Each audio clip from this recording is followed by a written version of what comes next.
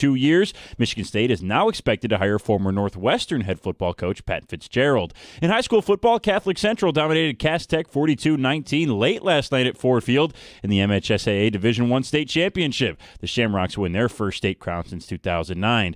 And in keeping up with the NFC standings, it was a horrible weekend for the Lions. First, the Bears upset the Eagles on Friday. Then yesterday, 3 of the 4 teams immediately ahead of Detroit in the standings all won. In total, the Niners, Packers, Seahawks, Buccaneers, and Bears were all victorious this week. Only the Eagles and Rams lost. Of course, Detroit also received the crushing news over the weekend that former center Frank Ragnow would in fact not return to the team this year after unretiring last week. The team announced that Ragnow failed a physical with a grade 3 hamstring tear. At the Corewell Health Sports Desk, I'm Brendan Shabath. For more, go to 97.1 The Ticket or Odyssey.com.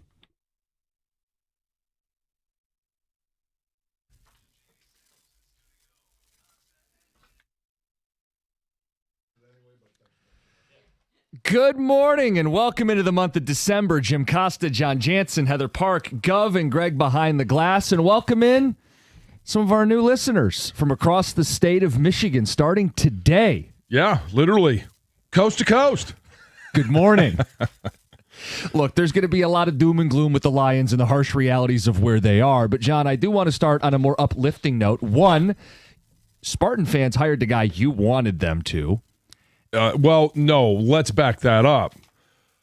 I thought that Pat Fitzgerald is the hire that they should hire, but I didn't want them to hire him at all. As a Wolverine. And as soon as I heard that out, somebody texted to me, and I sent back a text like, damn, this changes things. In what big way? Time. Because I think he is he's a really good recruiter. And he's a really good coach. And I know everybody's going to look and say, his last couple of years at Northwestern. To even win it all on a regular basis at Northwestern and to be a guy that, gets 10 wins in, 3 or 4 of the seasons that he was there is remarkable. He is a quality coach. The kids are going to always know where they stand. They're going to be led by a tremendous individual. And he does a great job of hiring assistant coaches. So, as your number one rival, first of all, hires a friend, you're like, really? And then but you know so much about what he is, what he stands for, who he is. And I know everybody's going to say, he was obviously fired at Northwestern. Well, those accusations for him were proven wrong. I still think you could argue he should have known. He didn't. Sure. He didn't. Sure. But you could argue as the leader of a program, you should. Sure. And then you learn and you move on and you ask questions maybe you didn't ask before. You insert yourself in certain ways, and I know that he will. So I think it's just it's a tremendous hire for Michigan State. So if you had to grade it, I'm guessing, John, you would put an A next to it? Yes. A. I'm never going to give anything like that an A+ because nothing's ever guaranteed, but absolutely an A. I do think there are some questions. I'd give it a B. I think one question is, you mentioned winning it all at Northwestern. John, he's not going to play the old Big Ten West. No. And in his last 2 seasons at Northwestern, he went 4-20, 2-16 in this conference. And that was 3 years ago, and the sport's changed a lot in 3 years. I listened to him. He said he spent the time getting a PhD in what works. And he seems hungry, and he seems motivated. And I think there's a lot to your point. He's a Midwest guy.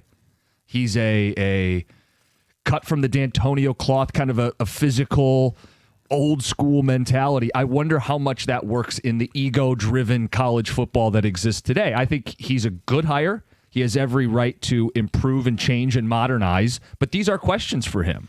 I would, for Spartan fans that maybe have some of those same questions and doubts, obviously it's a show-me business. And so, and especially coming from a Wolverine, I would just tell you, for a guy that I played against, a guy that I have been around a lot in my football life, on and off the field, he is a guy that he studies the game.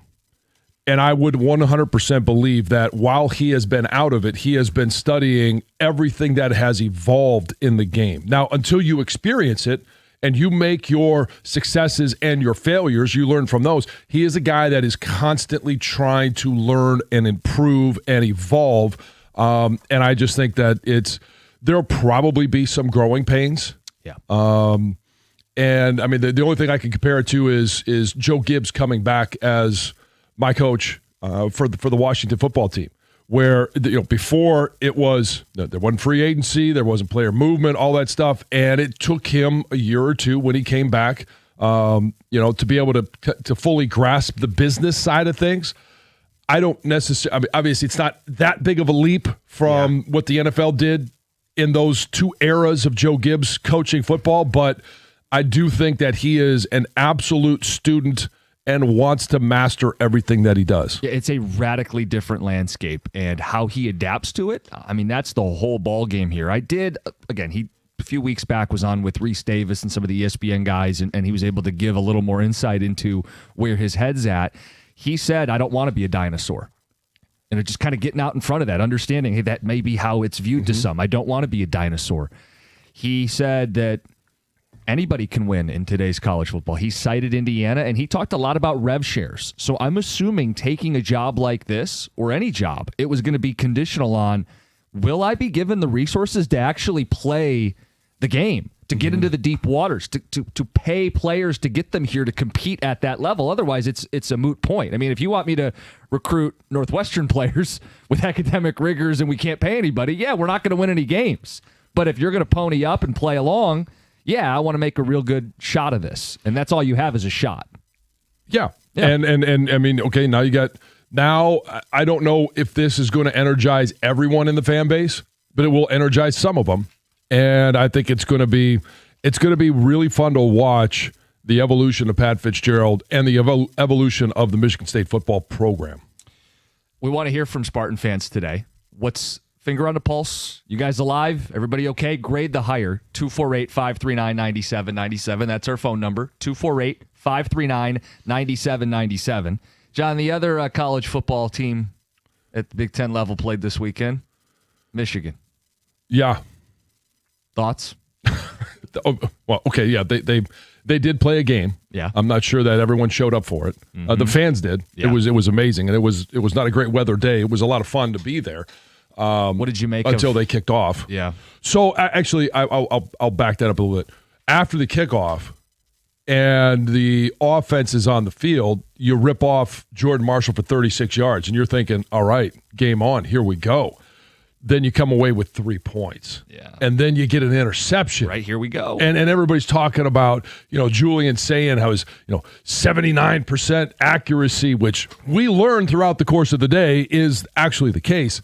But then on, play number 2, you get an interception. But then you only come away with 3 points. And, I mean, the defense can only do so much. When they're left on the field for 40 minutes, versus the 20 that Michigan had the ball for. Some of that is the defense got to get off the field, but at some point they just get exhausted after, hey, I'm going to go out there, I'm going to try and get a stop, and then the offense goes 3 and out, you're back out there. Offense goes 3 and out, you're back out there. It just, you can't have those opportunities with good field position or some good plays and then not pair it with, first of all, any type of passing attack. Mm-hmm. And when you score 3 and they score 7, I mean, okay, you do the math for me. Use that Chip's education there.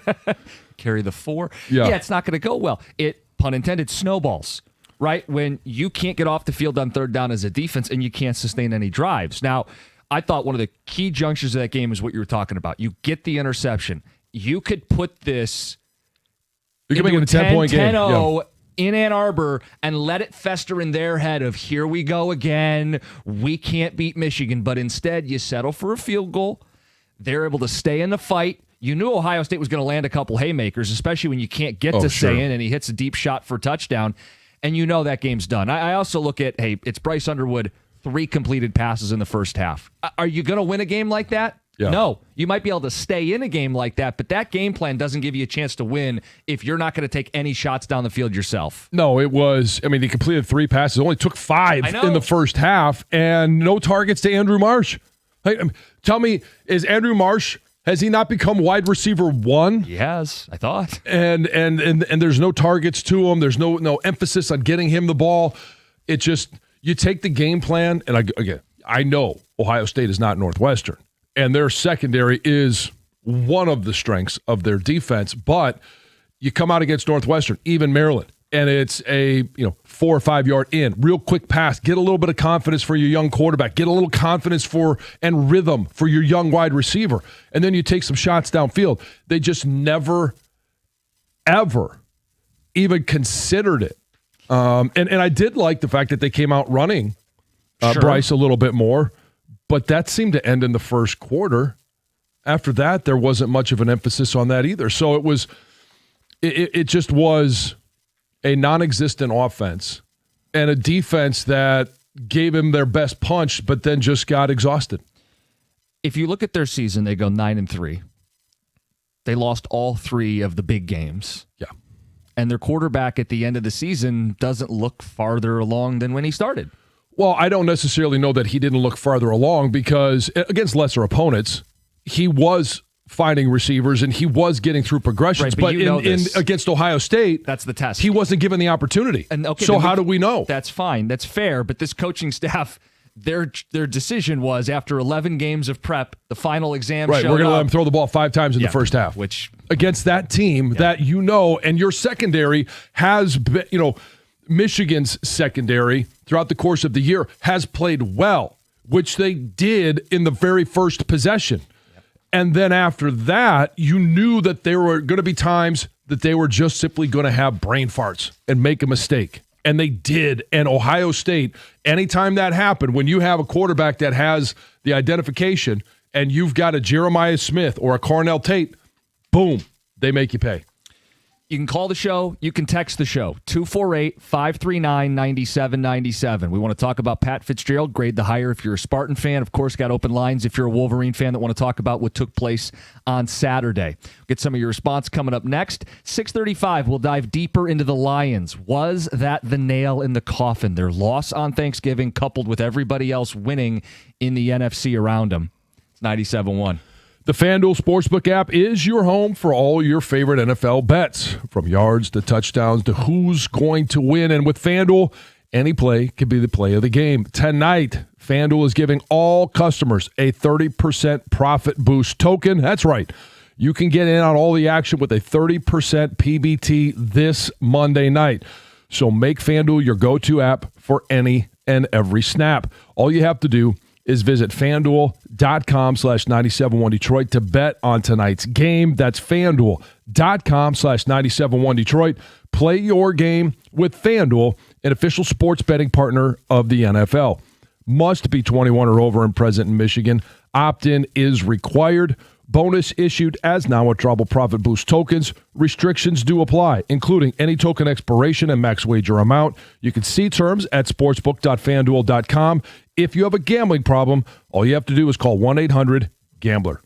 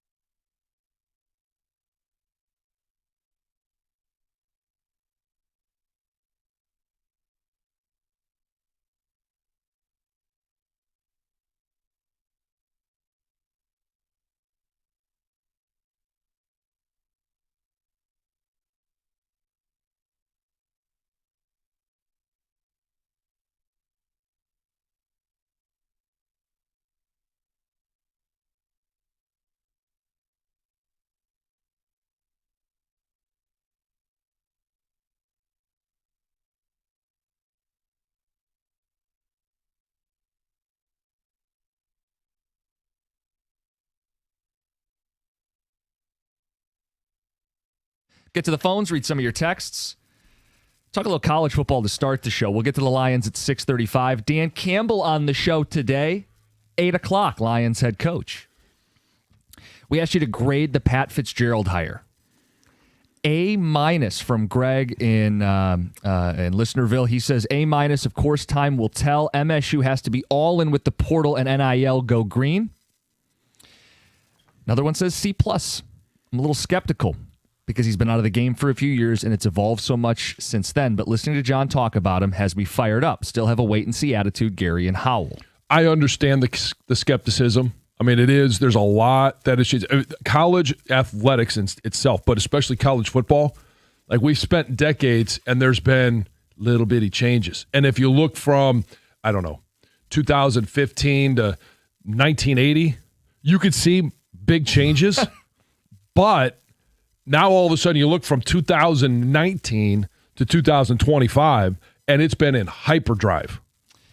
Pat Fitzgerald's 1-9 against Michigan. As a Michigan fan, I'm totally fine with this hire. Good coach, not going to be enough for Spartan fans. All right, just save that ticket text. You're warning Michigan fans. I am warning Michigan fans. Yes, this is a really good hire. MSU just replaced a Ritz cracker with a club cracker, hoping to suffice their appetite. Lame and unexciting with the new hire. It's clearly in the camp of show me.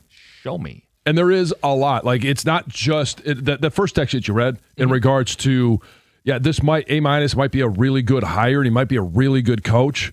But what type of kids are you going to be coaching? Are you going to be coaching 2- and 3-star? Or over the next 3 or 4 years, are you eventually going to be coaching 4- and 5-star players because of NIL and the transfer portal? So Jonathan Smith won 1 Big Ten game this year. Pat Fitzgerald won 2 Big Ten games his last 2 years at Northwestern. Doubled them up. Over 2 years, though. I think Jonathan Smith over the last 2 years actually won more Big Ten games. Anyway, some of those are vacated. Not to go down that road. Some more texts. I think Michigan should be considering what they're doing with their coaching staff. And another says they have 8 wins baked in based on the schedule. To only win 9, lose the 3 tough ones, it's not a good year. I would agree with that. It's not a good year. Come up short of the playoffs. I think next year is a make or break year for Sharon and Bryce. Yes. You got a young team. You want to use that as the reason this team didn't get over the hump? Well, then the next year, we better see a team that's winning 10-plus games in the college football playoff, and your quarterback has to look like the number 1 recruit in America. And you'll get a chance right off the bat. Oklahoma week 2, and this time it's at home. Like so some of those disadvantages that you had in year 1 of Bryce and this, quote unquote, young offense and young players, it should, some of those you're playing against should be a really good team again, but you don't have to go on the road. You're going to be doing it at home. What other thing on the Michigan coaching staff? And you're not going to Germany. There you go. Can you explain why Sharon Moore loves first half timeouts as much as he does, where he clutches them so close and refuses to use them? John, I can't think of any justification for the end of the first half against Ohio State for why you wouldn't use a timeout and try to give your team like 50 seconds, maybe you break a run or you get a shot play, to resign yourself to we're going into half anyway. Feels like a defeated waste attitude. Well, especially when you're going into half and it's still technically a 1-score game. I know it's 8 points, it's a touchdown, a 2-point conversion, but it's still one score. And that's kind of where you didn't want to get there the way you did, playing the way you did, but you were there. And you maybe had a chance to do something about it. I mean, you were good at field goals, so maybe at least you get in the field goal range. Let's get to the phones. Andrea in Monroe. Good morning. You're on 97.1. Good morning. I'll tell you what happened. Ohio State came into the big house and they beat us at our own game, and we were out-coached. And you know what? Here is my problem with Mr. Sharon Moore. I was trying to be supportive. I'm a season ticket holder. I am a good and loyal fan because I love this group.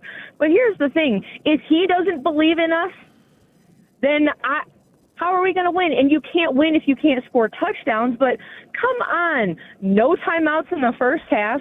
We're not going to try any trickery. We're going to keep doing the same tired plays that weren't working. And we spent a whole heck of a lot of money on a quarterback, but we're not going to let him throw? Preach. Yeah, Andrea, I don't disagree. I mean, they score 7, we score 3. I mean, we can all do the math on that one. It's not going to add up to Michigan's favor. But we played that game not to lose instead of playing it to win. I agree with you. I felt like they wanted to hang around and not go out and grab them by the jugular, especially with the pick early in the game and a chance to do it. And, I mean, Dan Campbell stresses me out always going in on fourth down. I mean, every now and then it's okay to get points. But we never tried. We never played it. We played not to lose. I agree with that assessment. I would say it's probably more not just played not to lose, played not to get blown out. Yeah, like, hey. Trying to keep it close. And part of that is a game plan, like try and keep it close so that maybe you can, put some of that doubt in their mind as you get into the second half. But and even in the second half, right, you come out defensively, you force a punt. First punt of the game. But you don't do anything with it offensively. Real quick, Tom had a note about Brutus. Was anybody bothered by Brutus doing his thing in the end zone? I thought it was all in good fun for the rivalry. Oh, he crosses out the M and then does yeah. the script Ohio in the snow. He's staying the field. Oh, shut up. I'm just kidding. No, it's very creative. I loved it. Yes. To me, though, why's planting the flag any worse? Well, I wondered why Michigan defended the M. If it was okay to plant a flag on their logo, why is it not okay for Ohio State to plant a flag on your logo? Why is it only good one way but not the other? Well, and I'll give hats off to Ryan Day. He was one of them out there saying, no, we don't have to do that. Yeah, we'll win with humility is what he said. Yeah, and so tip of the cap to him. I thought he handled that in an extremely classful way. I thought Brutus very good cursive with doing that in the snow. Yeah. It's very look, you're spot on. And they say it's a lost art these days. Cursive X? Yeah, well done. No, he wrote Ohio. No, I know. Let's get to Heather with the news. All those young people in the stands couldn't even read it. Didn't even know what it said because they can't read cursive, right? They're like, what does that say? I can't make it out. No, it's because they did it where all the Buckeye fans were, and reading is a challenge anyway. Well, you guys, this news is brought to you by Gardner White. So the winter storm that passed through Michigan over the weekend dropped as much as more than a foot of snow in west and northern Michigan and half a foot in metro Detroit. So cities in the northwestern side of the state saw the most snow. Newaygo, 11 inches. Wolf Lake, 11 inches. Paw Paw Lake, 13.5 inches. Wow. Hudsonville, 12 inches. Holland, 12 inches as well. In southeastern Michigan, snow totals were 6.5 inches in Williamston and nearly 6 inches in Ann Arbor and Waterford. 4 to 5 inches were reported in Dearborn Heights, Berkeley, Canton, and Southfield. 3 inches were reported in East Point and Novi. Yeah, and I can confirm it was all that of, you said Canton was 4.5 inches. Could confirm that because it was not just 4.5 inches. It was wet, heavy snow. Did you guys get out there? Oh, yeah. Teddy got a new, he calls it a surfboard. Oh, yeah, nice. So a new surfboard. Yeah, it's sled. And he could lay down in. So we were doing that. Plus, we got ourselves a couple of great snowmen out there. My kids were sick, but Emily's feeling a little better. Colin got her outside. They built a pretty cool snowman, did some sledding. Brooks was sick, so I stayed inside with him. The news you've been talking about all morning, Jonathan Smith's time as Michigan State's football coach is over after just 2 seasons. Smith was fired on Sunday. That was a day after MSU ended an 8-game losing streak. And just hours after news broke of his firing, a new candidate started to emerge. That would be former Northwestern coach Pat Fitzgerald. A suspect is in custody after a Pontiac man was found fatally shot inside his pickup truck Saturday night. So detectives arrested this suspected, shooter, who is a 26-year-old Pontiac man, a little more than 2 hours after they discovered the victim. According to police, deputies were on patrol, found the victim inside his pickup truck. He was salting the roads at the time. This was shortly before 7:30. They did begin life-saving efforts and then discovered he had been shot multiple times. But thankfully, police were quickly able to identify the possible suspect, track him down, arrested him in Waterford. He's now being held in the Oakland County Jail. Charges will be coming. Bears head coach Ben Johnson decided to flex quite literally after his team's 24-15 win over the Eagles on Friday, and Chicago players went crazy. So before he gave his victory chant to his team following the win, he ripped his shirt off, flexed his muscles, and everyone went crazy. And not only were the teammates going crazy, but hot dog fans in Chicago, Yeah, hot dog fans in Chicago were celebrating because there's a popular hot dog stand, the Wiener Circle. They were giving away free hot dogs. They said, we're going to give away free hot dogs if Johnson takes his shirt off after any win this season. And he did Well, it. if your name is the Wiener Circle, Yeah. you can't call them hot dogs. Okay. You're giving away free wieners. Yeah. Okay.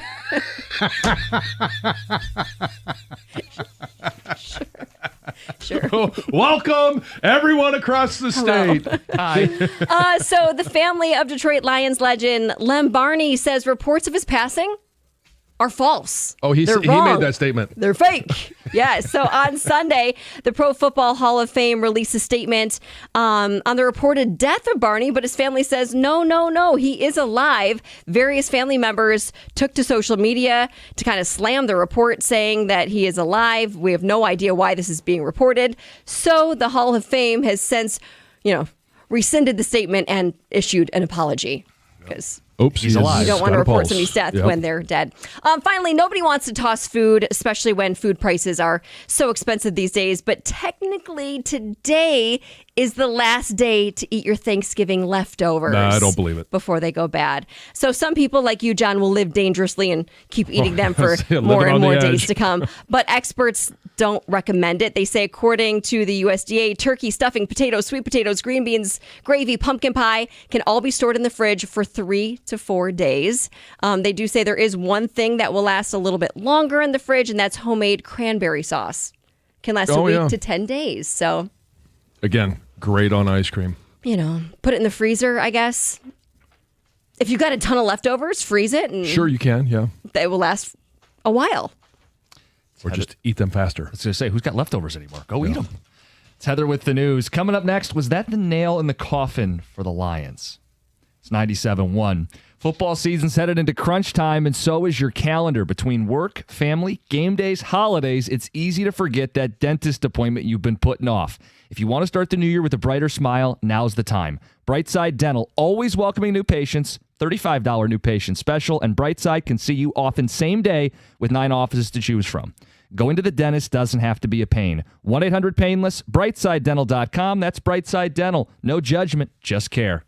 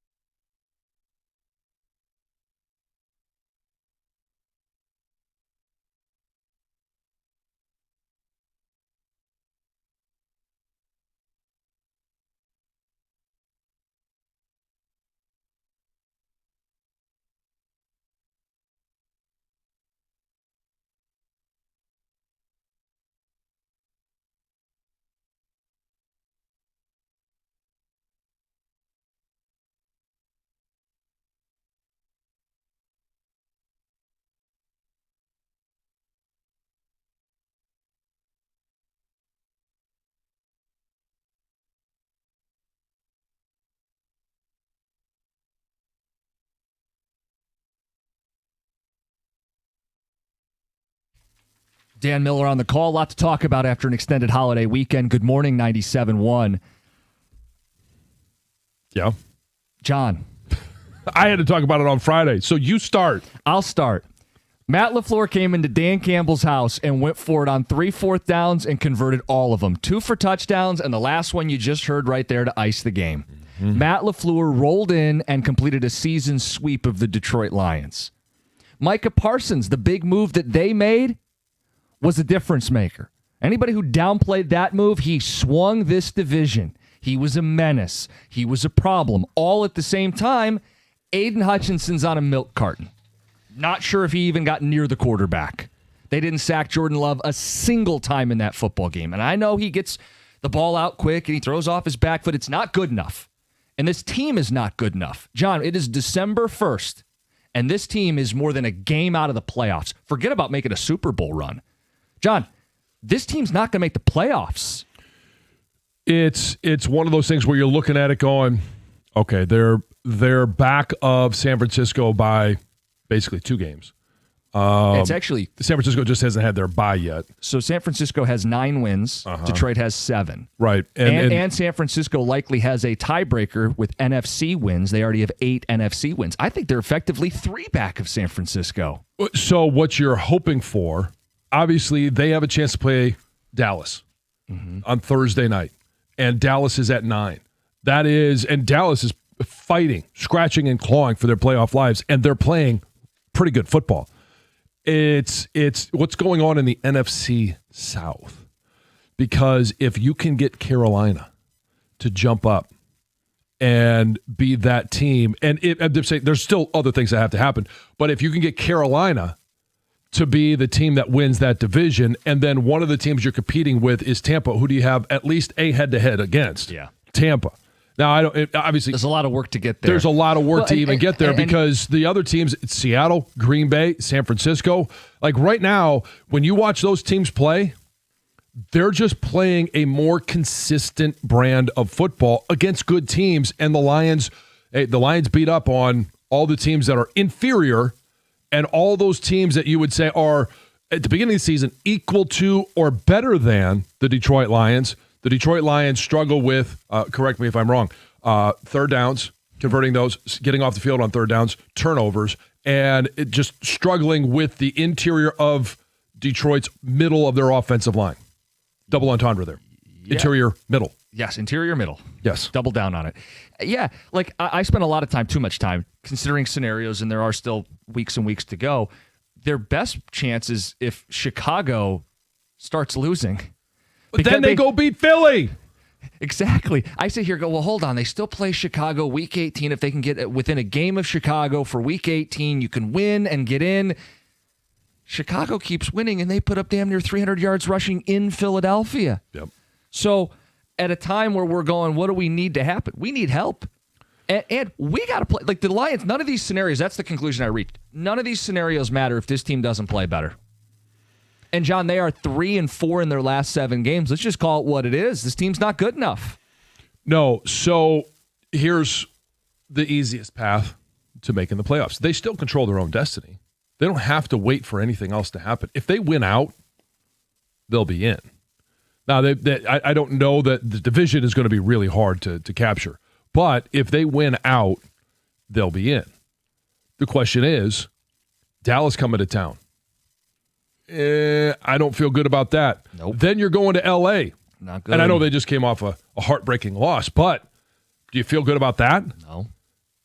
It's Chicago at the end of the year. I know what happened in week 2. Feels like they're a different team now. Yeah, as are the Lions. Yeah. Feels like a completely different team. And that was coming on the heels of, okay, was it a one-off against Green Bay at the start of the season? Well, you come against, you go up against the Bears, and it's at home. It's there. They don't have things figured out yet. You feel like maybe you're making a correction, and week 1, okay, wow, it's a one-off. But then it's repeatedly happened. It's Green Bay twice now. Yep. It's Kansas City. It's all the good teams on your schedule. Philly's another big. You know, and then even Minnesota. You know what they didn't do well in those games? Run the football. Because they're getting out-physicaled. Yep. And I'm curious if you're going to ask TJ this, because he bristled a little bit last week when you said, what's the identity of this team? And he said, well, they're still a physical football team. Well, I don't know how you can. That's what they want to be. If you're a physical football team only when you play the Giants, Bengals, and bottom feeders. Were they a physical football team against the Giants? Well, they ran for a bunch of yards. But if it doesn't show up in your big games, it's not who you are. It's who you want to be, right? But it's not who you are. That's the issue. Is this team's had an identity crisis. They can't be the team they were a year ago, and it's just not good enough. So, look, mathematically, they're still in it. But did it feel like the nail in the coffin for you on Thursday or the extended weekend where you start seeing, hey, the Bears win and all these other teams, the Niners win, these teams on the bubble are winning, and you are getting left behind? They aren't out mathematically, but I no longer expect this team to make the playoffs. I don't know if I don't expect them. And so when you talk about feelings, right, I don't know that you could feel a nail in the coffin. I'm not ready to say it's a nail in the coffin. It was certainly a kick to the groin. Okay. There's no question about that. So you're keeled over. And you got kicked in it twice because it was the loss that you took at home on Thanksgiving Day. It was the performance of Micah Parsons, in part because it's head-to-head. You know, what's Micah going to do? What's Hutch going to do? All those different things. But then it was compounded with, and we said this on, all week long. Oh, well, hey, the Bears, that water's going to find its level. They're going to Philly. Stoney and I talked about it on Friday. Hey, they're going to Philly. Let's see the big bad Bears go to Philly and get a win. Well, they did. And that's the second kick. Yep. So the reality check of where the Lions are. And I know nobody likes doom and gloom, but doom and gloom have entered the chat. Lions have put themselves in this position where they are up against it. They got to fight, scratch, and claw. And 5-0 probably gets it done. 4-1 may get it done. But do you have faith that this team's winning 4 of their next 5 games? I mean, look, so we don't even need to worry about the 4 after this week. Yeah. Do you believe, do you think, do you feel like they're going to be able to stop Pickens and Lamb? Are they going to be able to run on Kenny Clark and Quinn Williams? Or protect Jared Goff against those two guys?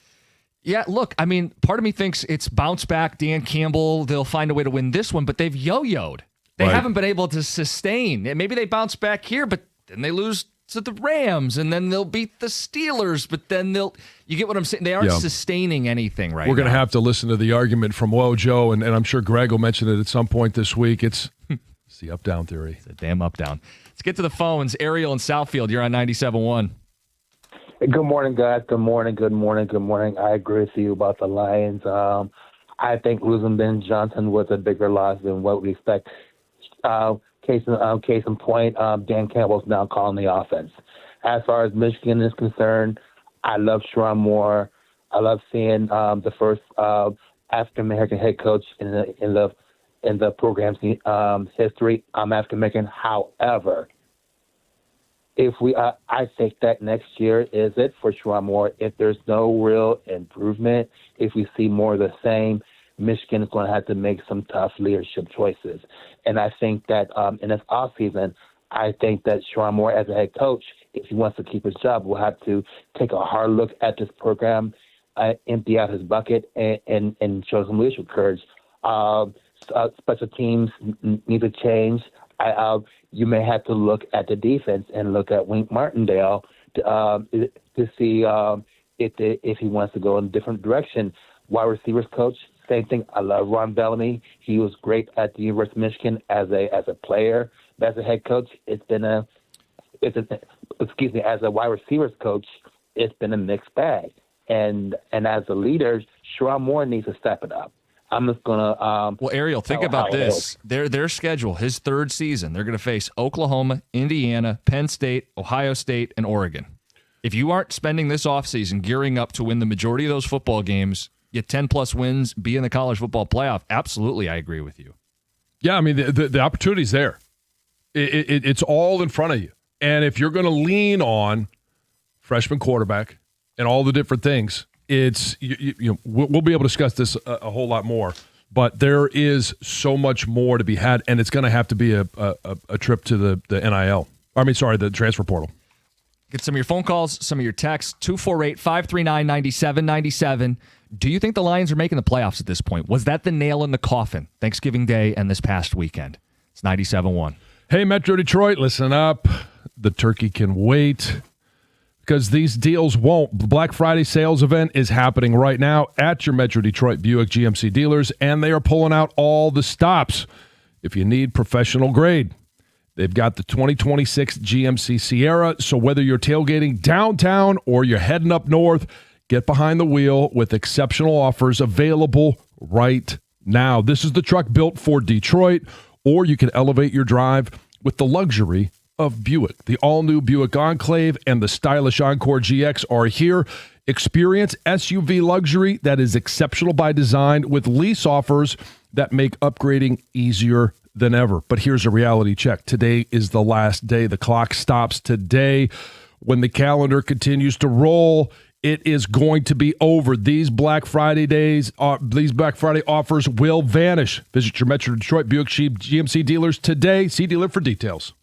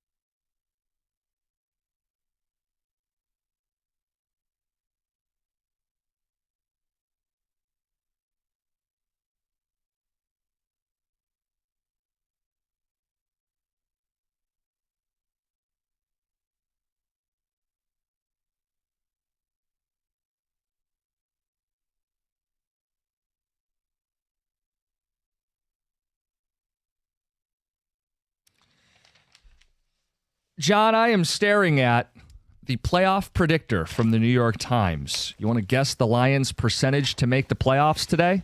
I'm going to guess it is 37%. Close. It is sub 50%. It's 30%. Oh, I overestimated. 30% chance to make it. Detroit's effectively 2 games back with 5 games to go. Mm-hmm. The only thing that gives you a little bit of hope is you know that this is the NFL. They're all hard to get. And when Carolina jumps up and beats the Rams, it kind of gives you some hope. Like somebody up there is going to lose. But and your margin for error is near zero. Like, John, I could do the whiteboard thing and go, well, Green Bay plays Chicago twice, and Chicago has to play San Francisco, and there's a the Lions got to start winning some football games. They're 3-4 their last 7 games. It really doesn't matter if they're going to get help or not. They got to start winning. Yeah. I don't expect them to make it. The odds would suggest they're not going to make it. That is a harsh reality for this football team on December 1st. Some of your responses, 248-539-9797. This is a big piece of humble pie for some of the urgency on Brad Holmes to address pass rush and O-line. Yeah, I mean, the pass rush was non-existent. It hasn't been for a while. Mm-hmm. And I know we were all sacks over talking the last about 3 weeks. Yeah, hey, Al-Quadin Muhammad opposite Aiden Hutchinson. Well, you only get, 14, 15 actual snaps? Yeah. And you're almost no production. I know at least Hutch had 6 tackles, 3 solo, but the pressures just weren't there. The quarterback hits aren't there. The sacks weren't there. The impact wasn't there. And how's that going to change the rest of the way? They're not going to add somebody. This is who they are. They don't have dudes that win one-on-one consistently. And so early in the season, after Green Bay, especially when TJ and I were talking, what did we say? Like, all of these things are fixable. But that's with Mahogany in there, and you're thinking, okay, it's a young player. He's allowed to get better, and you think that he will. And Ratledge, it's a young player, and he has gotten better. It's just your level of consistency as a rookie just isn't there.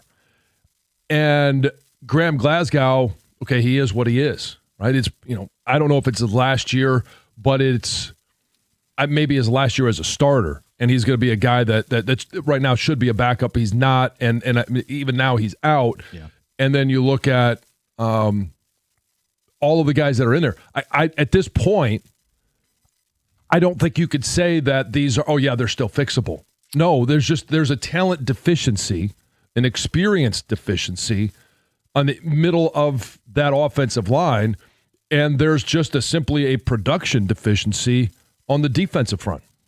Do you guys buy the Ragnow not passing a physical, or do you think the loss hurt the Lions so bad he just said, F it, not worth it? Your thoughts? No, I have no idea. It's pure speculation. What I think probably happened was, and we'll ask Dan, like, okay, did he reach out to you? Did you guys reach out to him? It sounded like when we asked him last time, no, that ship has sailed. He just had another baby, blah, blah, blah, right? He's back in Minnesota. And I kind of felt like, however that connection was made, he probably said, holy crap, I got to get in shape.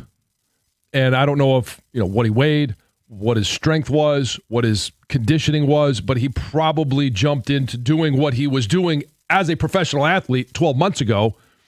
Now he's mortal, like the rest of us retired professional athletes. And I think he just tried to do too much too soon and ripped his hammy. Grade 3 is not a small hammy injury. Preach, John. It's like we've never hit that extra gear. We waited all year. It's just not coming. Couple times at home against the Bears and some other spots, but we just haven't hit the gear. It's over. It's so over. John, sorry, they're 2 games back at the last wild card spot, 5 games left. It's over. Time to look towards the draft. Well, I'm not ready to do that. And you're not going to throw in the towel. You're going to play this out until you're mathematically eliminated. Yes, they will play the rest of the games. But I'm not. It's not how I'm programmed. But I do understand fans looking at this and saying, okay, you haven't fixed anything. You keep saying these things are fixable. They're not being fixed at this point of the season. You're not going to change. You are who you are. get to the phones. Dave in Royal Oak. Good morning. You're on 97.1. Hey, good morning, lads. How's it going? Good morning. And happy belated Thanksgiving. Same to you. I hate to say this because obviously Dan Campbell is a hero around here. He was able to completely change our culture, and we now have a winning team, and we have for a few years. And winning expectations. So on that note, I feel like the longer I've seen it now, he was the perfect guy to take us from the dumpster toilet to relevancy, and he is absolutely not the guy to take us to a championship. He's too stubborn. He never makes any adjustments, and he doesn't learn from his mistakes. You have to, in a defensive battle game, we've seen it throughout history, to win playoff games, to beat good teams, to win a championship. Sometimes you kick a field goal. And yet he does this, this is who we are, so let's just keep slamming our head into a brick wall. He has terrible clock management, and he just doesn't seem willing to flow with a game. It's as if he goes into a game knowing everything he's going to do, and there's nothing that will change that. I'm not ready to throw in the towel on Dan Campbell by any means. I think he's still a good coach, but he's coaching like he has the team that he had the last couple of years. I think that's spot on. And think about it. Everybody wants to be able to place blame, is what we do, right? Somebody's got to pay the price. And I think it's more, and again, I don't want Brad Holmes gone. I think he's done a tremendous job, but there is a glaring deficiency on this roster, and that is the offensive line. Everything that this organization and the success of the last couple of years was built on the fact that you had a top 5, if not the best offensive line in the NFL. Yeah, I think you could point to the general manager and ask why both lines of scrimmage are inadequate when that's what's supposed to propel this team to a championship. We made no bones about it, and they're not good enough on either side of the line of scrimmage. To your point about Dan, last year this was a top 5 team on fourth down. Some of that is you got a great offensive line, you're going to churn and convert more of those. They were a top 5 team on fourth down a year ago. They are 19th this season. They are a coin flip on fourth down. So you can keep acting like you have last year's team. Right. Or you're going to have to suck it up and kick a field goal or punt the football. And I know your defense isn't very good, but give them an extra 30 yards to get a stop. Well, if they're not very good, yeah. Instead of having the ball at the 50, wouldn't you rather put them on the 10 and have 90 to go versus 50? And look, the result might be they're just not good enough, and that's where you default to Brad Holmes, that there's just not enough talent here for this team to summit the mountain and win a Super Bowl. And hell, at this point, we're not even sure they're going to make the playoffs.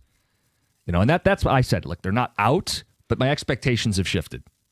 I no longer expect them to make it. And I don't think that's acceptable. I just mean like what I think the season's going to turn into now. I don't even think they make it. Yeah, and I wouldn't. Anyway. I'm not mad at you for it. I would be. I'm not happy to think it. We'll get to Overreact Jim's coming up next. It's 97.1.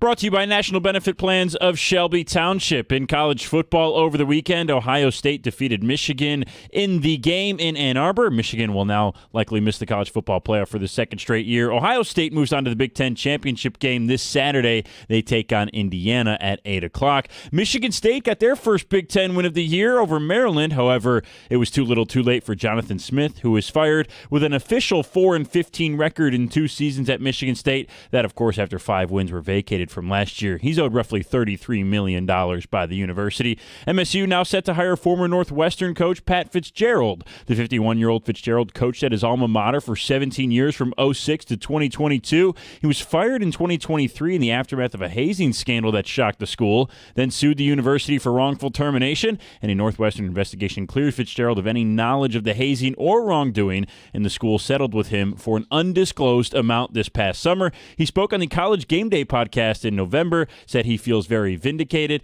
Also says he got a PhD in modern college sports and what works today in NIL and revenue sharing, and is ready to win championships at wherever his next place is, and that is likely to be Michigan State. At the Corewell Health Sports Desk, I'm Brendan Shabat. For more, go to 97.1 The Ticket or Odyssey.com.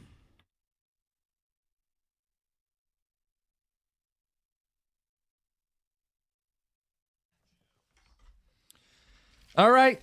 Hit some of the big storylines. Local, college, pro, all of it. The Detroit Lions will not make the playoffs. With tiebreakers, they're 2 games back with 5 games to go. They may need to go 4-1 or even 5-0, and I just don't see this team doing it with their deteriorating trench play. So I'm going to say an overreaction at this point. And I understand all of the facts, and I know that they haven't played well. It's just there's been a number of different times, even throughout the course of my playing career, where you look back in the last 5 weeks of the season and weird stuff happens. And if you just sit there and say, gosh, if we had beaten Dallas, or if we had beaten the Bears at the end of the season, we had a chance to get in. I know that the odds look long. The road looks long. But the opportunity still exists. Yes, this is an overreaction. I still think 11-6 could be on the table, and I think that would get you in. I know they have the trench problems, and look, I'm going to put some faith into that this defense is going to get its act together a little bit. This is absolutely unacceptable what's happened the last couple of weeks. Why are we paying Aleem McNeil? I mean, don't come back if you're still banged up. Seriously. Well, you'd still be paying him. Well, right, I know, but seriously, It's like somebody do something. And where's the Kelvin Shepard? Ooh, go to LSU. Oh wait, you can't. I mean, at this point, I both these coordinators were not good hires in my mind. Shepard, maybe you're neutral on, but come on, dude. How about blitz? Yes. I don't know. I know we're going to dig into this for a while, but I think for him, it's more underperforming of players than it is what he's doing in terms of concepts. It says Mew. Overreaction number 2. Shirtless Ben Johnson will go to a Super Bowl before Dan Campbell. Look, it could even be this year. They went into Philadelphia and ran for 300 yards. They're up 2 games in the standings. And I know we could say they have an easier schedule. They don't have Detroit's all-pro talent, and here they are. They beefed up the interior of the offensive line, and they're the number 1 team in the NFC right now.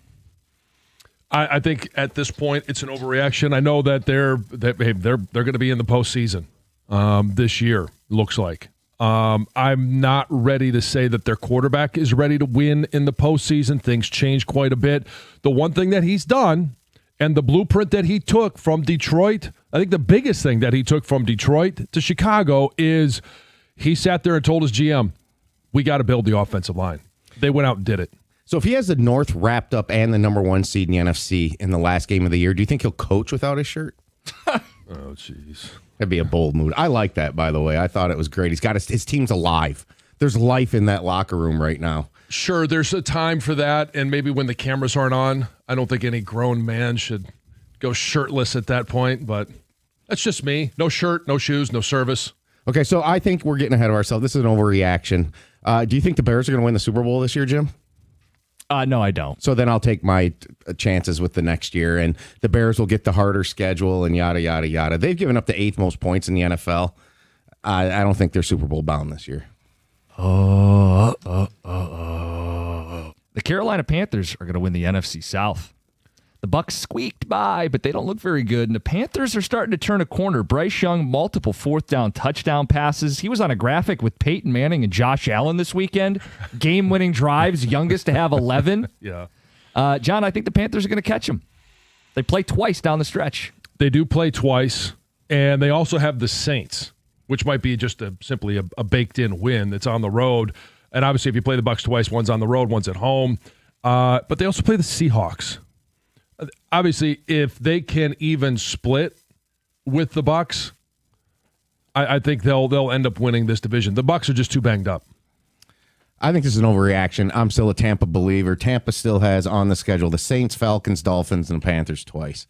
To me, that you're getting a 10-11 wins there. You'll win the division. I'm not going to overreact to yesterday's win over the Rams, although that was quite stunning. And this league right now is a crapshoot.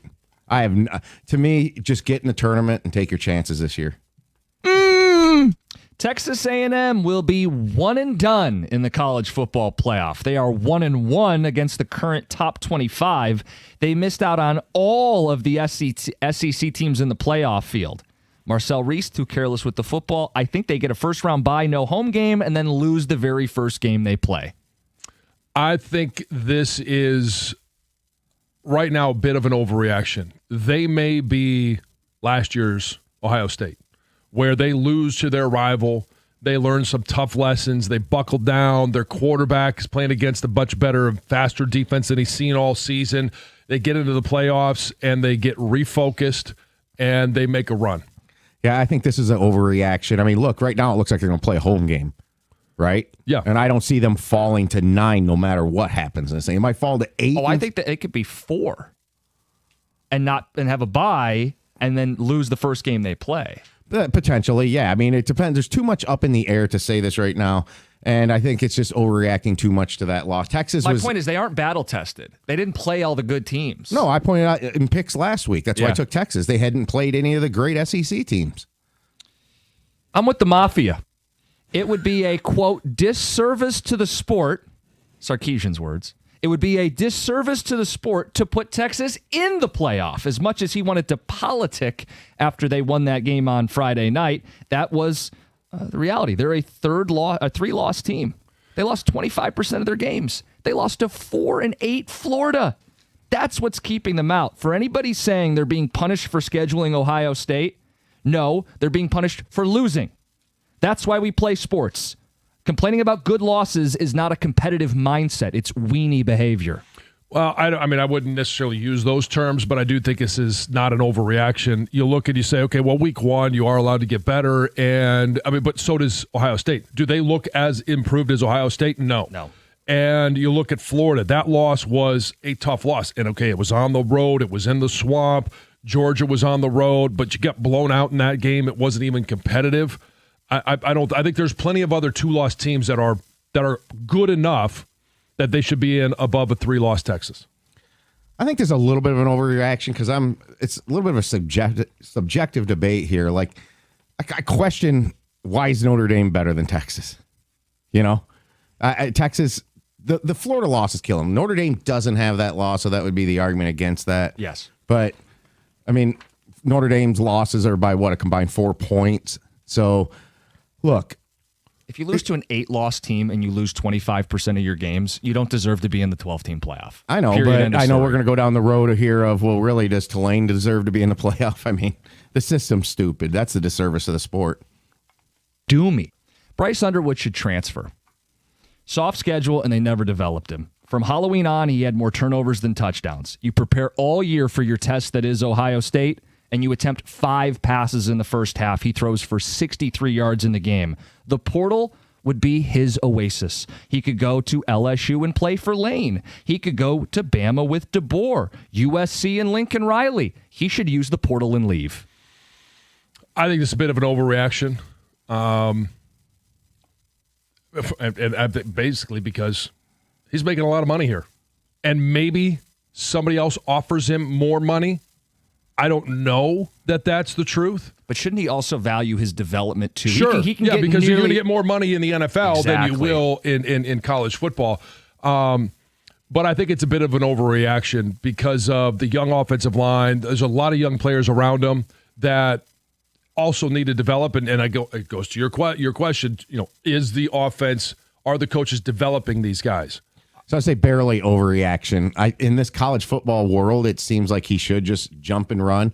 But I think being a true freshman and playing the entire season and with the young offensive line, that he should really, for his sake, see it through here at least one more year. And maybe if we're looking at this next year with just a little bit of growth, he should probably jump and run because I don't know if Sharon Moore is the best thing for him. Grit.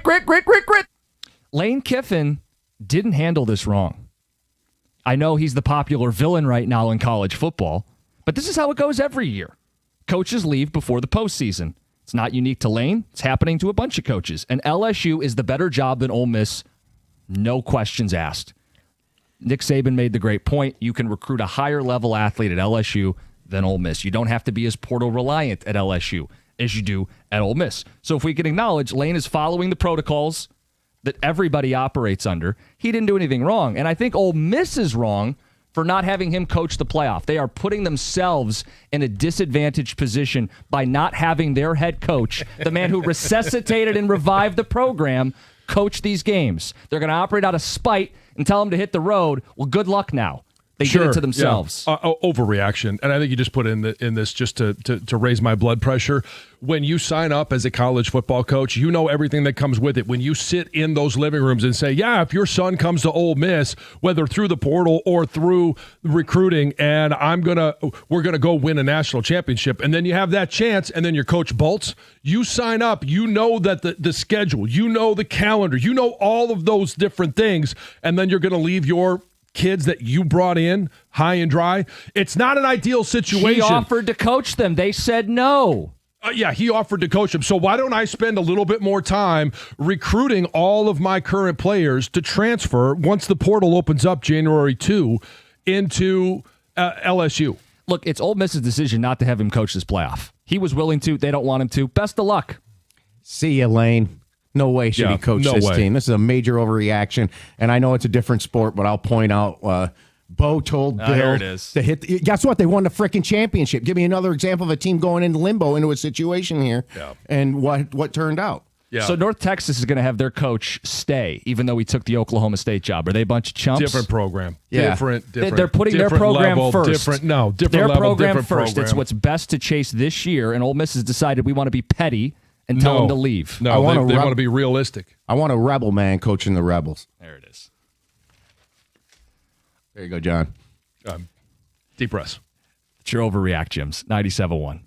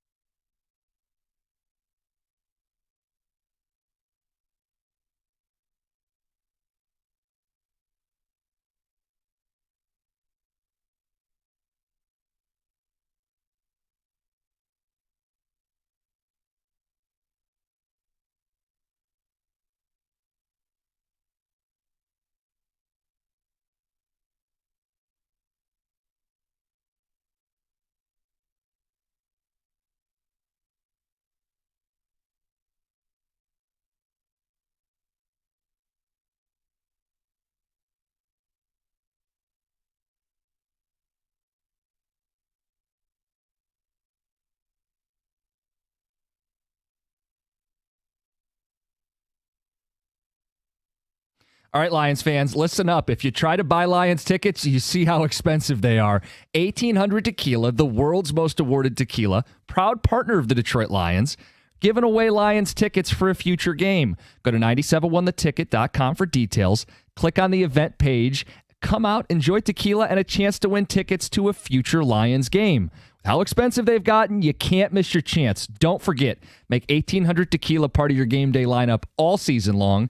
Victory never tasted so good. 1800 Tequila, proud partner of the Detroit Lions. Please drink responsibly.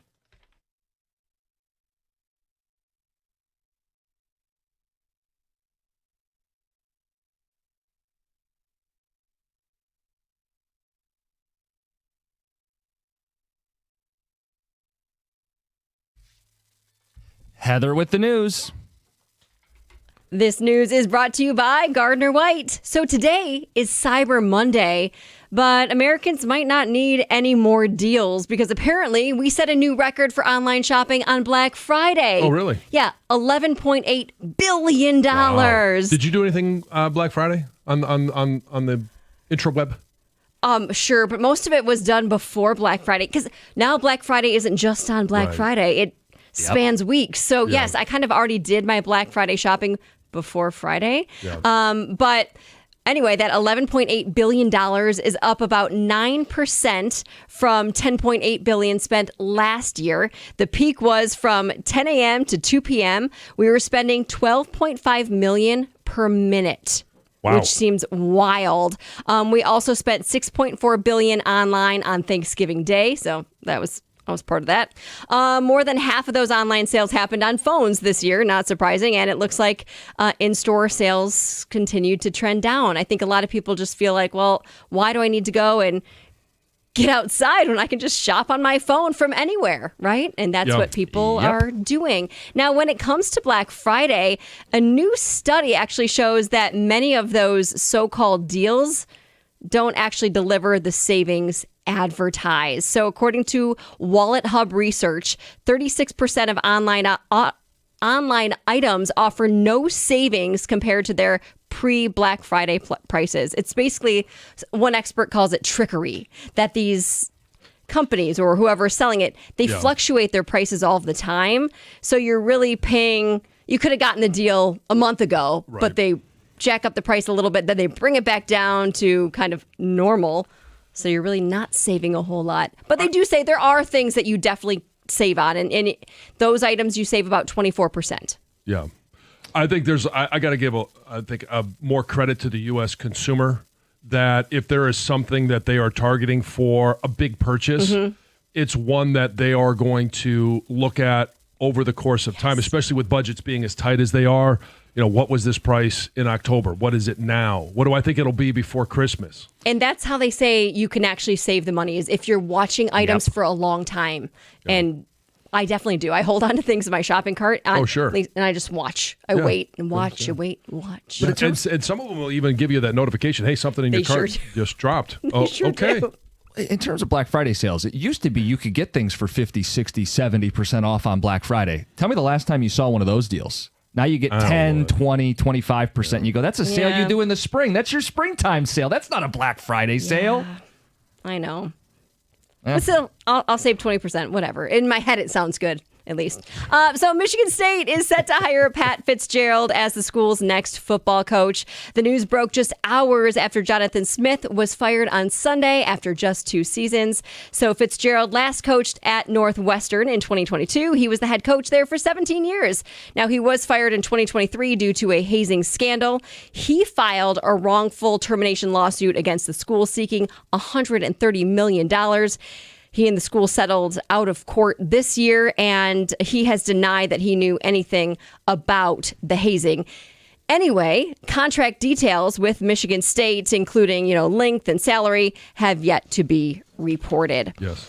On Saturday night, a massive house fire in Chesterfield Township sent 2 people to the hospital. The Chesterfield Fire Department says that 20 to 30 mile per hour winds and propane tanks exploding fed the fire and obviously complicated the response. The Red Cross is assisting the 2 occupants that had to go to the hospital with housing. Police are now helping the fire department in the investigation into what caused the fire. A Pontiac man is dead after being shot multiple times while salting the roads on Saturday night. Officers actually discovered the victim, who's been identified as 52-year-old Antonio Craig, unresponsive in his truck. They did try to perform life-saving measures, but they did discover that he had been shot multiple times, was pronounced dead there at the scene. Thankfully, though, the suspect was found and arrested within hours after the shooting. Let's see. Oh, hey, Ohio State head coach Ryan Day wasn't interested in gloating after beating their longtime rival. Yeah, so immediately after the game on Saturday, Ohio State players could be seen, waiting for Michigan players to leave the field so they could go and plant their flag. But apparently, Day instructed his players to leave the field and refused to let them do so. And he talked about winning with humility during the post-game press conference. Yeah, you hate it when those guys that you just love to despise do something with class. Hats off to them. Yeah. John, your girl, Mariah Carey, has recorded hundreds and hundreds of songs You guys are across just trying to get me mad her today. career. But she could have basically retired comfortably if she only ever recorded One Christmas song. That yeah. one Christmas song. Nails on a chalkboard. According to The Economist, Mariah rakes in more than $2.5 million in royalties every single year. Not a penny from me. All I Want for Christmas Is You. And some actually estimate that her royalties are actually more like around $3 million every single year.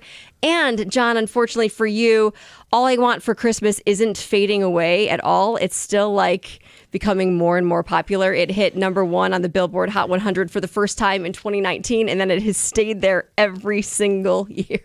I go back to the old school song. All I want for Christmas is my 2 front teeth. Oh, That's what I'll take. All right, Heather with the news. We got some great response coming in on the phones and the texts. We talked about the Lions, and I think Tom in Flat Rock puts this really well.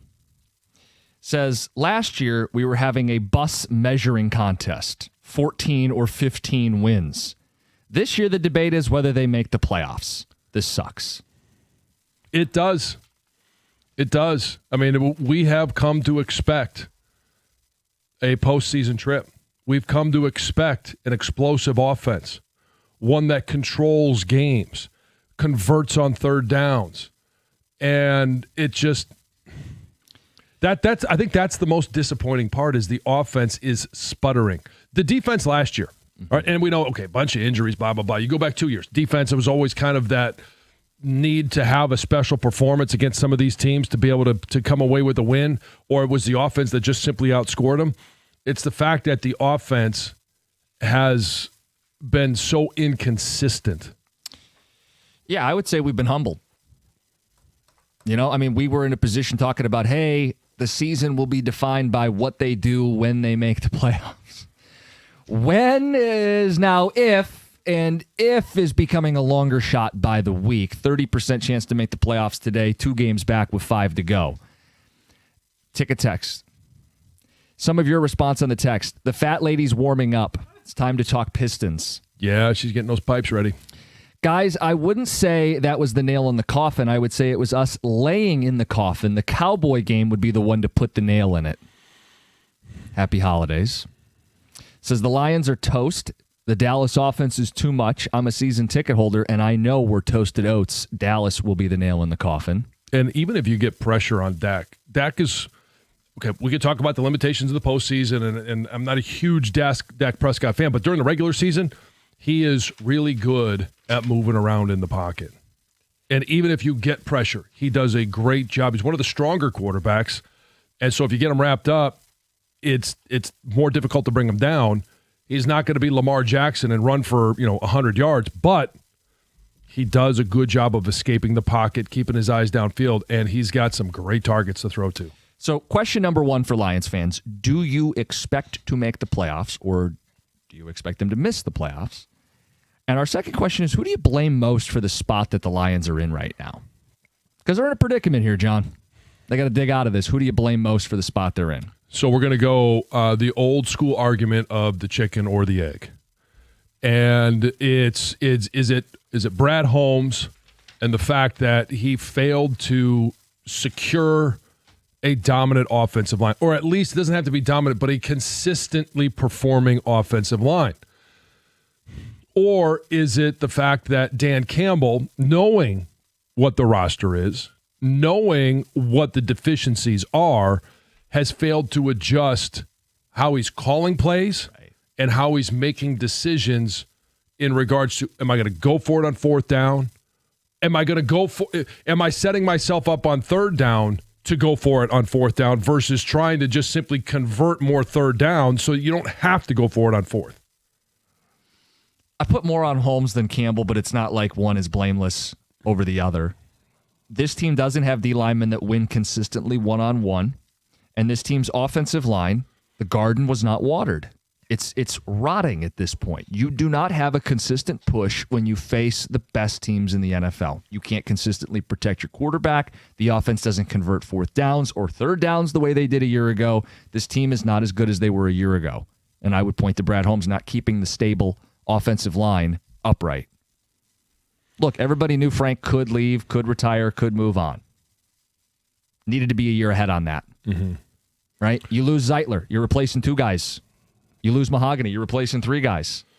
And you very quickly realize, maybe going 3/3 for a receiver, maybe using a pick on a project offensive lineman, like maybe we should have been getting more premium picks on the offensive line to avoid this situation. It felt like there was more vision, more foresight into managing the cap versus actually managing the talent on the roster. And trying to maximize the chance to win a championship now as opposed to rolling over in sustainable success. Well, sustainable now no Super Bowls. Now you don't have either. Yeah, exactly. 248-539-9797. We'll hit the phone calls. We'll read some of your messages. Lions head coach Dan Campbell joins us at 8 o'clock. It's 97.1.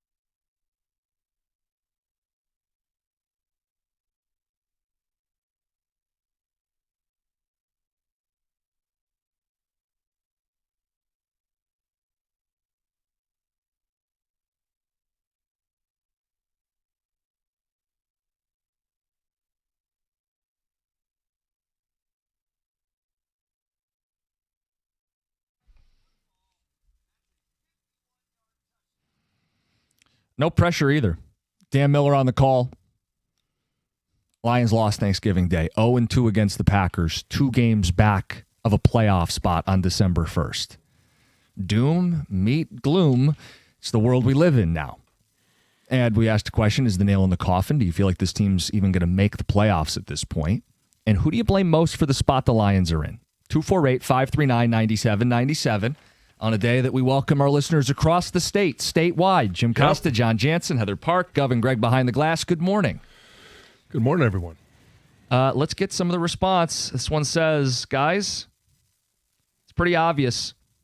Got to blame Brad Holmes. Didn't address issues and concerns. The we're good mentality killed us. And what about that available cap space they rolled over? I mean, yeah, it's that's where I go to in regards to just having the vision to see that you have to address it. Even if Frank was here from the very beginning, did you think that he was going to be able to play 17 games and hopefully more into the playoffs? But do you think during the regular season he was going to be out there for 17 games? Right. No, there was going to be a critical moment where maybe he's got to play every other game towards the end of the year, or he misses 2 or 3, and was one of those games going to be against, Philly? You can't predict when those are going to happen. Nope. And look, it seems like Ben Johnson took it to heart when he got to Chicago. Their offseason, they addressed center, left guard, and right guard. The middle 3 of their team. And they just went into Philly and ran for 280 yards in a win. They have their flaws, they have their issues, but they're 2 games up right now. You know, I think they're the team we got to hope starts losing, because Detroit gets the head-to-head Week 18 to try to swing this thing. But, John, we're missing that. Yeah, and I think if anybody is sitting there going, well, the game has changed and you got to be able to throw the ball around, and yeah, you need a high-powered offense. I think this is highlighting the basics of football, the basics of building a good competitive team. You've got to be good in the trenches. And when that falls to the wayside, so does your competitive advantage. Guys, I love Goff, but if we can't fix this O-line, we need a new quarterback who can do something under pressure. He doesn't need to be Lamar, but a Super Bowl quarterback needs to make something happen when the bottom falls out. Okay, so my argument to that, which I've said before, what's easier to do? Rebuild your offensive line or replace your franchise quarterback? Rebuild your offensive line. So whether it's free agency, trade, draft, there's a lot of different ways that you can go about upgrading your offensive line. And you could try the same thing with your franchise quarterback, but that's a crapshoot. Yeah, if you want to blame Holmes for paying Goff,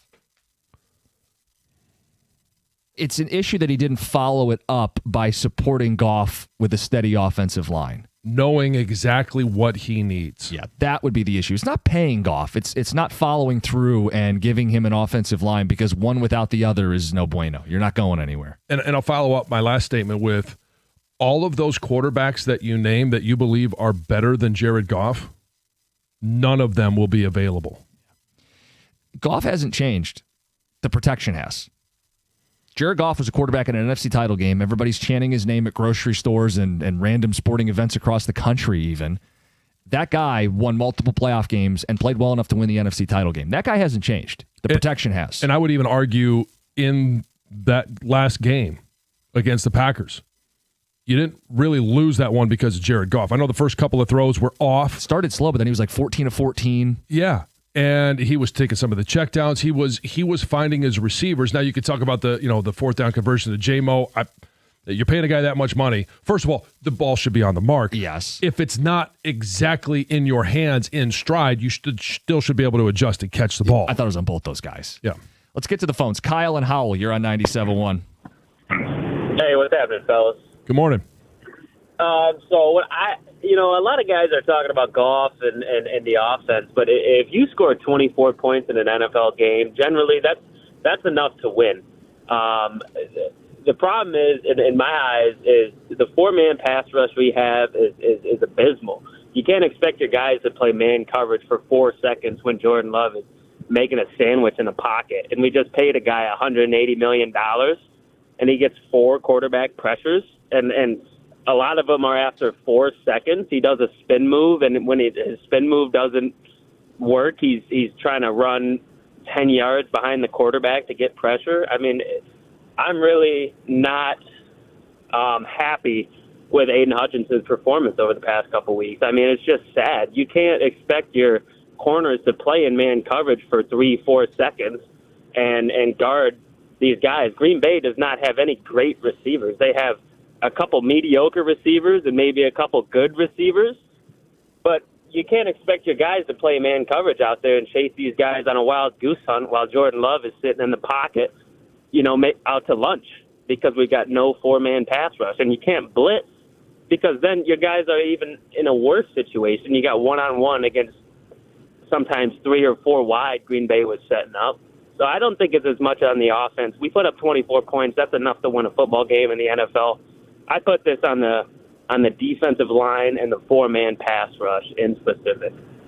Well, there's plenty to go around. You want a spotlight? The defense will do it, because the Packer offense had taken a big step back when they lost Tucker Kraft. Mm-hmm. Their points per game shot down significantly. And against Detroit, enough time to get to that second, third, fourth read. Allow one of the receivers to beat their guy in man coverage and make a splash play. And even on fourth down to put the game away. Yeah. Like, you got a quarterback, and for as much as we dog Jordan Love, like, he put the ball where it had to be, and they made a great play. That's why it was sobering, humbling, whatever word you want to use. It's a huge swing game. It puts Detroit 0-2 against Green Bay. You lose the tiebreaker there. 1-3 in the division. You can't have a winning record in the division. They're not winning the division. It took the division off the table. Yeah. It really makes it now where you're fighting, got to go 4-1 or maybe 5-0 to win a playoff spot for a season where we came in talking Super Bowl. Now it's, hey, can they get in? And John, even at that point, I don't expect them to do anything if they do. I still expect if they get to 11 wins that they'll be in. That's going 4-1. Mm-hmm.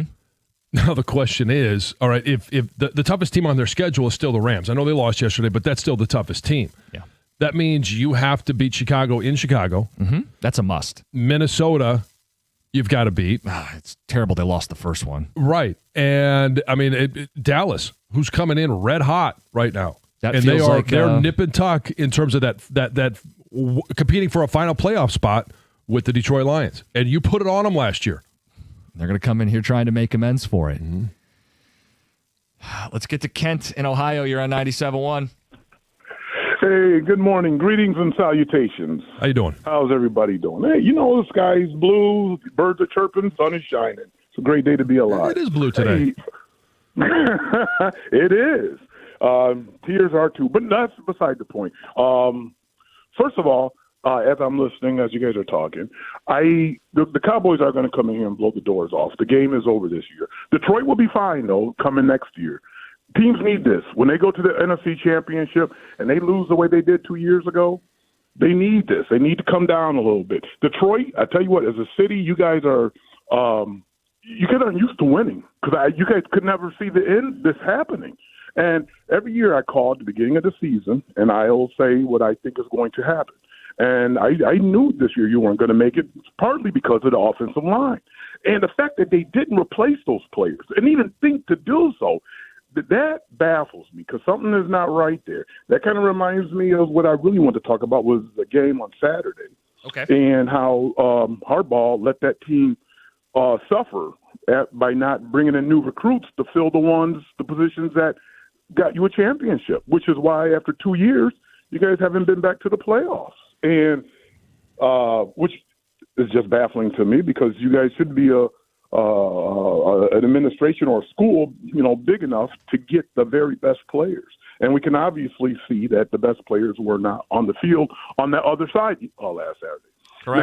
Now, Tom, I know that you were holding on to hope that they has not changed, but there's a new day, and he is going to go down as the best college football coach in the history of the game. Ohio State's going to win 3 championships in a row, and then they'll probably win about 5 out of 6. Well, it is going to be a nightmare. Let's start with two in a row, and then we'll worry about 3 in a row, and then we'll get to the 5 out of 6.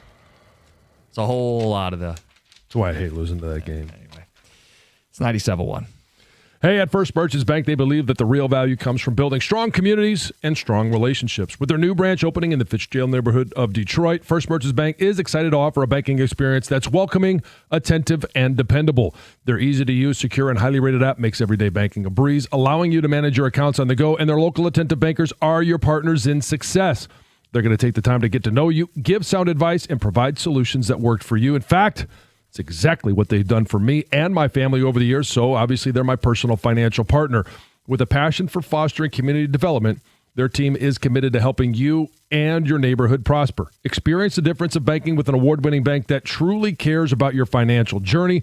All you have to do is visit firstmerchants.com/Fitzgerald to learn more about how they can help support you as well.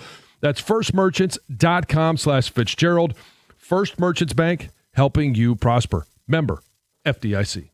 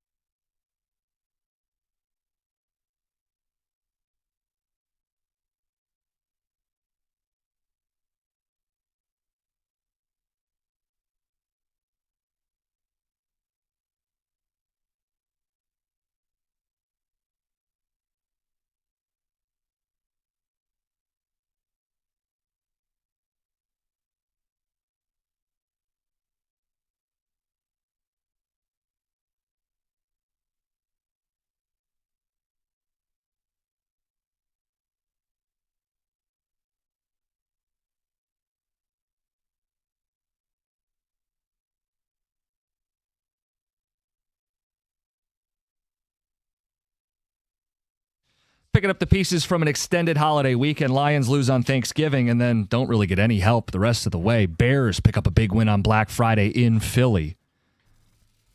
The Niners pick up a win. Seattle picks up a win. Drifting further and further out. They're out of the playoffs on December 1st. Do you think they miss? And who do you blame most for the predicament we find ourselves in? Let's get to Sal in Detroit. Sal, you're on 97.1. Hey, how you guys doing? Good morning. Good morning. Long-time listener, first time calling in. Love hearing your show every single morning. Thank you. No problem. I just want to talk a little bit about Brad Holmes and Dan Campbell situation. I have nothing but trust in both of them. I'm 37 years old, long Detroit Lions fan, and my whole life they've been losing. And these guys came in and rebuilt, and I trust in everything they do. This year they went back to the team in general, but the last 2 years they exceeded expectations. Especially last year with all the injuries, and the year before that who would have knew that we got to the NFC Championship rounds. This year, God knows who was available in the trade deadline as far as offensive linemen. Maybe there was nothing available or there was no upgrade. So I would like to give them a next couple, at least another year or two to show. And I'm 100% certain that they would do something this offseason. I don't.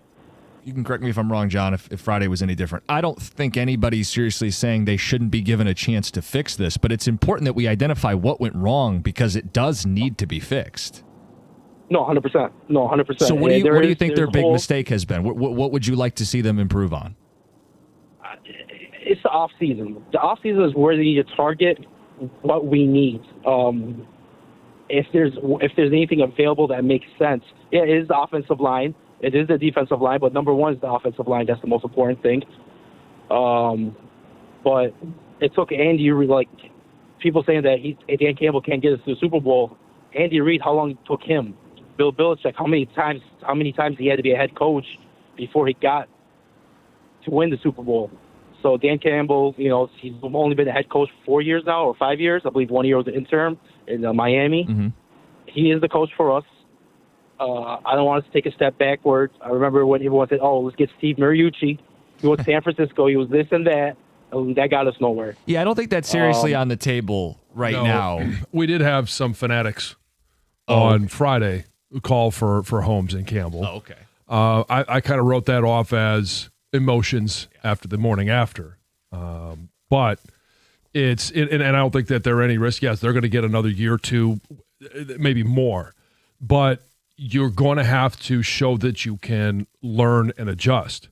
And right now, we're not seeing that adjustment on the field in game decisions about when to go for it, when not to go for it, or different things that you're doing to maybe try and protect the middle of that offensive line and get things going. And so then it's in the offseason. How much is Brad Holmes going to learn from what he is seeing this year and how important that offensive line really is? So to your point, the Lions have attempted 25 fourth down conversions. It's the fifth most in the sport. They rank 19th in converting those fourth downs. Last year, they were top 5. Mm-hmm. So you could justify it, man. You've got St. Brown, you got Laporta, you got a damn good offensive line, arguably 1A, 1B with the Eagles. Yeah, man, 4th and 1, 4th and 2, 4th and 3, 4th and 4. Let's green light it. This year, not so much. They're going for it, but they don't have the horses to back it up. They don't. And when you start to see that they are not the same offense, they can't call the same things, whether it's Montgomery, and he's the guy that gets, 3 when you need 4, and then it's just a grind it, get that extra yard. He's not getting to that point where he's at 3, and then the offensive line comes and pushes him forward. Like, you're just not getting what you need to even be close to converting him. Like, was it 4th and 3 right around midfield on Thanksgiving Day, and Gibbs was dead to rights, lost 2 yards? Oh, yeah. Yeah, I mean, right at midfield. And that was the 4th run in a row. Yeah. And from a shotgun. Like, it just let's ask TJ that one when we start. You want to fire him up. Let's get that going. But it's those things, but it's also when you put so much draft capital into certain guys, one of them being Isaac TeSlaa. And I know he got more run and a lot more run, after Amon-Ra St. Brown went down. He's going to have to be a guy that steps up in his absence. But that third receiver had been a third down assassin basically for 3 years. Yeah, previous seasons, you're right. And we're just not getting that same production. And some of it is, okay, he's not even on the field. Now that he is, some of it is that Jared Goff can't even get to that third look because he's under duress. Let's get to the phones. Let's get to Ron and Macomb. You're on 97.1. Hey, how's it going, guys? Good morning. I wanted to call and talk about Aiden Hutchinson's little 4-point stance he's been doing lately and how I think he needs to go back to a 2-point. Deep diving into the tape from previous years before his injury, he played mostly out of that 2-point. I feel like his first step out of that 4-point stance is more up than out. That's something I'd like to see him get back to, is that 2-point stance and see the field more rather than that speed rush way outside that previous caller said where he does that spin move back as well. Ron, I agree with you. And I just look at how blockable is a guy. And the one thing that you've got to worry about with Aiden Hutchinson is his motor, right? It's that constant going after you. But can you run him up the field? And I think the answer is yes, especially when you can get your hands on his chest, because he is coming up versus out of that how he's in his stance. He's pointed, his head is pointing down, his butt's up in the air, and he's got to come up before he can go anywhere. Let's get to Sean in Detroit. Sean, good morning. Good morning. How you doing, man? Good. I got a lot to say. I'm kind of upset, man. But first, my blame is Brad Holmes, Dan Campbell, then Jared Goff. I'm going to go with Brad Holmes first, because he aggressive with them picks in the draft, but in the offseason, he not. You know what I mean? We could have gave up Philly gave up a third rounder for Phillips. We tried to give him a fifth. 2 years ago, Montez Sweat and Danielle Hunter out there. They both go like late second round picks. He don't want to give them up. We could have, for sure, Montez Sweat and Danielle Hunter helped us close out San Francisco 2 years ago. Then we also got a edge opposite Aiden Hutchinson right now. You know what I mean? With that pass rush, we can't get no pressure with Ford. Then he could even sign Jadeveon Clowney this offseason. Him opposite of Hutchinson help us better than what we got right now. Then I got to go to Dan Campbell, because Dan don't understand that every game is not exactly the same. You know what I'm saying? Sometimes you can't be super aggressive on these fourth downs. In Philadelphia, we get all the way down the field. You in an offensive struggle, take your 3. Then you down, 4 points. It give your team some momentum. And then every game ain't the flow. Sometimes you might go in and want to be pass happy. You can't pass the ball all the way down the field, get there, then run the ball 4 times in a row. He did that against Philly and again against Green Bay the other day when we struggling running up the middle. You know what I'm saying? Right. Yeah, you don't have last year's offensive line to where you can do that stuff, where you have the people movers. Yeah. I mean, at his point, Danielle Hunter is available, and he goes to Houston. And I know he talked about wanting to go home and all those different things, but you've got 2 guys, Will Anderson and Danielle Hunter, 10.5 sacks, 11 sacks. I mean, it shows what production it is. Talk to Lions head coach Dan Campbell to kick off the 8 o'clock hour. We'll get to that, and then more of your thoughts on where the Lions sit. It's 97.1.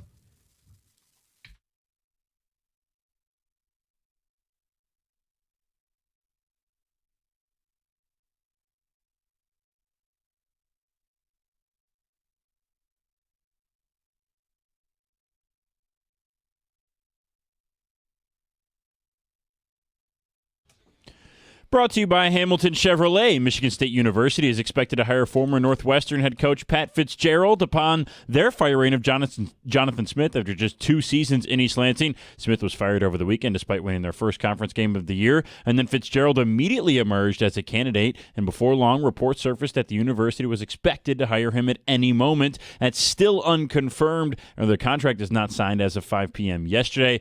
Fitzgerald now returns to college football after being fired in 2023 by Northwestern. However, a university investigation cleared him of any wrongdoing in the hazing scandal, and while away from the sport, Fitzgerald took the time to learn and understand the modern landscape of college football.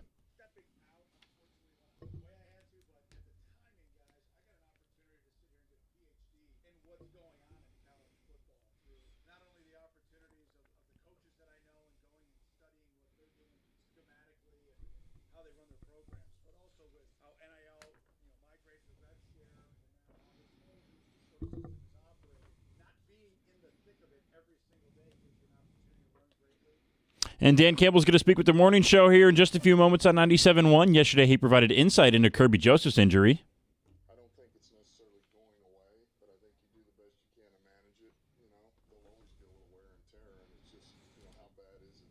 At the Coldwell Health Sports Desk, I'm Brendan Shabath. For more, go to 97.1 The Ticket or Odyssey.com.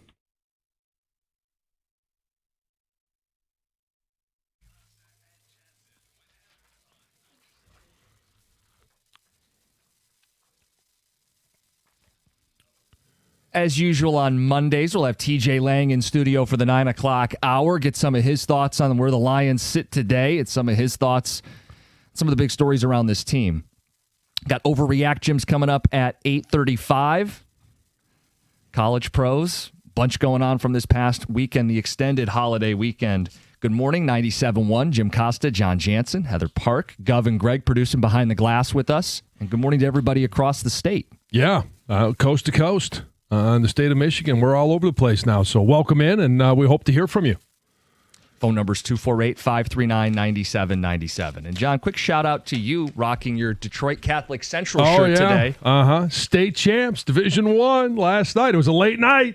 Didn't get home until about 1:30, but this is why I love high school football in a number of different cities. It was the parents, the fans welcoming the buses home.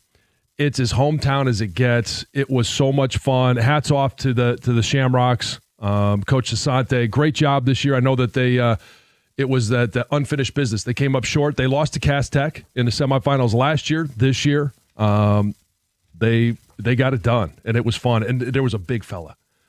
It's Benny Azuka, left guard, and I know he's going to be playing college football come next year, but with, I think it was about 5 minutes left in the game.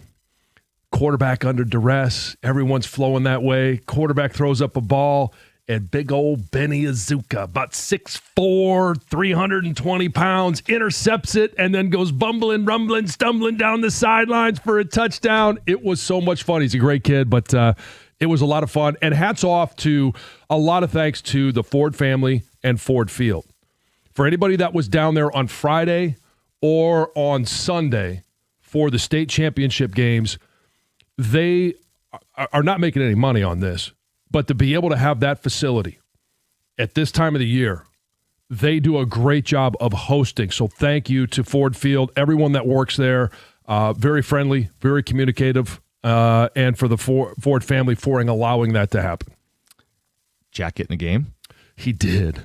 He did at the end of the game. For people who don't know, John's he's a freshman. Yes. Yeah, he's a freshman at CC, played JV all season long, and they pulled him up for the playoffs. And as you know, most people know, that's a practice body. Yeah. But there were a number of games in the postseason where they got some of those young fellas some experience, and to see him run in there, I saw the defensive line coach point at him with, I don't know, it was 40 seconds left in the game. He runs out there and Dad's up in the stands, got the video rolling. I'm sending it to everybody I know, and yeah, it was a lot of fun. So now you didn't get a chance to play for a state championship, did you? No. I told Jack that last night. I'm like, hey, bud, you're doing things that I didn't get a chance to do. Hopefully someday he gets a chance to play for a Super Bowl too. I didn't get a chance to do that. No state championship. I took care of the one in the middle, but nothing on the front end or the back end. So 1 o'clock you get back last night. Yeah, it's an early morning. I'm sure Jack was having a great time. So. Oh yeah, and they got the day off today too to celebrate the championship. So it was a fun week. It was a fun Sunday. The weekend not so great with what happened on Thursday and obviously what happened on Saturday, but it ended on a high note. I'm glad you had that at least. Yes, for a silver lining. It was a tough weekend in sports. Mm-hmm. Let's get to Lions head coach Dan Campbell.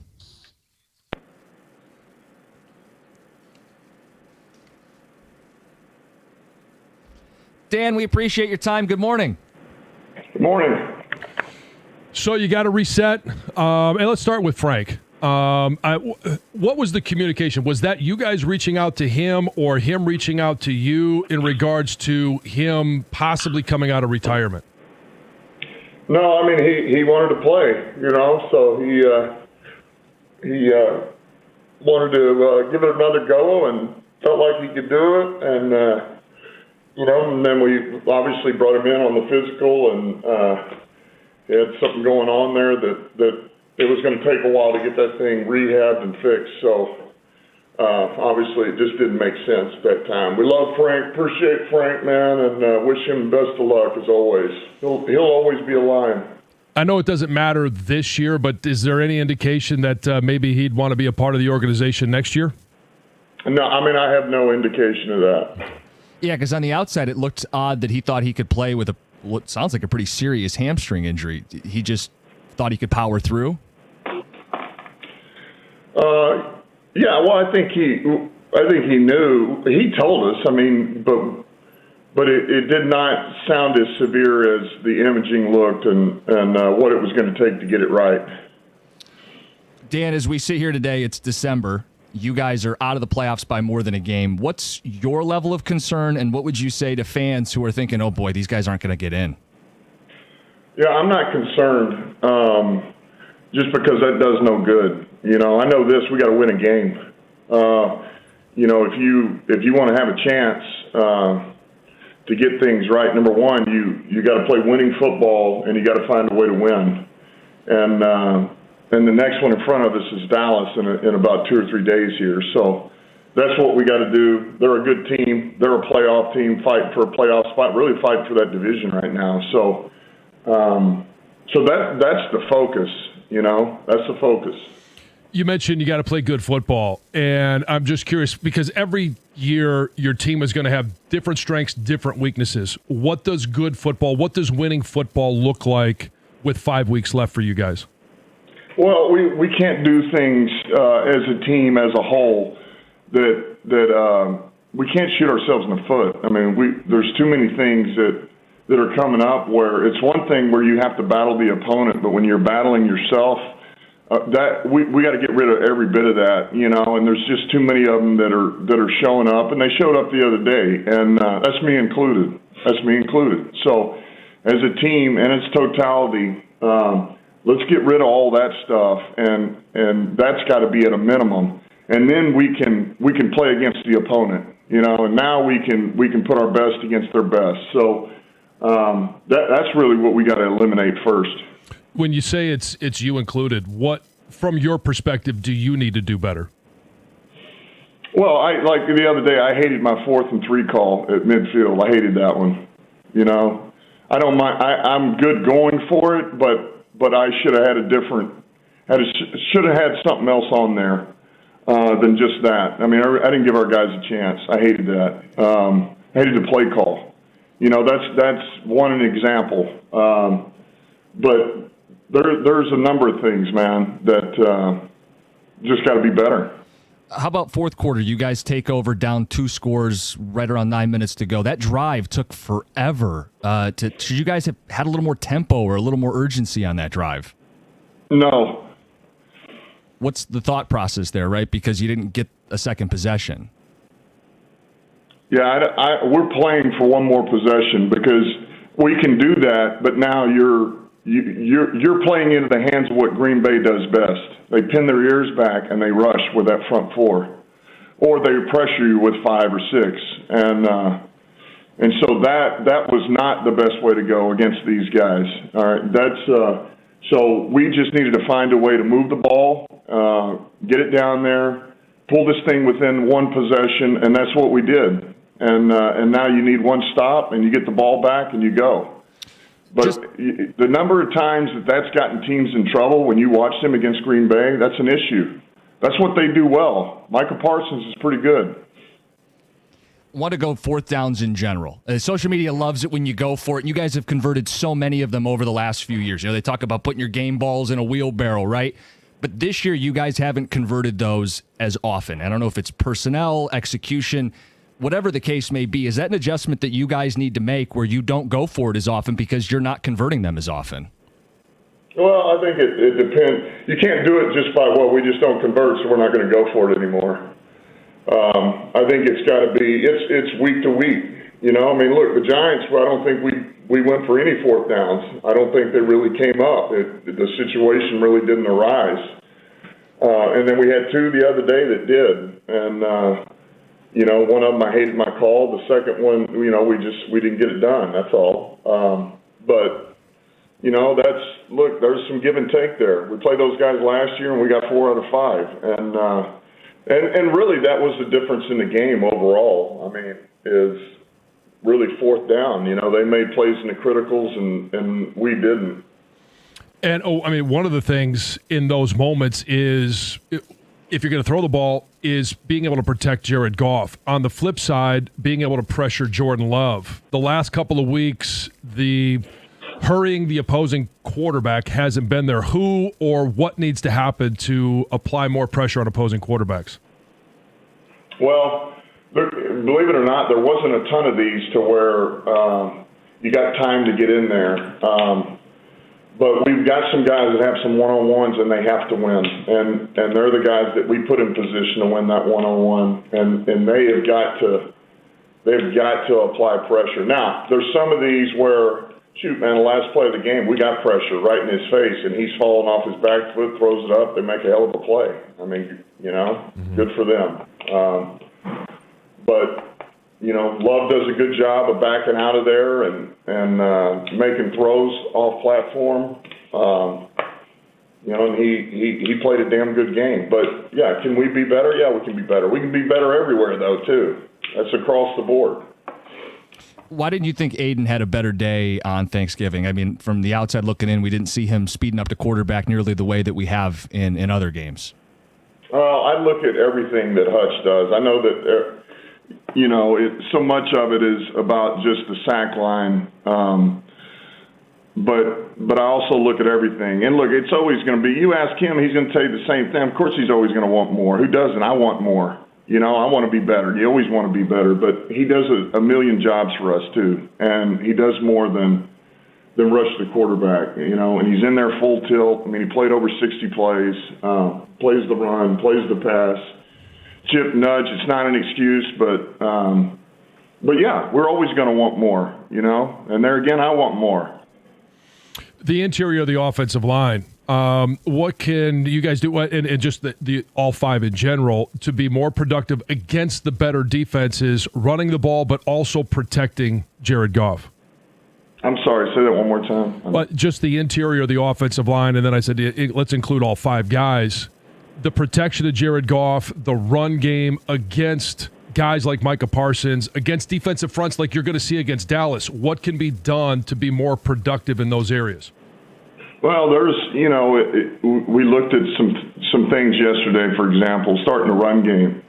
I mean, I go back to what we talked about. Man, we can't beat ourselves. Let's start with not beating ourselves first. I mean, there's some stuff where it's a game of angles, man. Get your angle or better technique at the first step or the first move, and it's all of a sudden you do that, and this guy is not in the hole, and now look what Gibbs or Montgomery does with this ball. And it's literally that. We're talking about 6 inches. And just do that. It's the same stuff you do every day in individual that you're coached to do. And it makes a difference, especially with the guys we have in the backfield. And then the protection, we just got to keep doing a good job of the chips, the nudges, because that helps everybody there. Now that enables the tackles to be able to help the guards, and the guards can help the center, where the center turns. But it takes everybody doing that and everybody trusting that's coming. Now, when you do that, you're not getting as many out in the routes. That's okay. But we just got to keep doing that and keep doing a better job of it. Can we get a quick update on St. Brown, just if you think you play this week or what the prognosis is there? Honestly, it's hard to say. It's really hard to say. It's not worse. It improved. It's improving. That's probably the best way to say it. We're not going to know. This thing's probably going to come down to the game time or the day before. It's Lions head coach Dan Campbell. Dan, thanks for your time. Dan. Okay. Have a good one. It's 97.1. Hey, the FanDuel Sportsbook app is your home for all your favorite NFL bets, from yards to touchdowns to who's going to win. And with FanDuel, any play can be the play of the game. Tonight, Monday Night Football, FanDuel is giving all customers a 30% profit boost token. That's right. You can get in on all the action with a 30% PBT this Monday night. So make FanDuel your go-to app for any and every snap. All you have to do is visit FanDuel.com/971Detroit to bet on tonight's game. That's FanDuel.com/971Detroit. Play your game with FanDuel, an official sports betting partner of the NFL. Must be 21 or over and present in Michigan. Opt-in is required. Bonus issued as non-withdrawable profit boost tokens. Restrictions do apply, including any token expiration and max wager amount. See terms at sportsbook.fanduel.com. If you have a gambling problem, all you need to do is call 1-800-GAMBLER.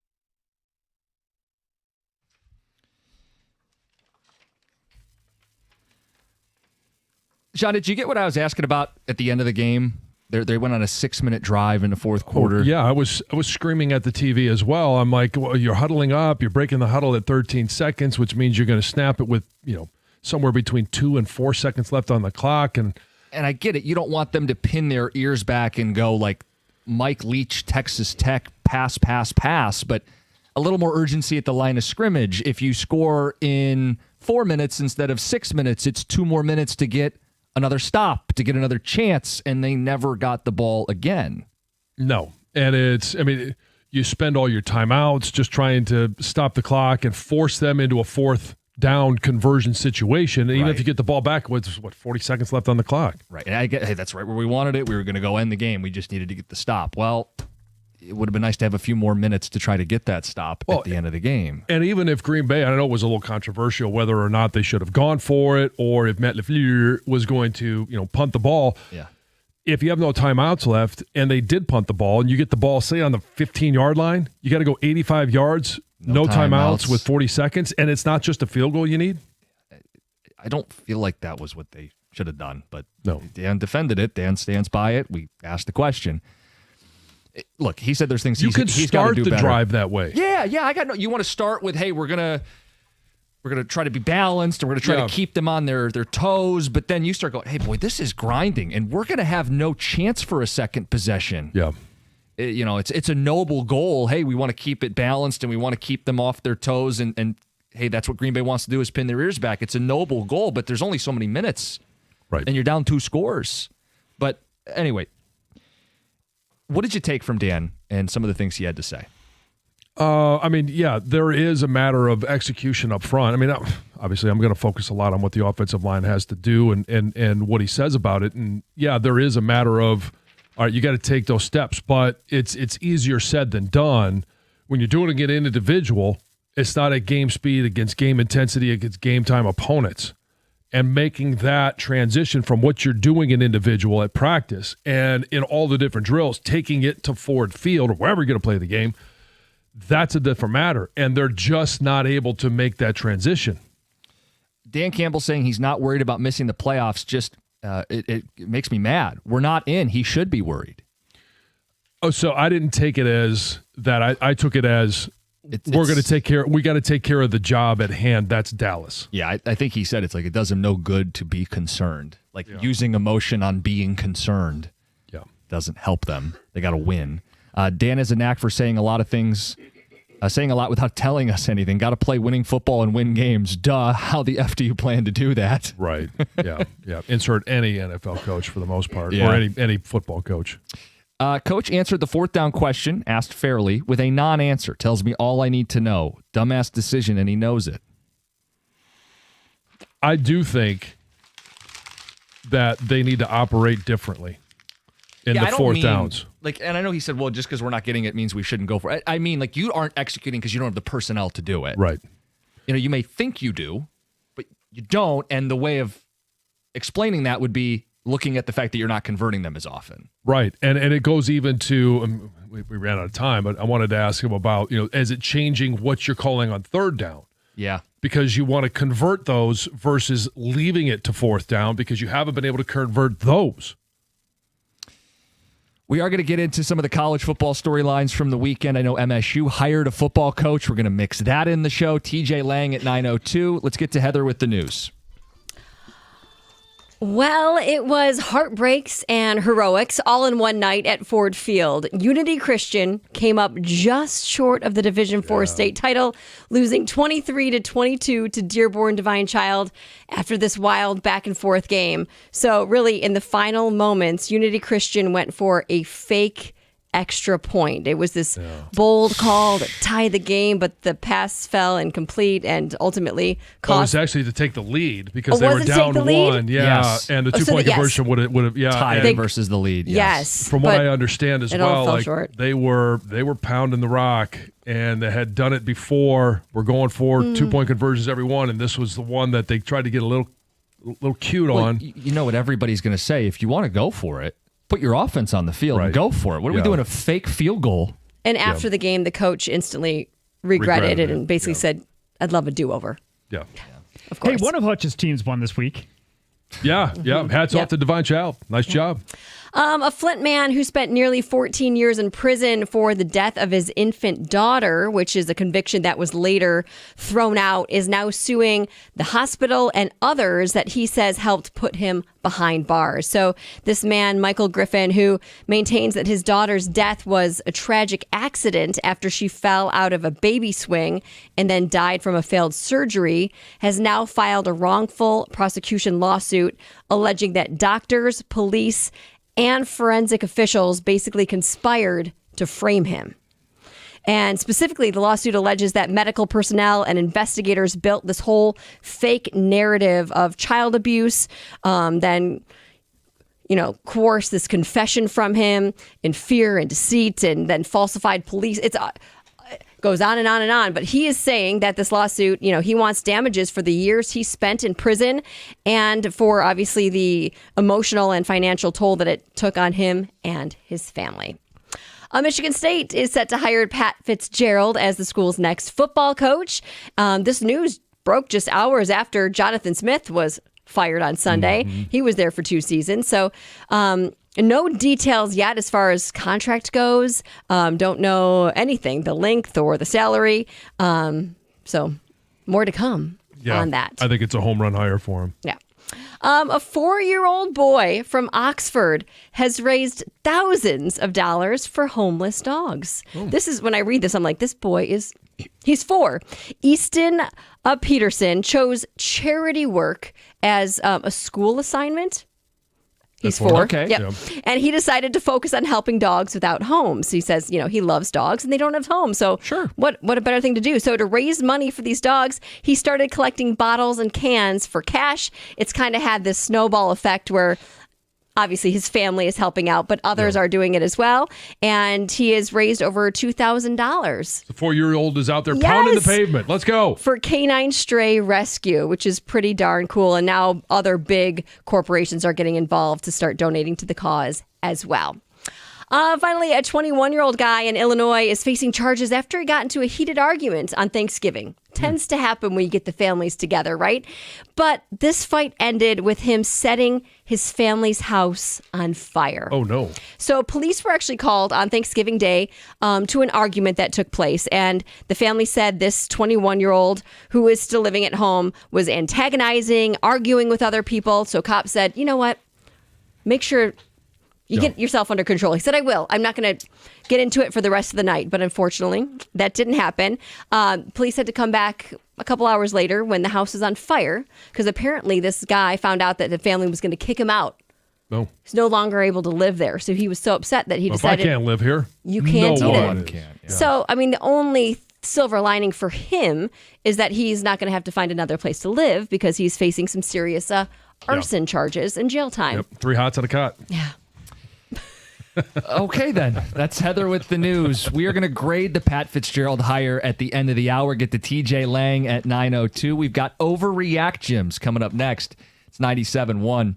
If you're injured in a car accident, and with the roads getting slick, it's going to happen, you need to call Lawrence KG and KG Law. KG Law is one of the few law firms in the country specializing in car accidents. So you're going to get someone who has that extra attention to detail and someone who cares about you. Lawrence KG has won millions for his clients because he fights hard and he wins big. If you, a friend, or a loved one has been injured in a car accident, call KG Law right now. That's 877-KG-CARES, KAJY, KGCares.com.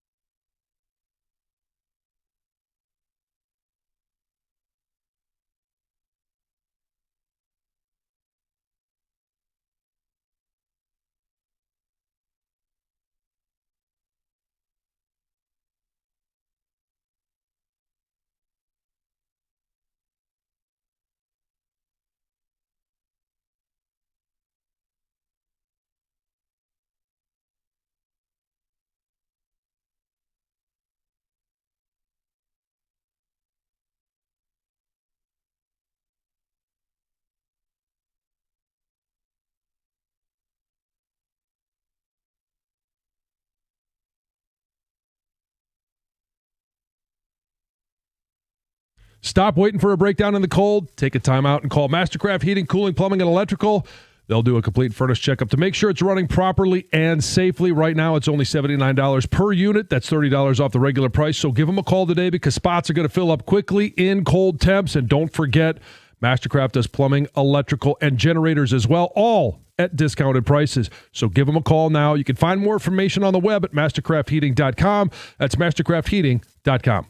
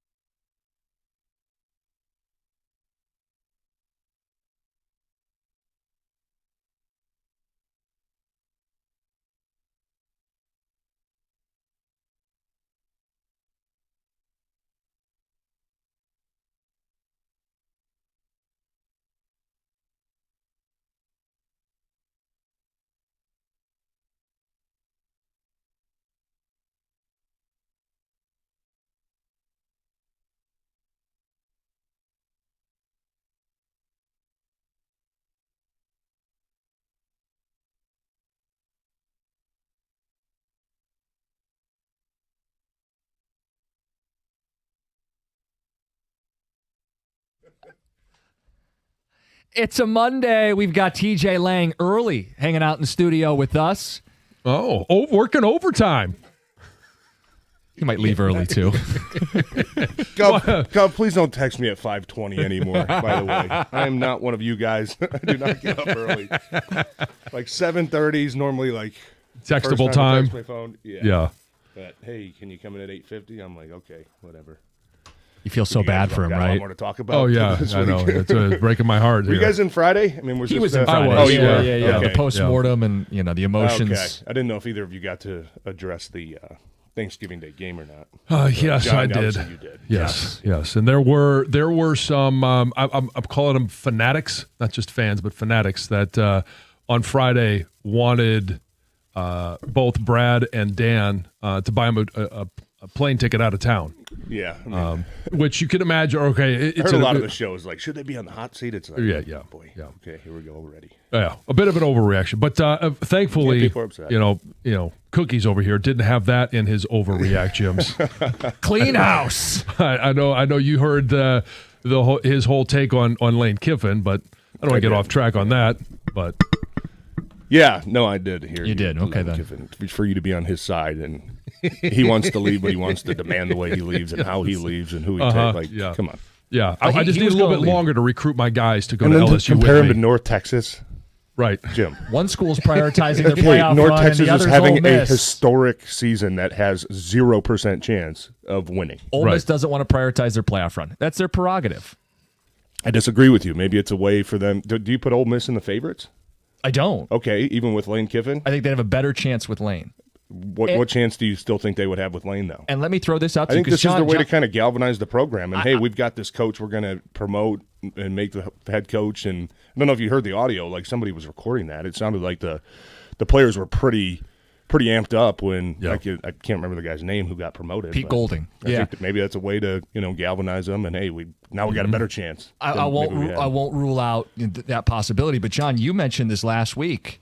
Could the committee punish Ole Miss for them losing their coaches? And they themselves said they would be open to factoring that into their rankings. Ole Miss could go from hosting a college football playoff game to, if they move down a couple slots, they got to go on the road for a college football playoff game, if they're in the field at all, which I think would be atrocious to leave them out, but they've opened that door. Well, they'll be in the field, but they may be, instead of 4 or 5, maybe they're 7 or 8, still hosting.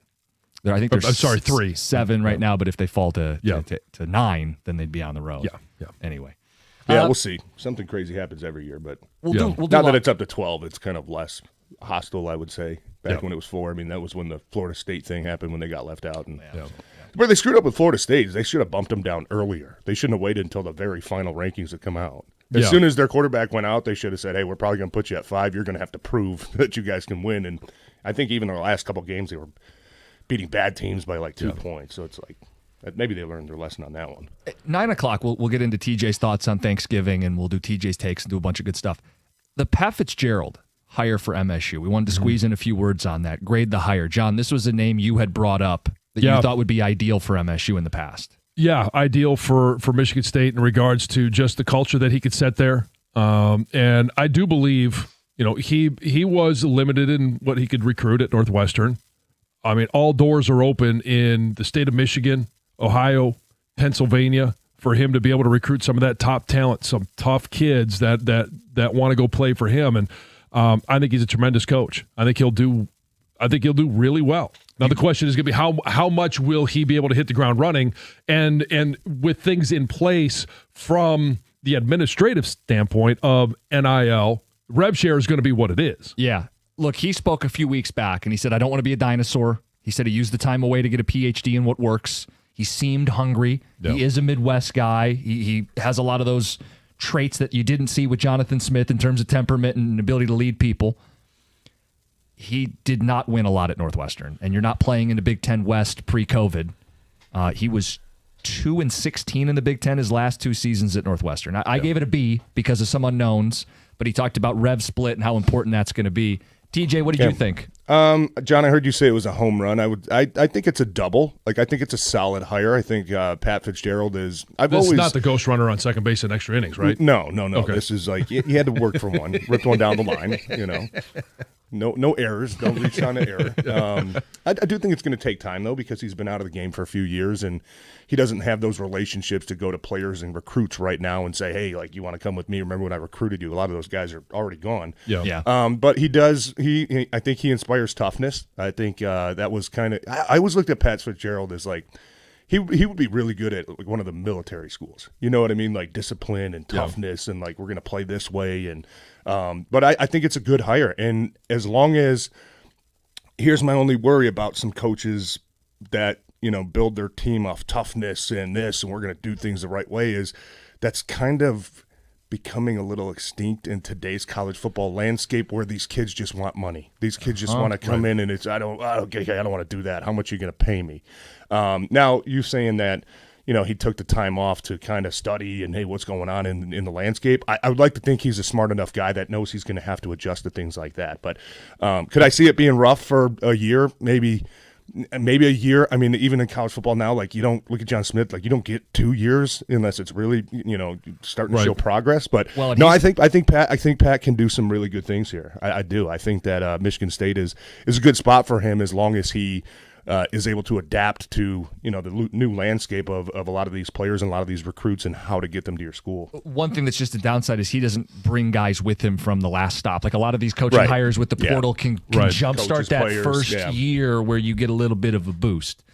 John, real quick, text says, can you remind listeners of why he left Northwestern, Mr. Culture hire? Look, I think he should have known what was going on in his program. Right. There's no doubt about that. At the same time, I don't have an issue with Michigan State taking a flyer here. I think he's going to win a pretty massive lawsuit, too. Yes, I think he's already won it. Already won it. So, I mean, if that's not pretty convincing. He's been cleared of those. It's settled, yes.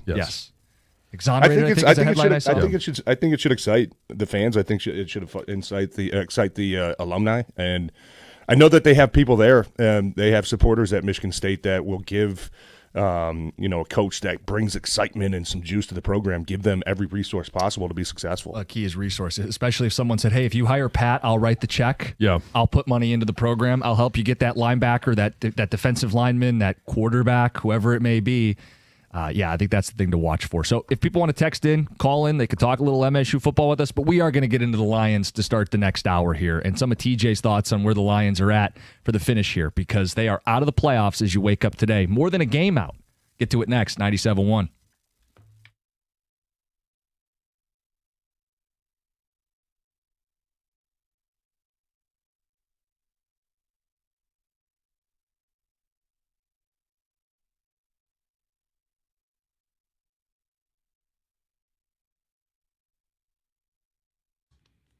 Brought to you by Mastercraft Heating and Cooling. Lions head coach Dan Campbell spoke with the media yesterday after Detroit's Thanksgiving loss to Green Bay. He spent the first few minutes of the press conference answering and explaining the extended absence of Lions safety Kirby Joseph.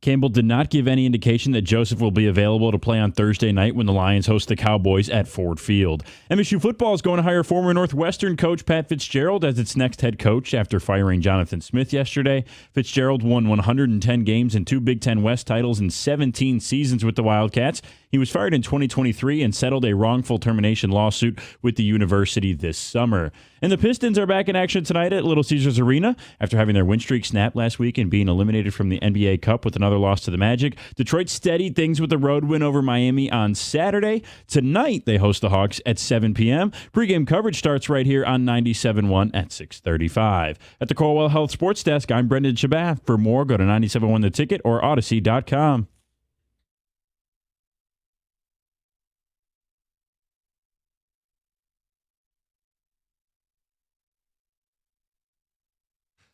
All right, we're talking Lions with TJ Lang in studio. Lions lost on Thanksgiving Day and then didn't get any help over the weekend. The Bears go out to Philly, run for almost 300 yards and pick up a win. They're in first place in the NFC.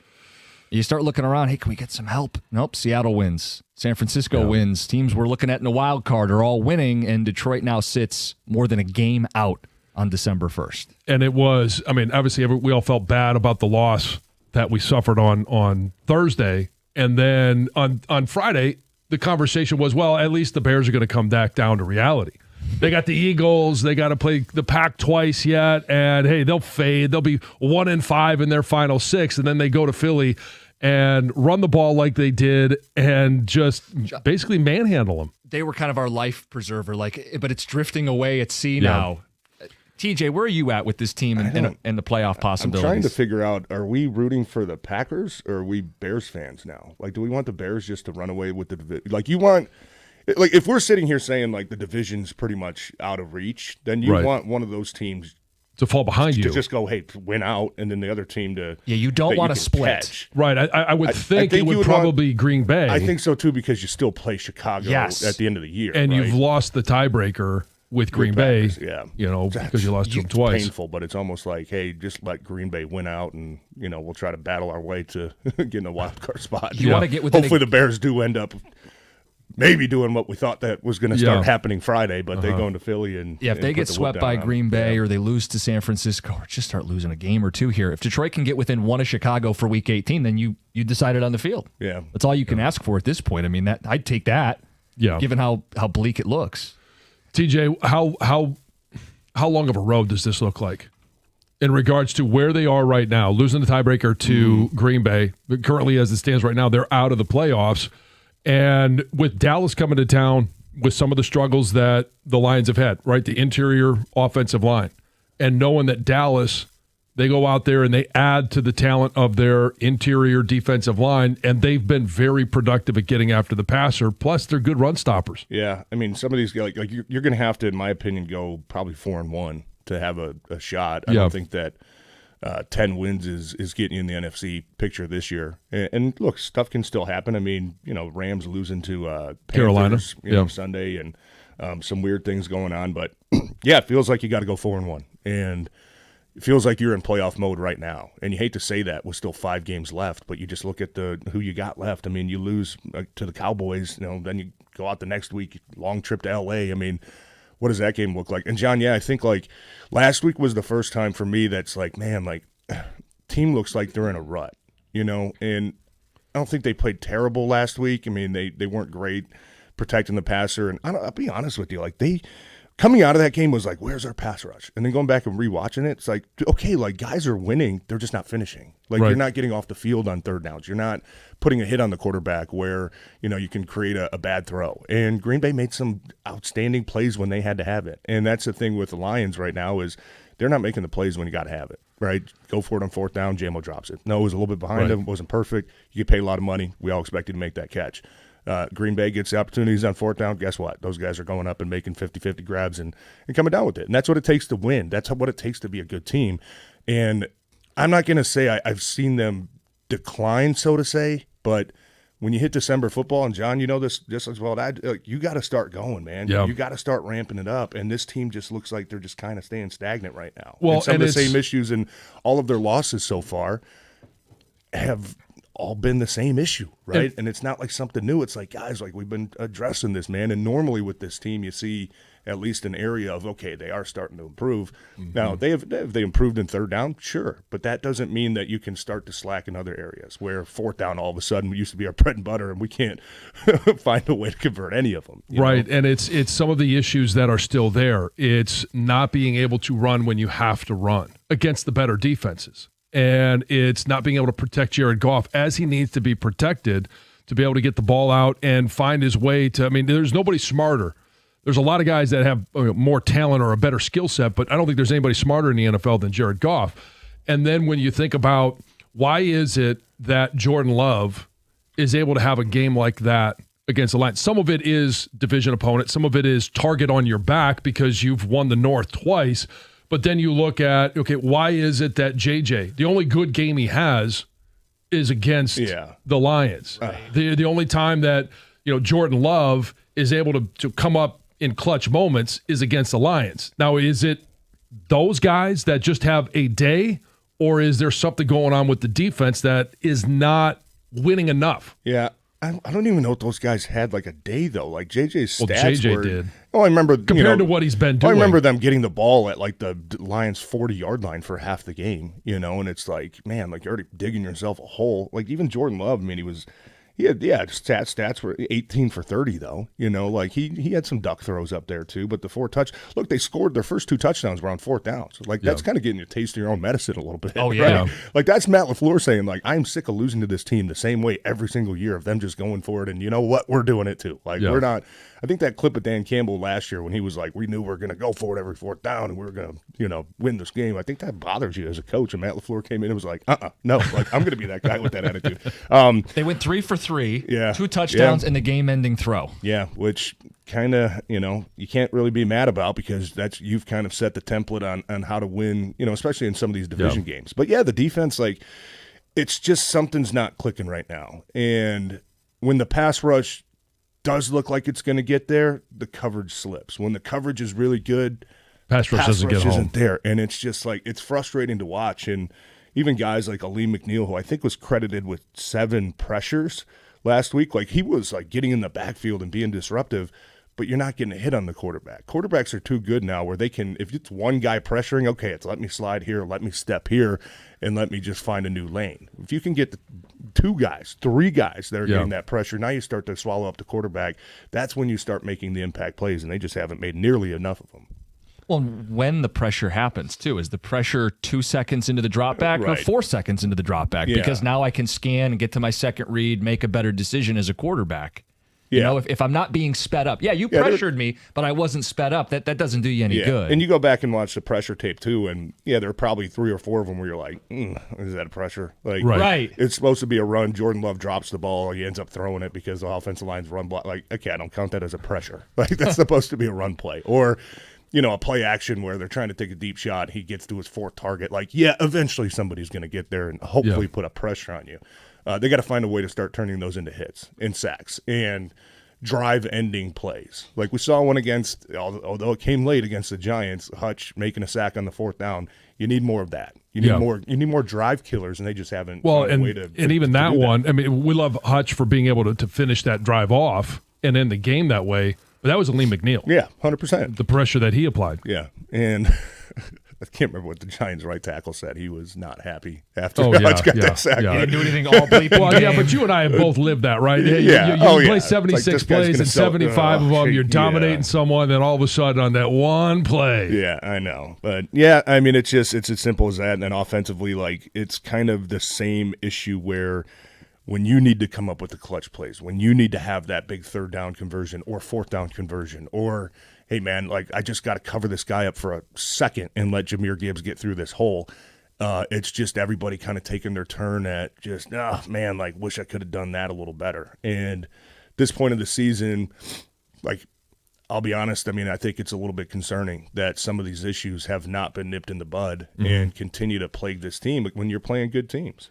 How much of that just becomes this is who you are and you're not good enough? Like that's humble pie on Thanksgiving Day. Like you get humbled in a big way. We've had a lot of bravado, 15-win seasons, back-to-back division. What if this is just who they are? They don't win consistently enough on the D-line. Aiden is very, very good, but not great, not Parsons, right? The offensive line isn't going to gel in time. Like we keep saying, we just got to see. What if this is just who they are? They're not good enough. I think they are good enough. I just think that there's something slipping with the details right now. And, oh boy, I don't want to say it. The coaches that they had last year were very, and I'm not saying anything different there, but very detailed alignment, assignment, where you're supposed to be. When you watch a game like that last week, and how many times is there a false start or a guy lined up wrong or a legal motion or a legal procedure because you didn't cover up the tackle? Like, those are the little details that kill you. How much of that was Amon-Ra St. Brown going down? Now all of a sudden Tesla or there's no excuse for that. I don't Kennedy. care. Like, no, I agree. That's where, and it's more on the players to make sure that you are dialed in because you're one play away. If you're on the 53-man roster, if you get elevated, on game day, which happens a lot now, and you don't know you're assigned, that's on you. And Coach Campbell, I asked him about it after the game. He's like, that's a direct reflection of me. Like, I don't have the guys, 12 guys on the field on defense. It's like when you get out there and you see somebody else standing in your spot, Yeah. Don't go try to find another spot to play. Yeah, right, you gotta, something's got to go up. So there's just something with the little details right now that they're shooting themselves in the foot. And in some of these big games, like you can still be good enough to compete and win if you shoot yourself in the foot. But when you have so many mistakes and you're shooting yourself in the head, with some of the dumb errors that you're making, like, you're not gonna. I don't care who you're playing. You lost 2 out of your last 3. You're lucky you didn't lose 3 out of the last 3, right? With the way you played against the Giants. And but maybe you got to take the long road. Maybe you got to take the hard road. We saw him take the easy. I'm not gonna say easy, but 15-2, and everything was great last year. Win every single game. Yeah. Like maybe you got to take the hard road. And I think Dan even said something about that. Like maybe we need to find out what it's like to win some of these tough games. And but the problem is you're running out of time to win some of those tough games. 248-539-9797. We still haven't even brought up Frank Ragnow with you. We can get some thoughts on that coming up next. Open up the phone lines, hit all the other storylines. Anything that we've missed, let us know. It's 97.1.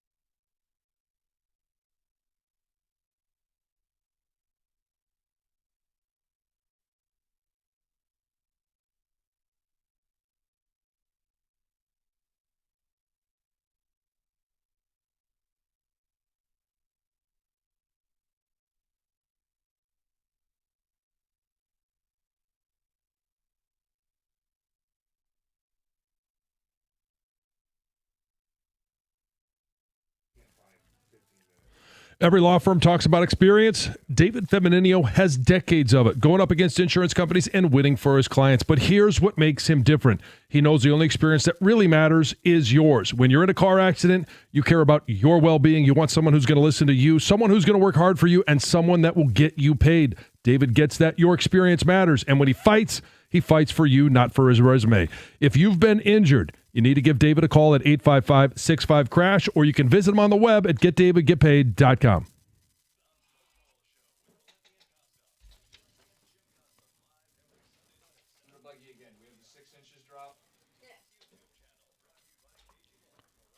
At this point, we could use it as the last segment because he'll have said it during the interview.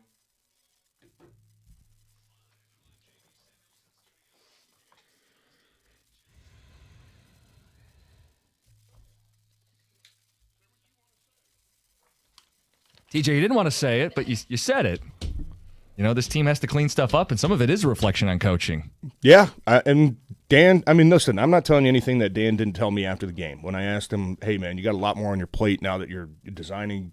You're like, you're doing everything, right, when it comes offensively. And he's like, yeah, still trying to find ways to balance that. And obviously when it comes to, you're going to have physical penalties during a game. You're going to have a holding call. You're going to have, a PI once in a while because guys are getting a physical. Like those are teachable. Those are like, okay, we expect those to happen. Do you want them to happen? No. Things you can have, those the mental mistakes. Yeah. And that just felt like last week was just like, I know it's a Thursday game. I know it's tough, man, physically, mentally, to get ready on such short notice. But for you just to line up wrong, like multiple ways, too many guys on the field, like that's, and that Dan told me, he's like, that's a reflection of the coaching, man. Like we didn't have these guys properly prepared. And I'm not saying it's been an issue all season long, but at this point in the season where you feel like you should be your sharpest, like with the most reps under your belt, practice, watching film, sitting in the meeting rooms, like those are it hurts and it's concerning to see those things pop up at this point of the season. So there are, as we talked about early in the season, like a lot of the mistakes that happen early in the season, we always kind of play it off as these are fixable. Right. Now you got young guys, right? First or second star, whatever it is. He's going to learn from this. And we saw from week 1 to week 2, going against Green Bay on the road, and we heard about the noise, getting the line of scrimmage late. All right, some of these things are fixable. Then you play against the Bears, and you put up 52, right? And it's, hey, it looks like everything is fixed. How many of the issues that keep happening, and it's getting overpowered at one of the guard positions or not getting up on linebackers in the run game, how many of the issues that continue to happen that are holding this team back do you think are fixable, and how many of them are it's just who they are this year? I think they're all fixable. Like, that's why I was kind of leading that with Cookies, that like I just don't, and it's fair if you want to say like I just don't think they're a good team. Are they as good as they were last year? Like I think we could all comfortably say no. No, right? You're not playing the same way. You don't have the same like swagger that it seemed like you had last year. But yeah, I think everything is fixable. I don't look at them and just say like, oh man, like you got to change everything because these 2 or 3 guys just clearly aren't getting it done. I want to see, though, defensively, like we know that they're kind of MO, and I think Kelvin Shepard's done a really nice job. They've had a lot of moving pieces, especially in the back end, but it seems like a lot of these plays where they're running man coverage, like if you're having the pass rush that isn't able to get to the quarterback, meaning hits and sacks, like pressures are great. Like, yeah, we all love, getting in the backfield and making the quarterback change his angle. But if you're not getting the defensive line production that you need, do you start to switch things up a little bit? Do you start to just say, hey, man, maybe we need to become – and there was a point a couple years ago where, we talked about Aaron Glenn and, like, you're missing so many pieces. You're not playing the way that we thought. Like, do you just become an exotic defense? And week in, week out, we're just going to find our own little, niche this week. And, hey, we're going to – guess what? We're going to pressure the hell out of you this week. And then next week, we're going to play max coverage. And then the next week, we're going to show man and drop back into, all these exotic zones or bring some edge pressures, whatever it might be. Yeah.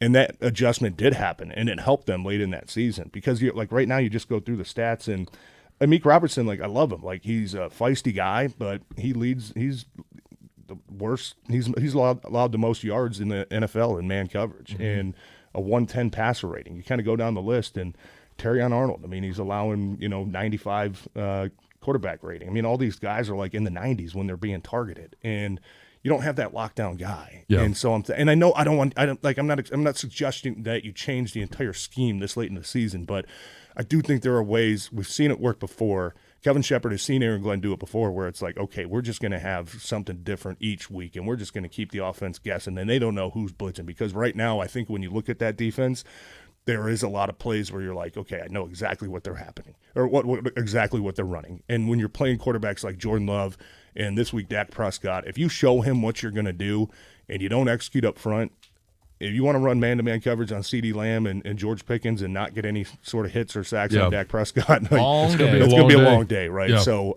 but I trust these coaches, man, because, I think that they are smart enough to look in the mirror. They are smart enough to take accountability and say, you know what, maybe I need to put my guys in better positions to make some of those plays. But isn't so? Some of this is chicken and the egg. We talked about today.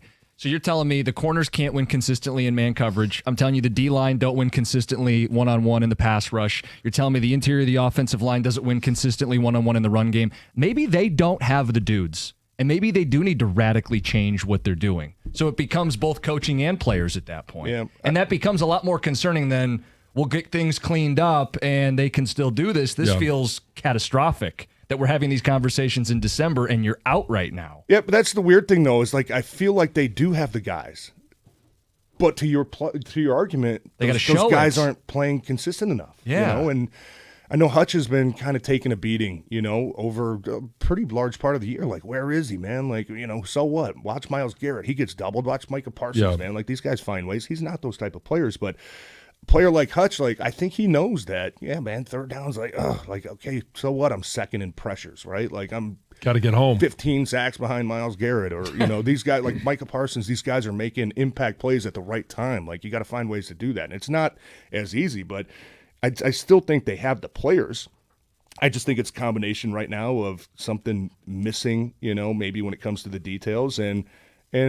John, I think you would agree that the players that they do have just got to find a way to take to another level. Yeah, got to execute, and it goes from what you are on the practice field and all the things that we heard Dan talk about in the interview. It's about taking those, whether it's an individual drill or it's simply just catching the ball. And I know that there's been some unexpected drops by Amon-Ra St. Brown this year. There's been a couple by J-Mo. It's going out there and being the guy that actually takes hold and makes those plays. And we just haven't had that guy step up in those moments. Yeah. Let's get some phone calls in the mix. Let's go to Brian in Detroit. Brian, you're on 97.1. Hey, John, I want to ask you a question. John, I want to ask you a question before you hang up. Fellas, okay. They don't have the talent. They don't have the talent. They don't have it this year. They're a good team, good coach GM. This year they don't have it. Once you start talking about details and execution and all that, they don't have the talent. They will not find a pass rush before Thursday, and they will get eaten alive by Dallas. I've seen what Dallas did to Kansas City. There's no way in the world the Lions have the players to stop what they can do. Their season is over. They just need to concentrate on doing better for next year. They're out of the playoff right now with a few games left. They're not going 4-1. It's over with for them. And we should just tell the people, concentrate on next year. This season is over. John, I want to ask you a question. Okay. Lane Kiffin. If a player did what Lane Kiffin did and decide I'm going in the portal right before the playoff because somebody offered me a whole bunch of money, man, they'll be calling him and his family a bunch of scum. Lane Kiffin got to be scum to do what he did to those kids. And you don't hear people complain about that. But if a player do it, man, they'll be talking about it on every podcast and sports station in the world. Brian, that's crazy. I am 100% in your line of thinking. I cannot believe that. I mean, I can believe it because it's Lane Kiffin. I can believe that he did it, but what I can't believe is that he was lobbying and publicly to still be able to coach. Like, if you're going to make that decision, then see you later. We don't need you here. John, for him to try to get his staff to come with him, to tell them to be on the plane or he don't have a spot for him, that's that Nick Saban type of scum. Players, guys that don't care about nobody. Well, but John, the problem I have with it, just imagine if a high-level player decided right now, somebody offered him a bunch of money. He decided I'm quitting before the playoff. One of the playoff team going in the portal. Man, Brian, people be turning over in their grave. We did have it happen last year, albeit maybe not a high enough profile player for you, but we did have someone who was on a playoff team last year enter the portal and leave his team. Right, a backup quarterback. Yes. Bo Perbula, who's playing in the SEC this year. He did what was best for himself. Opportunity for himself, financially, and job security. He left. Okay, Still what not your starting quarterback. What if he would have demanded that, you let me finish on this team? I know I'm entering the portal and I'm leaving you guys, but yeah. Just in case your quarterback gets hurt. Right, yeah. that's where the disconnect the whole system is set up. Yeah, for it's a disaster. It's a calendar issue is what it is. And they tried to fix the portal by bumping it back to, January, to where hopefully you don't get as many high-profile players that maybe in the playoff leaving. But, it's ridiculous. This would be like in the NFL, free agency opens in November. Right. Yes. And it's like, I'm already telling you I'm not coming back next year. Hey, I've already got a deal locked in with the Bears next year, guys. But, let's finish this thing out strong. Yeah, or week 12, I'm going to go ahead and interview your head coach. Right. And see if he wants to be our head coach. What I'm or saying your coordinator, and he wants to be our head coach. Coaches other than Lane Kiffin are doing the same thing right now. Not going into the playoffs. Yes, there is a coach on a playoff team who's leaving their job. TJ. Yeah, well, listen. I mean, I'm not telling you it's the wrong decision for Lane. I think LSU is a better job, but I don't think when you're demanding the way and you dictate the way of how you're going to leave and when you're going to leave, that's when it's like, okay, buddy, you're not controlling everything here. We have to step in and first, didn't LSU basically send the plane and say if you're not on this plane anyways, you and your assistant coaches can stay. Well, so the way it's the system. It's the way the system's designed, and college football is a total joke right now. Yeah, I would say an easy fix. It's a scummy system, is how I would look at it. But I viewed it as Lane was trying to offer Ole Miss a courtesy. Do you want me to coach this team through the rest of the year? If not, I'm going to leave and take my coaches. Shut up. No, he didn't. Yeah. No, it's an easy fix. You play the national championship game. It wasn't a courtesy thing. It was you're going to let me do this or I'm going to purge your entire team. Well, I'm going to purge the team either way. Do you want me to coach you for the playoffs for your benefit or I'm going to purge the team? Don't act like that was either way. Don't act like that was an olive branch he was throwing out there. I do think it was. He had spent 5-6 years there. Yeah, he wanted to see it through. If the school doesn't want him to, then he has to leave. It's their loss. What were they talking before about? The him? same Their Lane loss. Kiffin? Yeah, I don't think so. Not the one that I've known. John, break the tie. But I think you're putting your view of Lane into the situation. If it was someone else, if it was Bo Smith, you go, all right, yeah, but Bo wants to finish out what he did. He wants to help the school out, but because it's Lane, he's the villain. But every other coach does this. Don't point at me. There's an easy fix. National championship game is played on New Year's Eve or New Year's Day because of the academic calendar. Perfect. I mean, we continue to forget that these kids are making the decision because they actually have to get enrolled in school. John, you did it. You broke the tie. You fought through my smarm. You got it done. We'll get to Dan Campbell next, 97.1.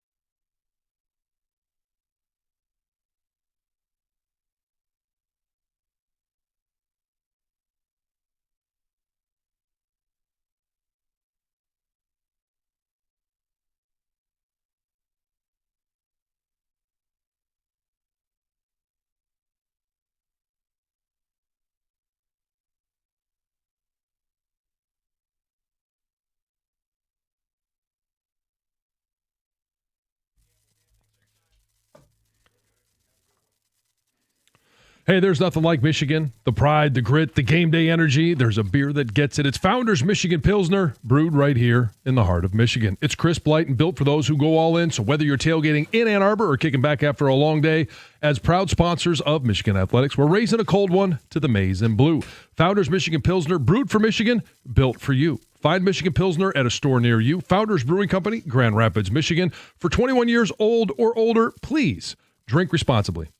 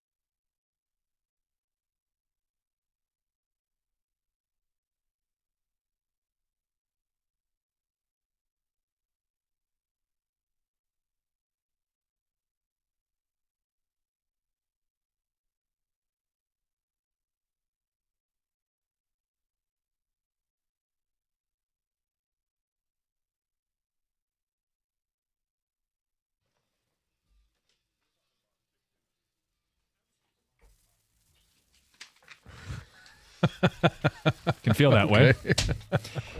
Shocking. Sorry to all you people up in Traverse City for that. We are statewide now. Yes, Heard that. It's big news. there's more where that came from. Oh, boy. Get used to it. Get used to it up there. Yeah. In case you're wondering who that is, that's Heather Park. Hello. Hey, everybody. Hey, TJ, I meant to ask you, we should get your thoughts on this Ragnow deal. Because we spent half the time on game day talking about his return. Oh, no. And he's not coming back. And I think I even mentioned it. It's like people are like, "What's a realistic expectation?" I'm like, if he's fully healthy and feels good, like a couple weeks, maybe you're looking at the Rams game. But I'm also like the other side. Like he can come in and take a couple practices and be like, okay, I'm not as healthy as I thought I was. This ain't gonna work. I didn't know leading up to that. And listen, I'm sure that they would have loved to do this a week before because just with the way the timing went down and waiting until the deadline.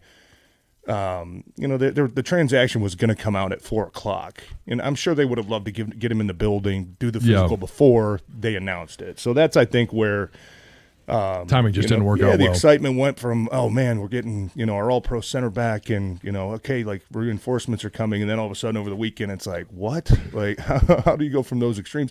I think it was an unfair position for them to be in. They had to announce something because it was going to get picked up on last Wednesday afternoon anyways. But yeah, it sucks. I mean, Frank is a guy who obviously is, for probably half of his career, played through a lot of very serious injuries. Yeah. And, you never know that, hey, you got something bothering you, but I feel good. And then you go get a scan, and it's like, oh, man, felt like I could play through that. Obviously, they weren't comfortable. Or coach said it would probably take too long to rehab that thing at this point. So, it was you go from like an ultimate kind of the epitome of this team so far. Like, how many weeks have we gone like from a total high then to just total dumps? Like, it's Dan Campbell calling plays. Frank's back. Oh no! It went from like, oh, never mind. Grand opening, grand closing. Yeah, never mind there. Yeah, but I saw people like, why do you even put the news out? Like, if you don't know, and it's like the timing. Like, right, you had to. I'm sure they would have loved to do it a week early. Maybe Frank wasn't ready. That you just got caught in a bind with that one. So I don't feel like there was really anything they could have done different. No.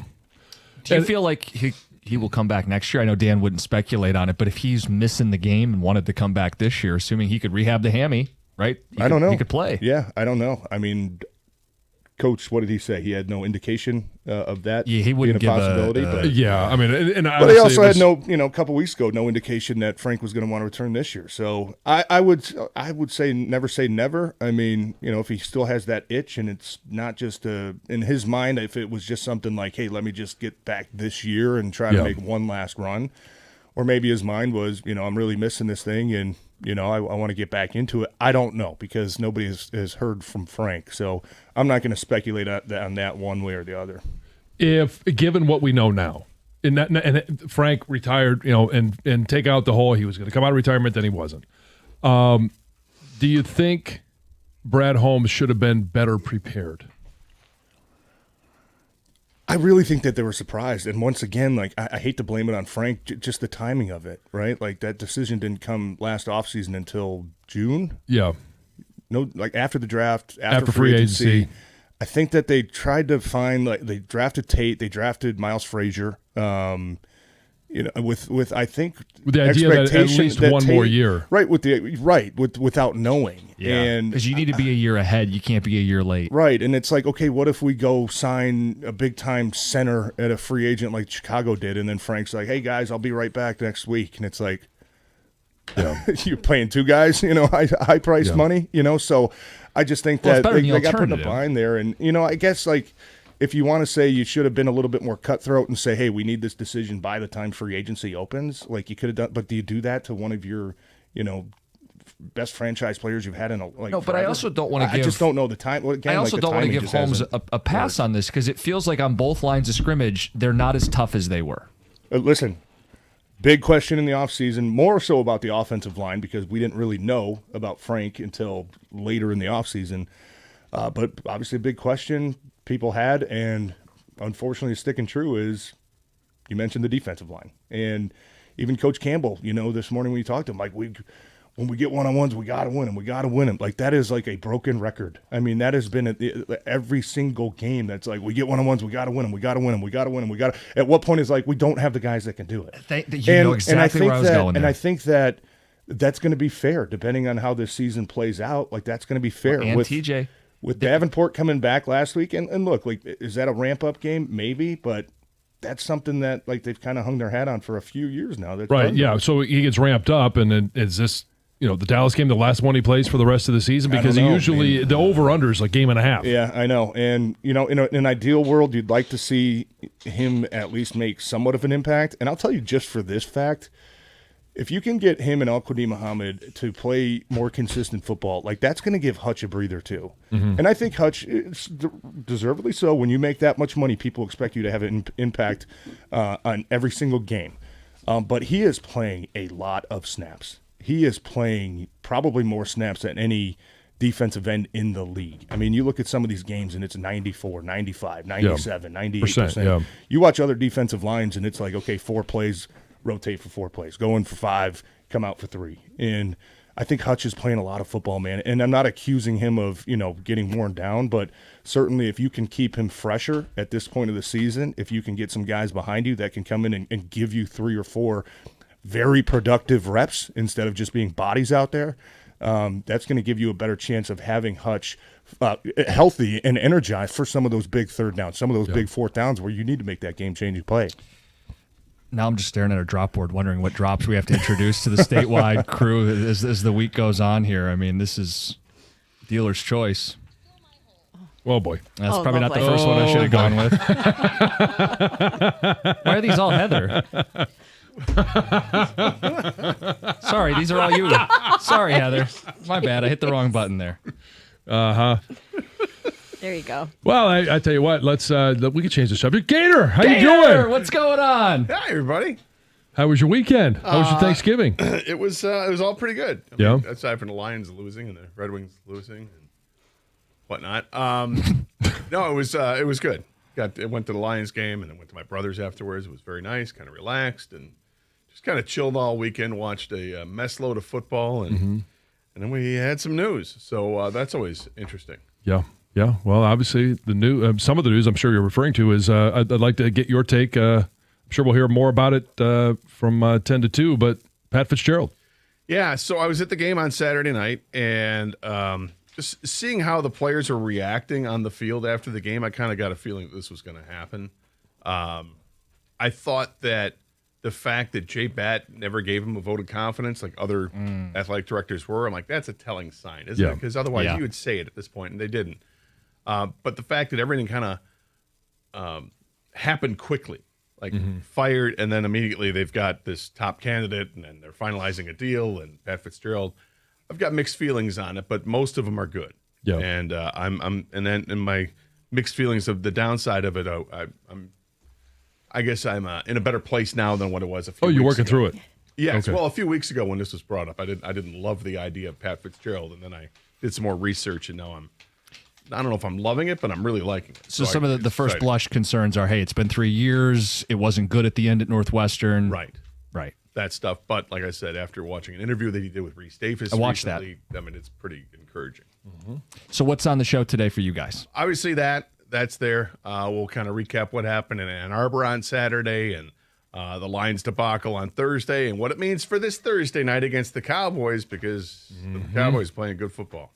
Yeah, no kidding, right? They've won 3 in a row now, and they are going to give this team a real fit on Thursday. So Karsch and Anderson are coming up next. It's 97.1. Oh.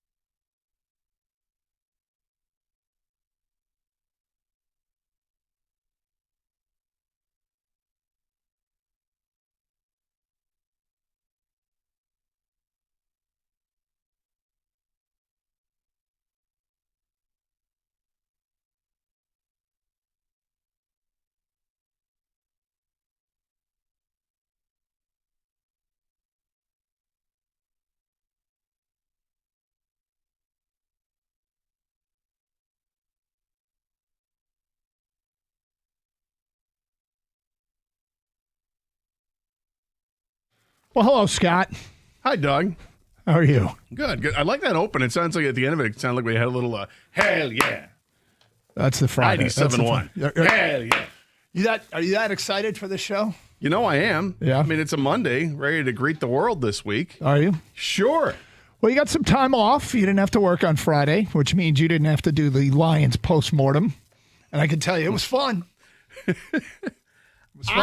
I thought to myself, as I was leaving the game on Thursday evening and heading over to my brother's for a fabulous Thanksgiving, I thought to myself, Doug's got to do the show tomorrow, and he's got to do it by himself. Mm-hmm. Normally, I'd feel bad for you, feel sorry for you. I'm like, I hate to put you in that position. Because I was doing the show by myself, or because I was doing the show after a Lions loss? Because you were doing the show by Lions yourself. loss in a game which I damn near guaranteed they'd win? Is that? Well, look, that part is we all own up to things we say. We're responsible for what we have to say. Own your L's. Yeah. So if you own an L, if you have to own an L, own the L. I thought they'd win. They did not. I'll own it. But I did think that there was going to be quite a bit of people that wanted to comment on the game. So I thought from that aspect, it would be a full bank of calls, and you just scroll through them leading up to Red Wing hockey that day, and it should have been an easy show. In theory, I know what it's like to have to deal with that. And yes, that's easy to just cycle through all the calls and people want to get their opinion in. And that's why we're here at 248-539-9797. Same number to text us if you want to get your thought that way. However, knowing the tenor of what the call and text was going to be for that show, that is what I felt bad about, because it was going to be a lot of doom and gloom and immediate reaction to that. And I can understand it, because the way this team is playing right now, it's not attractive football. This is not what we're used to. And it's tough to fix when you're losing guys and key personnel players week after week. We went through this last year on one side of the ball, but the offensive side was so good that they could make up for it, and they won 15 games. This year, we're seeing it done to the offensive line and elsewhere too, but the defense isn't good enough to overcompensate for what the offense is lacking. It's a problem, and I don't know if it can be corrected simply by we just got to execute. They've got tough games on the schedule the rest of the way. I mean, when you play Dallas, the Rams, you're playing the Bears still, and the Bears look like they're a real ferocious grizzly bear, not this sweet cuddly cub. That's not the case. They're looking much better, much more ferocious. I was a big fan of the Bears, who sucked. Weren't we all? Mm-hmm. And they are not acting like they suck anymore. And No, so, sir. Long season, lots can happen, but the Lions are running out of time. They are running out of time to get it right. They're running out of time. There's only so many games left, and it's still doable, still totally doable, but they just have to play much better. And maybe they can't. Maybe they can't. And there's, I think everybody, different people at different times reach different breaking points, and certainly we have seen them. But we'll get more into the Lions coming up. Meanwhile, Michigan, Ohio State, also not a lot of fun. Confirmed, Ohio State is exceptionally good. And any case that I was building last week, really all of the boxes they had to check, probably the only one they didn't check, they did check. I don't know that they won special teams, but Zavada was perfect in field goals, which if you told me going into that game that he would hit some and he'd be perfect, that was one that worried me because he hadn't been. But as far as getting him into the deep water in a fourth quarter game, didn't do that. They didn't finish drives in the end zone. They didn't handle Ohio State's receivers, who all came back healthy.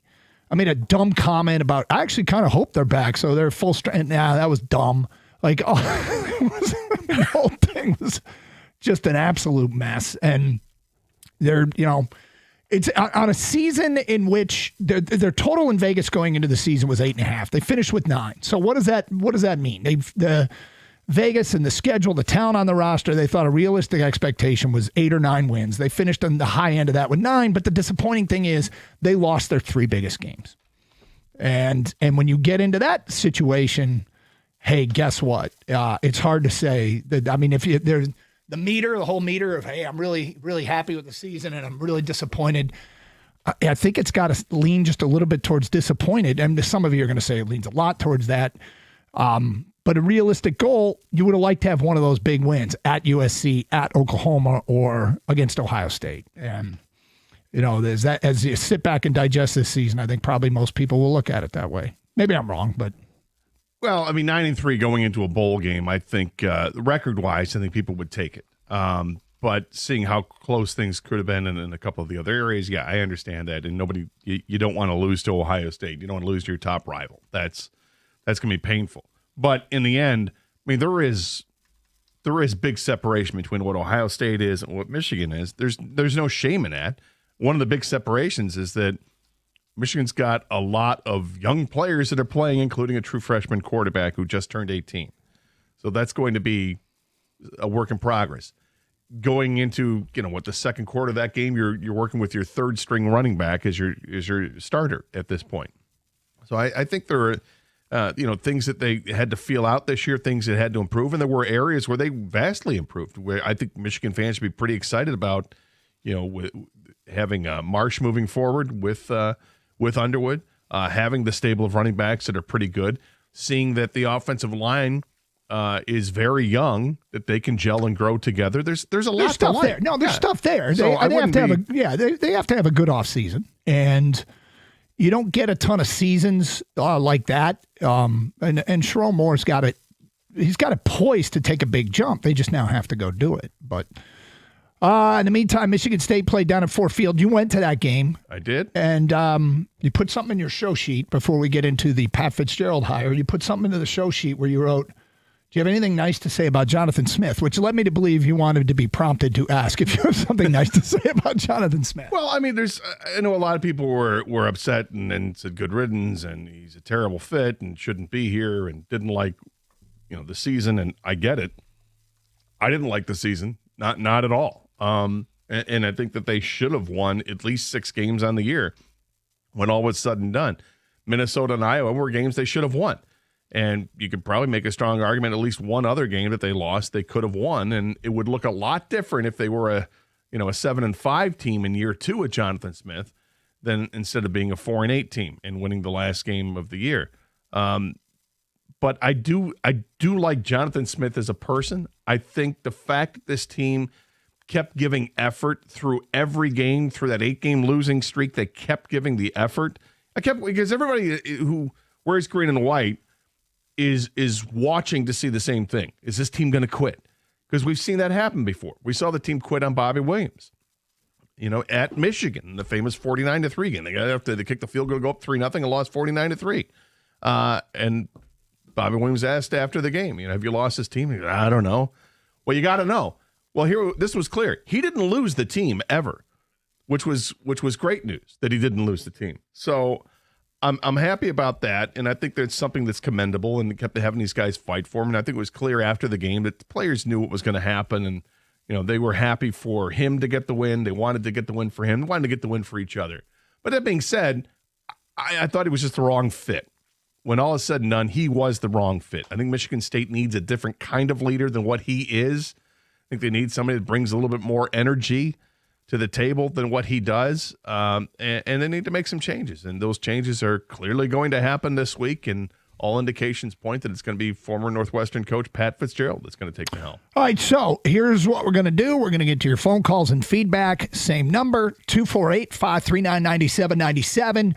It's Carson Anderson, also Champ and Chump. We do it every Monday at 10:35. Champ and Chump of the Weekend is when we'll have our nominations, but you can get yours in right now on Carson Anderson on 97.1.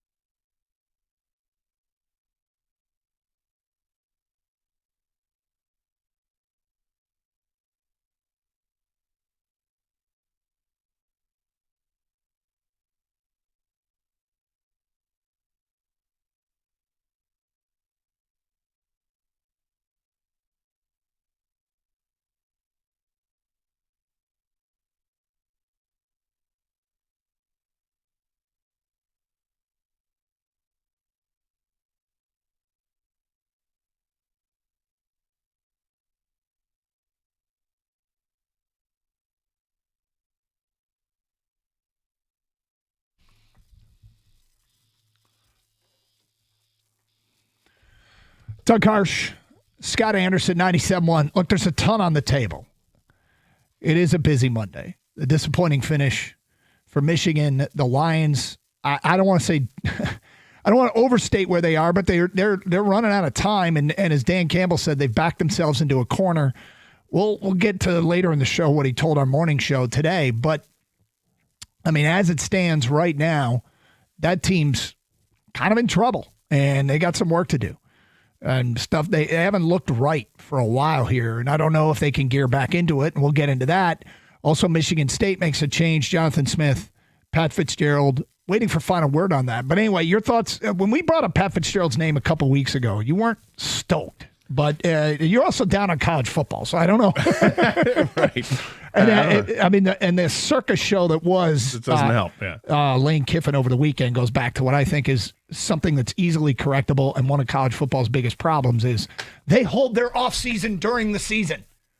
You shouldn't be holding offseason and making offseason moves before the previous season is done. But I digress. How are you feeling about Pat Fitzgerald? So I'm mostly really happy about this. I think because, first of all, just thinking about him as a football coach, I think he's an excellent football coach. What he did at Northwestern was nothing short of a miracle because of the restrictions that are on you in recruiting at Northwestern. The academic standards they had there were, tops in the country. So it's really hard to do what he did. It was impressive. That being said, my concerns were the last couple of years. He only won 4 games in the last 2 years there. And you had a pretty big scandal going there with the hazing allegations that were going on. As time went, and then obviously Northwestern fired him, and then there was the whole, are they going to have to pay him or not? And they ended up with a settlement. But in the end, he was exonerated from that hazing scandal. So when it's brought up, I have to quickly remind myself he was exonerated and take that for whatever it is. And I don't want that to be dragged through the mud every time Pat Fitzgerald's name is brought up, and I know it will be, but again, the quick reaction is, and you're going to hear it a lot, yes, but he was exonerated. So if they can get past that whole black cloud of it, then I think it's an exciting time for Michigan State. He's 51 years old. He was obviously a legendary linebacker in the Big Ten, and ended up being a legendary coach at Northwestern, the best coach they've ever had. He had a couple of Big Ten West titles there. But the idea that he would get keys to the kingdom at Michigan State, which will support him financially when it comes to the NIL stuff, because they're getting their stuff together with that. There's supposed to be an announcement imminent about big donations coming to Michigan State to help out the athletic programs. All that is good news. My other apprehension was, he's been out of the game for a couple of years. The game has changed. It's NIL. It's transfer portal. How could he possibly be ready for this when he hasn't been involved in it? And then I watched an interview that he did with Reese Davis recently. And Reese and company were asking questions about that. And became a PhD in the game, that interview. Yeah. So when you're watching that, you feel a lot more confident that, okay, he's going to be up to speed. He's a smart guy. He also a Northwestern grad, and so I feel much more comfortable with him leading this team from that aspect, because I think he has totally immersed himself in this, and knowing that he was going to get a job at a program that was going to be a Power 4 program. It wasn't like he was going to go take the job, working at Northern Arizona. I don't think he was going to take a job outside of the contiguous Big Ten footprint. And by that I mean he wasn't going to take UCLA. Right. He was going to take Penn State, Wisconsin, they re-upped. Nebraska, they re-upped, which makes me giggle a little bit. There was one more in the Big Ten that re-upped. I forget who it was. Somebody else. Maryland re-upped, or Michigan State if that opened up. Those were the spots that he was going to be most comfortable. And what's becoming abundantly clear about Penn State, I have to think, because they were one of the first to fire their guy, and they still don't have a coach. What does that tell you? It tells me that Brian Hartline is who they want. Hartline or somebody else that's coaching elsewhere. Yeah. Feels like Hartline would be the guy that would make the most sense, but it could. But tells me that they're eyeballing somebody who's on the coaching staff or the head coach of a team that's in the playoffs. And they got to kind of sort out how they're going to do the transition. Because what happened down in Mississippi was absurd. I mean, if I were the commissioner at a conference, I would be like, hey, let's stop poaching each other's coaches, especially when one of our teams is going to the playoff. He doesn't care. No, of course he doesn't care, but they should. No, I'm saying the commissioner of the conference does Yeah, not care. I know. I'm saying he okay. should. Make sure it's absurd. But anyway, we've got a lot on the table. Champ and Chump, 248-539-9797. Our Champ and Chump nominations today at 10:35. Well, I remember getting back to Pat Fitzgerald when the name was brought up. You thought he'd be an excellent candidate. Yeah, I think you thought for Penn State would be perfect, and then now it opens up Michigan State. I would think you think it's the same thing. I do. The brand power of Penn State with Pat Fitzgerald was, I thought, a great fit. I think it's a little bit more uphill recruiting at Michigan State, but I think it's a good hire, yeah. And I'll be intrigued to see. I know Pat and John are buddies, and I think Michigan has – I'll never forget the time it was one of the Ross boys, James Ross or Josh Ross, got a targeting call against Northwestern, and Fitzgerald was mad. And he was getting kicked out of the game. The Michigan linebacker's walking across the field, and Fitzgerald, you have to walk across the 50 to get up the tunnel and through the opposing sidelines. Fitzgerald gave him a high five. Like, dude, that's just football. I don't know. But anyway, 248-539-9797. E is in Detroit and on 97.1. Hi, E.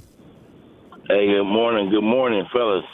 I got one thing to say about that Michigan season. I think it was very successful with a 5-star 18-year-old quarterback due to the fact that both our one and our number 2 running back was injured this last game. I think they was healthy. I think we'll beat Ohio again, but that's see them next year. One thing I got to say about my chump is the Lions organization. You got everybody geeked about right now coming back and all this other stuff. You're saying he's coming back. He's here. The O-line is back together without giving him a physical. That's chump and chump. Chump for. Well, I don't know that they could have kept that under wraps. Like, that has to go through. That would have got out. It's not. I don't know that the Lions could have kept it, given him a physical and have it be a secret. That's a straight SOL moment to even leak out that he's coming back without taking a physical. Dan Campbell's my chump, and the owner is my chump of the week. No chance this week. The owner? Go Blue. Wait, who's you're chumping? Sheila Hamp? Not the owner. I'm sorry, not the owner. I can't think of his name right now. The general manager? One that make all the trades. Yeah. Brad Holmes? Yeah. Brad Holmes, because one thing he didn't do, we had the guy from Miami in our backyard, and you let him go to Philly. He didn't get Aiden no help. It's starting to show. It's the same thing the Tigers did. We made no moves at the deadline. We made it to the playoffs, but stumbled. The Lions will not make the playoffs this year.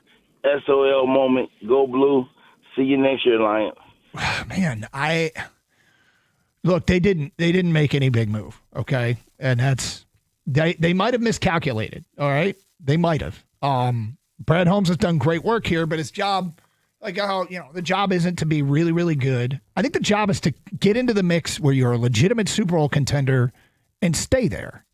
And the way they have drafted, and if they continue to draft that way, they have a chance to stay there.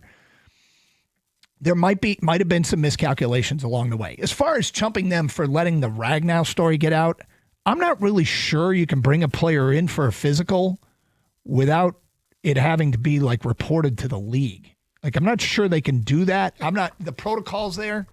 That's not a chump-worthy offense. I'm sorry. I think it's ridiculous.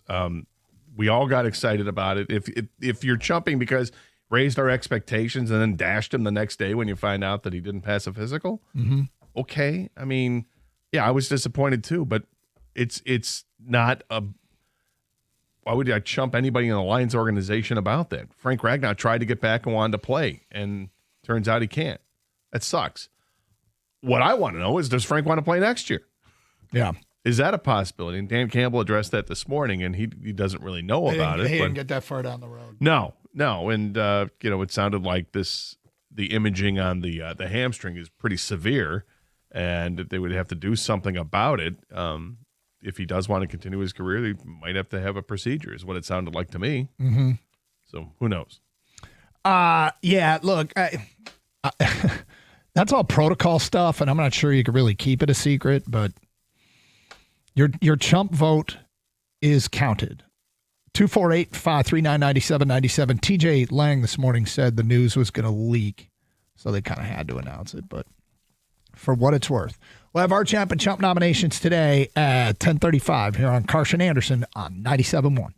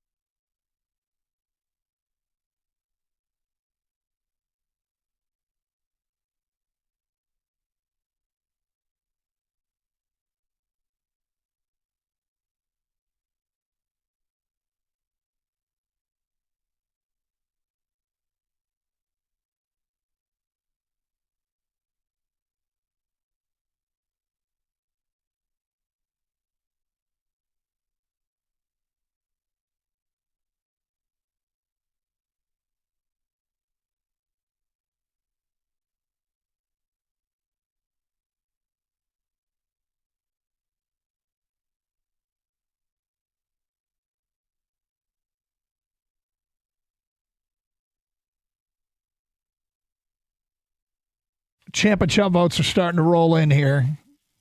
If you're new to the show, oh, you might be new to the show. Champ is who had the best weekend, Chump who had the worst weekend. We tally up the votes and post on our website on Tuesday who the people select as the champ and chump of the weekend. Gator and I give our nominations. at 10:35.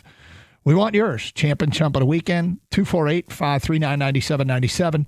Here's some feedback coming in. If Pat Fitzgerald was the plan all along for MSU, I would have rather just kept Jonathan Smith for next year, fired him mid-season, and done a full nationwide search. Well, I suppose you could. I think the thing about it is, I think one thing we're learning is that when seasons end in East Lansing and Auburn and Arkansas and Florida, and coaches are named and hired 35 minutes later, like before the end of the weekend. Right. There were searches going on. Yeah. It's not, basically, it's kind of a credit to these athletic departments in some ways that these things are unknown. They're doing a better job of doing the in-season search without a million names getting leaked out there. Everywhere except Mississippi and LSU and that whole thing. And I guess Florida was involved too. But, I think that were searches going on. We just didn't hear about them. Yes. From what I understand, there were other candidates, former NFL coach and at least 3 other Power 4 coaches that showed great interest in the Spartan job. So it comes down to hopefully they finalize this deal, get it done with Pat Fitzgerald. It sounds like he'd be a great hire for this team. I understand why there are reservations about him. It's the same reservations that I had going into it. Mine have been alleviated a little bit after hearing him talk about NIL and talk about transfer portal, and also about the mess that he was fired for, which was the hazing scandal that he was exonerated for. But if you think back to the Pat Fitzgerald era, the good part of it at Northwestern, the good was great. Nobody thought Northwestern was going to rear their head and be a team to be reckoned with on a yearly basis, but they were. He did a hell of a job coaching up that team. So I'm excited to see what he can do with a team that's actually going to give him resources. I hope he passes the physical. I think he will. I saw a picture of him recently. He looks like he could pass the physical. I'm done with college football after the Lane Kiffin fiasco this weekend. Gator, you've really soured on the game, and I'm trying not to be, because if you're either realizing this or you will realize it at some point in your life, that as you get older, you swear to God everything was better. Remember when you were a kid and your uncle told you how much better Oscar Robertson was than everybody else? And maybe people tell you now how much better Larry Bird and Michael Jordan were. Like, if you are starting to think that, does it mean we're becoming that uncle who tells you how much better everything else used to be? Because, I don't, if you hang on and you hang on and you hang on, next thing you know, you got the rotary dial phone.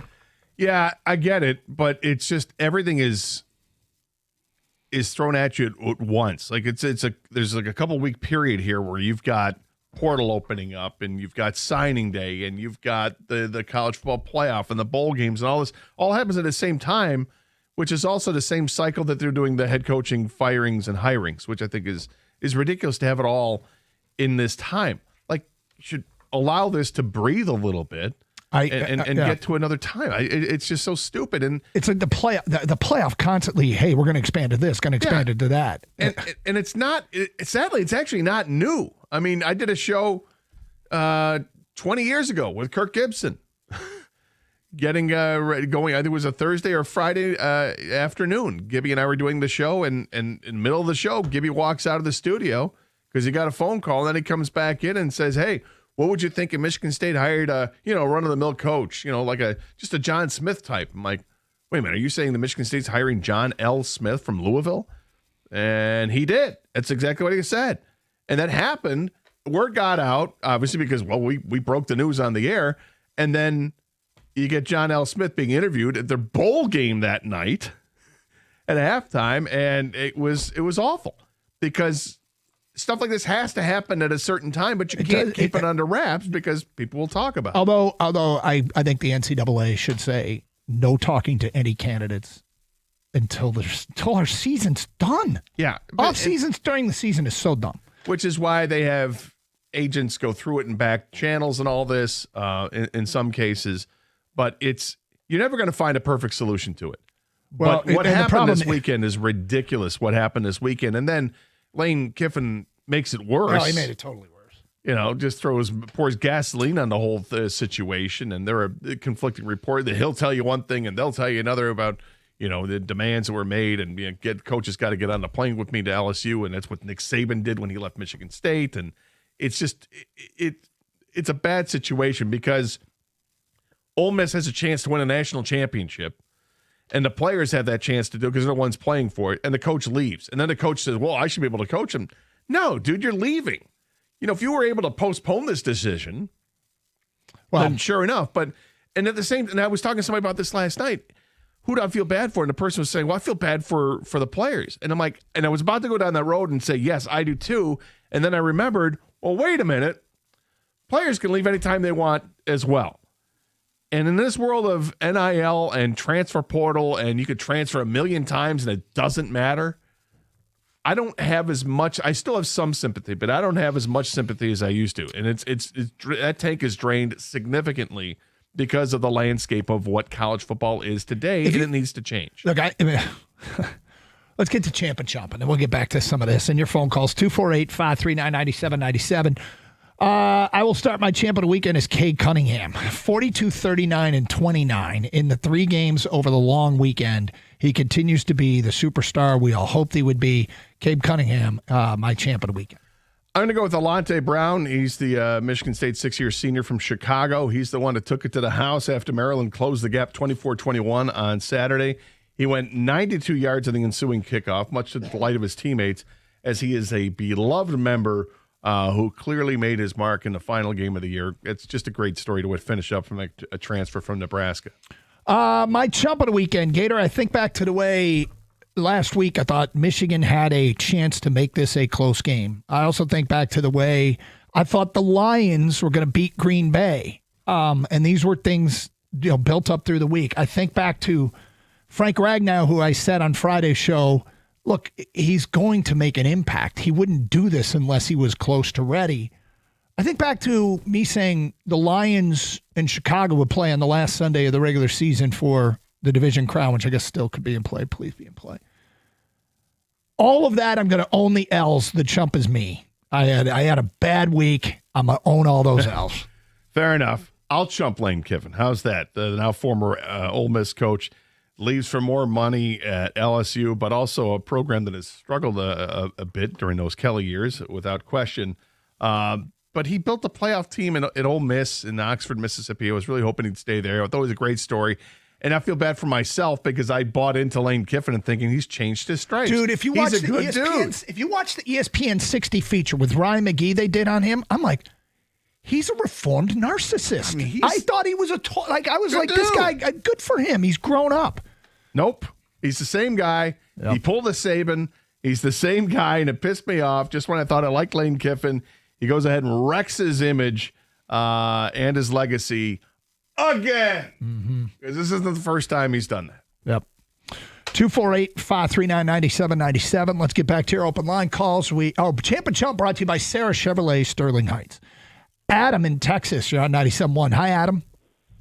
Yeah, I would like to say the champ is all of us Detroit fans. And I would like to say the chump is all of us Detroit fans. Oh, boy. Interesting. Where are we going with this? I would have to say I'm born and raised Michigan. I moved to Texas not too long ago. But I believe that Detroit teams have got too good a little bit too fast. The thing that I enjoy is that we stay relevant. We're not the C.J. Stroud Houston Texans that was good one year and then obsolete the next year. I believe that Detroit's teams have stayed relevant the last few years besides the Red Wings. Come on, Eiserman, we need to get it together. But, we have a good baseball team. We have a good basketball team. We have a good football team. In Detroit, we have not been allowed to say that for quite some time. So it's like I believe that we should stand together and tell them what we need instead of arguing and fighting about what we don't have. So, Adam, it's interesting. I think the one thing I remind myself all the time in doing this show is when people call up and they're super upset with our teams is we all want the same thing. It's just basically an argument of how we get there. And which I get that. Yeah, and so I'm okay with people taking exception to how Brad Holmes runs things. I'm wildly curious to see the Brad Holmes tenure play out because I think ultimately the most important thing is the ability to crush the draft. It's not the only thing, but I think it's the most important thing. And when we went into this hiring cycle, my thought was get a guy that's going to crush the draft. And who is the best candidate that's going to crush the draft? And who are the organizations that have done it? We talked about, I think it was Joe Ortiz was in charge of the drafts at Baltimore, and there was Schneider out in Seattle. And Brad Holmes built the draft boards for Les Snead. And so these were the candidates that I personally was focused on. So maybe it's like I'm confirmation bias. I want the pick that I thought was a good pick to be great at this job. But I still believe this is the number one asset you would want in a general manager, because you're constantly replenishing the talent with cheap talent that allows you to balance the cap. So, there's a lot of angst about Holmes and how he's handled. And the drafts aren't perfect. Don't get me wrong. No, they're not. But they're really good. They're really, really good. And if you look around, even the teams that are at the top and generally do well in the draft, they make mistakes.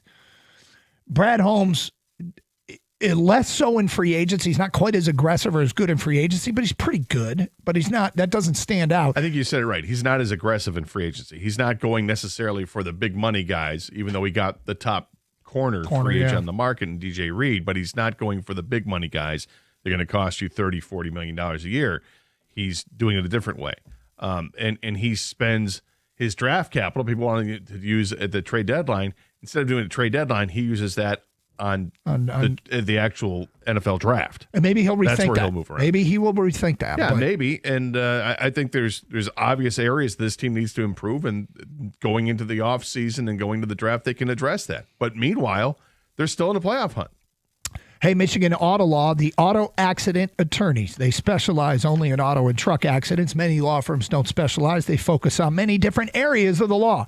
And Michigan Auto Law has the largest auto accident settlement of any lawyer or law firm in Michigan, the largest truck accident settlement of any lawyer or law firm in Michigan. Give my guy Steve and his crew a call if you've been in an accident. It's the law firm that puts people over everything. Visit autolaw.com. That's autolaw.com.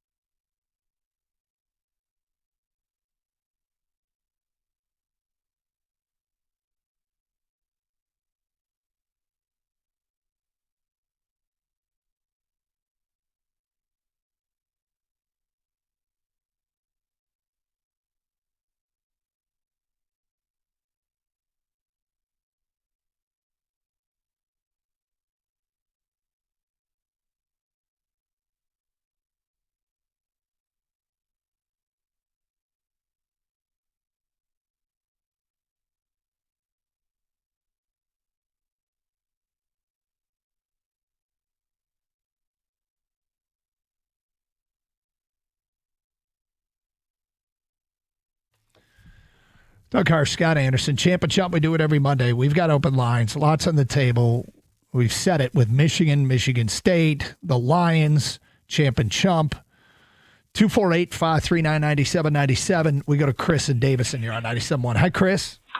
Hey, guys. I'm going to keep it quick because I know it's loud. I'm working. But, Doug, you were at the game Saturday. Yeah. The way it came across on TV, it looked like there was majority Ohio State fans. I don't know if it was just how it was shot with the lower bowl and everything, but even the sound was coming across that way.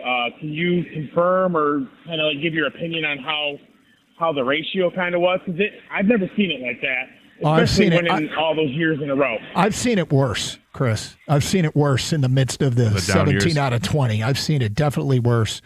It was not majority. They were noticeable, but it was not majority. Yeah, because, with them taking, 5-6 in a row or whatever from them, I didn't see that happening. Did you think that's like a sign of like the fans just kind of knew there was no chance? Or, holiday weekend, what do you kind of... The holiday weekend, I don't know. I always wonder what the people decide, the decisions they make with their tickets and finances. So much is asked of the sports fan. I always say you can do whatever you want. I don't hold anybody... I know there was some angst amongst Michigan fans for selling their tickets to Ohio State fans. And I know some Michigan fans that go out of their way to make sure when I sell them, I'm selling them to Michigan fans. But, I've seen so much worse for the Ohio State game that, quite frankly, didn't feel like it was as bad as I'd seen. But, you never want anybody else in your stadium. You want to give them their little corner in the upper right over there. It's actually kind of cool at a game when you see that it's jam-packed with your fans, and then there's that one section you can clearly see is the visiting section. Actually, I think that's kind of cool. When you see it sporadically dispersed throughout a stadium, like, oh, no. Yeah, I don't feel like it's my place to tell people you invest a ton of money, but if you can figure out how to sell it to a Michigan fan, do that. I think State fans would say the same thing. Yeah. You don't. But if an Ohio State fan is going to pay you a ridiculous amount of money, pay for your entire season ticket package, pay for your Christmas shopping, then go ahead and do it. But I also know this. In the past, when I've been asked to estimate crowd sizes, I've gotten destroyed. It's like you're not good at it. I'm not good at it. A and B, people get pissed. And I'm not quite sure what. Not over that. But I did not. I would by no means say it was the majority. So the other side of that was the Lions game on Thanksgiving. I've been to many a Lions game on Thanksgiving where they played the Packers and you see cheeseheads all throughout. I didn't see many Packer fans at all. There were some Packer fans, but a minuscule amount of Packer fans for this game. The cheesehead is one of my least favorite thing in all of sports, and I didn't realize it until I sat directly behind one of them, and I'm like, well, this is really irritating. Yes. I can't see around your big bulbous prop. So I didn't see a single cheesehead. I did see literally a couple of Packer fans wearing Packers gear, but it was not prominent. And like when the Packers would score, you would hear just a smattering of cheers compared to years past where you could hear a whole contingent of fans that made the trek from Wisconsin. Wolfmother2 on Twitch just posted, the Buckeyes are confident going to Ann Arbor because they know that they will not be mistreated. Columbus is full of animals. Well, it feels like there's a higher percentage chance that will happen to you in Columbus. I hope that fans treated the visitors with respect. I always call for it on the air, and I'm a big fan of having great road experiences. And the reason why is because someday you're going to be that road fan, and think about how you want to be treated. Now, never in my life have I ever been doing a pregame show where the opposing fan base drunkenly rushed our stage and crawled up on the stage. Only one fan base has done that. I'm curious, at what point did the crowd start to filter out of that game? It was actually, I was surprised. It was pretty late. Okay, because the weather was a concern, and obviously the score was out of hand. It eventually becomes a 3-score game. I would imagine that's probably the point where people are like, all right, time to go. Let's beat the weather. Champ and Chump votes coming in from an unnamed texter. Remember to sign your text if you text us at 248-539-9797. My champ is the Pistons for finally being a legit contender again. Chump, Brad, and Dan for lying to us and themselves about being good on the pass rush. Okay, look, they might have got it wrong. Lying implies that behind closed doors they said, let's just tell them it's good. And I don't think they might have got it wrong. But maybe you don't mean literally lying, but they might have got that one wrong. And we'll see. Dan Campbell said this morning that Green Bay got the ball out pretty quick, which always makes it tough for a pass rush, but then adjust your defense to account for that, I guess. Yeah, they didn't get your coverage.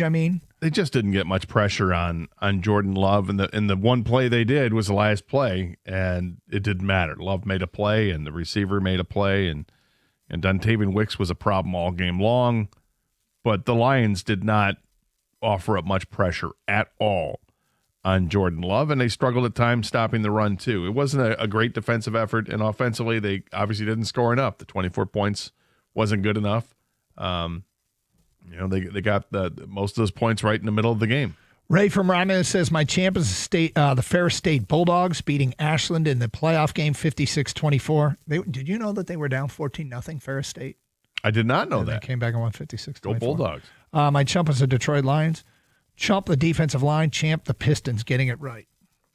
248-539-9797. Who deserves to be called out for having a chump-like weekend, and who deserves the recognition, the acknowledgement, your praise? Who is the champ of the weekend? We do it every Monday here on Karsch and Anderson. Dennis is in Livonia, and he is next. Hello, Dennis. Good morning, guys. What's up? For my champ, I have the Pistons just for continuing what they started last year and just got ongoing. But more importantly, my chump of the weekend is the referees and officials in the Ohio State game. And I'm a Michigan fan, and in no way do I think that they cost them the game, but I think that they lost control when they let all the jawing go on. And I've been an official for over 40 years, and I'll be damned if I'm ever going to let somebody headbutt me and get away with it. That was weird. Totally ridiculous and so undisciplined. I didn't see can't believe it. I didn't see it till after the game, and I was surprised. But when you say letting stuff get out of control, how would you do that as an official? What was if you were working a game, what would you do to acknowledge it and bring an end to it? Start throwing flags, unsportsmanlike, and if they get enough of them, start tossing them. And I would have been right in Ryan Day and Sharon Moore's face and telling them, listen, they've been warned, and I know it's a big game, but you let them make the decision. If they want to play in the game, clean it up. If they don't, then they're going to be out of the game and getting an early shower. Where were you an official? For high school, for college? Yes. High school? No, high school. High school. I don't mean this flippantly. Lower level, so no, I was going to say, Dennis, I don't mean this flippantly, but it might be easier to do that with high school when you're disciplining high school kids as opposed to 18 to 23-year-old or 25-year-old men. Understand. Yep. Well, I always try to have grace for young men for what they do and what they say, and the reason is because I can go back and listen to shows I did when I was like in my 20s, and I'll be like, oh my God. And I'll go back and listen to my kids. I mean, my kids, even this weekend, right? We were just exchange. Kids were home, which was great. And one of them said something, and I'm like, well, that's interesting. and I'm thinking, we're going to have a little talk about that. Sometimes things are cringeworthy. Yep. Do you expect the Big Ten to do anything about the Barham thing? I don't know. I don't, but they might. And if they do, so be it. I mean, it was awfully bizarre. Yeah, there were two things in that game. I think he was caught off guard and reacted poorly. But anyway, what was the other thing? Well, I mean, that was stunning. But then the upholding of the touchdown. You thought that should have been overturned? I thought it was pretty clear that the ball was fumbled before he crossed the goal line, and that when he made contact with the ball again, that his foot was clearly out of bounds, and it should have been. Well, the TV guys thought so, rule. Which I didn't hear because I was obviously busy working. But yeah, I mean, it would have helped. Would have helped, but for it's Michigan not, to win the game, they needed a lot to go right. Yeah, no, I mean, that would have been that's one not of what the cost things. them the game. It was just one call that you're like, what? Did they really rule it that way? Karsch and Anderson, 97.1.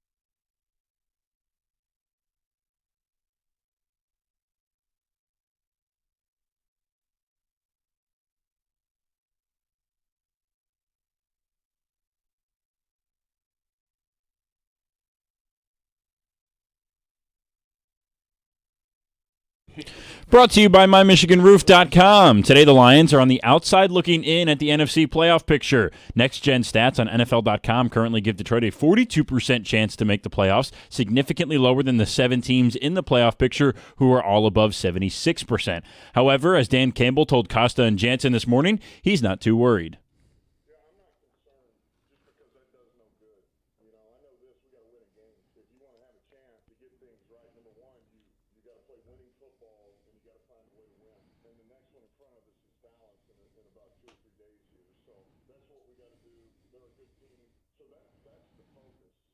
Jim Camperoni of Spartan Mag says on X/Twitter today that 2 sources have told him that Pat Fitzgerald has officially signed with Michigan State to be the new head football coach. He expects a press release soon. Tony Paul of the Detroit News saying similar things, expecting the school to make it official today, and Fitzgerald could be introduced even at tomorrow's basketball game. Speaking of MSU hoops, the first net rankings of the college basketball season are out. No surprise, as Michigan is the top-rated team in the country with 3 Quad 1 wins. Michigan State checked in at number 10 with 2 Quad 1 victories. And the Pistons take on the Atlanta Hawks at home tonight. 7 p.m. is when that tip starts. Jeremy Otto has pregame coverage right here on 97.1 The Ticket at 6:35. At the Corewell Health Sports Desk, I'm Brendan Shabath. For more, go to 97.1 The Ticket or Odyssey.com.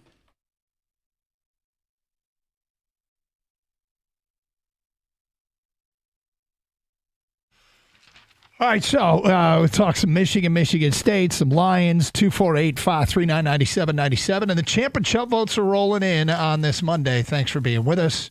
How was your holiday weekend, by the way? Did everything work out? Yeah, it was good. Went to the Lions game. Unfortunately, the game was the game, but drove over to my brother's house, walked in just in time to sit at the table as everybody was kind of starting dinner there. So that was nice, and hung out with the family for a little bit, and the extended family with my sister-in-law and her family, which was cool.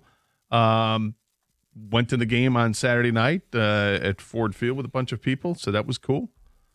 Just kind of relaxed and laid back. I didn't do a whole lot. Sat in front of the TV yesterday, did some laundry, watched lots of football, and then ended up getting caught up in the Yellowstone Marathon again. Again? Again. Is this your Shawshank? Because when Shawshank's on, I 100%. stop. I can't stop watching. Yeah. I mean, I ended up watching like 4 episodes of Yellowstone last night, of the final season of Yellowstone, so it was like crazy. And then I got halfway through the last one, and it's like 1:45 in the morning. Go to sleep, Scott. What are you doing? How many times have you seen that episode? Probably 3 times. Okay. Yeah. So this was number 3. Yeah. At 1:45 on a Sunday night. Yeah. When you have to work the next day. Technically Monday morning. Yeah. That's right. We need to talk about decision making. Well, it's a great show. It was a great show. And I can't help but, harken back to the show and look back at the last season and say, my God, was that season rushed because of what was going on with Kevin Costner's contract and everything else. They just rushed through that last season. I wish they had taken their time with it. They needed a whole other season with it, but they didn't. It's okay. It's over with. And now I can watch other stuff because there won't be the marathon for another few months. Mm-hmm. It's probably good. They do like 4 marathons a year of that show. I know, and Shawshank's on twice a week. Right. But and so I understand the allure. Yeah. I've broken away. I've cut the cord where I don't need to watch Shawshank.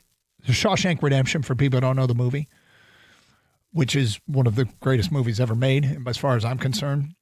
Of course, this is coming from somebody who doesn't see a lot of movies, but I think I've matured past having to stop and watch Shawshank Redemption every time it's on. But you still got a Yellowstone problem, huh? Yeah, I still have a Yellowstone problem. All right. Cool. But I don't know that this is underrated anymore. That is a great sports weekend. I'm not going to say an underrated sports weekend because I think everybody understands. But having like a bunch of games on Friday, including an NFL game, of which result I did not like. But still, the game obviously being a heavy part of Thanksgiving weekend to kick it off with a Lions game. Then you got interesting college football games and then an interesting pro game. Then you have rivalry Saturday. Then you have an NFL weekend. It's such a great weekend. It's a great weekend. And, I mean, let alone that you had Pistons and Red Wings to watch as well. That was fun. Directional schools, everything. It was college hockey. there was tons of stuff going on, and it was a great weekend. But the football part of it, I mean, can we say it's the best football weekend of the year or no? I mean, do people wait for the championship week? Is that better? Championship this year, week isn't deep championship enough. week is going to be great this year. Well, they're great matchups. Playing these games anymore is. I mean, honestly, if you're a team that's locked into the playoffs, do you even consider sitting guys? What do you think? Ohio State or Indiana are going to sit anybody? I don't know. I like. You got two undefeated teams. I guess you're playing for the first round bye. Yeah, but the committee's kind of set this precedent that if you're in a playoff spot and lose, you don't lose your spot. Or if you're in a playoff spot and lose a conference championship game, you don't lose your spot. But I don't know. It's just so weird. The conferences are so over bloated. And here the funny part. It's not that funny, but it's ironic funny. Is what's happening with the ACC. In terms of, well, you look at their championship game. They got Duke and Virginia. Duke's not a great team. Says who? Everybody outside of Durham. Yeah. It's ridiculous that they're in the championship game, yet they are because of their the tie-breaking rules. And this is what happens when conferences get too big and you're not playing everybody or the majority of the teams in the conference. I said it at the time. This is a short-term money grab that makes no sense. And now that we're a couple years in, it just makes less sense than I even realized. They're over-bloated. Conference championships are, I don't want to use the term worthless, but I mean, do they, I don't know. I don't know even why we're playing them anymore. It's the most watered down crown that's ever been handed out. Is your conference champion. Yeah, it does feel like it doesn't matter anymore, and I get that. But I can't imagine Ohio State or Indiana will hold people back from that game, or Georgia or Alabama will hold people back in that game. I would never have thought so, but in reality, does it make sense? Well, we can talk about that on Monday if it happens. Yeah. If it doesn't happen, kudos to everybody for letting everybody play and giving us great football for this upcoming weekend, because those matchups are sick. To see Georgia and Alabama again, yes, please. And to see the two unbeatens in the Big Ten, everybody wants to know, Ohio State's schedule was kind of like this year outside of the Texas game. And what did Indiana beat? They did beat Oregon. That's good. But how good are they? Let's see them play each other. This is a great matchup. Can we just bring back the Pac-12? Nope. Probably not. 248-539-9797. Champ and Chump, get those votes in. All right, so we haven't sort of gotten into where the Lions stand right here, right now. They're 2 games back in the division because they own the tiebreaker over the Bears for now. The goal of winning the Super Bowl, which is the goal, looks pretty sketch right now. It's not impossible. Being the best team in the NFC through the end of November isn't the goal. The goal is to be the best team in the NFC through the end of January. That's where it starts. That's something we've never been able to say that the Detroit Lions are.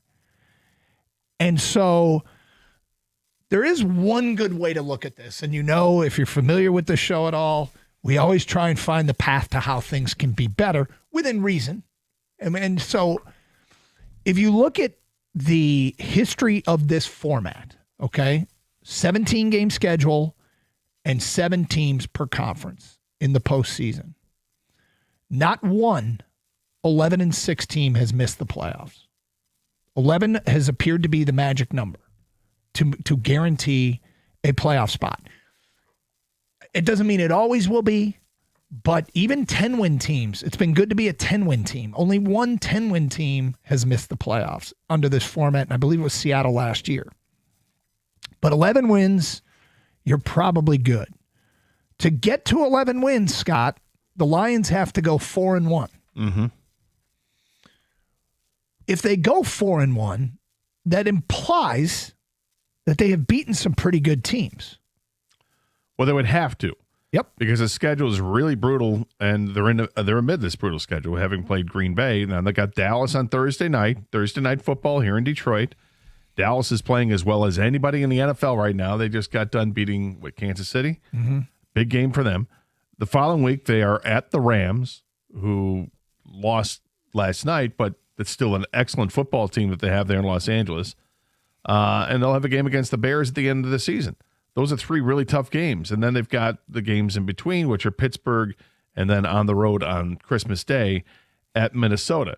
Now, Pittsburgh doesn't look like they're any great shakes, but they're going to give forth an effort. And Minnesota, they beat the Lions last time we saw them play the Lions, even though they're terrible right now. Brosmer as the quarterback is not good. J.J. McCarthy has not been good either. So I don't know which Minnesota version we're going to get in that game, but playing on Christmas Day presents all other types of distractions and whatnot. So it's not easy to win 4 of the last 5 It's games. not. But I guess, and there's where we get to the good news. If they get in, they'll probably be playing pretty well. To get there now, they've got themselves in a spot, unfortunately. Mm-hmm. I'd rather be in the Bears' place. But at this point, getting in, to me, doesn't imply easy out. At this point, to get in, they're going to have to play better. And in which case, it's not useless to get in. Like, I get, they're not going anywhere. Well, right. Even to get there, they're going to have to play pretty well. Some of the other good news is the teams they're trailing. You look at the NFC West, you've got 3 teams with 9 wins in the NFC West. Mm-hmm. There's going to be some cannibalization going on in the NFC West where someone's going to be beaten up a little bit too much out of there. And in the NFC South, it's interesting. Tampa, Carolina, both with 7 wins. Are they going to go neck and neck the whole season? Or, because I'm not sure if either team is great, but Carolina is playing much better now, which is exciting to watch. 248-539-9797. Carson Anderson, 97.1.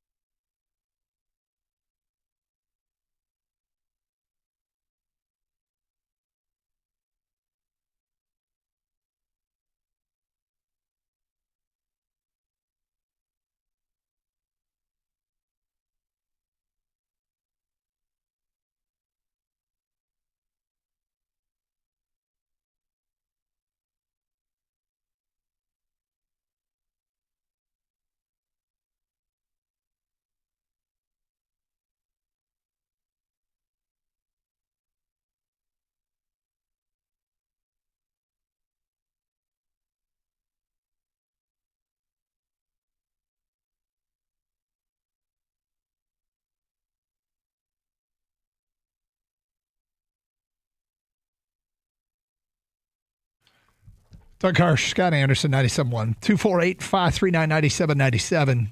Let's get back to your open line calls. We go to Bill in Madison Heights. Hello, Bill. Hi, guys. Hope you had a good holiday. Yes. First of all, I just want to I think it looks like, Pat Fitzgerald is going to be a good hire for MSU. I mean, there's a little character issue, but I always kind of made him out to be kind of like a jackhole frat boy type anyway.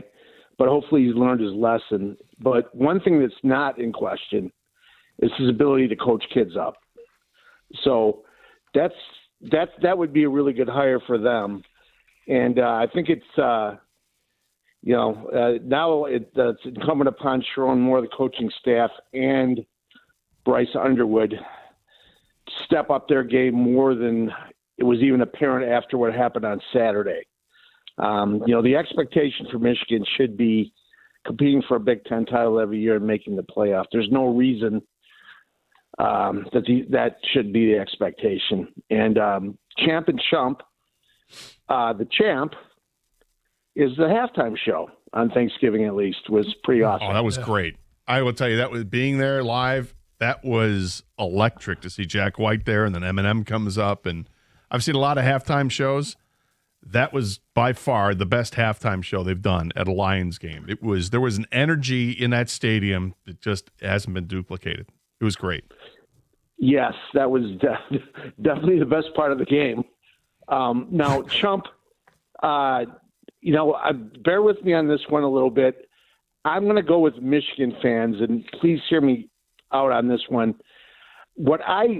How in the world was there that many Buckeye fans in the Big House? And the only thing that I can figure, and maybe you can help me out on this, Doug, is that a lot of people just sold their tickets. And I don't know. I don't know if their country club fees went up, so they had to make a first world decision, but that would never happen in Ohio. And it illustrates the point to me that aside from the players and the coaches and most of the fans, that it does mean more to Ohio. Well, look, there's other options in Southeast Michigan. In Columbus, Ohio State is and it always has been their biggest thing. And maybe it does, mean more to them. I think they grip the club tighter. I think they do grip the club tighter. And look, the rivalry, I forgot how much this sucks, okay? It's been since 2019 that Michigan's lost this game, and I forgot how much this sucks. With that said, were you there, Bill, or were you watching on TV? I was watching on TV. You're the second caller that has said this, and, they were present. But I think back to when the years were really lean, and it felt like it was way worse back then.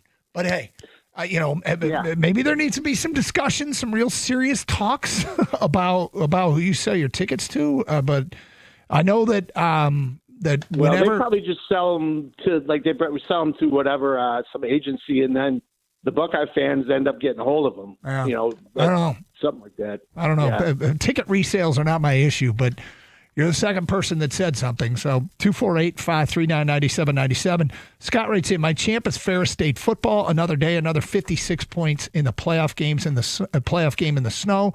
My chump is the doctor who failed Frank at his physical. Brian Dable would have passed him. Kidding. Chump is college football's in-season college football coach recruiting. The NCAA is basically lawless. Don't forget Dr. Scadabo. Yeah, right. Yeah, I don't like to tell fans what to do. I've said this for a long time. And everybody's coming at things from their own life perspective, real world issues that you're dealing with. I've come to realize when you're critical about people making personal decisions, you don't know the backdrop of why they're making those decisions. But should there be more of a ticket exchange amongst fans set up? Maybe. But you don't like to have this problem. Is it because fans weren't stoked or confident and they'd won 4 in a row in the rivalry? And I thought there was a path there. I thought Ohio State would bring out the best of them. They did not. As far as you mentioned, Sharon stepping it up. Look, after a season like that, okay, where you lose your 3 biggest games, And it felt like there was a good chance it was going to be a foundation-laying season. Their over-under in Vegas was 8.5 going into the year. Gator, you mentioned some of the youth that they have, but take a hard look at the offensive staff, the defensive staff, the special teams, the strength and conditioning, all the other things. But and make sure you got the right people in place, and if not, make changes and do it quickly, because others are going to be hiring staff members right now too, and you want to get the best that's out there if you need to make changes. It's a good year to have stability, because all those new coaches going to all those places means there's going to be some portal talent. We knew there would be portal talent, and you need to hop in and take advantage of that portal talent.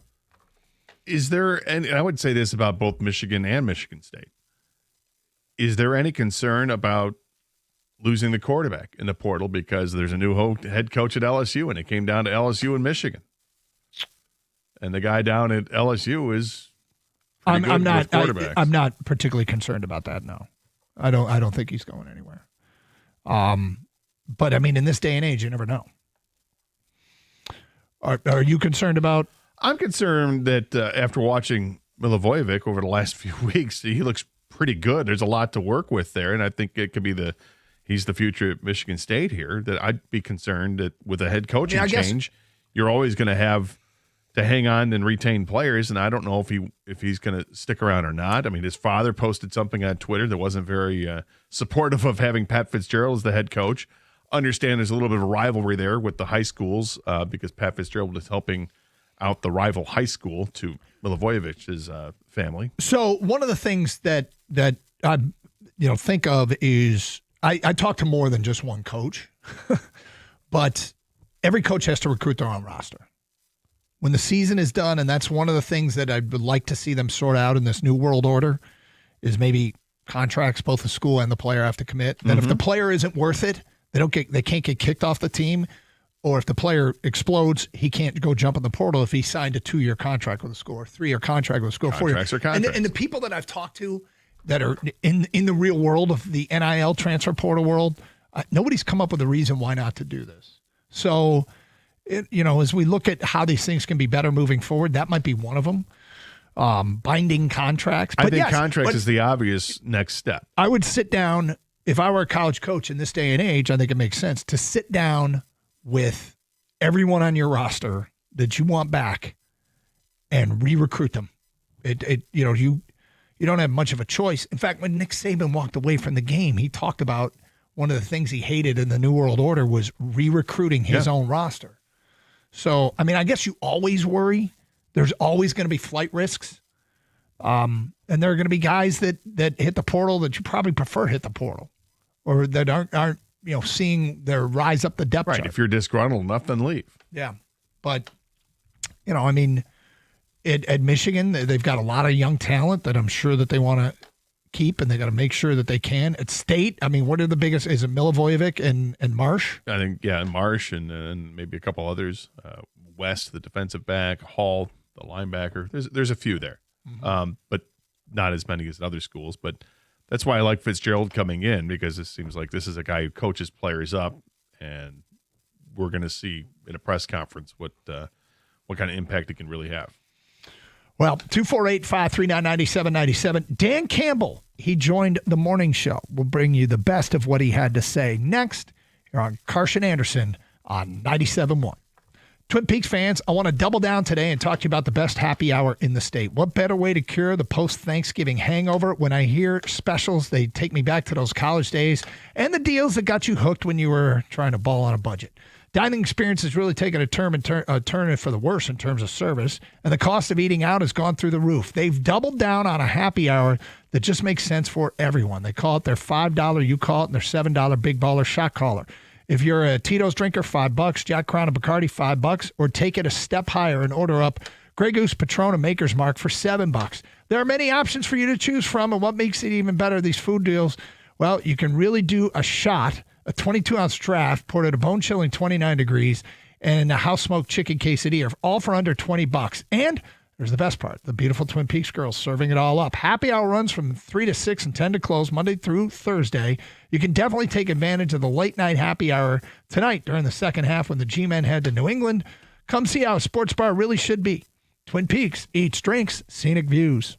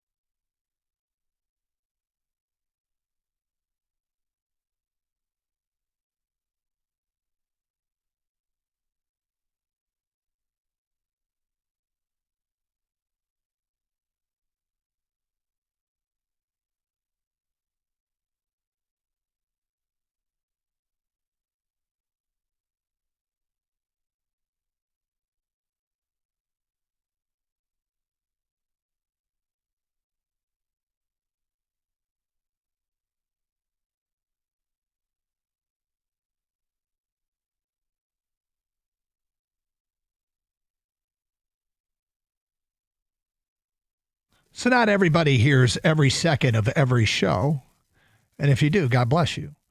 And you can use the rewind feature with the Odyssey app. Get it for your mobile device today, AUDACY. And everything is archived up to 24 hours. But you can also stream the show from anywhere in the United States. And we love those of you that do. We like to recap the best of what Dan Campbell tells the morning show. The Detroit Lions head coach, who was on today. You know, Thursday game leads to kind of a different schedule. He's usually on Tuesday, but he was on today. And he talked about a variety of things. First, some of the things, boxes to check here, housekeeping. As far as Amon-Ra St. Brown's availability on Thursday, he said, look, it's hard to say. The fact that it's even being considered and that he may play on Thursday is, I think, encouraging news, because I was very concerned when he went down with that injury. Well, when they announced that he wasn't coming back in the game on Thursday, I thought that's not good. That's probably a couple weeks. And after the game, immediately after the game, Dan Campbell thought that, look, it's not a long-term thing, but he may have to miss a game or two. Yep. As the interior offensive line, he said they looked at it yesterday. Don't beat yourself. They're emphasizing that in the run game, and they say all the stuff we do in individual workouts is the stuff that we need to keep hammering to get them better in the run game. He thought protections, it's chips, it's the nudges. It takes all 5+1, probably tight end and running back. As far as Hutch is concerned, because people complaining about the lack of pass rush, he says, I look at all he does, not just the sack numbers, but he wants to be better. We all want to be better. And the question was asked of him, what does he need to be better at? Here's what Dan Campbell told on Morning Show.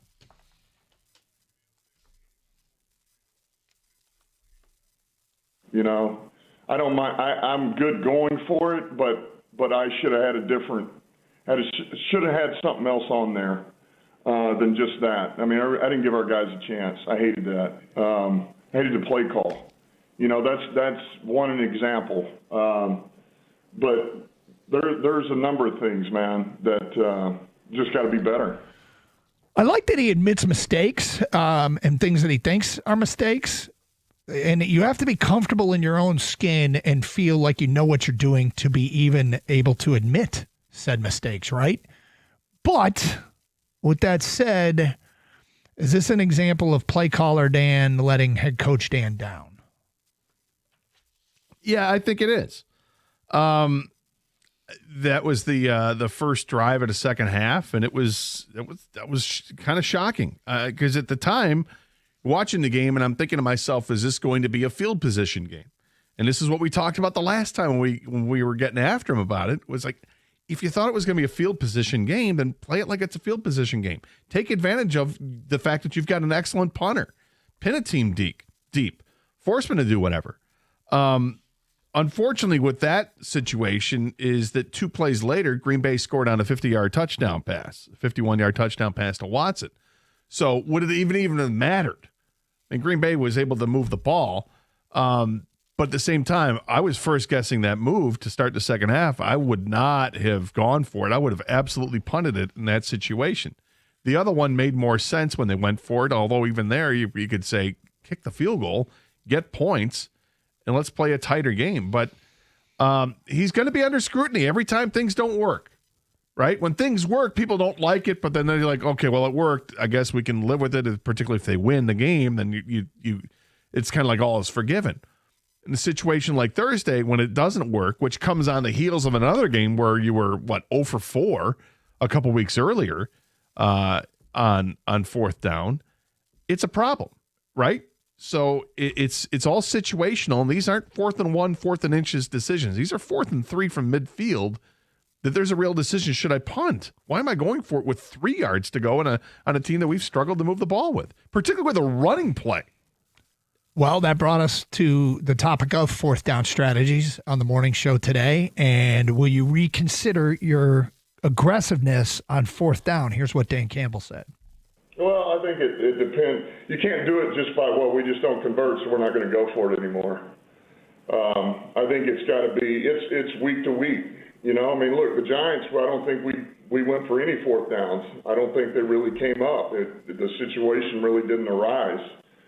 And then we had 2 the other day that did. And, one of them I hated my call. The second one, we didn't get it done. That's all.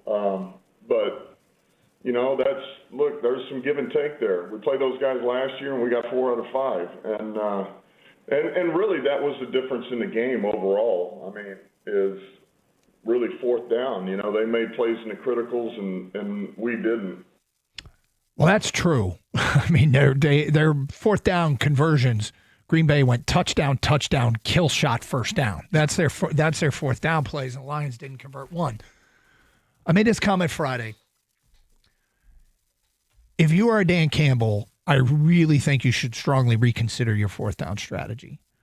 And it's because we're talking about a percentage play. When the offense was as good as it has been, going for it on 4th down was a higher percentage play than it is with this offense. Now, I will say this about Dan is, look, you don't know that you're going to struggle, or you don't anticipate you're going to struggle when you think your offense is going to operate at a very high rate or similar rate. And then when it starts to, and you get deep into the season and go, okay, we aren't who I thought we would be. And to me, okay, you made a miscalculation. Time to make an adjustment and not go for it as much on 4th down. The offense has been so good. It's been very rewarding. It's not quite the same. Now, you can keep working to try and get it to be the same, and then maybe you go back to what you did. But right now, it doesn't look the same. So I really think that you'll look in the mirror, say, are we as good? Should I be doing this as much? To me, everything is circumstantial. And in this game, you're going against the Green Bay Packers. You saw what happened in the first game against the Packers. You didn't move the ball well against them at all. In fact, their defensive line dominated the Lions' offensive line. This time around, it was looking very similar. And when you see statistics up there on the screen, on the TV screen, for all of us to know, which I'm sure Dan Campbell already knows, which is something that we brought up on Wednesday. The Packers make it a point to shut down Jahmyr Gibbs. They see Jahmyr Gibbs on the field. They are keying on Jahmyr Gibbs. They are not going to allow Jahmyr Gibbs to beat them. Despite the fact that Jahmyr had 260 yards in offense the previous week, Green Bay knows that's the guy to stop, period. We're going to go all out to stop him. And they do. You had 3rd and 2 in that situation to start the second half, and they hand it off to Gibbs, and he loses his yard. Now it's 4th and 3, and they go back to Gibbs in the run game, and he picks up 2 yards and is stopped short. The circumstances would dictate that I'm not going to run the ball to the guy that they're expecting us to use. I don't mind that you go for it on 4th down so much. In that circumstance, I would not have.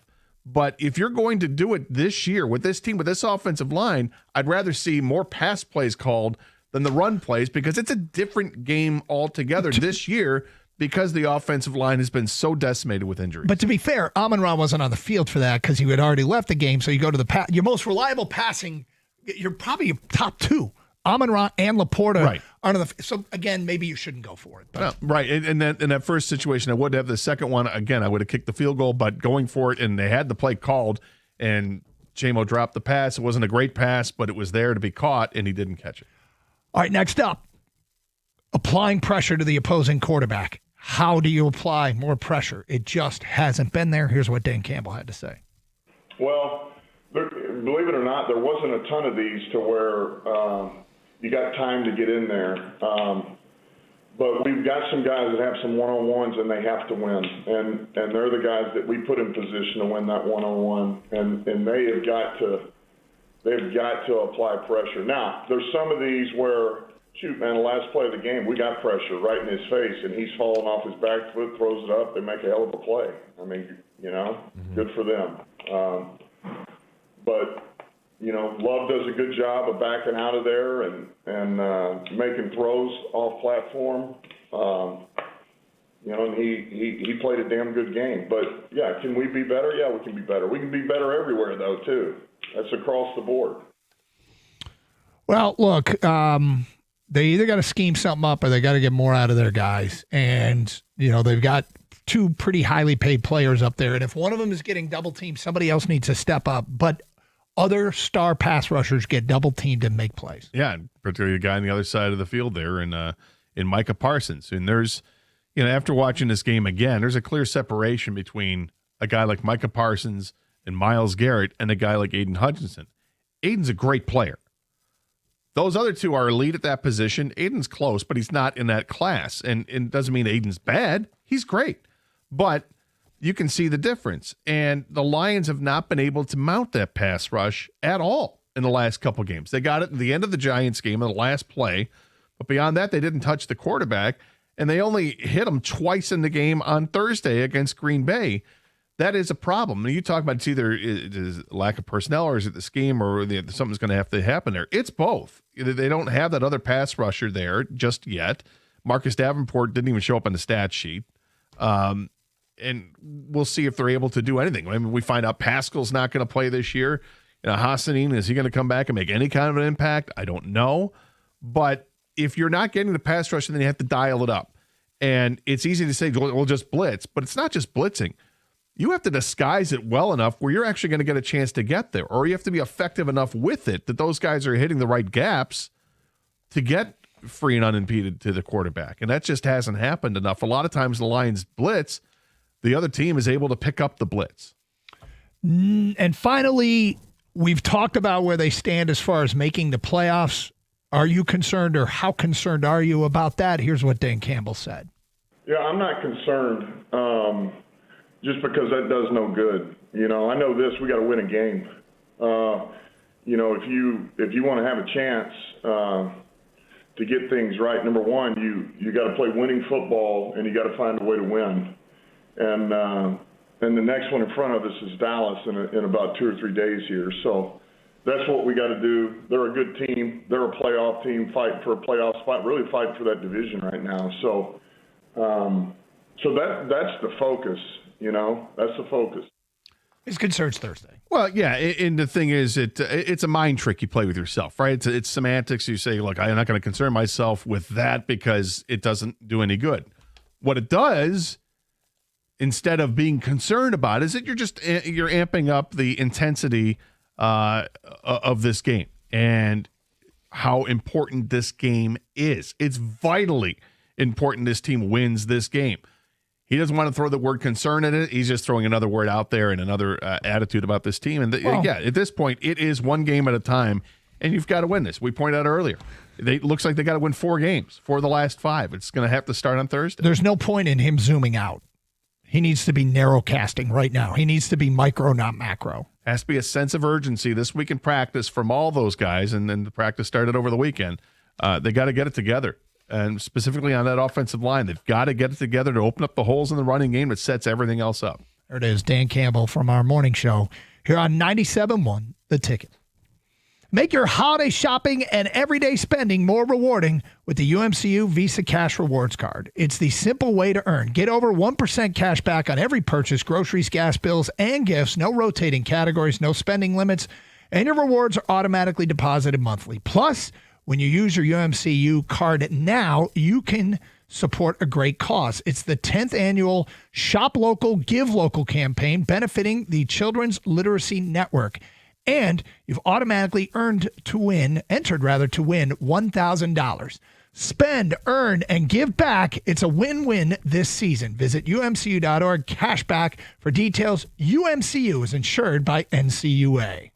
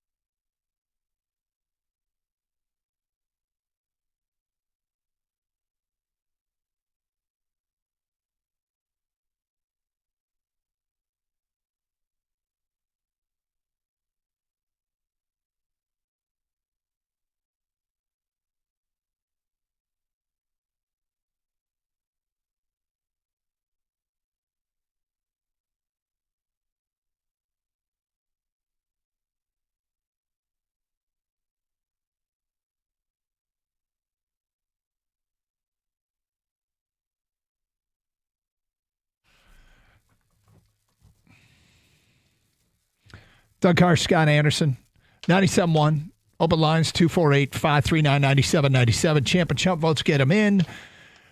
Let's get back to your phone calls. We go to Gene in Clarkston. Hi, Gene.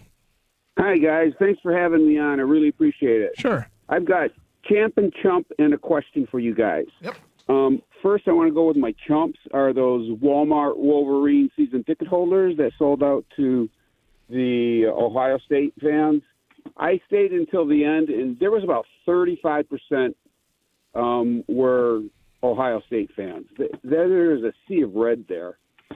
And my champs are the U of M basketball and hockey team. Those guys are really rolling. I cannot believe how good they really are. And both Michigan and Michigan State, the hockey programs, the basketball programs have been going nuts. I know. Those are going to be really great games. I'm going to the Saturday night Michigan State game. So the hockey game at Yost. To it. You know, Yeah. it's nice. If you're a Michigan fan and you're depressed about what happened Saturday, get it. At least you can make the quick and easy pivot to basketball and hockey. I was just real disappointed not about the game, but about the way so many Michigan fans just sold out. You know, I mean, the game was pretty disappointing too. But yeah, you know. And my question is, the second quarterback we have is Davis Evans or Evan Davis. Jaden Davis? Yeah. Do you think he's gone after the season? I don't know. I mean, I know the kid said he loved Michigan, but it's got to be a tough place to be. Yeah. But you know, he could be. It's a personal decision. I've seen guys that have said, I like it here, and others that say, nope, I want to go. But I think we'll find out soon. First year, wasn't he? What's that? He was redshirted his first year, isn't he? Yes, I believe so. Yeah, I hope he doesn't go, but I could understand why he would. Yep. Thanks, Gene. 248-539-9797. Stoney in Ortonville, you are next. Hey, guys. What's up? First off, I drive for a living. I listen to 97.1 almost all day long, and you're by far my favorite show. Oh, well, thank you. We appreciate that.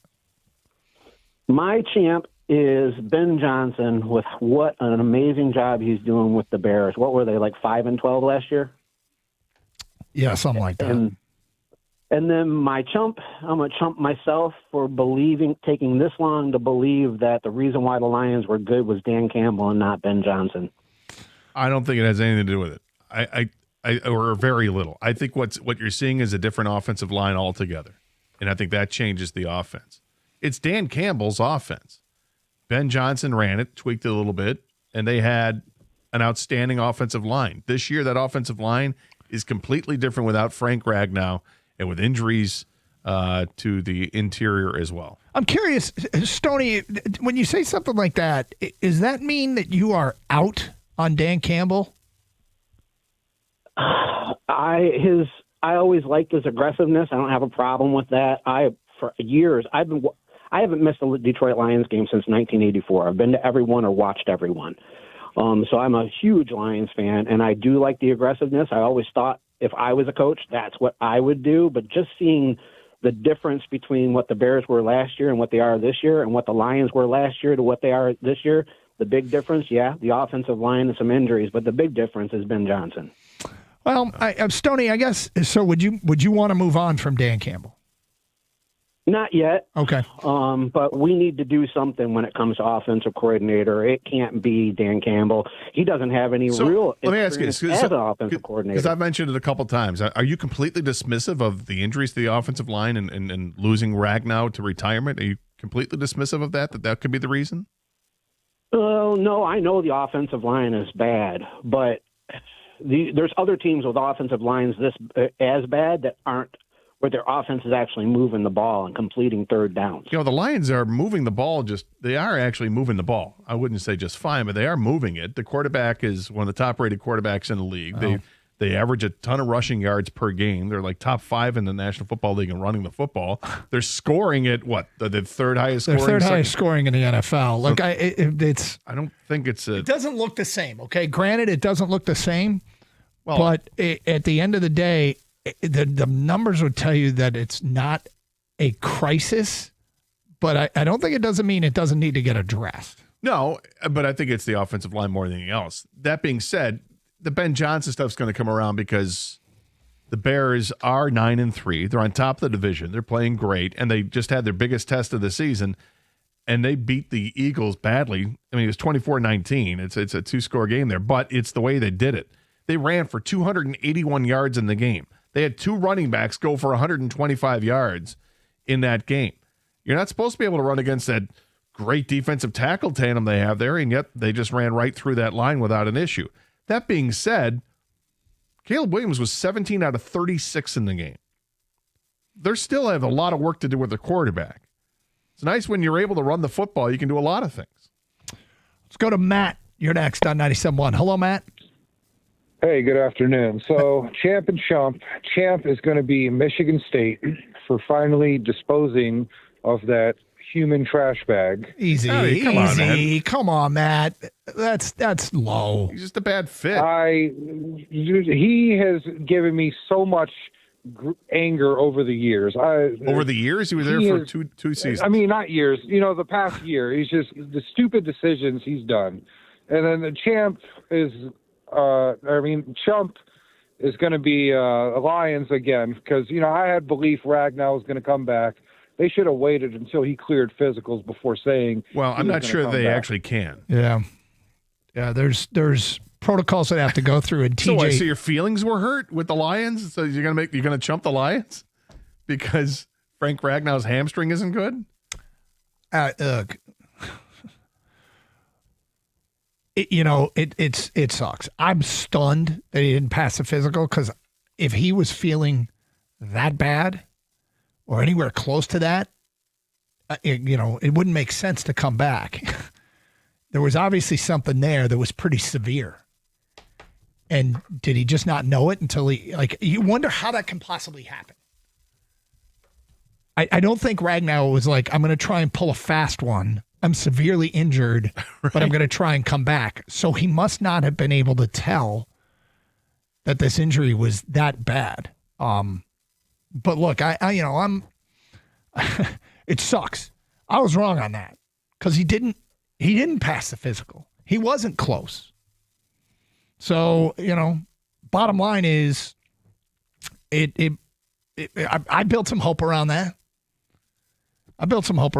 And it didn't work out. And now our hope is back to the same guys that are out there getting it right. And that's, and hoping that Mahogany gets healthy or that Frazier can make an impact. But, at the end of the day, it might not work out this year, and there might have been some miscalculations. DJ is next. Hi, DJ.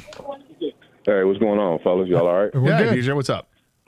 All right. So, I'm not a hater. I don't have a hating bone in my body, man. So the champ has got to be Ben Johnson for actually being the smart guy that we scoffed at him for being. The reason why he's a smart guy because 8 months ago, I called you two guys, and I said, listen, man, Ben Johnson just got Tunney. He got a couple of offensive linemen. He gets it. He's solidifying that line to make sure he can run his offense. Lo and behold, about 8-9 months later, he's 9-3 because he gets it. My chump is my organization, man, my Lions, because at what point did we all know our superpowers, our offensive line and our defense lines have suffered? So I'm chumping them for not identifying that and solidifying that so we can keep the train rolling. Yeah, well, I think that they've actually drafted several offensive linemen over the last couple of years, seeing that the end of the road could be coming for a couple of those guys. I think it hurt them that Ragnow retired when he did after the draft. And they have tried to address the defensive line. Might have been a miscalculation. We'll see how it plays itself out, but it might have been a miscalculation. And they can't do much about it now. They can see if they address it, how aggressive they do in the offseason. 97.1.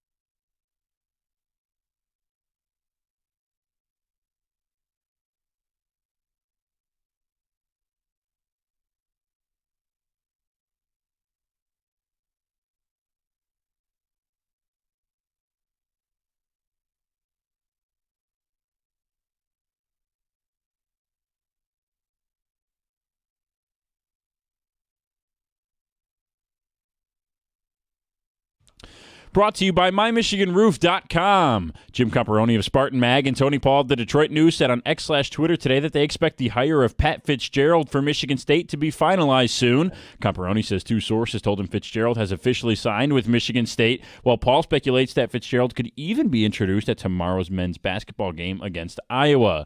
As Michigan State gets set to officially hire the new coach, another coaching change has been finalized. The Lane Kiffin saga is perhaps over as the former Ole Miss head coach signed a 7-year, $91 million deal with LSU today. The first net rankings of the new college basketball season are out today. Michigan opens in the first rankings as the number 1 team in the country after 3 dominant neutral site wins in Las Vegas. Meanwhile, MSU utilized neutral site wins over Kentucky and North Carolina to debut at number 10 in the net. The Pistons will take on the Atlanta Hawks from Little Caesars Arena on 97.1 The Ticket tonight. Pre-game coverage starts with Jeremy Otto at 6:35 to tip off at 7 o'clock. Jalen Duren and Karis LeVert are both listed as probable right now. Duncan Robinson is questionable with an ankle sprain. However, Duren was absent while LeVert and Robinson were seen at morning shoot-around. Pistons have also added 2 games as a result of the NBA Cup schedule being finalized. They have the Hawks at home on the 12th and the Celtics on the road on the 15th. At the Coldwell Health Sports Desk, I'm Brendan Shabath. For more, go to 97.1 The Ticket or Odyssey.com.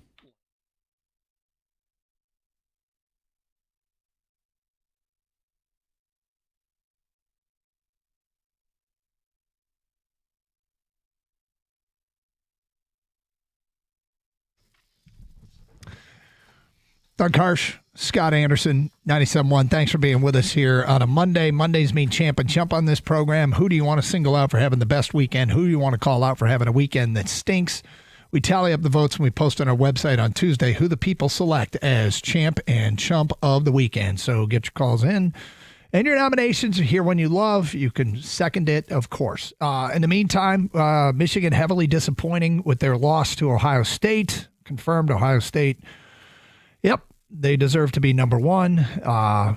But for Michigan, it's there's work to be done, and they've got a foundation laid of some pretty good young players. But Jerome Moore, I think, needs to just take a look and make sure that all facets of this team and every part of the organization is what he needs or wants them to be. In the portal, they need to address some concerns. They got a good young base of talent. Recruiting is going well. But, next year is a very, very important year. And as we said last hour, she can pivot to basketball. Michigan State, they beat Maryland, and Jonathan Smith, they make the move on. Pat Fitzgerald, a Big Ten guy who seemed to make most sense for a Big Ten school. Michigan State, clearly the one thing that is happening with a lot of these jobs when they all got filled yesterday is there were searches going on behind the scenes while we were all watching football and speculating on who might be going where. But Pat Fitzgerald, who's did a damn fine job at Northwestern, will get the Michigan State job. Yeah, it's exciting for Spartan fans and for Spartan Nation that getting a head coach that's kind of a no-nonsense guy who was a legend at Northwestern as a player and a head coach and was forced out of his job by a scandal that took place there that he was exonerated from. So he's sat on the sidelines for the last couple of years, and he has completely immersed himself in what the world of NIL and transfer portal looks like, because it's not something he embraced at Northwestern, which could be a huge reason why he only won 4 games the last 2 years he was at Northwestern. He was vehemently opposed to the NIL stuff. Now you're going to have to embrace it because it is the landscape of college football. There's no doubt he's got football acumen. There's also no doubt it'll be easier to recruit at Michigan State than it is at Northwestern. I'm excited for it as a Spartan grad. I'm really looking forward to seeing the Pat Fitzgerald era. I can't wait for his press conference because I think that's going to be something that might shake the earth in East Lansing, the way that he can speak publicly and fire people up and get you wanting to run through brick walls and all that. He's a consummate football coach, and he's only 51 years old. There's a lot of football left in that man, and I'm excited for the future of Michigan State. 248-539-9797. Plenty of Lions talk today as well after the disappointing game. And, I use a term, Gator, a lot. I use the term as referendum game. Mm-hmm. That felt like a bit of a referendum. It was for me. Okay, I get some other people were there earlier.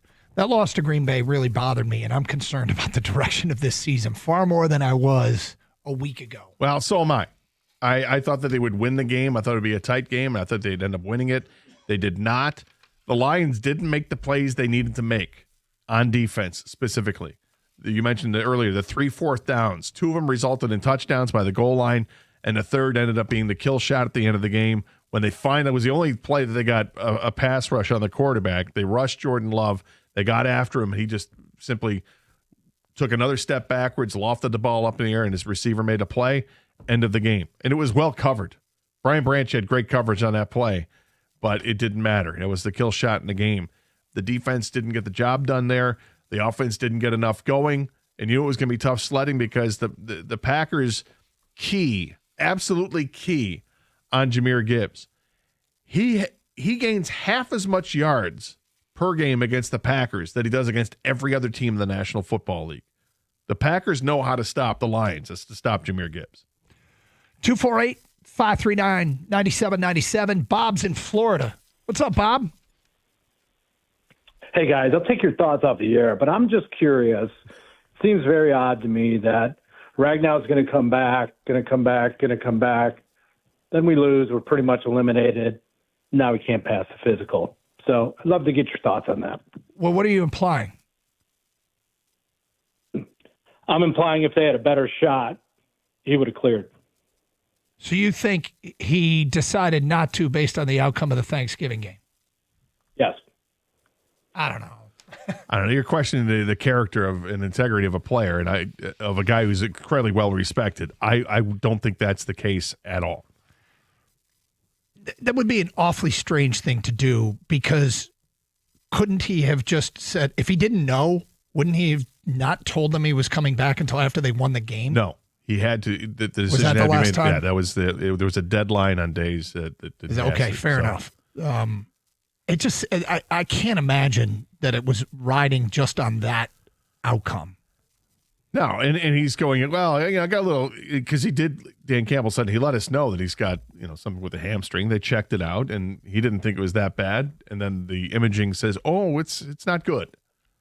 So makes the decision easy enough to say can't do it. And it sucks because there was such a buzz from the moment when that came down Wednesday afternoon. Yeah. When that news came down Wednesday afternoon, going into the game on Thursday, there was such a buzz about Frank Ragnow. And even after the game, even after they lost, people were asking about it in the post-game press conference. And like, hey, we hope to get him soon. We don't know when, but it's going to be great.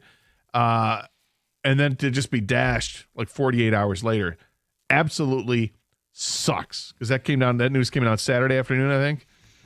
What a whirlwind. It sucks. If he had a deadline and he had to make that announcement then, and then watch the game and said, forget it, I would think that he would watch the game and say, damn, they need me. Yeah. More than anything. I mean, that 4th and 3 up the middle, would you rather have a healthy Frank Ragnow? Wouldn't that be the sign? Well, wouldn't you rather have Frank Ragnow barking out the coverages and protections, I should say the protections of the line of scrimmage, as opposed to your backup center? It's not even Glasgow. Right. It's Tristan Colon. Nothing against Tristan Colon, but you're talking about Frank Ragnow. Mm-hmm. One of the best ever play center in the last 20 years. If he were healthy, right? I mean, and that was obviously he wasn't. But he must have thought if his hamstring was going to be okay, he could play. But not the case. Tim in St. Clair Shores, you are next. Hello, Tim. Hey, guys. Hey, love the show. Thank you. Hey, so real quickly, I've been listening for a little bit, not the whole show, but everybody keeps harping on this offense and the offensive line, which isn't great. I get it, but you just ran down the numbers. Offensively, I think we're fine, to be honest with you. What is the problem with the defense is what I have. We cannot seem to stop anybody. We let Jameis Winston run all over us and run up a big score on us. We couldn't stop anybody on Thursday.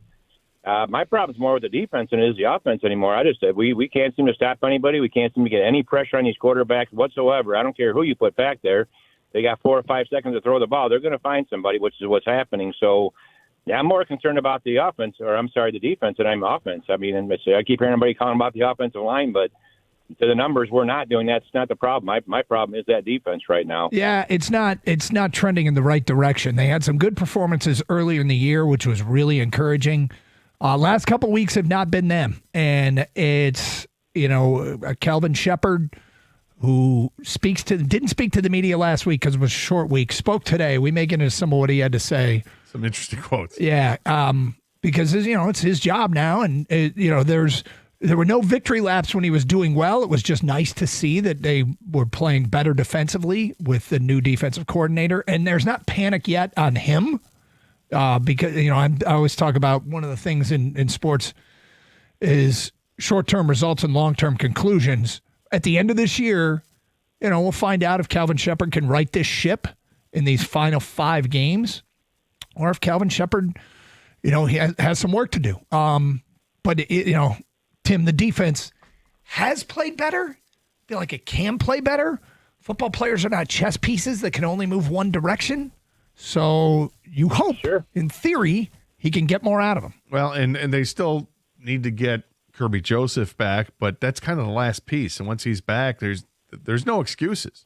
You've got Davenport is back, and not having Pascal. It's not like Josh Pascal has been this game-changing player for the Lions since they drafted him. He's been oft injured. So outside of that, they've got this team together on defense. Now, I'm real quick, and then I'll jump off, let you guys go. But I thought I heard something this morning about Kirby Joseph. They're saying that I thought I heard that injury's a lot worse than I believe it or not. I actually heard the term career-ending popped up, to be honest with you. So I don't know if that's true or not. Where did you hear that? I was just online somewhere. I'll be honest, and nowhere, wasn't anything, I'm going to say credible or not. But they went down a whole list of all the Lions injuries and who would be coming back. And for some reason with him, they piped in, and I just heard that they were career-ending. I guess just careful what you see online. Yeah, because this is a guy that he's been practicing. I think they expect him to come back, and it just hasn't happened yet. We'll see if he's back on Thursday. Now I guess he's eliminated some of his social media accounts, and Justin Rogers of the Detroit Football Network said nothing new with Kirby Joseph regarding break from socials, just fatigue from injury talk and speculation. So apparently he doesn't want to deal with all that. But we'll see. I'm no doctor, and even if I were, I probably wouldn't be at liberty to say anything about a client. And you wouldn't wear a hat like that if you were a doctor. You got a problem with this hat? No, I actually like the hat. Oh, okay. Yeah, I'm just saying. So you don't think doctors would wear this hat? Doctors wouldn't wear that hat. Okay. No. Good to know. Noted in my next career. Right. Thank you, Doctor. Carson Anderson, 97.1. Hey, quick question. Are you planning to save money this winter by taking ice cold showers? No, not so much. I don't blame you. Then you need to do what I did, and that's call the team over at Birmingham Plumbing, Heating, and Cooling. Don't let a frozen disaster ruin your holidays. These local licensed experts are third-generation family tradesmen who handle the serious stuff so that you can get back to sipping hot chocolate. So whether it's your furnace, your water heater, boiler, or water filtration, schedule an appointment online at birminghamplumbingco.com. That's birminghamplumbingco.com. Birmingham Plumbing, Heating, and Cooling, your Metro Detroit boiler experts.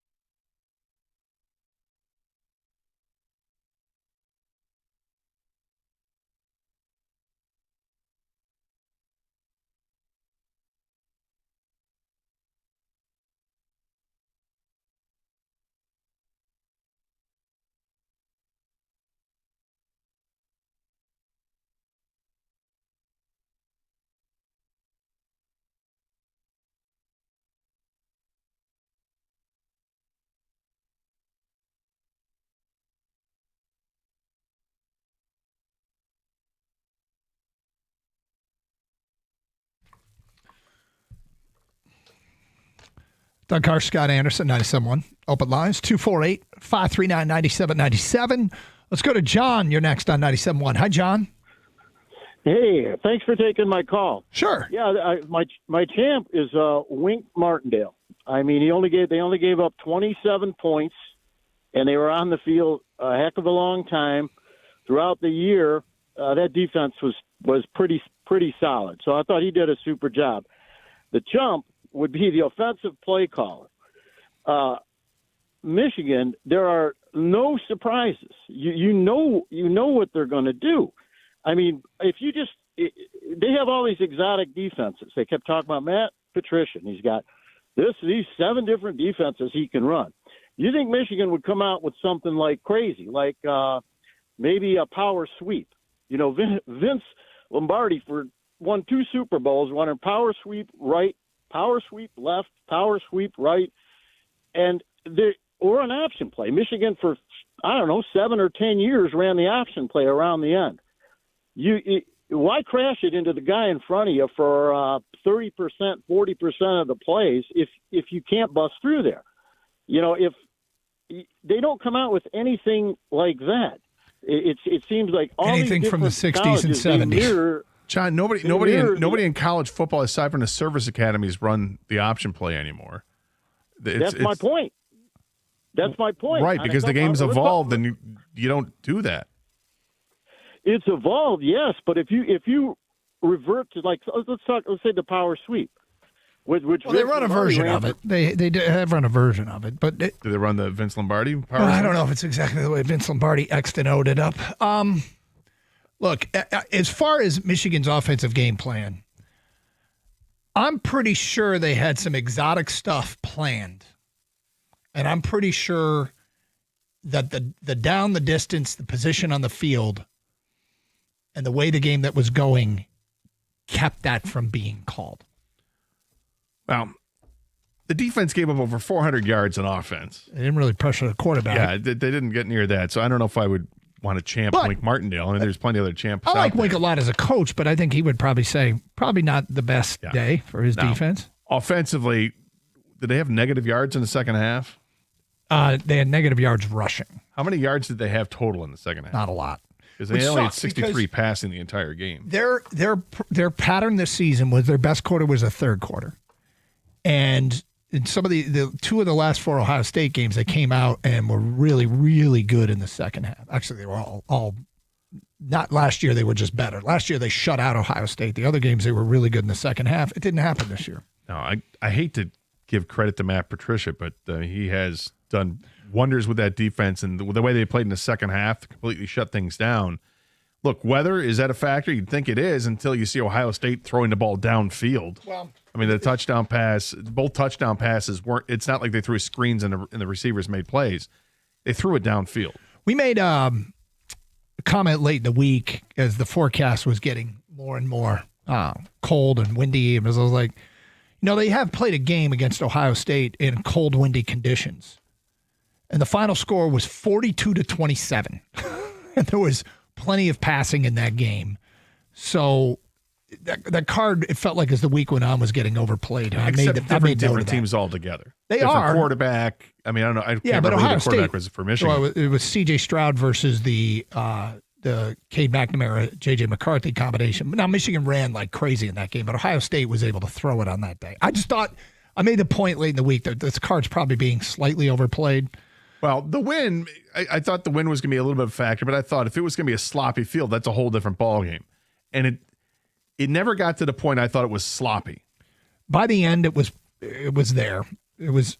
I mean, look, Michigan had to make a fourth quarter game. They didn't. No. And they didn't put the kind of pressure that you were hoping to put on the headset on the other side. No, I mean, in the end, Ohio State's the fact that both receivers played and they both played well. Yeah. That makes a big difference. And they've got a 3-headed monster at running back if they want to go to it, which they did. Bo Jackson got the lion's share, but Donaldson and West can run just as well. And Julian Sayin he's pretty poised, man. Yep. Pretty poised quarterback coming from the West Coast, and he gets thrown in there into Columbus, and he's like, yep, I can handle it. I talked to some Ohio State people, and they said that's his superpower. He doesn't get rattled. And he threw an interception, an incomplete interception to open, and then just was fine after that. Is he going to get his braces off soon? Get his license? I think all Ohio State quarterbacks look like a bad guy in a John Hughes film. Like they should be giving Molly Ringwald a hard time. Kyle McCord had that look. Sands got that look, but Sam was great. Sam was great. How young he looked. Sam was great. So good. Brian in Northville. Hello, Brian. Hey, guys. Good morning. Good morning. What's up? Happy Monday. Well, a couple things. I got a champ and chump if I can, and a couple quick questions, or I should say comments on the Lions if I can. So champ and chump. I know it's a little dated, but I want to give a shout out to my Western Michigan Broncos. They took the division, and they're heading for the MAC championship game on Saturday. So very proud of the boys putting together obviously a very good program. And oh, by the way, they kind of have a pretty good hockey program out there too. So they're getting it done. Very Proud Bronco today, huh? I know, right? Go Broncos, boys. And I'd say my chump, you know, like everybody, there's 30 different Lions scenarios we can do as chump. Brad, if the Lions don't get anything done, I think that's on Brad this year. But I'm going to give my chump to the secondary coach for the Lions because every week I'm watching, you know, Brian Branch, I love to death. He's getting burned left and right. He's great on run support. But it's the passing game. I don't know why there isn't any creativity between switching out a man, going to a creative zone. I'm seeing Dallas do creative zone work and man-to-man play. I'm seeing Green Bay. I'm seeing everybody but our Detroit Lions giving good schemes to our defensive back players, and they're getting smoked. So everybody talks about on the offense, John Morton, we got to make a change. We got to make a change for OC, and we do. Man, my second guy in line would be you got to change out the D-backs coach because – again, I'm not seeing anything creative, and I know it might go to the DC as well that he has input with the man-to-man. But I'm curious on your thoughts, and then I have a couple. Honestly, I don't know how to coach the secondary, and I'm not going to blow smoke up your channel. I don't know why they are struggling back there. It seems like they have the personnel to be better, but I don't know why. I don't. I listen to Calvin Shepard every week, and I know, but it. And then they get rid of Whiteside, which I didn't understand. I thought if anybody, he's jamming great. And I want to say is Mallet, however it's pronounced. I think they cut him.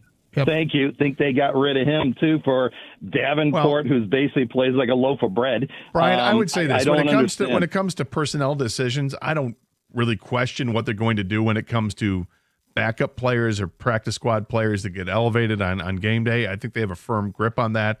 It comes down to execution. And they're not executing anywhere near as well as they did last year. The quarterback rating against last year wasn't like in the 80s or something. Yeah. This year it's at 95, and it's like just on the skirts of the bottom third of the league. Should have asked Brian where he coached, because honestly, the closer I get to it and the more I'm entrenched with a team, the more I realize how little I know and don't try and coach a team. I can argue the results. Like, hey, that didn't work.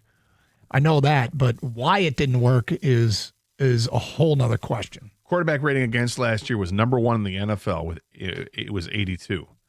Now it's around 20th in the NFL or 21st in the NFL at 95. I don't disagree with his conclusion. I just don't know where if his premise is on. It might be on the secondary coach. It might be more on Kelvin Shepard. It might be more on, hey, they haven't had their starting unit out there since week what?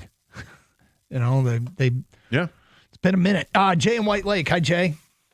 Hey, boys. How's it going? What's up?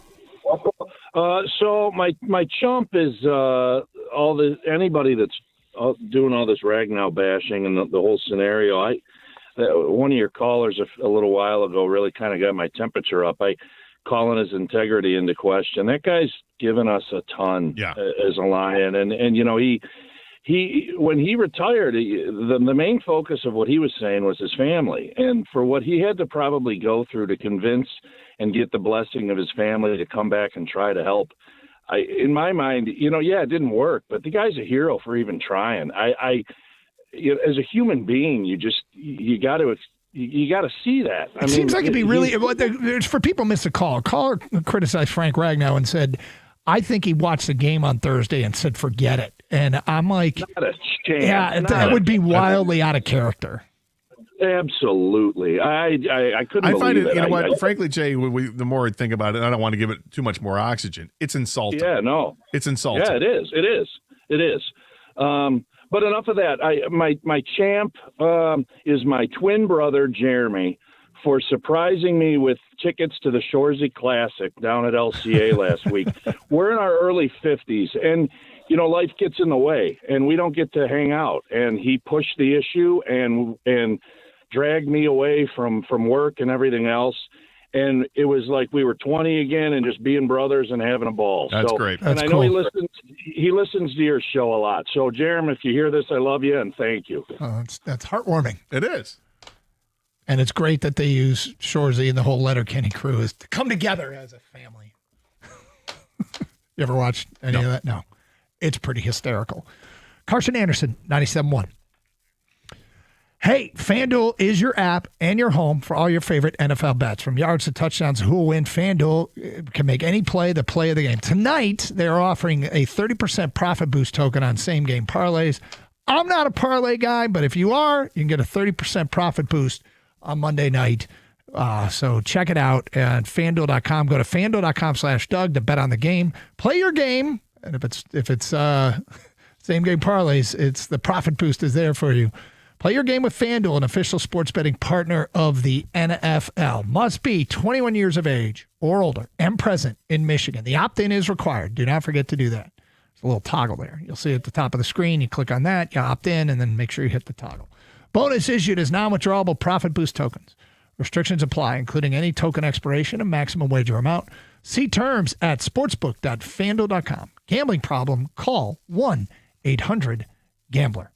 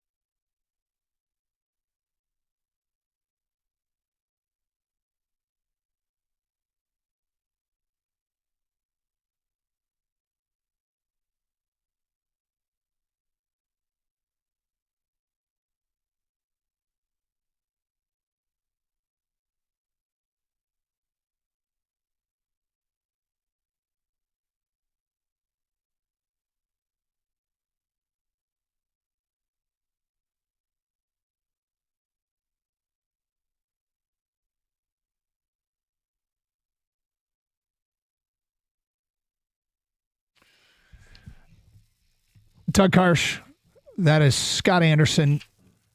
Interesting tweet from a Detroit Star. What does it mean? We'll get to that today at 12:50.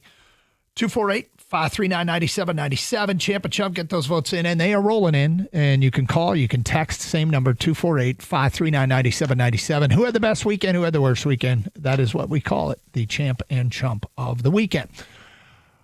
Martin is in West Bloomfield and next here on 97.1. Hello, Martin. Hi, I got my champ and chump and a question. Sure. So my champ is the AD for MSU. The fact that he finally made his decision, but then quickly turned around with maybe one of what at the time was one of the best Big Ten coaches. So bringing in Fitzpatrick, I think is a great Fitzgerald. Sorry, was a great hire. And I think, like other people have said, he coaches up talent. And if you can win at Northwestern, and that's like winning at Vanderbilt, right? I mean, that's a tough place to be winning at because of academics and money and other things. So I think that's a great hire. And so I give it to Jay Sabat to pull that off and pull it off quickly. And my chump is the head referee at the MSU Maryland game. I think it was in the second half. MSU calls a timeout, and the referee goes, "Michigan calls timeout," and everybody was like, "What?" Crowd let him have it, and he had to. Oh yeah. I mean, that was. State. I turned to my alumni daughter, who I went to the game with, and we're just looking at each other, going like, "What is that?" I thought he did that earlier in the game too, and I was like, "Did I just hear that?" No, maybe not, because nobody was reacting. But the time you're talking about, yeah, everybody. Oh yeah, reacted. The crowd caught that one. Yeah, he was pretty obvious. And my question is regarding the Lions. Are we going to get Joseph back in time for the Pittsburgh game? Because I really want to see him play against Aaron Rodgers. I don't know. It doesn't sound like there's been any direct update. So. Because I think they miss him so much back there. I think the Giants game would have been different with as many Watson. I mean, Watson? No, it wasn't Watson. James Winston. Winston was throwing up ducks. And to me, Joseph just sees those and goes right for them. And yeah, he's a ball hawk, right without question. He's a ball hawk. He's we miss the one that. you feel best about, yeah. Yeah, there's really nothing to update that I've seen. There's internet stuff out there, and I don't know what to take seriously anymore. But you wait for the official practice report to come out and see what happens. But I mean, he had been on the practice report as a guy who'd been limited practice and getting back. So it seems like they've been thinking it's just a matter of time, but time keeps ticking by and he hasn't played. Can I ask you a question? You can ask me anything you like, Doug. Oh, good. Do you think the Ford Field thing for Michigan State in the season finale is something that has potential? It's just basically a matter of having games that matter at that point in the season? Yeah, it absolutely has potential. I mean, the Penn State game a couple of years ago, there were certainly more people, and it was a horrible season to finish up. But it was, I'll be honest with you, being there, it was embarrassing to see that few in the stands. And yet I couldn't help thinking to myself, if that game had been played Saturday night in East Lansing, how barren would Spartan Stadium look? In the snow? Yeah. Because Spartan Stadium holds like 76,000 people. Ford Field holds, 11,000 fewer. So it would have looked, I think, even worse optically. It was a set of circumstances. The team had a horrible year. And the weather itself on Friday and Saturday night was horrendous getting to the game. When you left the game, it was a blizzard when you were leaving. I think that played a role in it too. I think it's always going to be a tough sell when you're trying to do a night game at the end of the year. Maybe that's the key is let's not do a night game in cold weather. If you could do it at noon, would it be better? Sure, but then you're competing against Michigan, Ohio State is noon every year. 3:30. Should you do Friday night? I don't know. The Black Friday, almost everybody's off work. I mean, you're asking me personally because I live in Metro Detroit. I'd love the game at Ford Field because I'll go to it. Mm-hmm. If it's in East Lansing at the end of the season, sitting outside and it's freezing cold, maybe not as much. I mean, I just think back to a lot of what Mark Hollis did in taking basketball games to unique situations. Yeah. And part of the reason it works is because everybody wants to see that team play anyway. And it hasn't been the case for Michigan State football. It feels to me like it's been a decent enough idea, but I guess if they're good, you don't want to take it away from Spartan Stadium. So I don't know. I'm just asking. That's all. Fair enough. Let's go to Greg in Royal Oak. What's up, Greg? Hey guys, how are you? What's up? Champ and chump. As much as it pains me to do it, I got to champ the Bears for absolutely dominating the Eagles game. And on the flip side, my chump, and I'd love to hear you guys' comments about it. I'm going to chump Nick Sirianni and whoever runs their analytic department. At the end of the game, they scored. They were down 2 scores. They scored, and they were down 9 points. And they decided to go for 2. And the commentators on the game said, well, analytics says if you go for 2 here and you make it, you're only down 7. You have a better chance to win the game. No duh.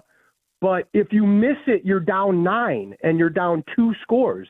You have no chance to do it. I don't understand it. And I really don't like the movement towards everybody following the analytics. Greg. Why can't people punt and kick extra points anymore? Greg, I will tell you that I have had this debate for years. I believe you go for it right away. You go for the 2-point conversion, and I'll tell you why. Then you're down 9 if you miss it. I understand the math. I've got a knowledge of basic arithmetic. But Greg, what was the time left in the game? Probably 2 minutes or less. Okay, if it was that late, I don't know that it really matters. And then I guess my follow-up question is, do you have a better or worse chance of making the 2-point conversion with 2 minutes or right at the end? Or is it basically the same?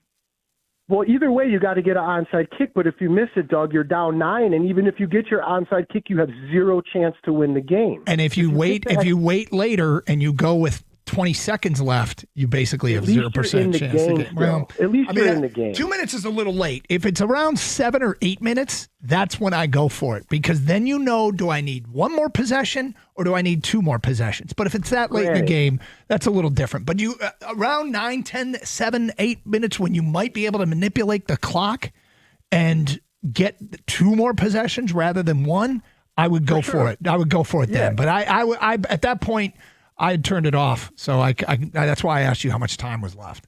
This might sound asinine, but I swear to God, like people who played like old school Madden, like if you went for it on 4th down and it was an impossible situation, you were never going to get it. If you did stupid stuff, you'd never get it. I just don't understand why coaches. What is wrong with punting and kicking your extra points and taking field goals? I just hate the movement. I'd like to see some more old school football. 3:10 left. Shaking that fist at the cloud. There was 3:10 left. And you probably couldn't get 2 possessions out of that anyway. So I've had this debate, and there's one person in the building. Have we had this debate? A lot. There's one person in the building that agrees with me, and it makes me feel better. It's Greg Hargrave from The Morning Show. And Greg's smart as hell, so you guys can that's fine. To me, that's enough to validate the thought. I'm glad you have somebody. We've been doing this show. It'll be 19 years together doing the show in January. And we have had this discussion for 19 years. Yes. And it starts with, it's okay. A big part of that, though, is how much time's left on the clock. 100%. Do I need 1 possession left, or do I find out now? If you find out with 7 minutes that you missed the 2-pointer and I need 2 more possessions, you can make up for it. If you find out with 35 seconds left that you missed the 2-pointer, you don't have nearly as much time to make up for it. That's sort of the belief that I have, but I realize I'm on an island on this one. All right, interesting tweet from a Detroit Star. Does it mean anything? We'll get to that today at 12:50 on 97.1. Hey, is your garage door like sluggish or making some really strange noises and you don't know what to do?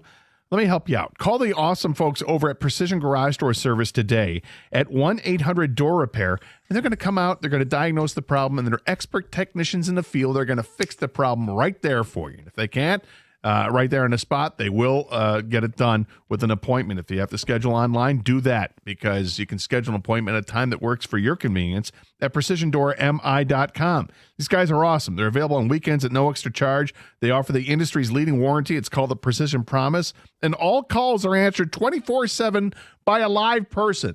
I've had them come over to my house on a couple of different occasions. One was about 10 years ago, And they fixed my garage door right there in a spot I couldn't have been happier. And they even said, hey, down the road, you're going to need new garage doors. And when I did, I called Precision, and I was very happy. 1-800-DOOR-REPAIR, or again, schedule online at precisiondoormi.com.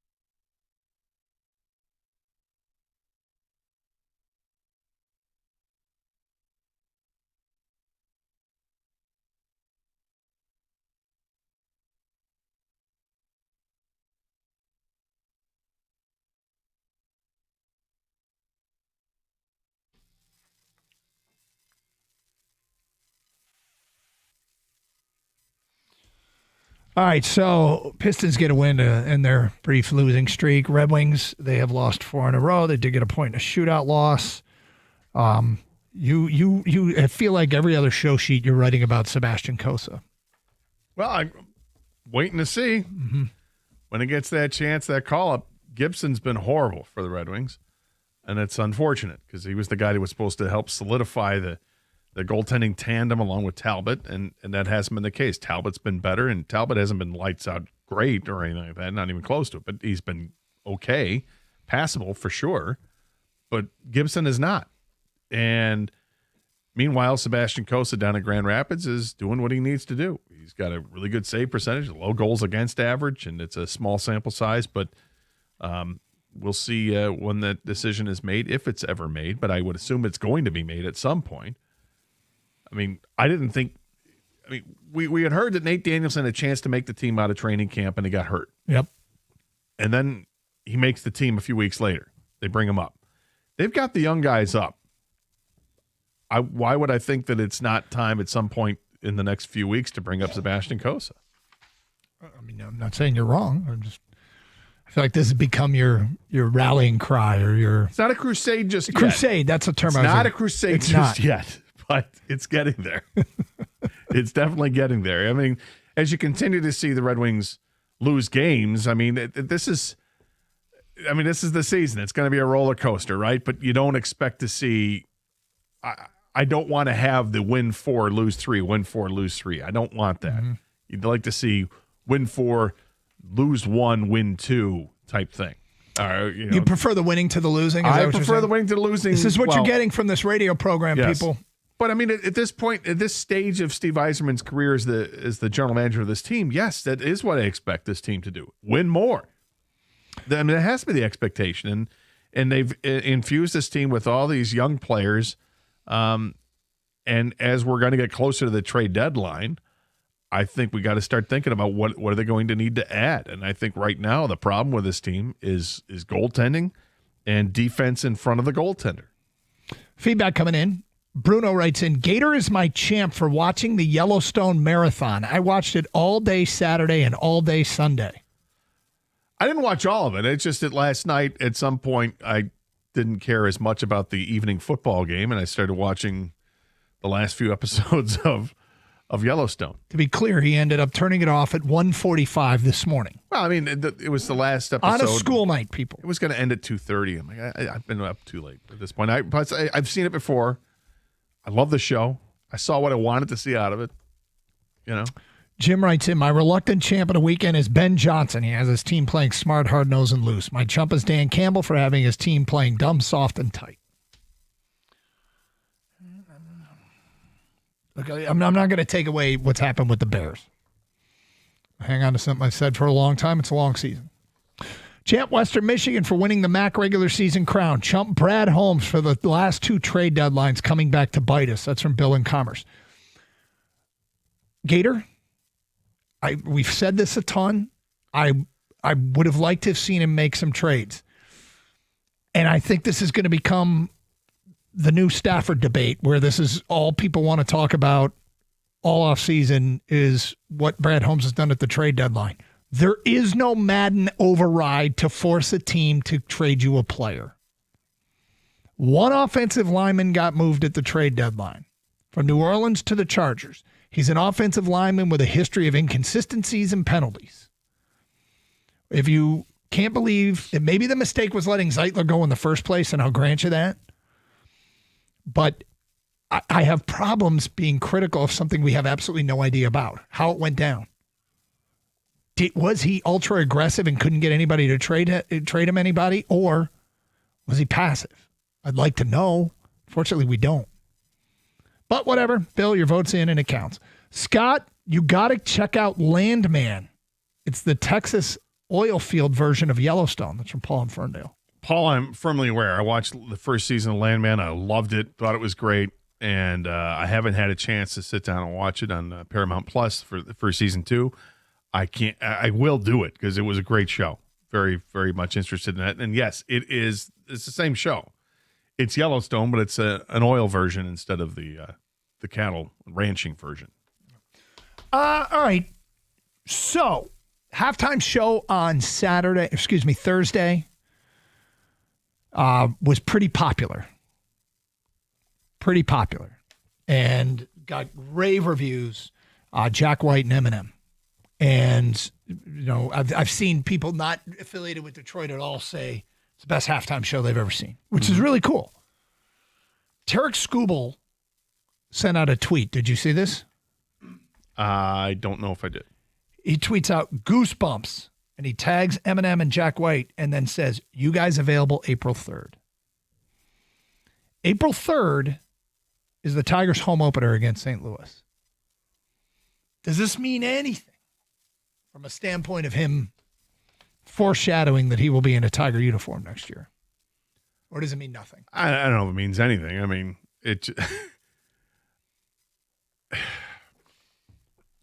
I mean, for him, it's business as usual. He's just planning on playing for the Tigers. Then, if he is, great. If not, Planning on playing for the Tigers until he hears otherwise. I think yeah. that's kind of my leaning. What I would like as a response is for Jack White and Eminem to say, "Yeah, sign a long-term deal here, man. We're all about it. I'll be there for we'll opening play day. your birthday party. You know, let's do that. That would be Every great. single year. Yeah, for the whatever, next whatever you need. 6 to 8 years. Come on, Scoobs, let's go." It's Seven Nation Army with Tarek Skubal leading the way. So I think what we're supposed to do, though, is read social media posts that aren't conclusive at all and draw conclusions. Okay. So in that vein, I think that he's inviting them to opening day as his personal guest, with a new long-term contract with the Tigers. Yeah, that's the conclusion I'm drawing. Sure, that's what we're supposed to do. What he is saying, if I'm reading the tea leaves correctly, what Tarek Skubal is really saying is that, come on out to opening day. I'll put you up in my suite that I just got out of my new contract. You know, because I'll have a suite at Comerica Park for every game. It's part of my contract, and you guys are more than welcome to come up and sit there during the game. I'd be happy to host you up there. But yeah, sign a deal. Get a long-term deal done. You think that we can go there? Sadly, no. We tried. I mean, I'd love it if that were the case. I don't know if Dylan Cease signed a contract with the White Sox for 7 years, $210 million, $30 million a year. Mm-hmm. And I've seen a lot of people say, wow, overpaid for him. Dylan Cease was one of the hottest names on the free agent market. He was like the number one pitcher that people were looking at in the free agent market. And if he got $30 million a year, does that mean is $40 million a year? Is that like legitimate to land school or somewhere in the 30s? Would that be legitimate? I don't know. I don't know either. I don't know. Yep. But I sure would like to hear some kind of movement from the Tigers. The Tigers aren't going to negotiate against themselves. But at some point, I'd like to hear an offer leaked. Hey, Tigers have offered 8 years and, $300 million to Tarek Skubal. 248-539-9797. Matt in Bedford. What's up, Matt? Hey, just calling in Champ and Chunk. Yep. Go ahead. Yep.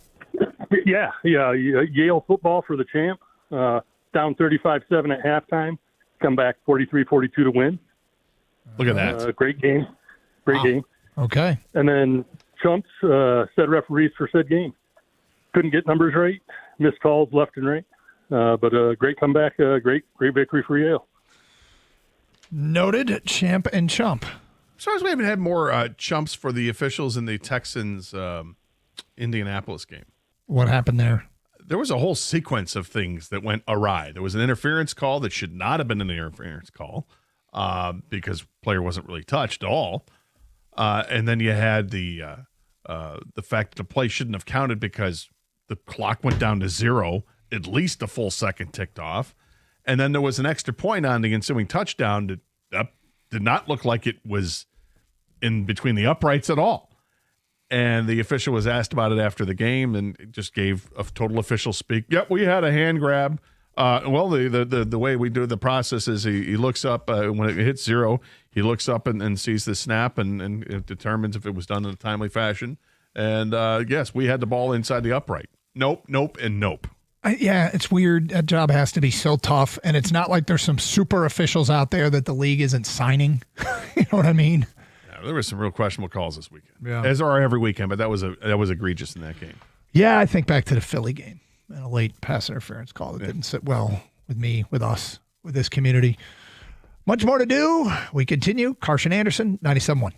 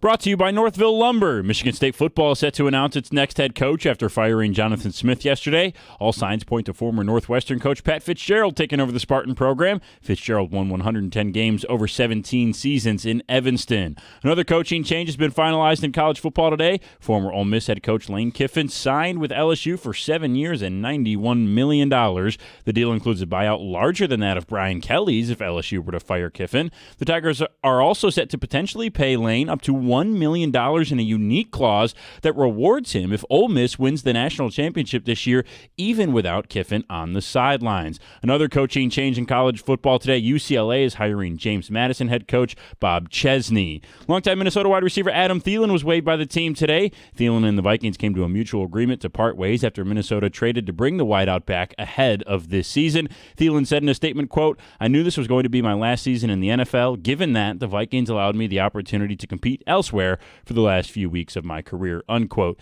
And the Pistons will take on the Atlanta Hawks at Little Caesars Arena tonight. Detroit is favored by 9.5 points, despite Atlanta having won 4 of their last 5 and 9 of their last 12 in total. That game starts at 7 o'clock with pregame coverage at 6:35 right here on 97.1. At the Crowell Health Sports Desk, I'm Brendan Shabath. For more, go to 97.1 The Ticket or Odyssey.com.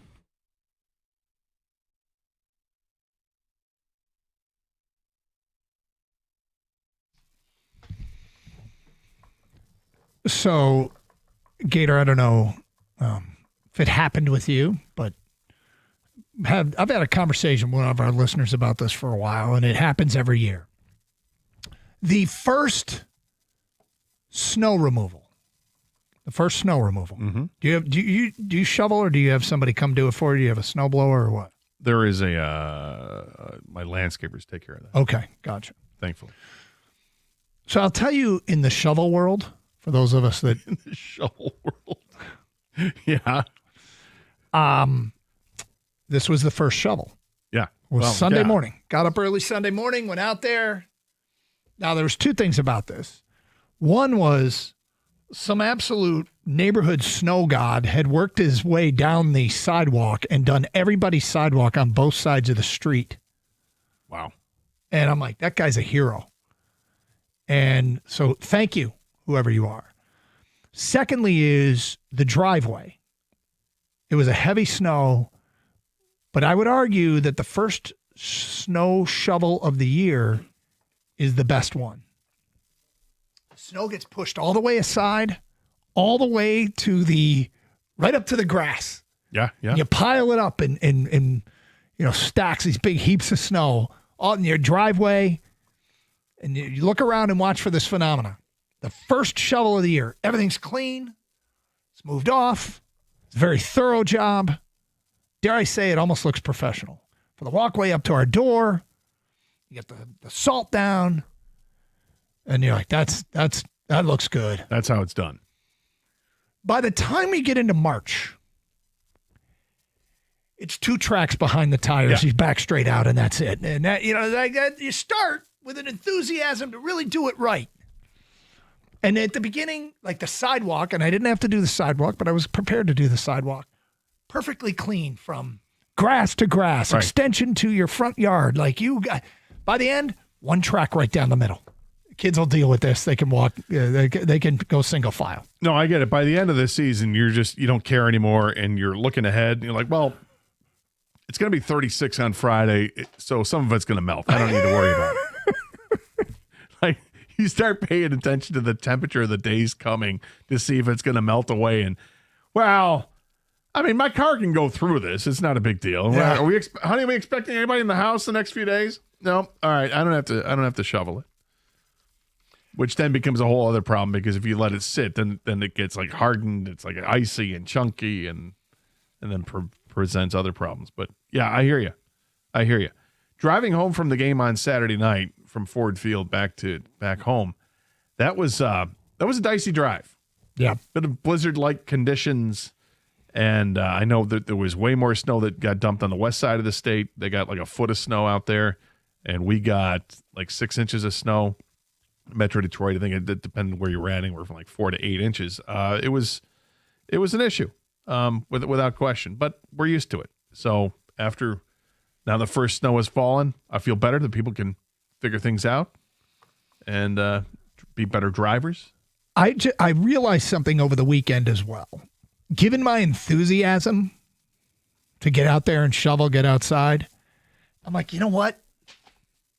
This is the one area where I would fall into I think it's Nationwide commercials you're turning into your parents. Yeah. Or, whatever it is. Progressive, maybe? Progressive. Maybe it's Progressive, yeah.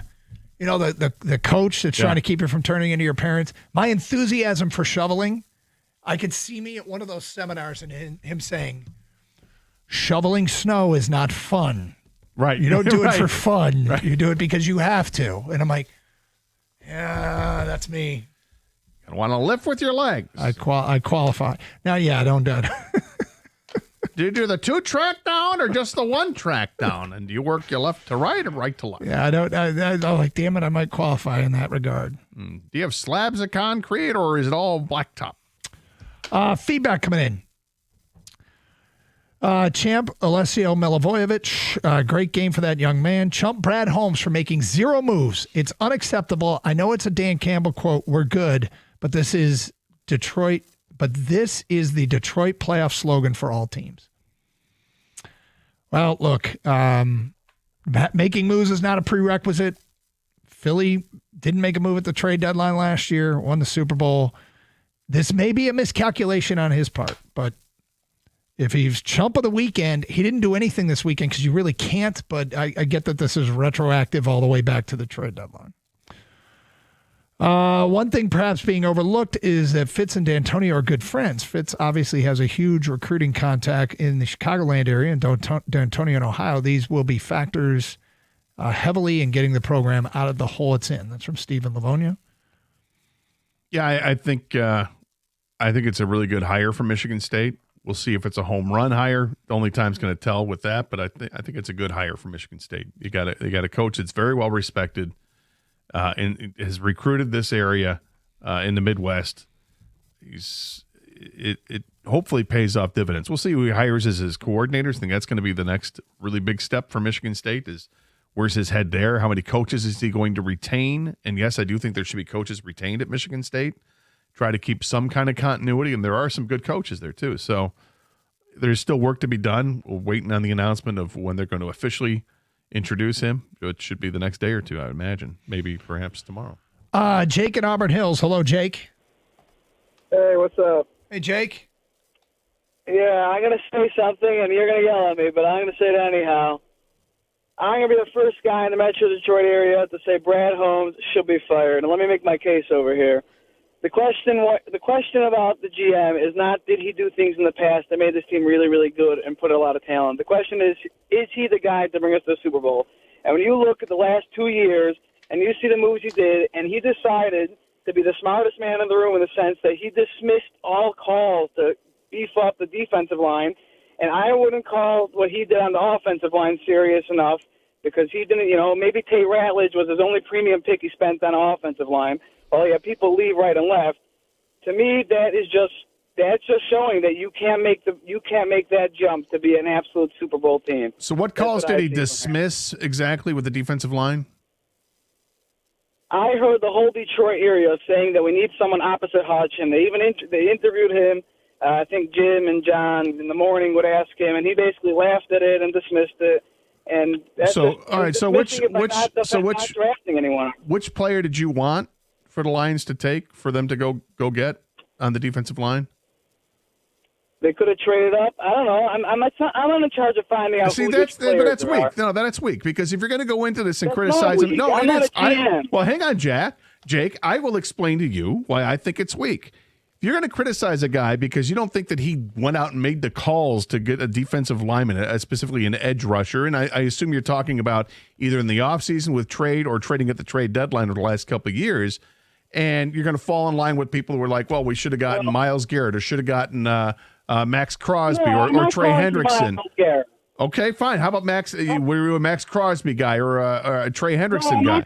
That's not what I'm calling for. I'm not calling for some superstar. What were you calling for then? And because then to assume that he didn't make any calls. Jalen Phillips seems like a good fit. Okay, well. He did get the best edge rusher moved at the trade deadline last year. Yeah, and that's the guy he didn't sign for a box of pickles. Yeah, and that's a guy who also who had retired nothing this left to season, give yeah. and retired. Who cares? He could have been good for a few games. And my point is, if he was so Not good, he didn't last want to season, play. why did he sign him? He didn't want to play. He wanted to play for a few games, and anyhow, last season he got a fit. I mean, Okay, Kenny so Veras let's Smith, get back to the point. that's You right. just He didn't you don't do think anything in the you don't offseason. think he can take this team any further than he has. I'm not saying he can't. I don't think that he's the one that will do it. You because started off the call I'm not saying he seeing should be an fired. commitment. You started off the call saying he should be fired. Yeah, I guess fired sounds very extreme, but we should look for someone who could very confidently make the next step. And when someone ignores the pressing needs of the team, when everyone I don't think they ignored ignored the pressing needs of the team. They like we said, they went out and got an edge rusher at the trade deadline last year to try to help out this team that went. It was a fifth-round pick after Hutchinson went down, and then they spent the offseason. And you could say who should they have gotten, but I have a hard Fair, time it's not your believing job. that Jake, I'll just say this. someone.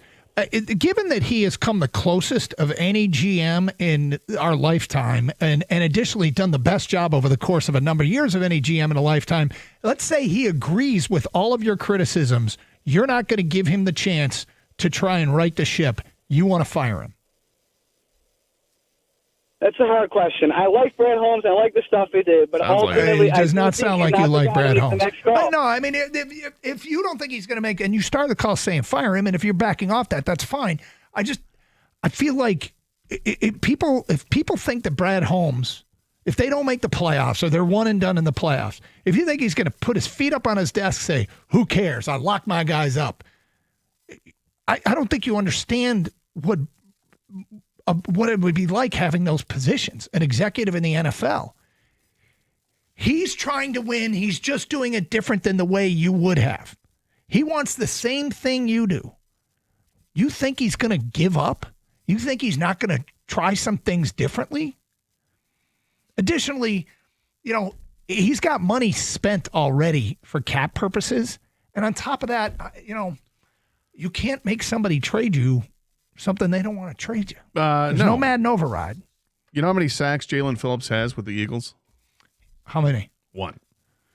He's got against some the QB, Lions. and he's got some QB pressures. Yeah. Is it only one? I thought he had more than that. I know he's got some QB one pressures. He's got one with the Eagles, and it was against the Lions.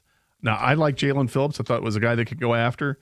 Eagles made an offer, and they took it. For the Lions to best that offer, it would likely have to go around higher because the pick is going to be roughly the same. Or you're going to have to add an additional pick to try to acquire him. Well, we'll see if Jalen Phillips in the end, it might be something he regrets. If Jalen Phillips is a major impact player and Philly goes on to win a Super Bowl, he's making plays in the postseason and helping him win, then yeah, a second-round pick would have been worth it. But, we live in a fire everybody society. The first sign that things might be not working out, fire everybody. And it feels like, with the exception of a very few coaches at the pro and the college level, everybody's one loss away from being on the hot seat. And I guess, that seems to be the world that we live in, and I'm not in agreement with that, but he doesn't even want to give the best GM in our lifetime a chance. If it doesn't happen this season, he doesn't want to give him another chance. And I think that's pretty short-sighted. It's Carson Anderson, 97.1.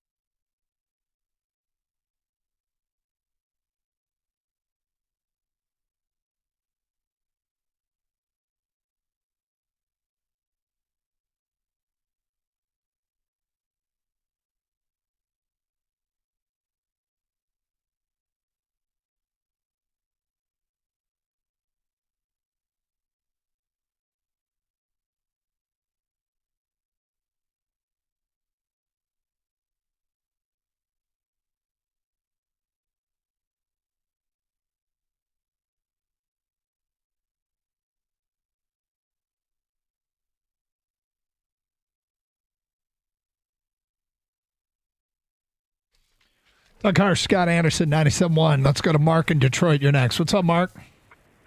Hey, how's it going, everybody? We're good. All right. I wanted to get a champ in. I might be the first person in history with this champ, but my champ is Jeff Rieger. On Friday's show, he said he slipped in the bathroom and betted on Chicago, and when he did, I flipped from my Eagles pick to Chicago and ended up winning $840. So I got to champ him for that.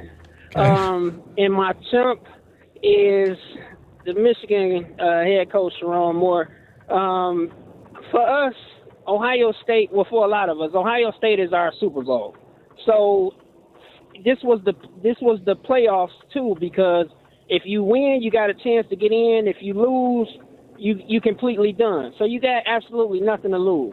With Dan Campbell, we talk about taking the points. But with Michigan going against Ohio State and knowing that they the better team, everybody is saying go for it. So that's my chump for him not being aggressive enough to just lay it all out there and go for it and die swinging. That's my chump. Well, I can tell you, I think there were things on the call sheet that day that they were hoping to use that they did not for a variety of reasons. Personnel groupings, where they were on the field, what defense Ohio State was playing. There was more there than what the eye saw, but the game didn't dictate that they got into any of that. It didn't work for whatever reason. Ohio State's damn good. Be acknowledged. Don't want to take anything away from them. Never would, and I never will. They were the better team. And yeah, I think that's just what it comes down to. One team was clearly better than the other one. He's beat him with less. That's the crazy thing. Is last year he had less, and he beat him. This year he had more, and did not. But football's a crazy game. I mean, they had 42 total plays. Michigan did rushing and passing total, and Ohio State ran the ball 47 times, let alone throwing it another 26 times. They just had the ball. They marched down the field without much resistance. They were better. Period. 248-539-9797. Mickey in Mount Clemens, you're next. Hi, Mickey. Hi. Hi. Hi, Mickey. Listen, I want to, I mean, you're listening to the radio. I listen to you guys every day, and I'm out door dashing. And, I just get to thinking, we get 2 first-round draft picks and Jared Goff for Matthew Stafford some years back. All these draft picks we get as a result of Matthew Stafford. And how come they're so much better than us? I mean, Holmes comes from California. He came from the Rams.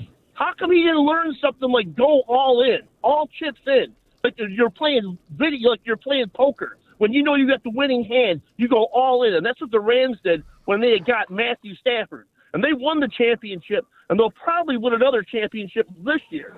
Your thoughts on any of that? Well, is it going all in to trade Stafford and get the 2 first-round picks and Jared Goff?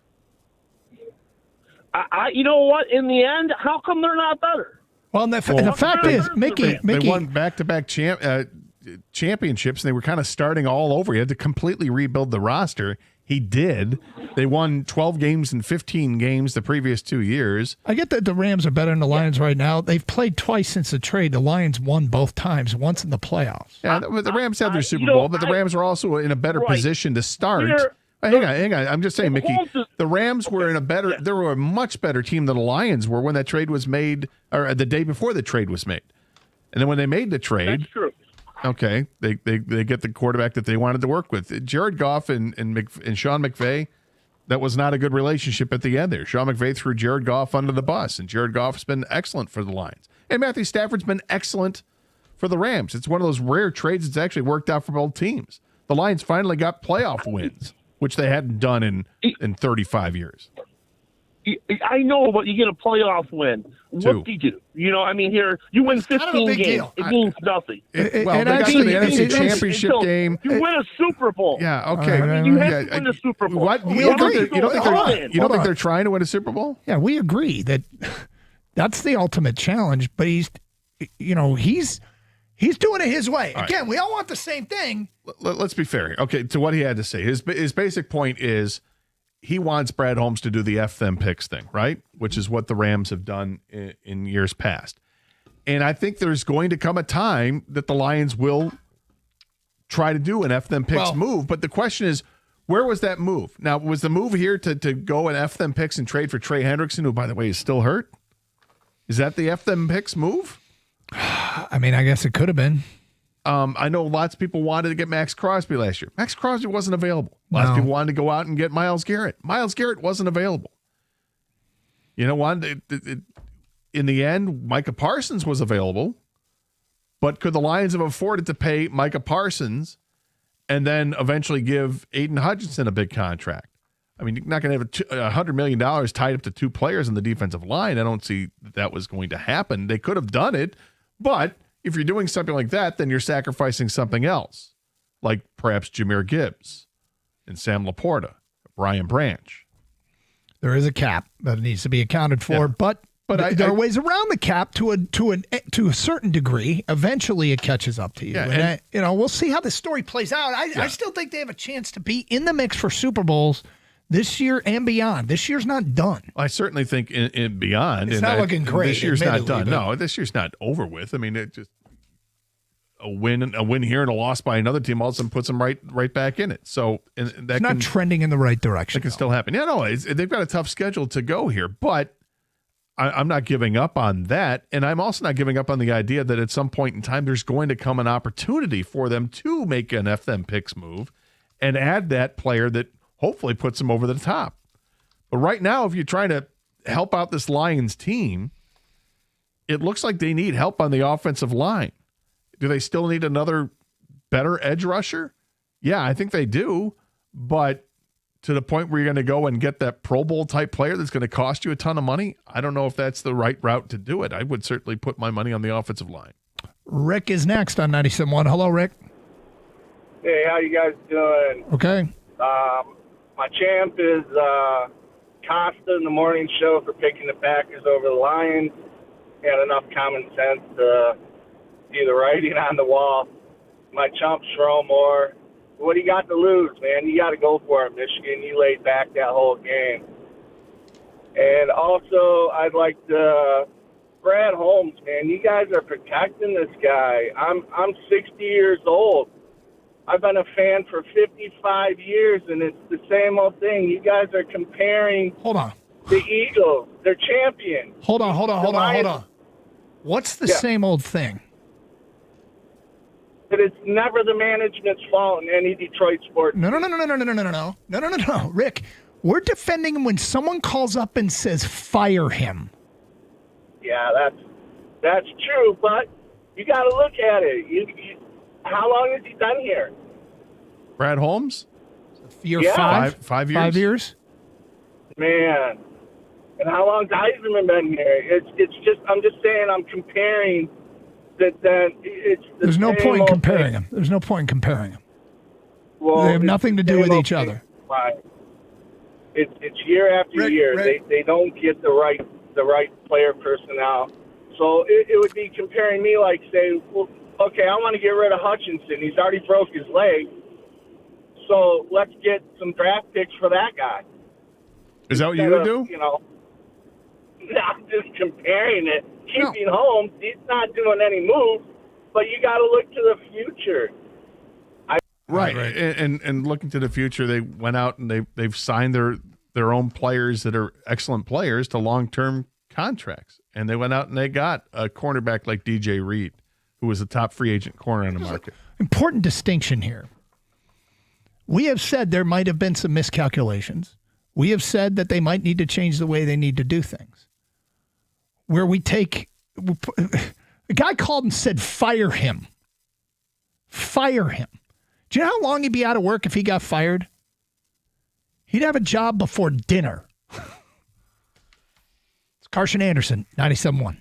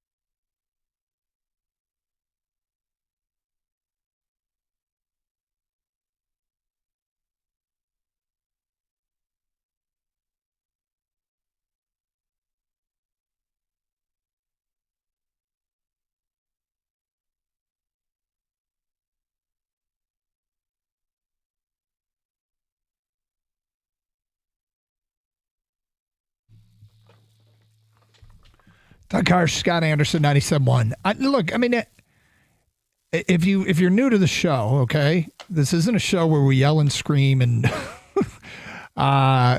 prone to wild emotional swings. And if you don't like it, sorry, but it's just the way it is. And that's, there are different places you can find that. But I will tell you that the times we get most vehement is what I consider an over the top take that Brad Holmes should be fired. I'm like, man, that is really, really, I think a rash and a bit of a crazy decision, given what the man has built. And okay, you don't like the way he did it, and maybe it's not working this year. But do you think that he is capable or incapable of making a change in his philosophy? I mean, everybody grows. Everybody can see, okay, this isn't working, and you don't want to give him that chance. And I find that to be awfully punitive, given your disappointment in the way this season is going. And the trade thing is unfortunately, we don't know what was truly available, how aggressive he was, what he offered, who he was going after, and how, because that you don't find out typically what trades were not made. And maybe he was too passive. And maybe they did have some major miscalculations this year.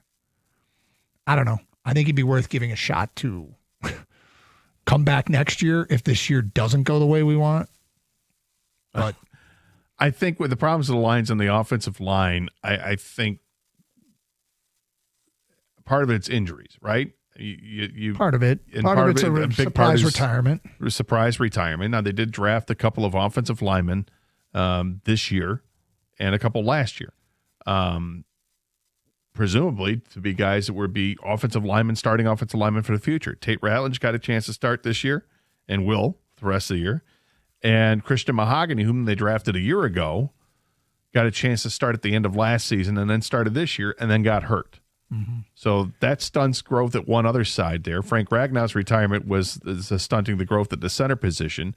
Now you're sliding Glasgow over. Now Glasgow's hurt, so now you got Tristan Colon going in there. Miles Frazier. Yeah. Got Michigan State in the mind. Miles Frazier, whom they drafted, the offensive lineman from LSU, who I think they really liked, got hurt in training camp and hasn't had a chance to play. He's just back with the team now, but was not activated for the game on Thursday. But have no idea what they have in him because we haven't seen him. But they have, and they also drafted Giovanni Manu over a year ago. So hoping to get him up to speed, and he got hurt. So it hasn't been ideal on the offensive line. And when we went into the trade deadline, we all said that the priority is probably offensive line at the trade deadline. And they couldn't swing a deal. Or they didn't swing a deal. However you want to look at it is however you're going to look at it. But when you don't see many offensive linemen dealt at the trade deadline, it tells me that teams were hanging on to those guys. That Kevin Zeitler wasn't available. At least at the right price the Lions are willing to pay. And that's where the disconnect is with fans and maybe us a little bit. Fans want to win now, and they don't care about what the price is. And that's fine. I can understand that. But when you don't know what the price is, right, it's hard to argue for or against. And look, I get it. You're frustrated. We were frustrated, but I don't know. When you get to fire him, I'm like, okay. Joseph in Grand Blanc. Hi, Joseph. I want to immediately establish my credibility by saying Brad Holmes should not be fired. That is ridiculous. Okay, so now I can almost know what I'm talking about. Here's a theory. I haven't heard it. Interested in what you guys think. It is far easier to reject it than accept it. Brad Holmes did not make a trade because he realized, one, his roster was not a Super Bowl roster, and two, there wasn't a player out there that would convert it into a Super Bowl roster. As a result, he says, if that's not going to enhance my team, the next best way is to wait till next year, keep my draft picks, and add more players. I hate to use a historical example, but they aren't the Cowboys who picked up Charles Haley and went to the Super Bowl. They aren't the 49ers who picked up Deion Sanders and beat the Cowboys and went to the Super Bowl. Those teams were one player away.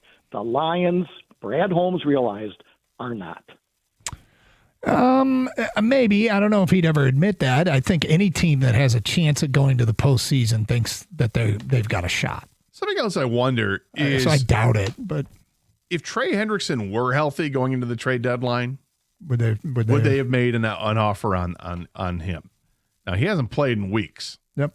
So... It's possible. Tells you that why would you go for a guy that's not healthy? So I'm just wondering about that. Was that a move that they would have considered if he was healthy? JR in Royal Oak, you're next. Hello, JR. How we doing, gentlemen? Okay. All right. I am so depressed and disappointed about what I am hearing on the radio. You know, I think of names like Rod Marinelli and Matt Patricia and Matt Millen and all of these things that we have suffered through for so long. But prior to this season, the past 2 seasons have been 2 of the greatest seasons of my life as a Lions fan, and I have cherished every single moment of it. The NFC Championship, winning 15 games. Are you kidding me? We are setting ourselves up for the future. Everyone needs to let it breathe. This idea of do it for me now, like take a break, take a breath. This is unbelievable. I mean, Brad Holmes has done such a stellar job. You're right. If we fire him, he'll be picked up before we can even find someone else. It's crazy. So, JR, and let me be clear on something here.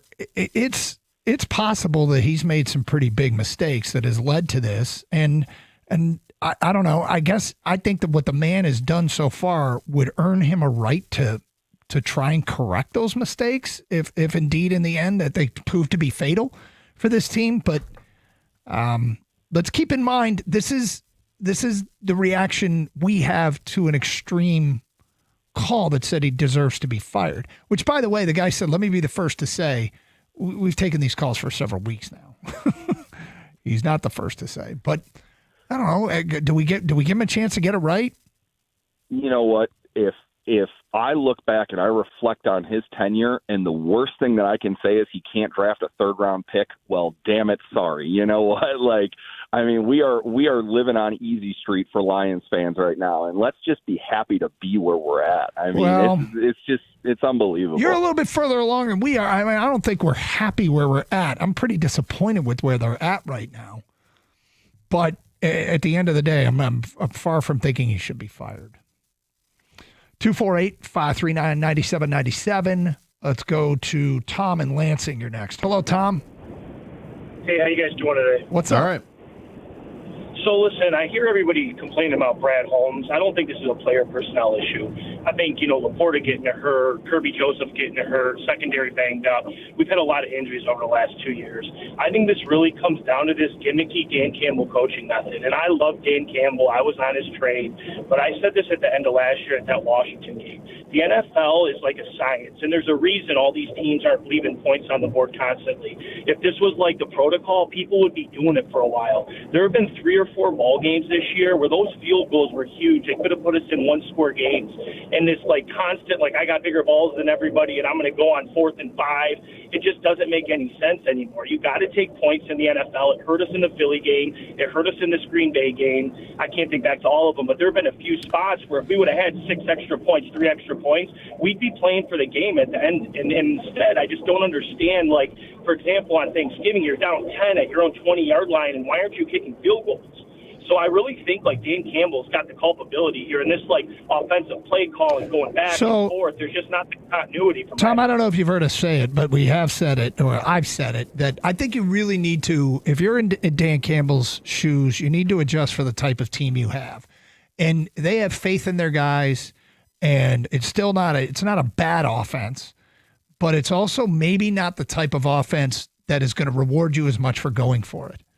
I mean, they're not as good as last year. And if that's the case, I think you need to recalculate 4th down decisions. When you have a elite, top, arguably best offense in the NFL, going for it on 4th and 4 is a lot easier when your offense is not quite that good. Yeah, I think everything is circumstantial and situational when you're going to do it.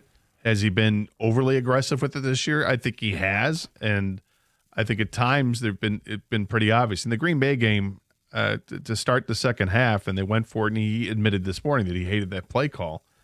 yeah, I want them to punt. Let's make it treat it like it's a field position game. Later in the game, they went for it on 4th and 3 again. They could have kicked the field goal, and instead drop pass ends the drive, and there's points there. Another game, they go 0 for 4 on 4th down. This isn't the same team that they've had in the past where they had the high success rate. The personnel is different, specifically on that offensive line. It's different. When you have 4th and 1, and you've got Frank Ragnow and a healthy interior on that offensive line, you can hand the ball off and feel like you're pretty confident you're going to get the 1 yard rushing. When you don't have those guys and it's 4th and 3 and you hand the ball off, that's a different ball game. And I think we can all be critical of that if you want to be. That's fine, and I am to a degree. That being said, how many times have they gone for it on 4th down where you're like, oh, I'm not sure about this one, and then they get it and they're able to win the game because of those decisions. You live by it, you can die by it. I wish moving forward that he was going to be a little bit more cautious with it, a little more conservative, I should say. Not cautious, but conservative. I think the team dictates that it probably makes more sense with this group. And look, it might be late in the year to be figuring this out, but I hope he makes an adjustment given what the football team, the data that he's getting back from his own team. He's not the perfect coach, but I really like him as a head coach, and I'm not ready to move on from Dan Campbell by any means. 97-1.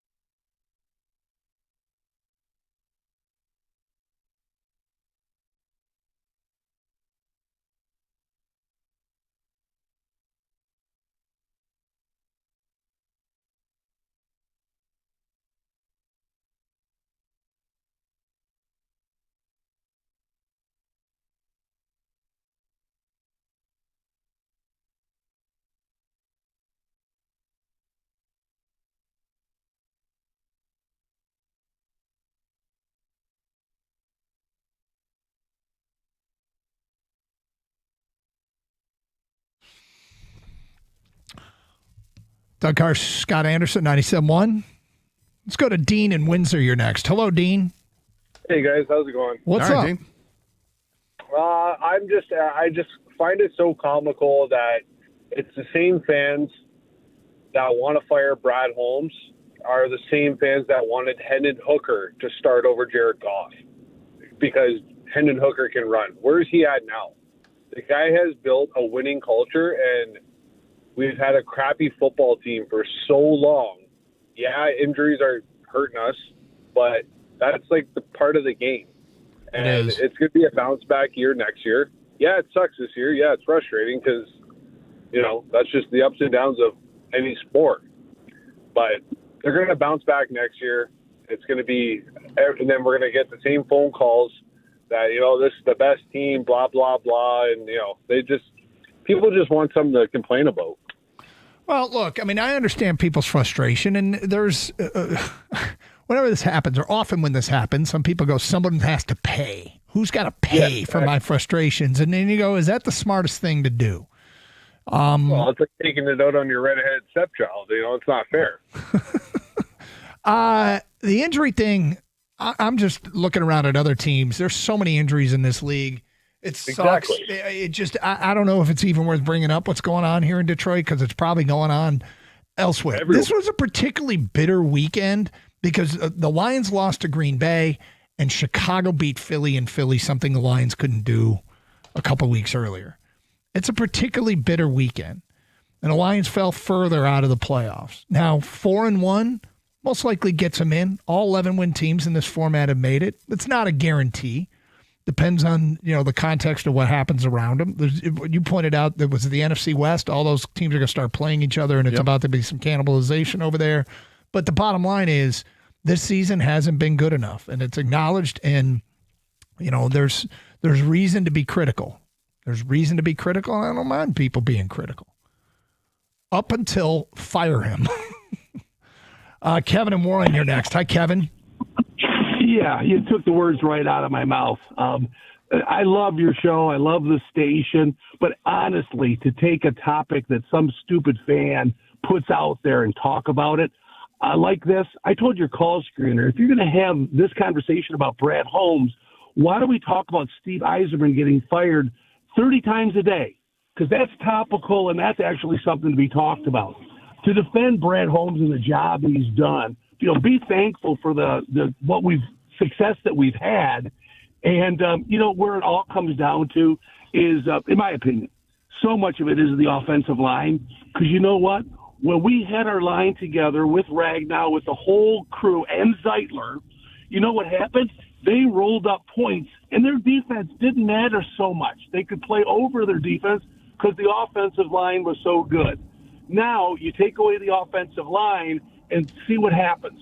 This is the same thing that happens all over the NFL. If you can't protect the quarterback, Katie bar the door, this is what you're going to get. Brad Holmes does not deserve to be fired.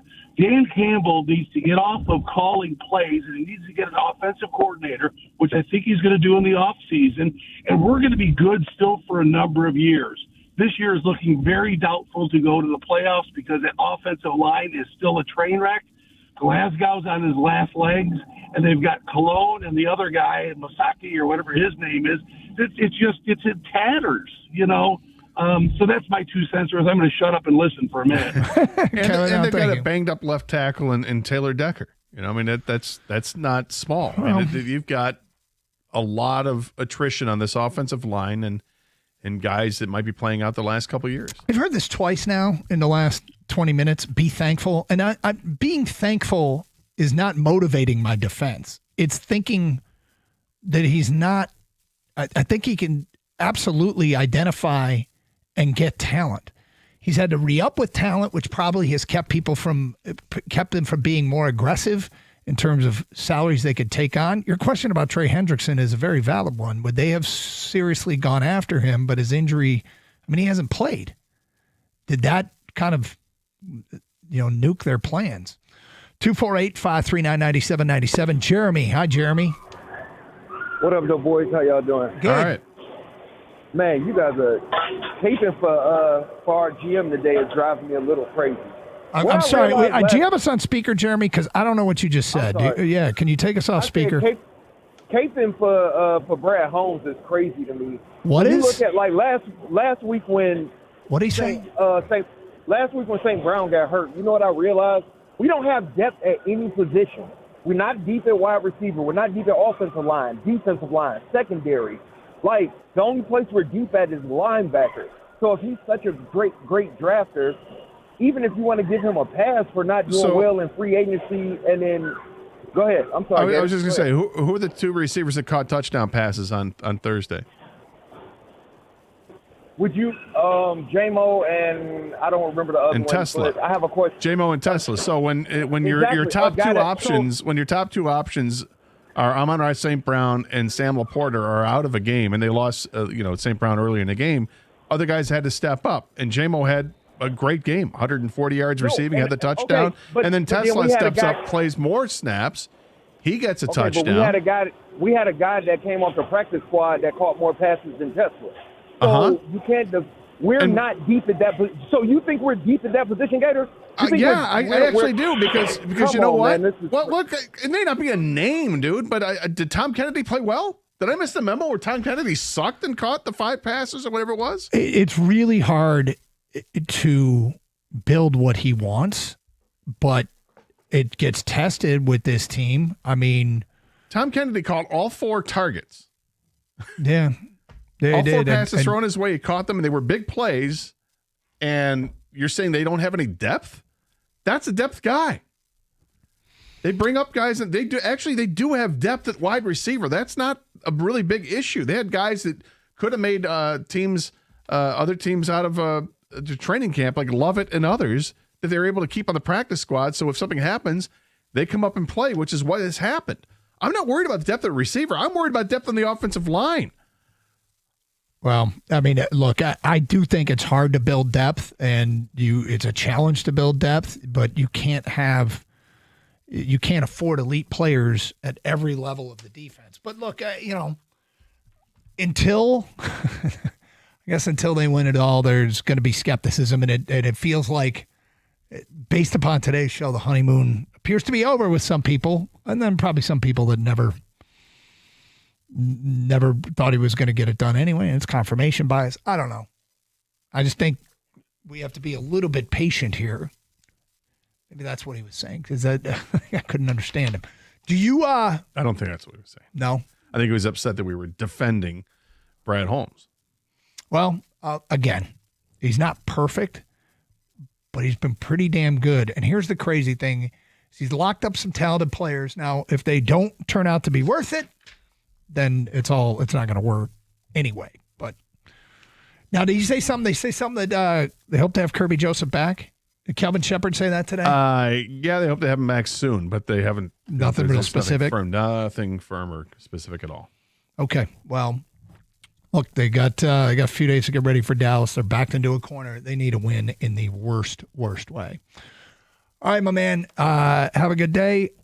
Thanks, everybody, for listening. Stay safe. Treat each other with respect. It is Carson Anderson here on 97.1.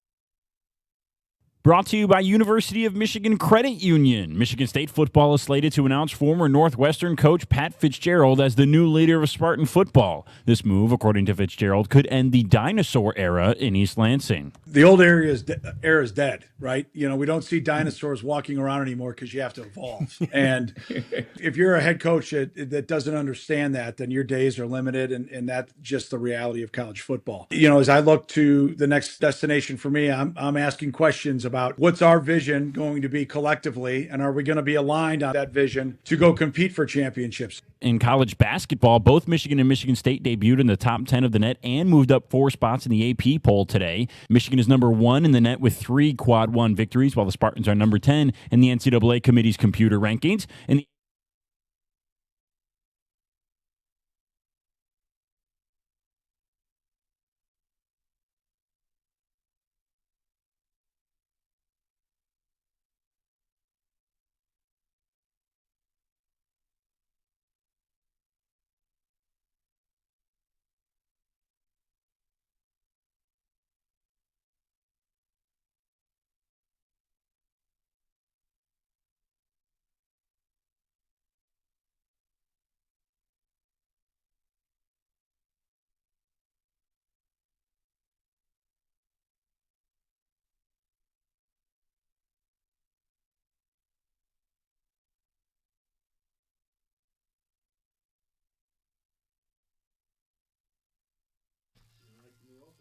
Okay, that music's terrible. You can turn that off. All right, let's get to business, shall we? 2 o'clock, we've got too much stuff for one show, so it's probably going to be a 2-day odyssey. It's very simple. Long weekend, holidays, Lions, Michigan, Michigan State, it's all in play. And as we are prone to do on a Monday, we make it a Can We Say That Monday. You are free to call in with your example of, for instance, things like, can we say this season's a referendum on Brad Holmes? Can we say that Bryce Underwood simply didn't develop one iota this season? Can we say anyone's an improvement over Jonathan Smith? Things like that.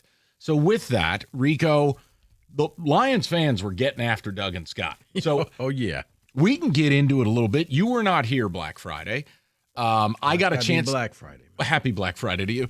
But it's just, I got a chance to do a show. I've said most of what I need to say, but I'll do a redux. Okay. But where are you at? I mean, obviously, Packers come in here, outlying the Lions. They're 3 for 3 on 4th downs. You're 0 for 2. Aiden didn't play. He did play, but he didn't play. And once again, Dan Campbell with some puzzling decisions. I can't say I was surprised. Green Bay did exactly what I thought Green Bay was going to do. I thought Micah Parsons was going to be the difference. He was double teamed. Didn't matter. He came up the middle. He came around the side. He invoked havoc and wreaked havoc throughout the entire backfield, and he disrupted plays. And when Amon-Ra goes down, I was like, okay, well, now Goff's really in trouble because all of his safety blankets are now gone. And then that final drive when they were down 2 scores, like, oh, okay, well, we're going to speed this thing up. We're going to speed this thing. You're huddling. Okay. What are we huddling for? Dan Campbell on the morning show today, that had to be like AI Dan Campbell. Yeah, you want to play this audio? Yeah. This was a moment where I go, oh my God, Dan, you've been lionized. Here's his they questioned him on it. You can't take 6 minutes to score when you're down by 2 scores late 4th quarter. Yeah. Campbell goes, no, not so fast, my friend. That was our strategy. Zoink, Scoobs. Go ahead, David.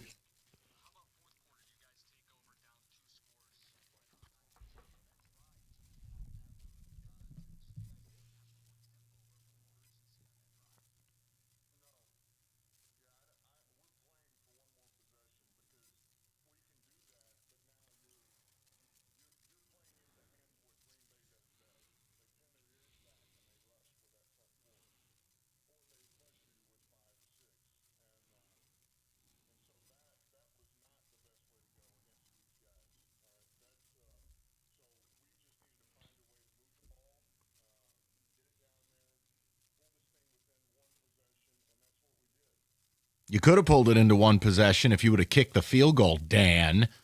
You had the football 31-21 with a chance to kick the field goal and make it a 1-possession game, Dan, and you didn't do it. So then you want to defend the insanity of You were like 1973 Oklahoma going at that pace down the field. Dan, no disrespect. The other team's going to try to rush my quarterback. So what? I have to go slow. Right. You're down 2 scores. Green Bay is looking at each other like, are they going slow? I couldn't believe it. Like, you know what? It's one of those, don't tell them that they're down 2 scores. Let them burn the clock because the clock is on our sideline right now. It's our ally. And by the time that, Green Bay gets the ball back, you couldn't because they just went for it on a 4th down. They got it, and that was ball game. But, man, it was everything that I saw that could happen bad did because that interior of the line just wasn't there. Parsons just – there's a reason why they made that trade. He was a difference maker when Green Bay got him, and there's a reason lived up why he's a lot better than Aiden Hutchinson. Just say it. Like, it's not even Mike, because I don't even put him in the same category as Aiden Hutchinson. Yeah, well, tell these fans and tell this organization. That's why he needs help. That's why Brad Holmes failed. No, I put him in the category with a Bosa. I put him in a category with a Myles Garrett. I don't put him in the category with Hutch. Okay, fair, but that's my point. Yeah. This organization has to change their approach to how they view him or what their ideology is to the defensive line. If you watch football all day yesterday, Friday, Thursday, if you can run the ball and you can rush the passer, you win. That's it. Look, Corbin is in for Kenny. Okay, his Rams lost to Carolina. Carolina could run it, and they got after Stafford. Forced a pick 6, forced a game-winning fumble, the whole bit. The Lions can't rush passer. And you got Brad Holmes basically laughing in the face of the fan base going, well, what do we need? We already have Aiden. This season is just telling me they're not good enough. It's not a crime. It doesn't mean they're bad. They're not good enough comprehensively. And also, newsflash, here, can we say you don't get to laugh about the Bears anymore? They put 300 yards rushing on Philly, and Ben Johnson's the architect of it. The Bears will not end the 1 seed. I know that, but they're the 1 seed right now. You're multiple games out of the playoffs. See, I can't say that the Bears won't be the 1 seed, Mike. They're playing some of the best football. They went into Philly and dominated Philly. They went on the road. This wasn't in Chicago. And everybody kept saying, but they haven't played anybody yet. Well, they just played the top team. And they bodied them. Yeah. They dominated that game. You're right. If you want to put a lunch on it, they won't be the ones. Okay. We'll put a little action. Okay. But I'd like to know where you guys are at. And look, can we say that? But overall, Lions are always going to be in first place. You want to talk about Michigan getting their ass kicked? We can. What was that performative BS of guarding the M? Can we say, had you guarded the end zone, maybe you would have won the game? How about you don't get to do to me what I did to you? Yeah. What world do you reside in? There is just us, and then there's just rules for Michigan. You mean justice and just us? There's justice and just rules for Michigan. I also have never seen a player headbutt an official and not get thrown out of a game. Then again, I've never seen a player headbutt an official. You know what? I did. It was the Cleveland offensive lineman that got hit in the face with the bag and the flag. And oh, my God. It was his kid plays. Orlando Brown. Yes. Yeah, he got hit but he got hit in the eye. He got hit in the eye. There's a circumstance there. And he went after the ref, and he got tossed. But he got hit in the eye. His eye swole up, and I'm like, wait, did he just headbutt the official? And, okay, well, he's gone. Like 15-yard penalty, first down. And look, the Michigan angle is going to be simple. It's what was this year for? If that's the end product of Bryce Underwood, 8 for 18, 63 yards, couple of picks. You played 3 semi-decent teams. He had no business being on the field in those games. Not only is he not, and I don't care what Joel Klatt keeps wanting to say off his little talking points. He is not the best freshman in America. He's not even the best freshman in the Big Ten. Malik Washington's better than he is. And the kid out of Cal, JKS, they just beat number 15 SMU. He threw the ball 42 times for 330 yards, 4 touchdowns, no picks. Bro, you hit me up on him. I watched Malik Washington damn near throw for 500 yards. I was actively rooting for him to get to 500 because me too. It was just like, and it wasn't like, 5-yard throw, receiver took the rest. I mean, he was throwing darts out there, dimes, dropping it in a bucket. I'm like, Maryland's going to mess around and let this kid go someplace else. But right now, he's the best freshman, true freshman. Right, but and again, that's not a statement on where Bryce might be down the line, but you just got to call it like it is. And if you're going to call in with this Wolverine blather about, well, we're young, that's your coach's fault. The portal allows you to buy upperclassmen. Roster construction is a new thing now. It's not just about recruiting. I'm sorry, that's a wasted season. So we can rap about all of it. I'd love to know where you're at with the Lions now off the holiday weekend. Cowboys Thursday. Yeah, of course it's a must-win game. You lose that game, your season's over. Because here's where I've arrived at. There is no point in pathwaying a playoff run when this team hasn't won back-to-back games in 2 months.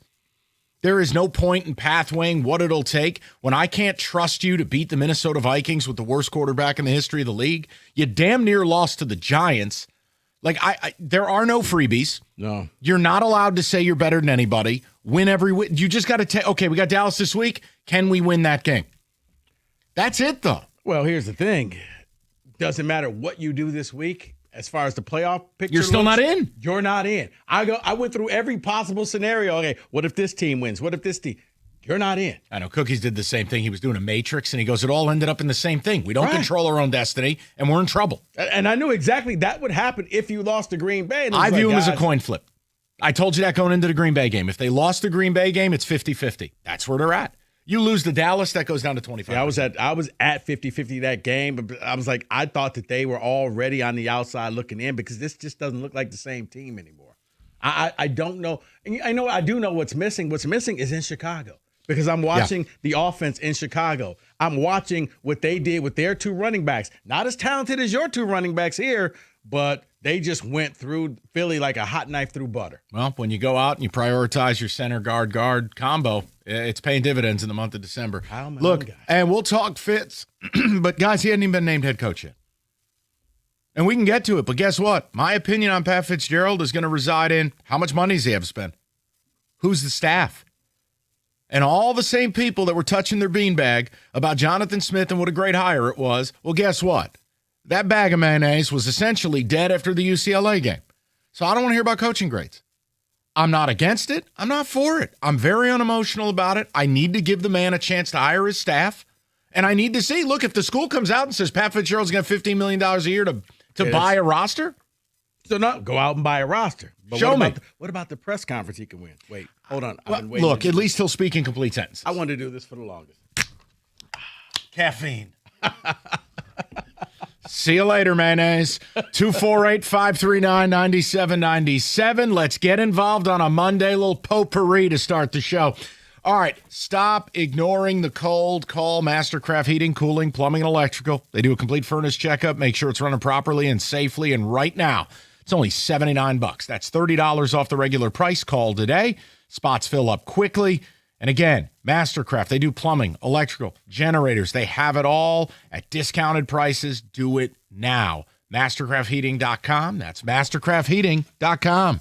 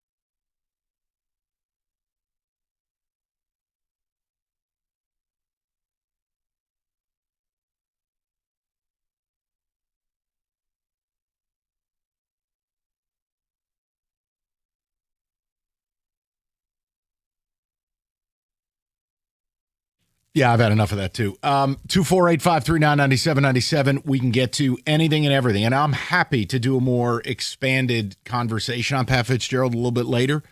But I don't want people thinking they're going to be tuning in for some over-emotional analysis. I don't have that to offer you.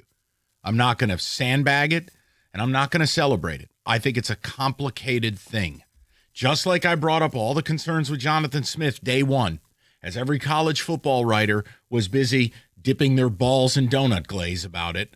Well, guess what? I was right. Worst case scenario turned out he didn't have a connection with the university, with the school, with the fan base. He seemed out of touch. He did stupid things in games like he did at Oregon State, and he didn't understand the Big Ten. I think the man got overwhelmed. Pat Fitzgerald will not get overwhelmed, but guy's been on ice for 3 years. You got to sell me this pen.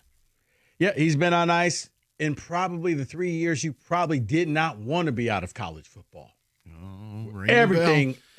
Everything just went at lightning speed. It's crazy, and I know we're going potpourri style today. The fact that I weigh in that you can't poach your current team's roster makes me think less of you as a coach, shows you how screwed up this sport is. Mm-hmm. The fact that he doesn't have a team to ruin by getting the 8-10 best players. Right, he can't walk into Northwestern and say, give me your guys. They're going to be like, who are you? I don't know who he you did are. Recruit some of these players, let's be fair. Right, but 3 years ago, like Mike, a lot of the guys are like, yeah, we've seen and heard the stories, but yeah, we're sticking with coach. All right. We're not leaving Northwestern. 248-539-9797. We go to the people on a Monday. Aaron's batting leadoff. Aaron, what's going on, buddy? What up, Del Rico? What up, Mike? How you doing, Aaron? Doing pretty good, man. I think the number one question on every Lions fan mind today is really, can we say that Aiden Hudson has taken more than just a step back, more like 2.5, 3 steps back? You know, you're the second highest paid player on this team, and you're a non-factor in, 4 games this season? Minimum. That was the question around Thanksgiving was just, what about this guy? I had diehard Michigan fans having to admit that this guy is really taking a step back and that he's not what we asked for, he's not what we paid for. And I know he's been injured. I know that's a gruesome injury you got to come back from. But at what point do we start asking or looking at possibly that contract and other ways? I mean, I'm not ready to do that yet, but I mean, the fact that he makes more money than Myles Garrett doesn't help the conversation. But let me defend Hutch in this regard. I think the organization has kind of done him dirty. Think about this, Aaron. Does Bob Muhammad belong on a field? Jesse Nowatzki or whatever the hell his name is? Look at these people. Marcus Davenport? You relied on Josh Paschal, who hasn't been healthy more than 10 minutes in his life? Aaron, you know what? Maybe the organization should grow to F up. Stop smelling their own farts and get a pass rusher opposite him to help him. Okay. Yeah, no? I'm not ready to give up on the team yet, but I'm hoping for something. Look, Aiden's a really good football player. I'm happy he's here. I don't stress about the money because the money's not real. But all I've always asked is, can we be realistic about it? People get seduced because Aiden's a good-looking kid. He's from a quality home, and he played for U of M, and look at the eye black. Local kid done good. But I don't care anymore. Once you're a Lion, you're a Lion. He's not in the class of the true elite. And I don't want to hear about any more of Chris Collinsworth's grift or PFF porno points, or he broke this record for the most dirty looks towards a quarterback under a full moon in franchise history. Those are not called interested. Pressures. Yeah, but all pressures aren't equal. I understand. Time to pressure is equal. No, I understand. Pressuring Jameis after he throws a 50-yard touchdown, not quite the same. That's not even a quarterback hit. No, it's... When it comes to Aiden, here's what I don't want to hear. The whole, he gets double teamed. Because if you watch the game, and I'm sure every Lions fan watched the game Thursday, you saw a guy get double teamed, maybe even triple teamed, and it didn't matter. He still found his way to the quarterback. The whole premise is there were multiple plays in that Green Bay game. He got aced out by a tight end. It cannot happen as a $40+ million edge rusher. It cannot happen. You know what I hated too? I loved after the game. How aloof. Well, Jordan Love is very unique, and he drops back in the pocket. I'm going, okay, wait. When you're on a people that are on the milk carton don't talk. It's just a picture. The interactive milk carton I don't need. You don't get to talk when you played that way. Kind of unique. He's standing right there. He could have played the game duct taped to a chair. Wow. What, David? I love it because he's unique and he steps back when he throws on his back foot. And yeah, like he was teaching everyone football while being dressed like a character out of Dick Tracy. That suit was something. Aiden, come on now. Big boy did it. Big boy did it. That was something. Big boy did it. Oh, all right, hold on now. It's like a wide pinstripe double breasted. I go, what is this, Kentucky Derby? Yeah. My goodness. All right, go to Danny, 97.1. Danny, what's going on, buddy? Boys, how we doing? Good, Danny. What's up, Danny?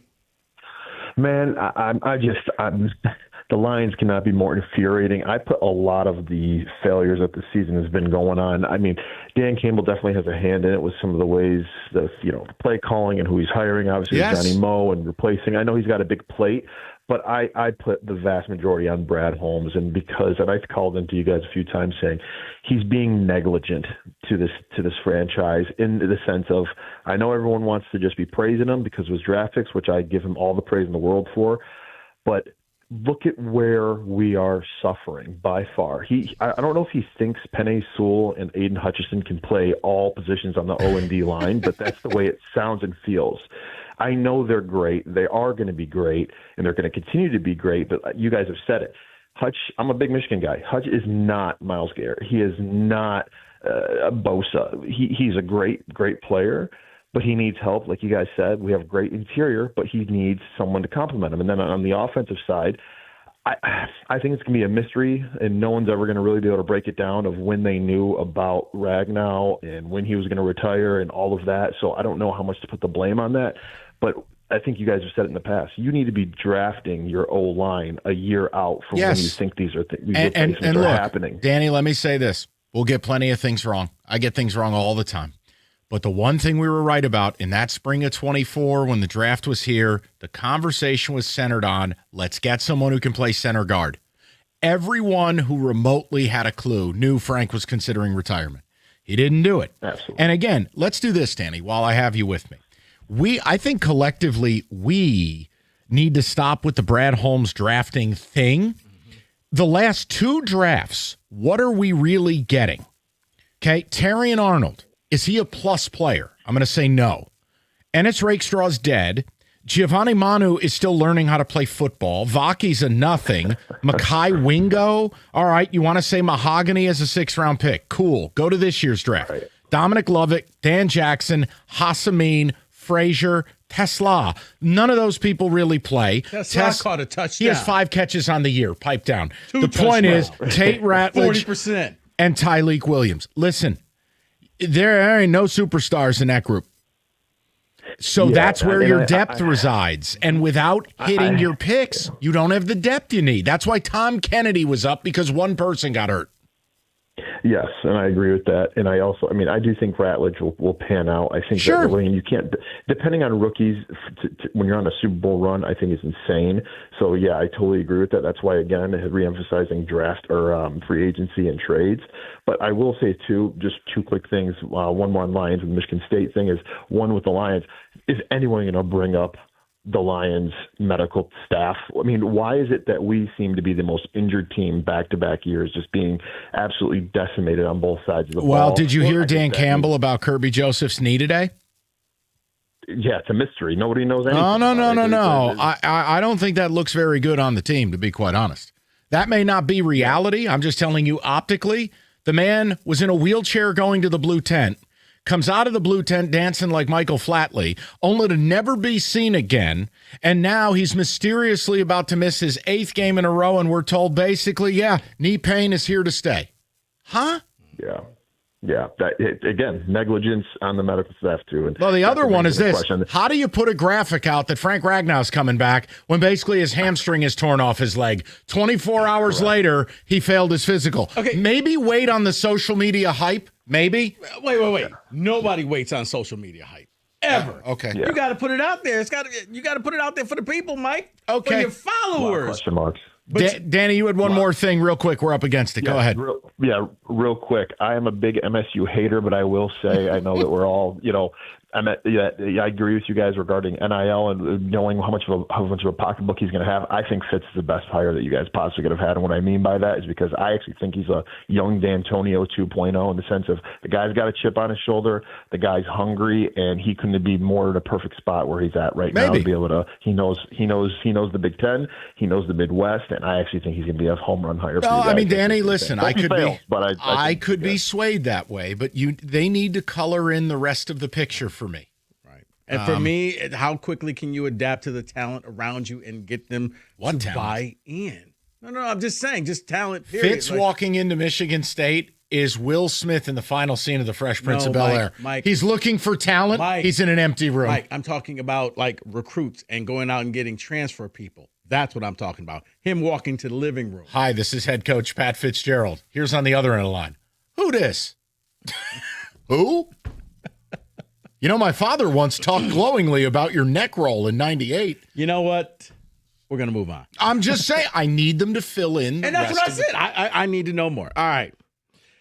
All right, you call yourself an NBA fan. Well, one thing, make sure your setup is ready for the prime time. Don't be the Hoops fan. It turns out that you got this horrible setup. You need to get yourself some Xfinity like I got. Imagine NBA all in one place, made easy. I can find my favorite games with the speed and ease of a seasoned pro with live scores, stats, odds, everything you want thanks to the Xfinity Fan View. Look, we've all got that friend who watches games like a rookie. Well, now it's time to introduce them to Xfinity. They've got the most live sports and insane picture quality. No one does it better. So next game day, make sure your big fan isn't a big fail. Be the best at watching basketball with Xfinity, proud partner of the NBA. Xfinity. Imagine that. Restrictions apply. X1 box required.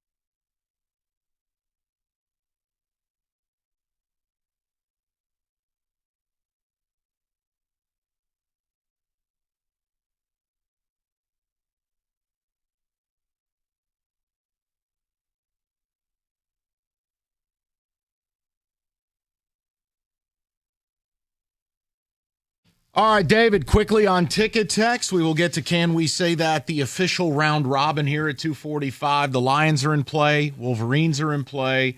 And Michigan State. And again, happy to talk about the Fitzgerald thing. Certainly will as the week goes along. For Michigan, I think the Can We Say That's are plentiful. Can we say that Bryce Underwood, we need to stop? Like, literally. I don't care what Joel Klatt wants to keep telling you he's the number one recruit on the planet. He's not even the best freshman QB in the Big Ten. He didn't develop at all this season. So, ergo, here's an idea. Next year, Sharon should be on the hot seat. Anything less than the playoff, can him. By the way, guarding the M, performative BS. Cut it out. You were the ones who planted the flag last year. Don't act that way. Don't make me go Cat Williams. No. Only one of us has $12 in jewelry. Like, don't do that. Seriously, when I was watching the game, I'm like, why is Michigan watching Ohio State? Why did Gus Johnson disappear once Michigan fell behind? Oh, wait, because he's an unprofessional buffoon. Hi, David. Want to do the ticket text? Yeah, let's do that here. Can we say we missed our window, and now it's the Bears' turn? That is Dan in Detroit. I'm not ready to go there, but I'd be lying if I didn't think it. Does that make sense? No, I understand that, but I think the light has clicked on for Caleb. Quit being backyard quarterback. Listen to what Ben Johnson says. Run his offense. This gets a lot better. Look, Ben Johnson has galvanized that franchise the same way that Dan Campbell galvanized yours. The difference is they were in a better position than when Dan took here. He took over a ready-made spot. He's shirtless in the locker room, and they're partying. They're the 1 seed. Look, they're fine. And guess what? As soon as Minnesota pays $100 million to Mac Jones, they're going to be nipping at your heels. And Green Bay, they just never go away. They're a barnacle. So if you wanted to make that case, I'm not mad at you. Can we say Sharon Moore won't be the guy at Michigan ever? Get rid of him now. Someone else says Michigan. Well, David, you know what? Real quick, it's funny because I wonder if Michigan fans really feel that way, because the whole time I'm watching this, I'm like, how does this man have a job? Like, what is he bringing? Because you have weapons on offense, but you know what? You don't use them. Like, you don't target Marsh at all. That was baffling. Really? That was something, wasn't it? Yeah. He's an offensive mind, or I'm sorry, former offensive lineman. So maybe he doesn't have a mind. I don't know. I don't know what's going on with the offense. Like, Marsh has become your best receiver. And look, I know Ohio State and that Matt Patricia-led defense is good, but I gotta have some plays to get this guy open. That's supposed to be the game. That's what I've been told, that you go all out for. Well, the other thing that bothered me is they never made Bryce's legs a part of the equation. Mm-hmm. There's no purpose to RPOs or read options if the quarterback's never going to keep it. It just felt like a wasted year. I can tell you JKS got better as the year. Oh, and by the way, his coach got fired. And Malik Washington got better. And you're going to tell me, oh, well, what? They don't have any help. They're not on good teams. More pressure was available. I mean, Chip Lindsey was amazing with this offense, wasn't he? No, it wasn't, and it's disappointing. So next year, to me, should be a pressure year. I mean, your offense really boiled down to 60-yard runs by your running backs. If they didn't get a big run, you didn't have much of an offense. All right, to the people, we'll go to Mike, 97.1. Mikey, what's going on, buddy? Rico, Mike. Yes, sir. What up, Mike? Man, fellas, it's just, one of my buddy's grandmother said, if what you're saying is right, just keep on saying it. And for some reason, it's coming to bite us in the booty. It's a reason why in the NFL they draft quarterbacks in the first round high, defensive ends, and shut down corners. And when we went to build the team the way we built it, and I'm going to go out on a limb and say, after the Lions went through training camp, I said they would be 9-8. And it's because when I looked at the roster, the coach said something earlier today, you played it. He said when Green Bay pinned their ears back, it's a problem. But let me ask you guys this. When we pin our ears back, who's the problem for us, for the opposing team? 3 years, 4 years, and Mike, I agree with you. I was saying it 3 years ago, we're going to burn Aiden out because if y'all look for me to be Superman, it's weighing on him now. He never leaves the field. I mean, he gives you everything he has. It just doesn't add up. 97% of the snaps for our defense, Aiden is on the field. 97%. That's ridiculous. It's insane. It really is. It's insane. So I'm just saying this, fellas. It's I don't think the man should be fired, but I just don't understand. We had high draft picks in 2022, 2023, 2024, and 25.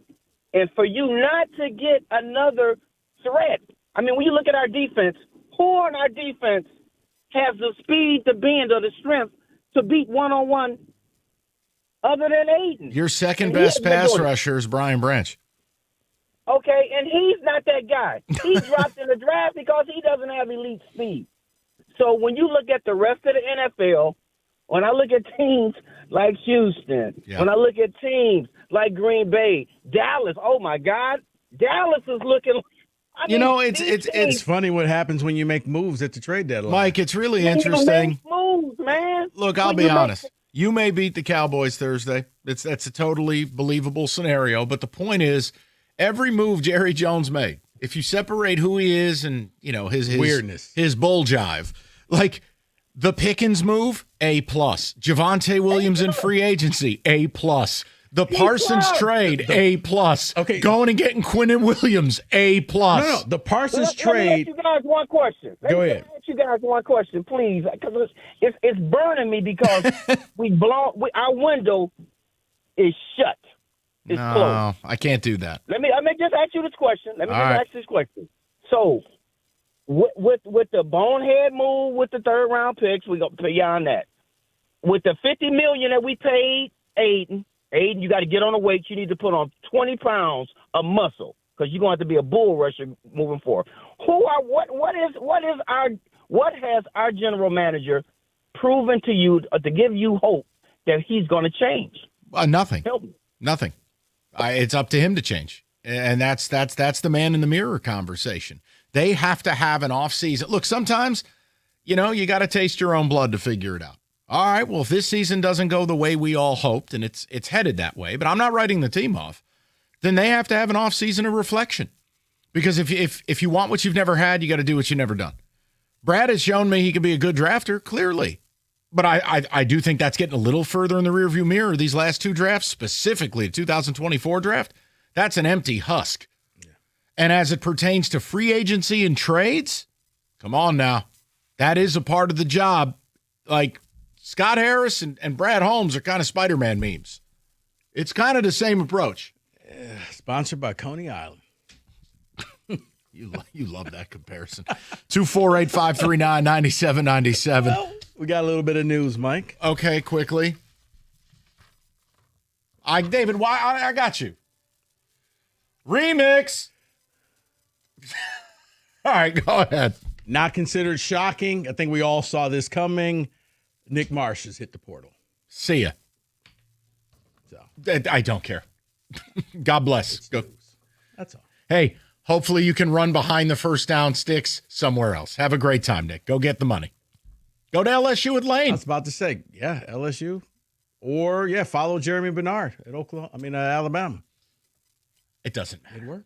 All right, good stuff. Hey, it's finally here, Cyber Monday, the sale at Moran Chevrolet, Michigan's #1 selling Chevy dealer. You can elevate the tailgate this weekend with a 26 Silverado four-wheel drive crew cab.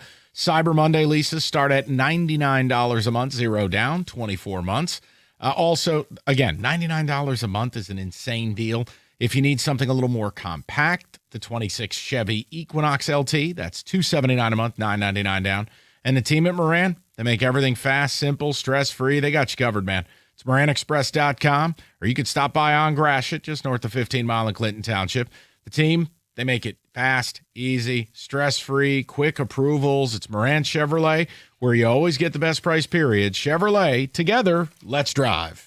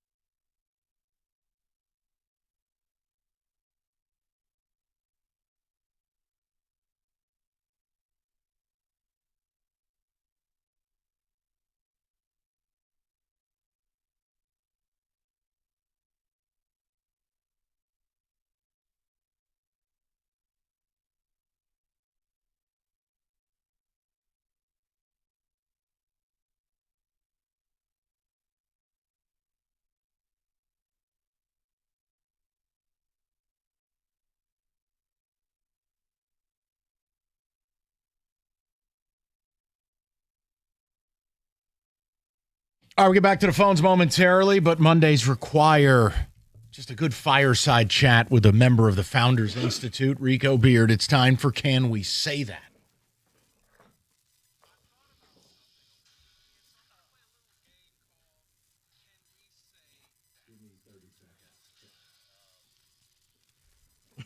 You know what, Mike? I thought about you as according to you, I was sitting with some founders at the Spartan game on Saturday.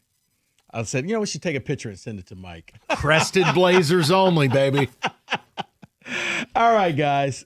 Can we say that Ole Miss should have let Lane Kiffin coach in the college football playoffs? Absolutely not. To hell with him. No. First of all, I'm going to go somewhere else to make the playoff. You're in the playoff. Second of all, this guy is an emotional terrorist. Look at how this story played out. If he wanted the LSU job, here's how you handle it. Straight up. Yeah, I'll be interested, but I got a team to coach. Mm-hmm. The same way it's handled in the NFL. Oh, but then LSU would have moved on. Too bad. The point I'm making is, no, you're not going to sit here knowing you're leaving, knowing you're openly poaching my players, knowing you're taking staff. Get the hell out of here. It was ridiculous. And shout out ESPN for platforming all this nonsense with that goofball Marty Smith. You know how many times they broke into games on Saturday for Lanegate? Mm-hmm. Oh, I got a lot of praying to do. Oh, bull. Everybody knew you were going to LSU. Right. Lane Kiffin is the biggest narcissist in the history of this sport. The sport and Lane deserve each other. And by praying, he meant waiting for the check to clear. Please. I'm going to say no. David does that every Sunday. He prays. No. I'll say that you also forgot about the ESPN part, Mike, where they peddled it on game day all morning about he should be able to coach. Listen, Let him coach. No. The sport and Lane are both pieces of garbage. They belong together in a really gross, STD-ridden marriage. They just belong with each other. The sport allows this crap. And then Lane takes advantage of the crap. Yes. What you got? I am going to get crucified for this. I would say yes, only because I am willing to use Lane Kiffin as a martyr so things change within the sport of college football. The schedule is ridiculous. Yes. The fact that all this stuff that teams can even hire is absurd. So as much as it pains me, I will say they should just let him coach. Look, to Corbin's point, Cookie said the same thing. He's going to take your coaches and players. Mm-hmm. Whether you like it or not, you may as well go for it. Here's the other thing. I'd like to place a lunch bet. Lane is going to poach players from Ole Miss. There will be opt-outs from that playoff. Oh, kids making $700 at Ole Miss? Here's 1.5. Don't play in the game. Well, here's the bad part. Here's the bad part about that. If they opt out, I think you're now reached the semifinal phase. But what was the point in building? What was the point in getting to the playoff if you're a player and you bail for money? Then what? So the whole thing. Following coach. The sport is lost. Oh, it is, Mike. But it wouldn't be as interesting. I didn't know that you guys, because this one, if you thought that last question, can we say was bad? Can we say the ACC needed to manipulate the standings to get Miami in the title game because they need to see the Hurricanes in the title game? Sure, but no ACC team's going. I'm saying. Duke's going to beat Virginia, and the ACC's getting left out, and I win because that conference is terrible. I mean, I would have did a secret closed-door meeting. We forgot rule number 52. What is this guy, Al Capone? No, it's called the NCAA. Dude, no one cares about the ACC. No, right, but I'm saying if you wanted a team, it was Miami, and you just neutered yourself by putting Duke in. This has been floated, and I'm like, what are we doing here? But they probably should have manipulated their ruling, their rule book at the last minute and say, I'm sorry, Duke, Miami's in this game. Here's how, and we've seen this happen before. We go back to COVID. Indiana should have been in the Big Ten championship game. Big Ten, we're going to put Ohio State in, but we're better than them. I know, but you're Indiana, so here's a bag of cheese.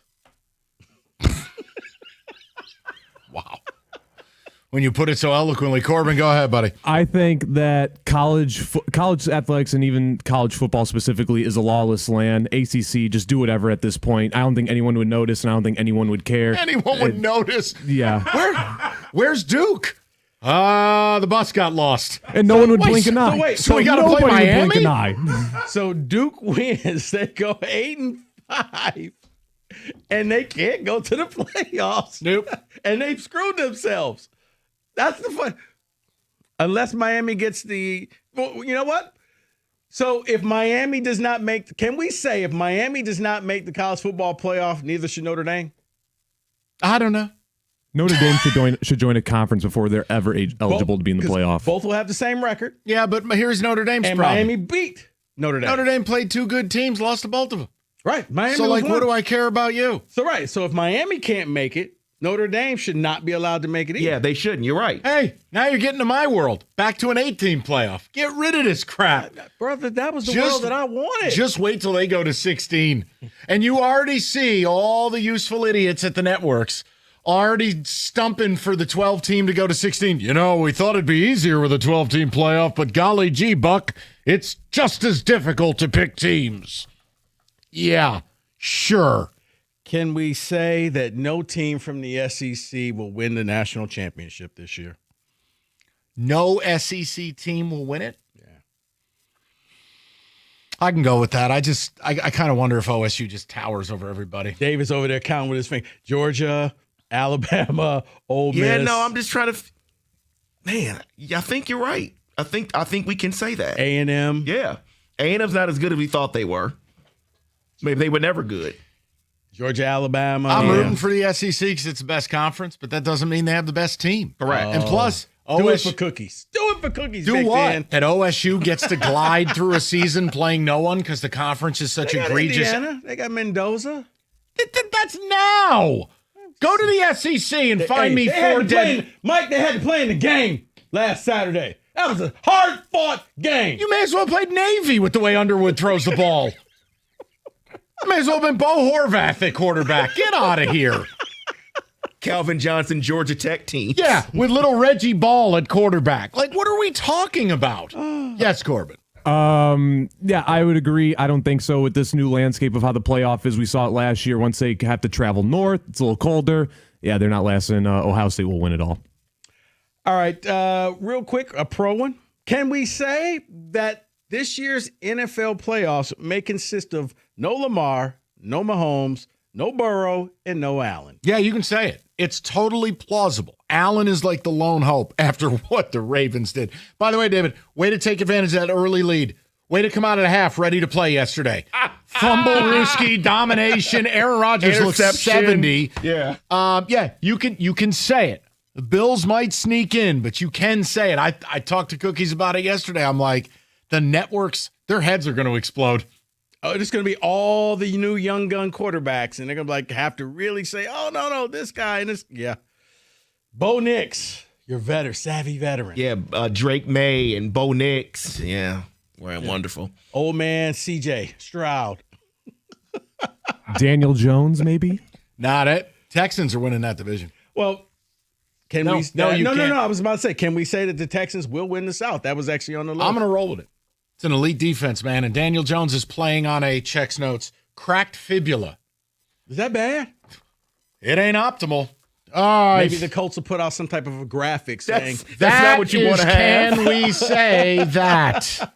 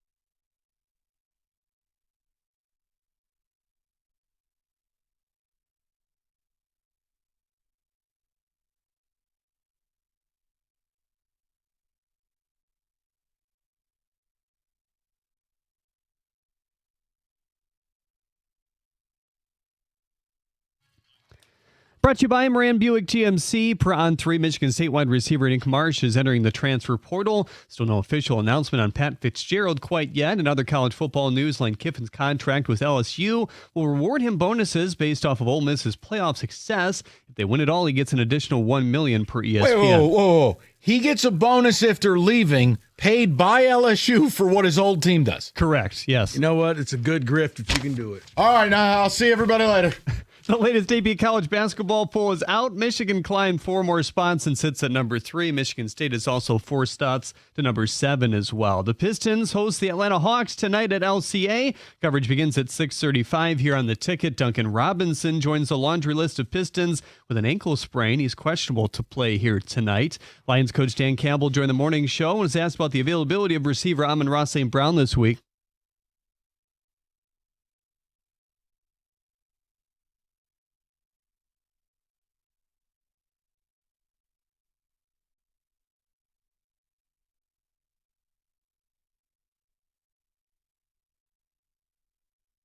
Amon-Ra was absent from practice again today, along with corner Terrion Arnold, receiver Khalif Raymond, and tight end Brock Wright. Safety Kirby Joseph was on the practice field for the first time since October 3rd. Dave Burkett of the Free Press said he wore a large brace on his left knee and looked explosive during position drills, but often limped back to the sideline after his rep. At the Corwell Health Sports Desk, I'm Jeremy Otto. For more, go to 97.1 The Ticket or Odyssey.com.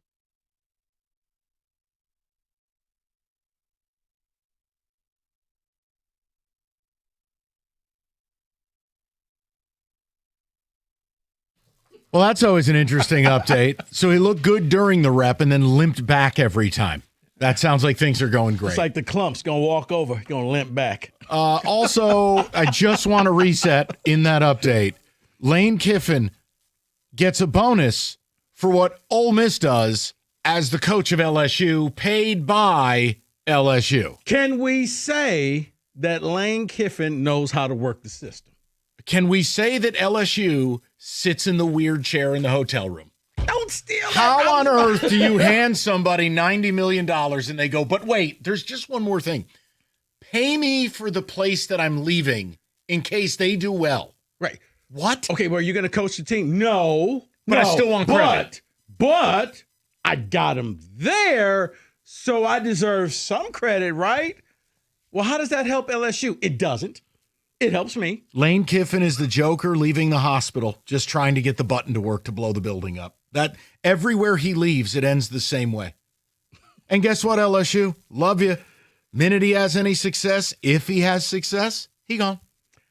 He is the ultimate in falling up. He's a narcissist. I don't. How did you pull that con off? That's amazing. No, I can say no.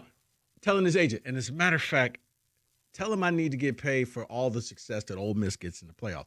Lane, we're leaving Ole Miss, but you already got $90 million. They'll never agree to this. Trust me. I need 91. Trust me, they will. Also, we're rapping about the Lions. It is a Can We Say That Monday. I've brought up a number of Michigan things. Look, you can do what you want with it. That was embarrassing Saturday for a multitude of things. A, your quarterback didn't throw for 100 yards.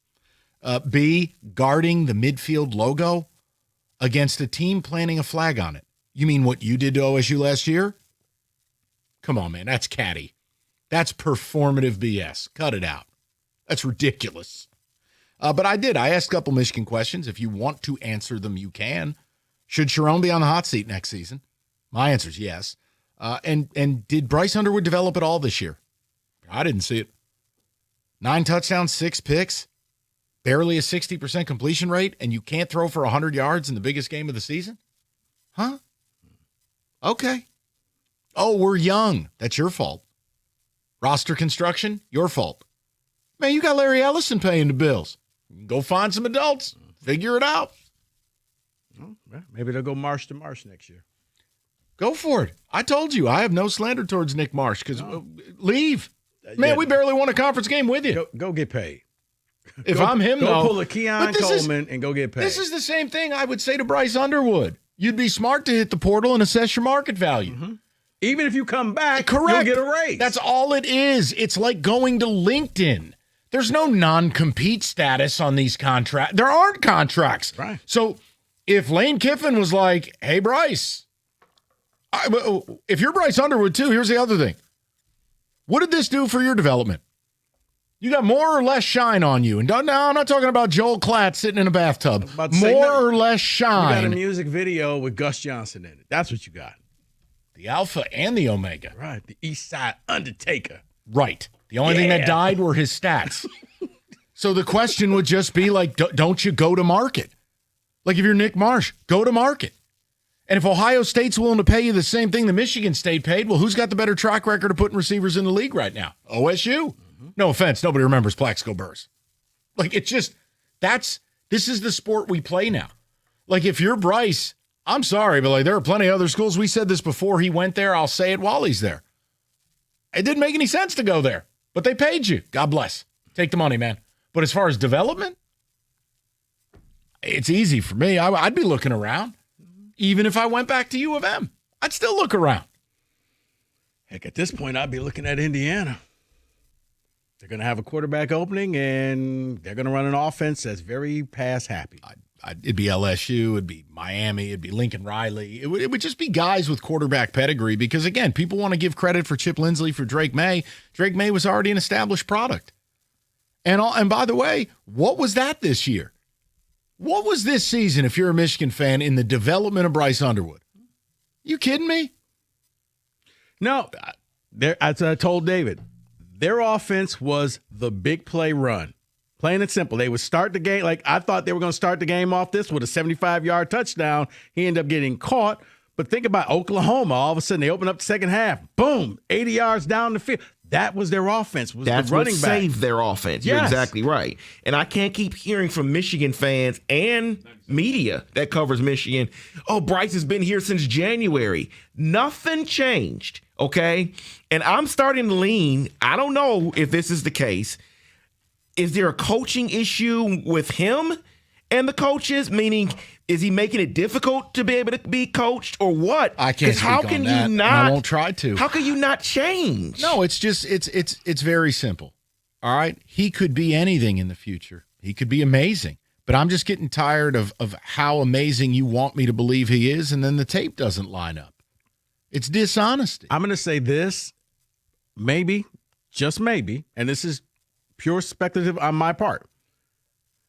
It's a square peg into a round hole. This wasn't Moore's guy, and it was kind of forced upon him, and now these two have to coexist. They're the awkward blind date. They're trying to feel each other out and say, "What? I like pizza. You like pizza?" But he's got his blue collar on. Okay. If I may interject, and I've been talking to a lot of U of M fans all season long about this, I think this is the prime example of where the sport is at because he was willing to stay in LSU. It was up until the billionaires came out ready to, shell out the millions for him. And now it's like, this is just a prime example of a guy who had so much hype, so much as like a freshman and whatnot, and he got his bag. And because so many people were like, oh, he wants to be in Michigan. He wants to be. Well, he didn't want to until the money came up. So I think that is the issue at hand, in my opinion, at least. Funny how that works. 248-539-9797. We go right back to the phones. Lions are in play. Michigan, Ohio State is in play. And so is Pat Fitzgerald if you want to talk about it. We can go a little more detail in the 4 o'clock hour with it. There's nothing emotional. I got to see the staff. I got to see the NIL package put together. I could be swayed. Was it going to be my first choice? No. But I'm also not going to be the dishonest guy who pounds the desk yelling about Bob Chesney like I know Bob Chesney from a hole in the wall. If anybody knows Bob Chesney. No, my point is I know Bob Chesney has coached at a lot of little places and had a lot of big success. And then he brought some of his guys to JMU, and he's got JMU cooking because Cignetti left him nothing. Yeah. But that doesn't mean you've ever coached on the main stage. Well, sounds like he's headed to UCLA. So. Congrats, your career just ended. 248-539. Sun and Bel Air. That's fine. That's a strange choice for a guy who's never coached west of Ohio. Go for it, dude. Have a blast. Like if you told me Chesney to VTech, you told me Chesney to Maryland, you told me Chesney down south in Florida, I could buy it. If you would have told me Jonathan Smith to UCLA, that makes more sense. The point I'm making is I don't have a right to pound the desk and go, this is a grave error. I don't get to interview Bob Chesney. I don't know if Bob Chesney would take a bleep in our mailbox. I have no idea. So I'm not going to go crazy just like with Jonathan Smith. No, but here's what I've told people. You don't get the whole give him 3-4 years. That's gone. And like it or not, when you look at what a lot of coaches have done in their first year or two outside of Cignetti, they flipped rosters. They've gotten teams good. Yes. And that's your new normal. It's money. Yeah, you're allowed 2 years. And after 2 years. Here, I'll say it. Let's just get the quiet part out loud. Go win 8 games, or you're on the hot seat in year 2. Yes. That's it. Go 8-4. And before you scoff at that, go look at state schedule. I'll hand you losing to the 4 best teams they play. You just got to beat the Rats. Go 8-4. And if you're not capable of doing that, then you're not a serious program. That's not Curt Cignetti. That's not asking for the playoff. But it's asking for a level of respectability that, look at the schedule you play. You want to go lose to Notre Dame? Lose to them. Let's take a look.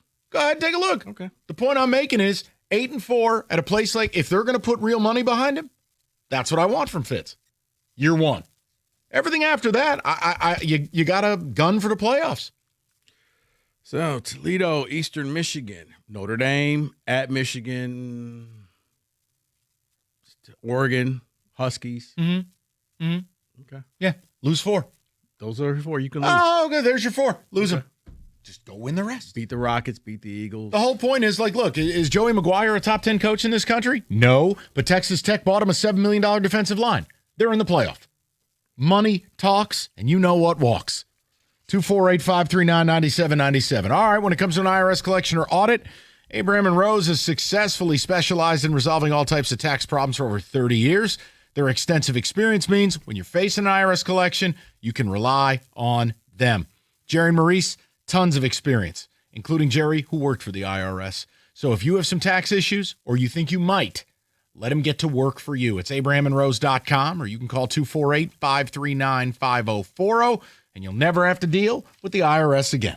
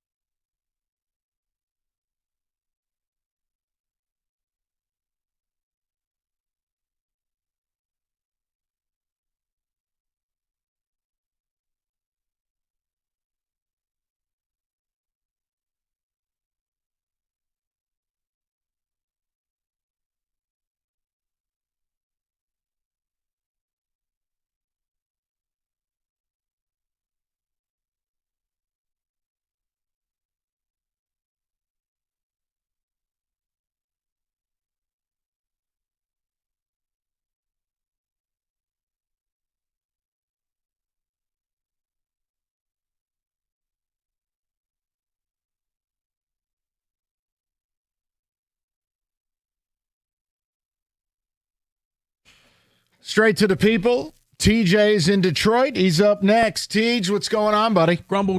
No. Mike, I've been a fan of both way too long. I'm sick of it, and I'm gonna just tell her how it is. I'm the biggest Michigan fan, okay, the biggest doggone Lion fan around, bro. But here's the thing: both of these situations, to me, are coaching. Man, I'm sorry.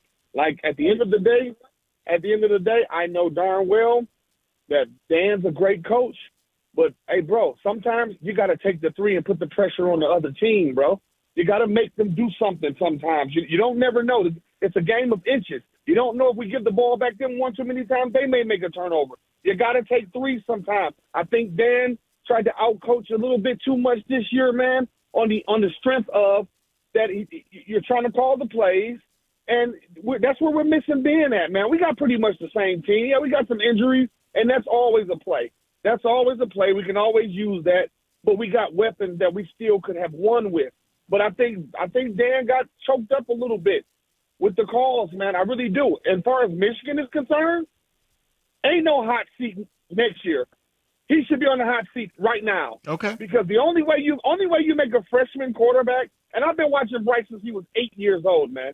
The only way you make a freshman quarterback great when you're trying to have a learning curve, if he has legs, you have to use them. Yeah, I agree because with that. Now you make the defense do something else that they're not used to. Bryce left about 400 to 500 yards on the season on that field. I've watched too many plays on the RPO where if he'd have kept the ball, he'd have gained 20. Well, because by the middle of the season, TJ, the D end is just crashing down, knowing Bryce isn't going to keep the damn thing. He's not going to give it up, and that's why both of our running backs are on the shelf because all we did was run them. You got to give the guy a chance. We know it. And here's what I want to make one point. Hold on, TJ, real quick to add to your point. Because when he did keep the ball, those rare occasions, he's running it for 30 yards. Nobody touched him.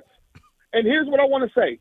If you look at Bryce, coaching-wise, you can tell they didn't coach the kid because every ball he threw was still 100 miles an hour at the end of the season. You can't tell me either that's him saying, hey, I'm getting $2.73 million. I can do what the hell I want to do, or that's just nobody's there to coach the kid. I blame both of these organizations right now on pure coaching. The Lions have a better chance to recover just on the strength. They don't have to deal with that portal crap. But I think Dan dropped it a little bit this year, man, trying to call plays. He wasn't being. Well, no, and TJ, look, we can really simplify too. And I think, listen, I think you're on the mark with a lot of it. I can't speak to the Bryce thing. We see stylistically, it's all heaters. There's really no touch on the ball. What are you talking about, man? Elway through fastball. Thanks, Joel. The point is, Dan Campbell's biggest sin was he botched the hire. There's no other way to put it, by the way, if you're going to get all in your feelings, Lions fans. The OC that you hand-selected was depantsed within 6 weeks. Mm-hmm. You botched the hire. You went from arguably the best offensive coordinator in the sport to guy you demoted in 6 weeks.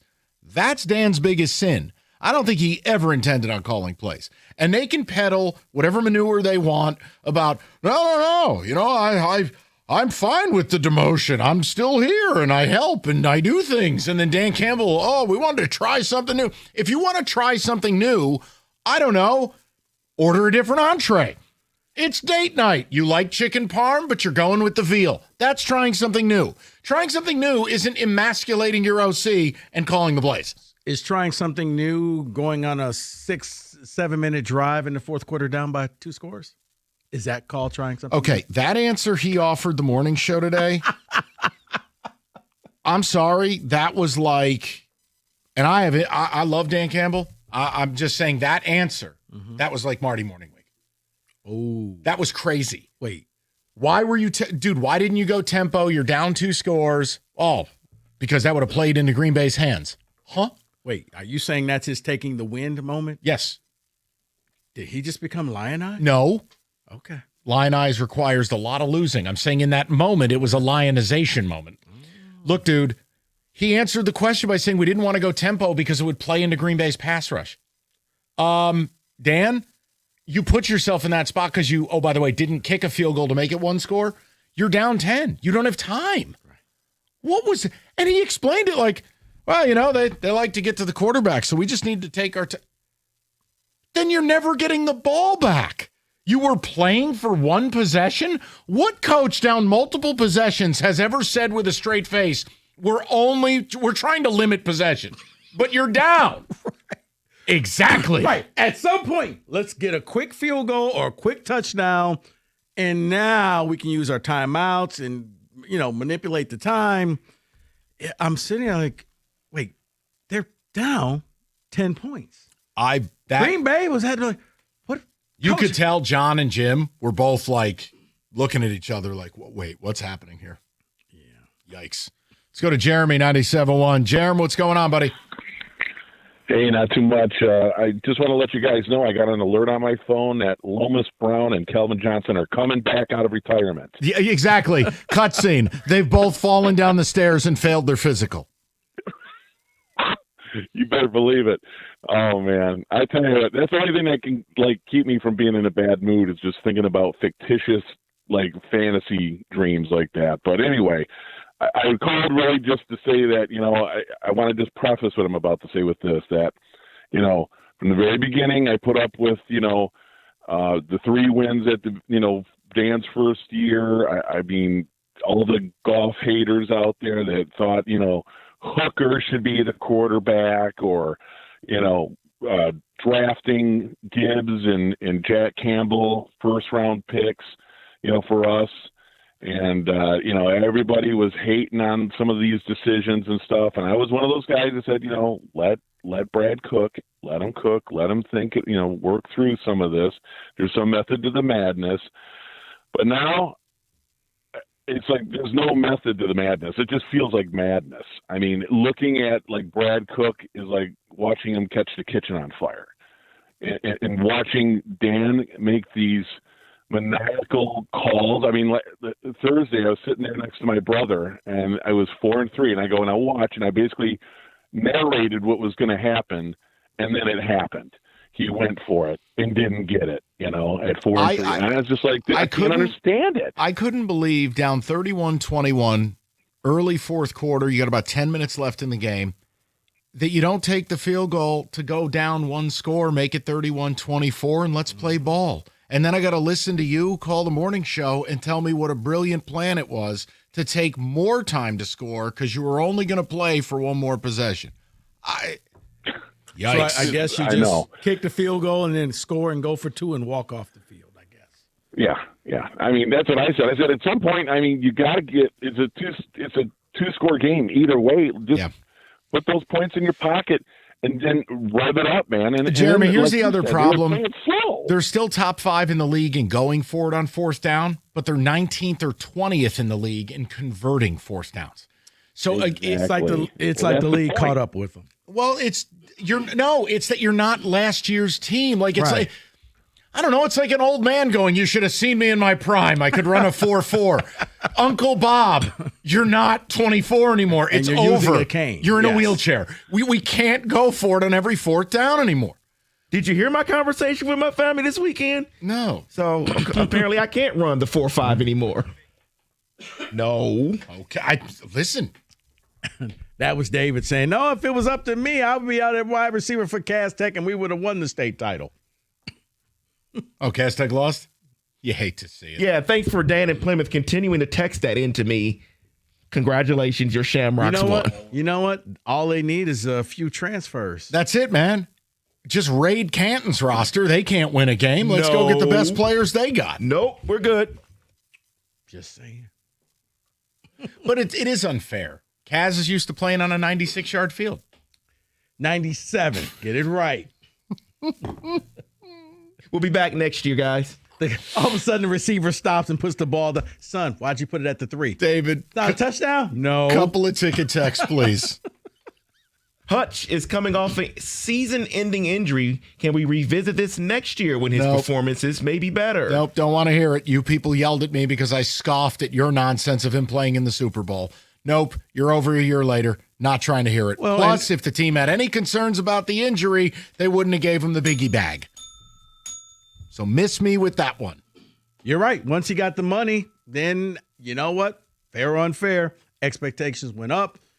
So, yes, I would have waited, see what's going to happen, but they were so anxious. No, this is going to work, and we just need one. See, I don't even blame Hutch. I blame Brad. I said it earlier. You didn't give him somebody to help him out. Look, he may never hit the Myles Garrett stratosphere, okay? But with help, maybe you had somebody. Get like a Jalen Phillips. Go get him. They got Myles Garrett help. It's called my guy Mason Graham. You think it's a coincidence he's about to have a 25-sack season? Mason Graham is a war daddy. No, I watched it yesterday. Like, man, Mason Graham picked the right team. If Cleveland ever got a quarterback. If the Giants just would have taken Mason Graham, everything would be different. Okay, let's move on. David, go ahead. My wife, this is from Brian. My wife calls me last night to tell me my 6-year-old daughter watched a guy score a touchdown in a game. She proceeds to say, touchdown Detroit black guy. Nope. We can't have that. Touchdown Detroit black guy. You can't. It's a radio show. It doesn't apply to real life. All right, that's where we stop. We'll continue in a moment. You know what? You get the slow clap. Thank you.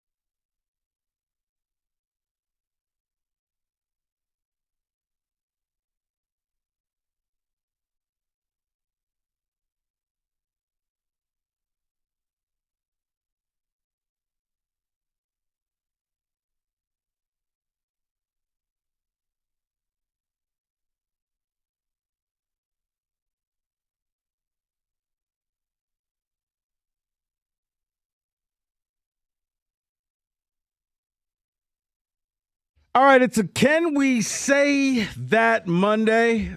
Lions, Michigan, Michigan State, heck, even Lane Kiffin is on the board. 248-539-9797. What is your Can We Say That for this past weekend? Let's go to Ryan, 97.1. Ryan, what's the good word, buddy? Guys, thanks for taking the call. Yes, sir. Hey. I'm curious to know, how far is Sheila's patience going to last with Brad and Dan? Not that I'm calling for, I don't expect them to get fired, and I don't expect them to be on the hot seat. But eventually, this window isn't going to stay open forever. It may not stay open past how much longer we have Jared Goff. Yeah. But eventually, you figure she's going to whisper in something Brad's ear, like, come on, we need to get going here, or what do you guys think? Nope. I think as long as they're winning and they're the cool kid in class and they're selling tickets, no. Man, nobody gets fired in this town. If Steve Yzerman can still have a job in year 7, anything's possible. Mike, and you're exactly right, because that was another point where is she going to look at them like the Pagulas do, and Sean McDermott's been there 8 years and he makes it to the playoffs, so exactly she's content with that. Yeah, look, I think too, Ryan, you got to be careful, and I know you're not suggesting it, you're just future casting, and look, I just don't see a situation you're going to have a Jeffrey Lurie type owner here pressuring, going, damn it, I want my Super Bowl. Right. They have a waiting list for season tickets. Think about that. They have the most expensive home games in the league. Mm-hmm. This is a franchise that, not too long ago, they would have called you, Ryan, and said, we'll pay you to come to the games. Here, if you give us money, we'll let you call a play. My guys, and Rico, I'm sure you remember this too. The old Silverdome was only the old days in the Silverdome when it was half full back in the 80s. Even when Barry played there, they could only... Yeah, the games would be blacked out because they couldn't sell it out. Hey, Ryan, go pick up your free tickets at Art Van. All right, no problem. Yeah, Ryan, that's where Michigan State's at now. Free tickets. You can get them on the street. I was about to say, you don't have to go to a store. Just show up. No, the sad part with that Ford Field thing? Mm-hmm. There is a universe. They could make that a really cool event. Every year? But see, that would be a Mark Hollis thing.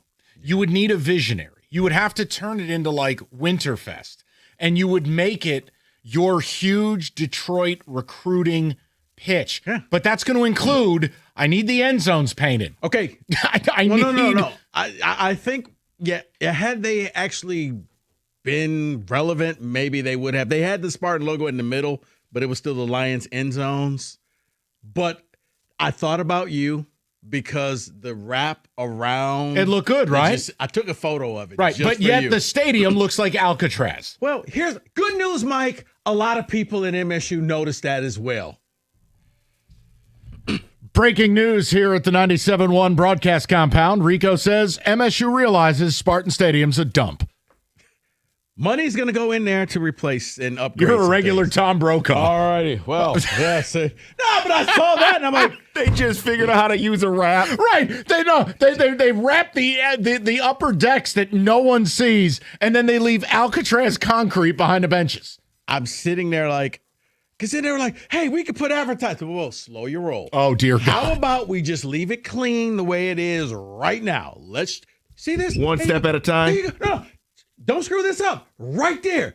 If you have to just pack it up and steal it and just say you came here with it, do that.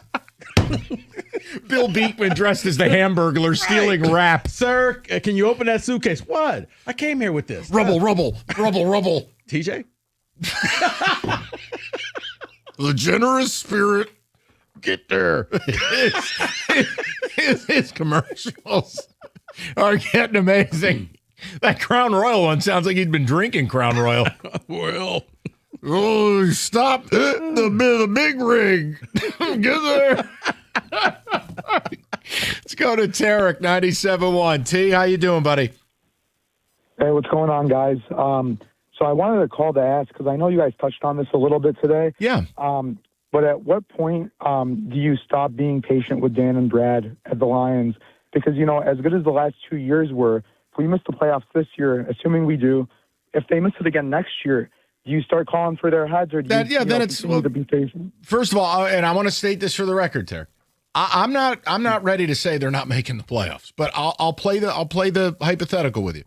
If you missed it this year and you missed it next year, you're absolutely on the hot seat in 2027. Both are on the hot seat or just one? Listen, he asked me the question. I'd say both. Okay. But he's calling for back-to-back missed playoffs. Look, see me on Friday, and I'll know more if they're going to miss the playoffs this year. Right now, you are They're a coin flip. They're a coin flip. You're close. You're going to have to run the table. You can't do it on your own. You're going to need some help from other teams. And the Chicago Bears are not helping you because I think everybody was waiting for that collapse. And what I saw on Friday was what you really need is this. You need the Packers to sweep the Bears, and then you beat the Bears, thereby getting rid of the Bears. That's kind of the simplest, along with not tripping up and losing any other games. Correct. But no, I mean, Tarek, listen, I understand it's emotional. I understand the way last year ended, the way this year's gone. I'm never mad at the conversations. If you called other shows with this take, they'd be screaming and yelling at you. I'm not. I understand it. I would just say you're years away from that. Years. Non-playoff year. Now, in a different market, if you make the playoffs but you never get to the Super Bowl, that's called the Schottenheimer. It's actually in the dictionary as Schottenheimer. Like, Marty was a good coach. He couldn't get anywhere in the playoffs. He would eventually see it. Or you make the Super Bowl, but you don't win, and it's called the Buffalo Bill or the Kyle Shanahan. Yours is tough, man. Losing Greenlaw in the game, you had the lead, you go to OT. Greenlaw's celebrating. Yeah. Okay. Yeah, that is a part of it. Let's go to Brad, 97.1. Brad, what's going on, buddy? Hey, fellas, how's it going? Brad, what's the good word?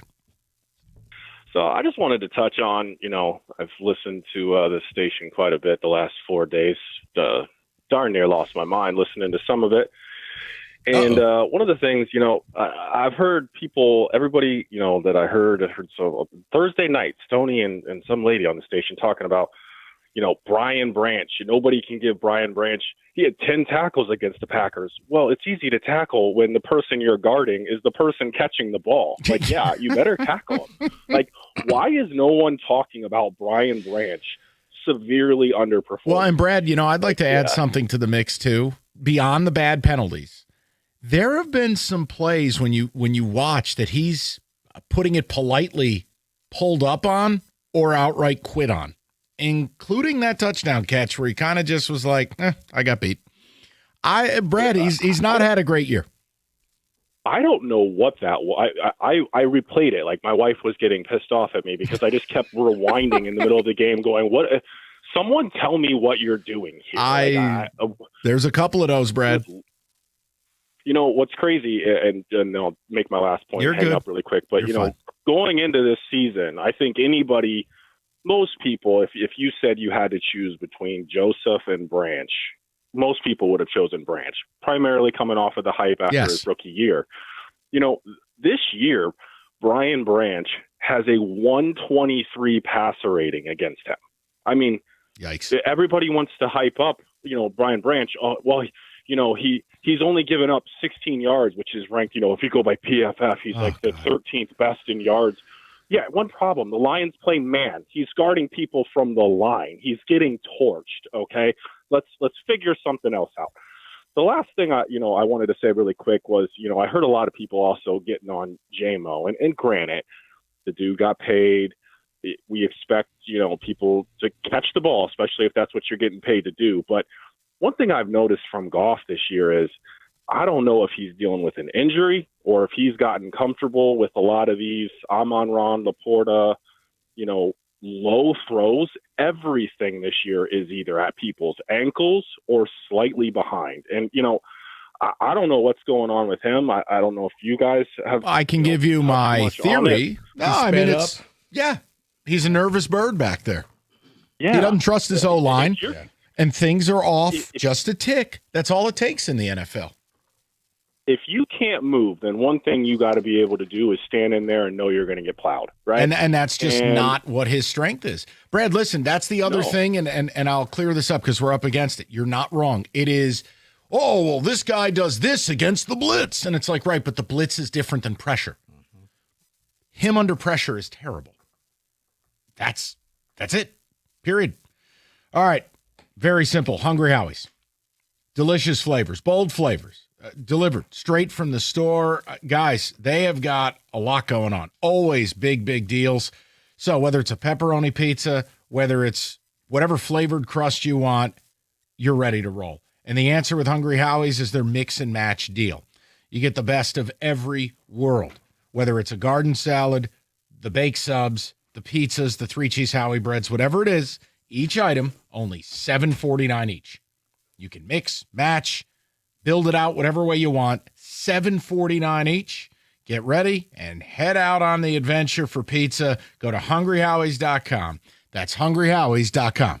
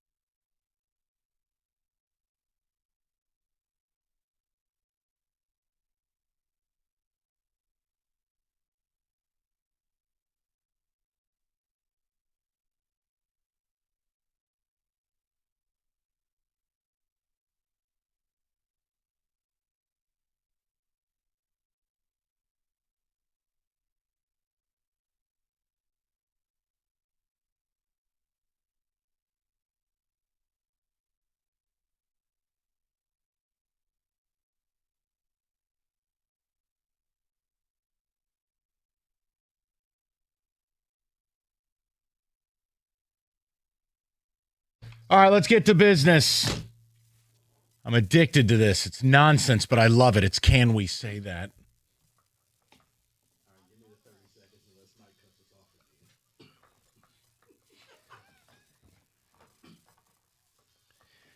Yes. All right, guys. Let's have some fun. Can we say that Michigan has regressed this year? How so? You got to give. Going from national champion to where they were last year to this year, even though they finished the year 9-3, doesn't feel right, doesn't seem right. Well, I think the fans spoke. That was basically a Buckeye home game, the way it sounded and looked on TV. And I think Michigan fans know you played 3 good teams, and you got put through the mattress by all 3. So, yeah, you racked up a bunch of empty calories against garbage. Congrats. You're Iowa in the old Big Ten West. It's not up to standard. And if you say, well, they're the youngest team in the Big Ten, cool. Man, you got Larry Ellison's money. Go buy some adults. Buy some upperclassmen. I mean, the committee is dying to put you in the playoff. The brand, eyeballs. They want to so bad. Yeah. This doesn't look like the standard that Michigan should have. It also is amazing how they had a team meeting basically and said, let's get on the M. Let's all do this and protect this. So basically you predicted losing. That's what I'm saying. Like, you're going with the losing mindset during the week of, if this happens, you should never think like that. They had a team meeting?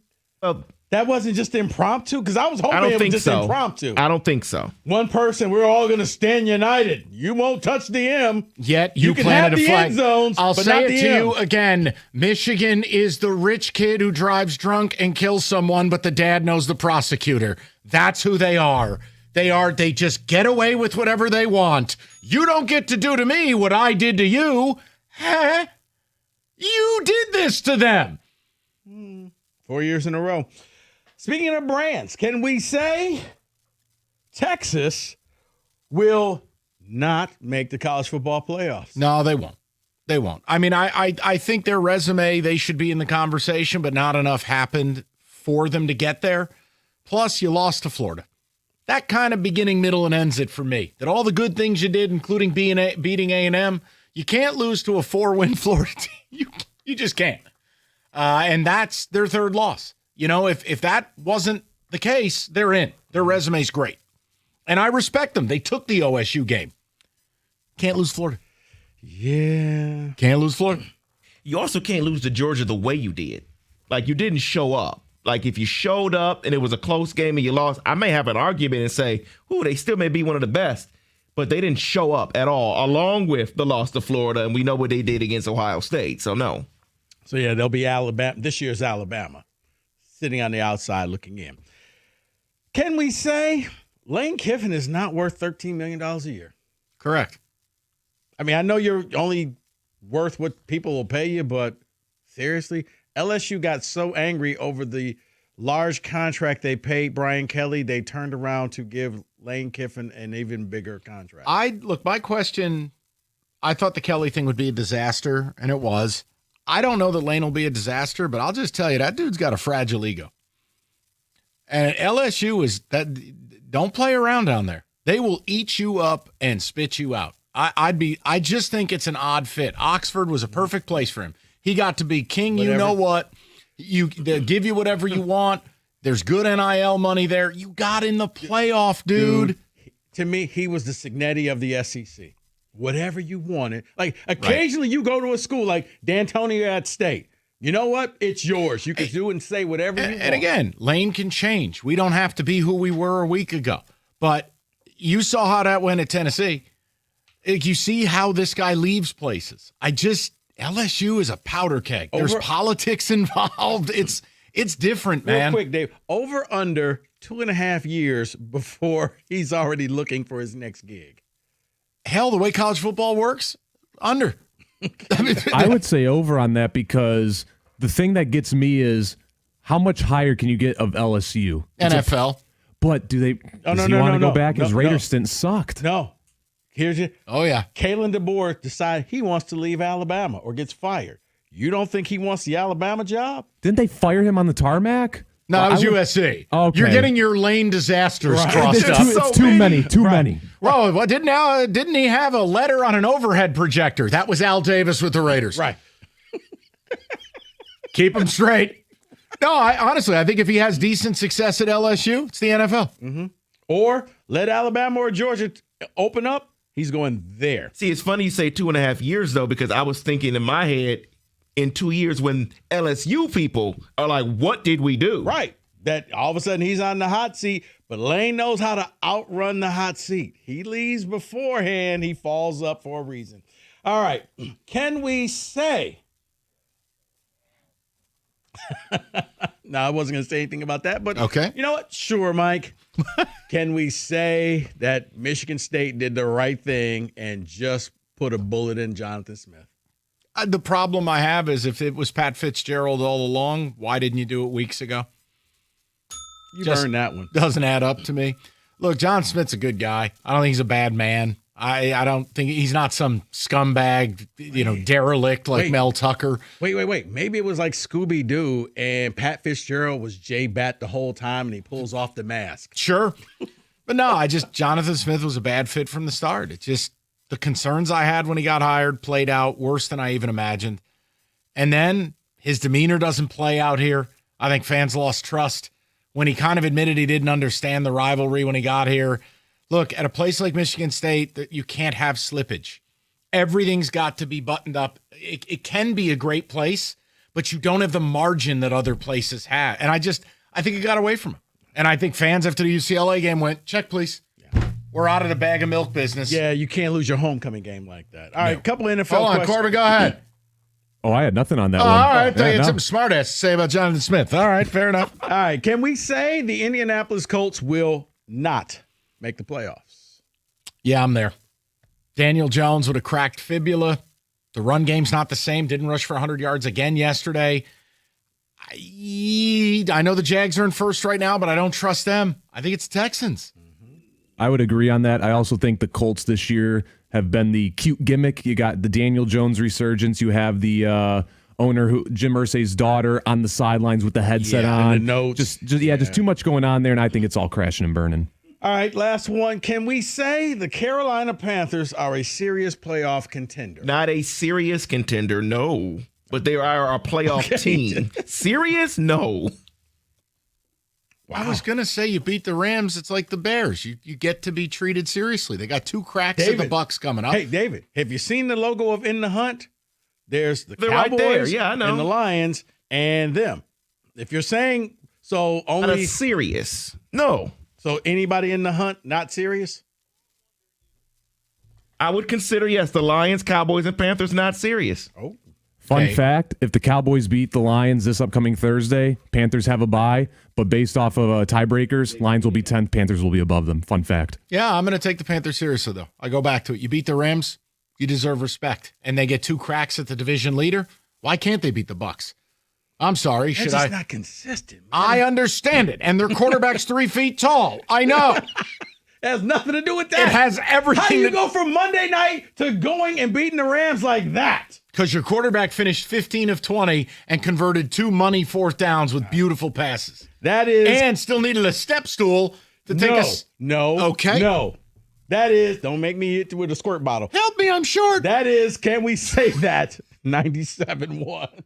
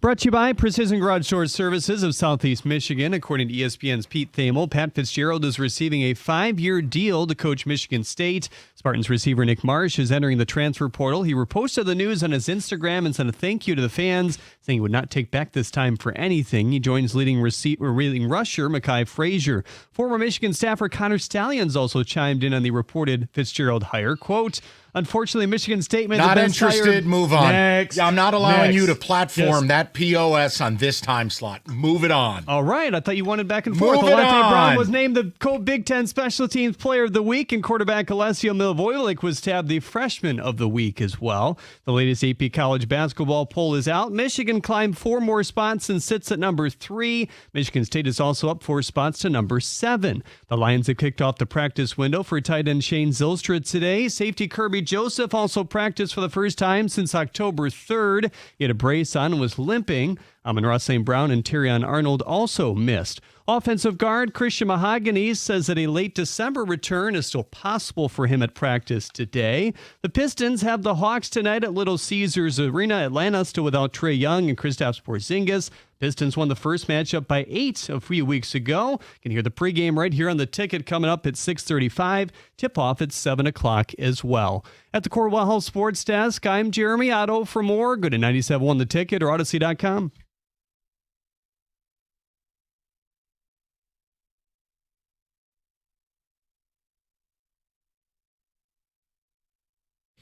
I want to explain something.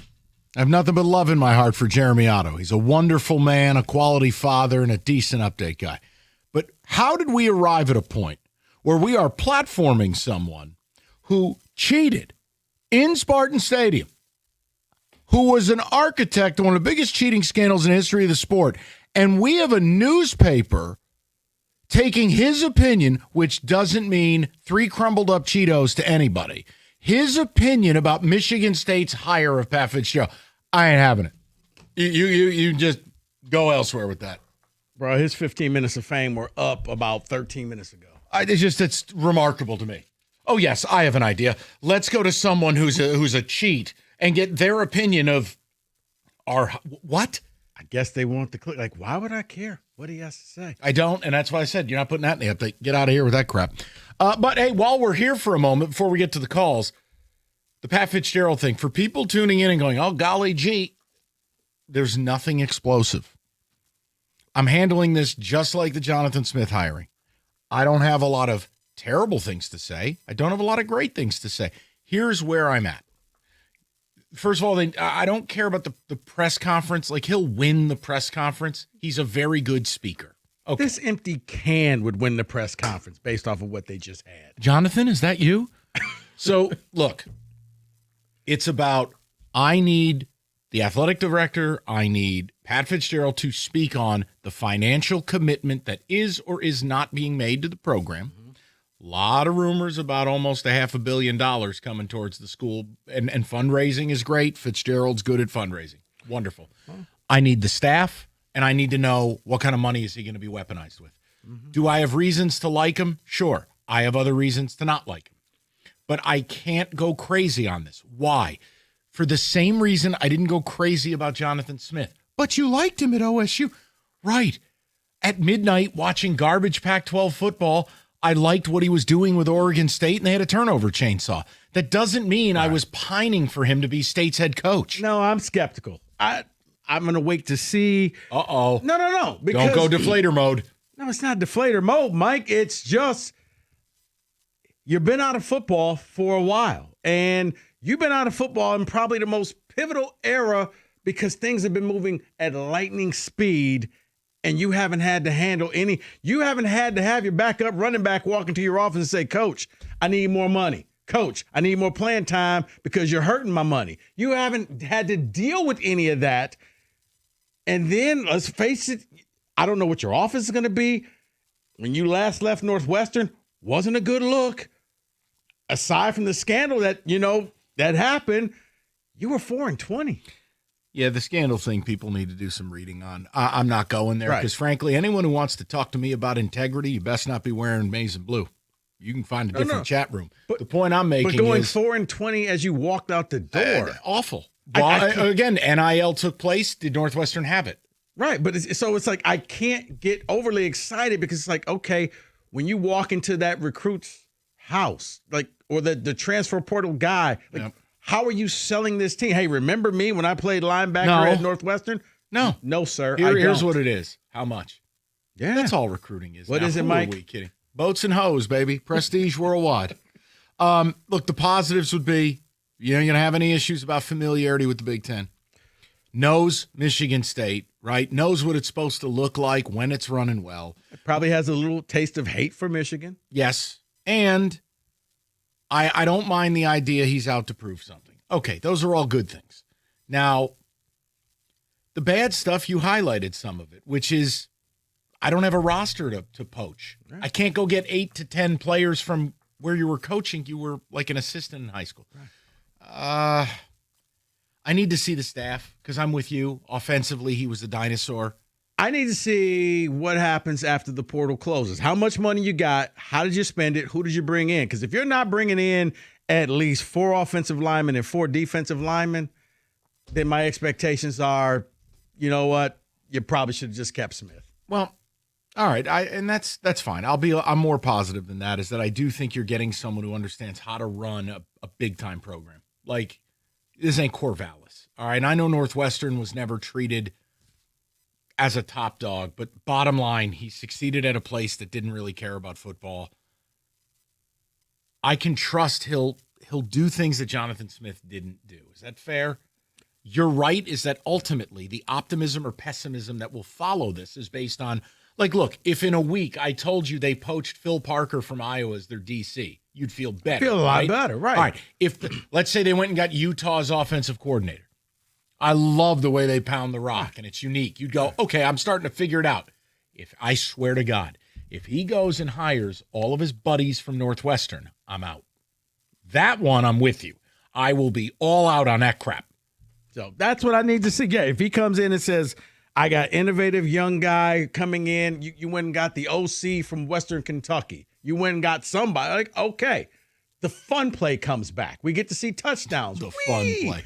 But it's about staffing. Here's what I don't need. It's about NIL. Here's what I don't need, and I'm glad you didn't say. At no point do you have to go out and hire Max Bulla. Okay, I get it. He's at Notre Dame. He's the linebackers coach. He's got to be the DC, does he? Why? I don't know that you need to make him the DC. I'd love now if you bring him in as linebackers, I'd love to have him in the program. Yes, that's because I do think MSU's lost their way. They've lost the plot, which is what it is. Like, what does Michigan State even mean? Like, you do need some people. It can't just always be this de facto Courtney Hawkins thing. No, but that's why I say if you're bringing him in as the linebackers coach, but you're going to probably have to overpay him because why would I leave Notre Dame to move across the street? You know what you do? You give him title. Linebacker coach and associate or assistant DC. Okay. And who are we kidding? It's a pathway that Phil Parker, when he retires in 3 years, you are the DC, and then you get the assistant head coach tag, and then in a dream state, you become Leonidas. Coach. There you go. I don't know. I'm with you. I'm very neutral on it. I mean, here's the other thing for people calling up and going, oh, well, I wish they would have hired X. What do you know about X? Like, if you're yelling and screaming like you wanted Alex Golesh, well, what do you know about Alex Golesh? You want the veer and shoot in the Big Ten? Oh, what? Because he spent 10 minutes, he's from Ohio. He was born in Brooklyn. Like, I'm not going to yell about it. Oh, I want Ryan Silverfield. Oh, wait, so you want FedEx money who could never win the American? Like, no, I'm not going to be that guy either. I got to let this play out. I got to see who he hires. Then I'll be as honest as I can be. Hey, if they don't have a huge NIL announcement, then we're going to be Texas Tech North, I'll go to Rico's side. If he hires a bunch of Northwestern guys, then I'll go to Rico's side. I'm just letting it breathe. The guy hasn't even signed the deal. No. And here's the deal. I'm not down upon this. I'm just not ready to wave the Spartan flag and say, yes. No, neither am I. Home run hire. Like, I keep hearing it's a home run hire. Like, how do you know? I will say this, and I don't want to overvalue this. It's very rare that you see a unified front from former players. They all love this hire. Because I think he was one of those coaches that was a man's man. He was that you know what? You had respect for him, even though he coached at Northwestern. You mean over the bag of milk we just had? Yes. Well, then I'll take it. So I think that's why. He was just that guy that it's kind of like how you hear other people like in hoops, how they talk about Izzo. Even though he doesn't play for the coach, they're like, but yeah, he's a man's man type of thing. That was Fitzgerald at Northwestern. I do worry that with the last hire with Jonathan Smith, they were chasing D'Antonio, and I do worry about this. You can't repeat. D'Antonio should have a statue. Kind of sounds like he gave the thumbs up, too, for this. Kind of sounds like, absolutely. Well. Oh, man, please. You ain't Walter Cronkite. Use your head. You damn well know he signed off on this. He's friends with the guy. It was a celebration. The point is, if in a week I see a coaching staff that is really expensive and really accomplished, that'll help me. I need Fitz to be the CEO. You are the CEO of Spartan He football. goes and poaches Matt Patricia. I don't need that. I don't know, man. That defense. I know. Well, guess what? Guess what? When I can pay my starting safety $2 million like Caleb Downs, and I can pay the whole Styles family $5 million, hey, fine. The money's not real. It's not. But does MSU have it? Maybe they do now. Let's go. God, I mean, MSU. It was like trick or treating. Here's our NIL program. You reach in and you're like, wow, I got an Almond Joy. Kit Kat. My brother plays for Ole Miss. He got 1.4. I didn't even get a king size Snickers. All right, here you go, man. 248. Three Musketeers. Underrated. Haven't had one in 20 years. There's a reason why it's underrated. It was solid. You didn't like those? It's the Jonathan Smith of candy bars, Mike. There's nothing in it. No. Oh, there's a joke. I'll save it for off the air. All right. Score big. Moran Buick GMC right now during their Cyber Monday sale. You'll like it. I'm not. It's too early in the week to get in trouble. 26 Sierra 4x4 crew cab, $199 a month, 0 down, 24 months. Drive home in a 25 in Vista starting at $199 a month, $999 down. Both leases 10,000 miles. The inventory it rolls in every damn day. MoranExpress.com. Not only for your service, but to check stock as well. You're always going to get the best price, period. It's Telegraph just north of Eureka and Taylor, or online at MoranExpress.com. It's Moran Buick GMC. We are professional grade.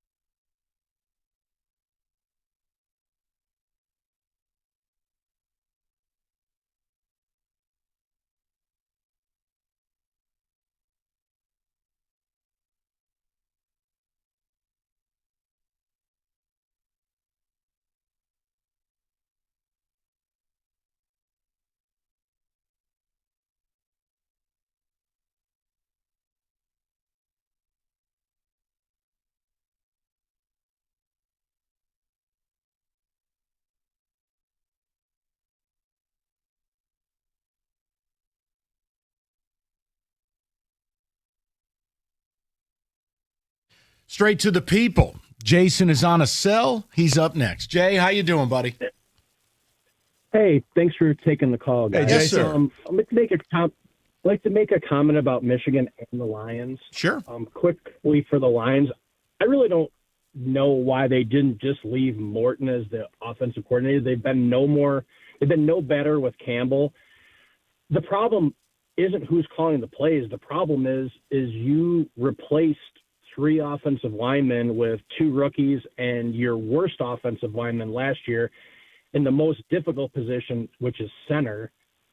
That's Glasgow. So, why do you think it's who's calling the plays and not the people that are defending your quarterback and opening up the holes for your running backs? As far as Michigan goes, Rico, I think you said something that's very astute. You said fitting a round peg into a square hole. I think Bryce is that. And the reason I think that is because you either have to think this. Either Bryce is a terrible quarterback or Sharon is a bad coach.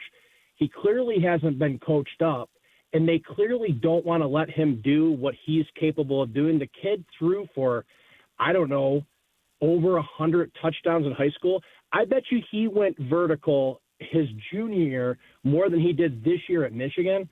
And the worst thing to happen for Michigan was beating Ohio State last year because they basically thought Ryan Day was a punk and they would just punk him every year.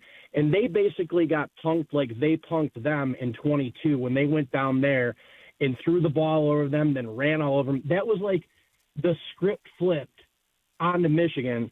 And essentially, I just think Sharon's not a very good coach. And Mike, isn't it telling that the best coach on your staff is Wink? Because none of these kids got any better. No. And Wink has been your most consistent, best coach, and he got run out of the NFL. So doesn't that tell you something? And you talked about buddies. Like, Sharon hired all his buddies there. Yeah, but Jason, all right, stay with me on this, though, because I think you're spitting facts, but I don't think Wolverine fans are going to want to acknowledge those. Jason, here's the problem. Sharon is only there because nobody else was willing to take the job. Everybody else was forced to leave because of the cheating. And outsiders were wondering what's the penalty going to be. Then you got to put together a staff and you go, okay, well, am I going to hitch my professional wagon to Sharon Moore? Now, luckily you have the internship program with the Harbaugh family and Ravens cast-off. So you're right. You got Wink, but you're factually right. He got run out of the NFL. Here's the other thing with Bryce. And Jason, if I'm being unfair, please stop me, okay? I will always question Belleville kids. What Belleville kid has worked out? Like, who did Bryce play in high school? It's not like he went to IMG. You're playing at Belleville. I mean, you lost to Howell in the state title game. Like, I do question when you say coaching. It can't all just be Sharon. It does go back to high school a little bit, right? Yeah, I mean, could it? I mean, I'll tell you this. When they lost to Southfield, and I thought the kid that played quarterback for Southfield, who I think went to like Kansas, Missouri, maybe he went to Kansas. That Marshall kid. Yeah. No, I know the kid. Yeah, he outplayed Bryce. I know that you're thinking like you're kind of talking like, is he like the next like Arch? Did he not play a lot of really great competition? No, and he might just need a lot of time. That's all. Jason, I think the worst thing that happened was they threw him in from day one and said, you're the quarterback. I think had you sat this guy, maybe you could be looking at what Sayans is to Ohio State, who sat for a year and then looked more prepared. And as the season progressed, got better and better. Like if you're the number, like here, Jason, let me do it this way. So again, this is not a predictive measure of their future. Bryce has immense God-given ability, clearly, the physical. We're talking right now. There's really no scenario that the kid for state, Alessio Milohojevic, looks worlds better than a $15 million quarterback. It just shouldn't happen. So you're right to ask the question about whether it's him, the staff, both, etc. And I know Milohojevic's a redshirt freshman. The point is he has no one around him. You drop back to pass at state, you get put in a wheelchair. Mm-hmm. And there he is standing in, making throws, throwing for 250, throwing for 300. Yeah, Jason, to me, it's not alarming, but it does raise a few eyebrows. Like, you finish the season, look at the data, look at the stats. more than just the final game. And also, thank your lucky stars, Bryce didn't have to face a real schedule. Because outside of the 3 signature games, which you got pounded in, they played nothing. Nothing. Next year's schedule is not like that. So I think it's okay to ask questions. And I said earlier, every kid should hit the portal, shop your value. Yeah. There's no contract. Even if you go back, you'll get a raise. Go out, see what you're worth. Yeah. Like Nick Marsh. I don't have a problem with it. Yeah.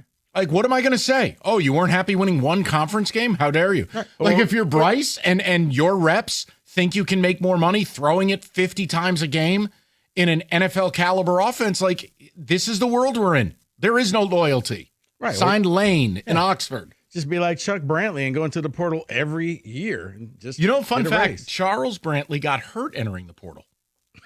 I wouldn't doubt it. He tripped, fell, landed on his laptop, out 2 to 4 weeks. But see, Charles Brantley is the downside of the portal for the kid. How was that money? He didn't see the field for Miami. You're right. So what did you do to help your NFL future? It's hard to play when you're in street clothes. But I made money. But it was son, it's the short-term last money you'll ever make. Right. It was short term. Well, you can petition to get 5 more years. Oh, the Diego Pavia plan. Right.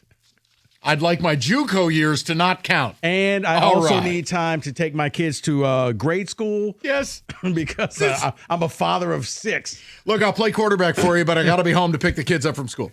Right. Rigo, that's where you're heading. It's insane. It is. Let's go over to Mark, 97.1. Mark, what's going on, buddy? Hey, Mike. How's it going? Good, Mark. You sound terrible. You all right? What's wrong? I'm all right. I'm a little sick. Hey, I got to say, I rocked your recipe over the weekend. I got to thank you. The cherry Dr. Pepper braised chuck roast sandwiches. Money. Lights out. 10 out of 10. All right, my man. Fantastic. Glad I could bring a shred of value to the community. Thank you. That sounds Yeah, pretty you good. did. I got 2 points. I just want to say something about the Lions, and I want to talk about the Fitzgerald hire. With the Lions, I'm past this season mentally, so I just want to look at the offseason. And my priority one right now is we're going to have to find a replacement for Taylor Decker immediately. I think you would agree with that. Whether you go get that Fano kid out of Utah, maybe go get another Panay, you get Caden Proctor out of Bama. I don't know, but we need that now because it's not like you draft a tackle and they're ready to play right away. That's going to take a couple of years to develop. So, or if you want to move Panay over to left tackle and want to make an investment somewhere else in the O-line, I don't care, but we need to get that back to being a strength. My second priority is, Brad, we need the defensive end. I need you to go look at Marcus Davenport, take a somber final moment, accept that it's over, and then, Brad, I need you to box him up and ship him off to Uruguay with the losing Super Bowl jerseys. We are done with the Davenport business. Okay. So don't blow the whistle. Mark, here's what it's going to feel like when they bring Marcus Davenport into the office for that final time, and Brad, as he goes to speak, like a proud father at his daughter's wedding, here's what happens when he goes to tell Marcus Davenport, I no longer can pay you to play football.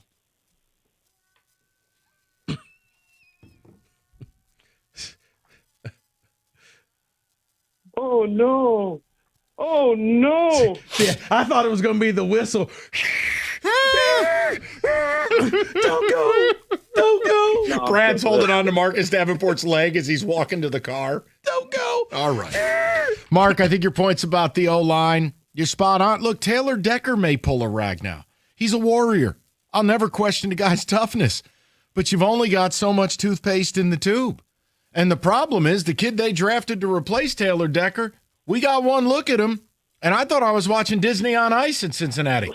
So Manu's not ready. And, yeah, I think, look, Penei Sewell is a Hall of Fame tackle right now.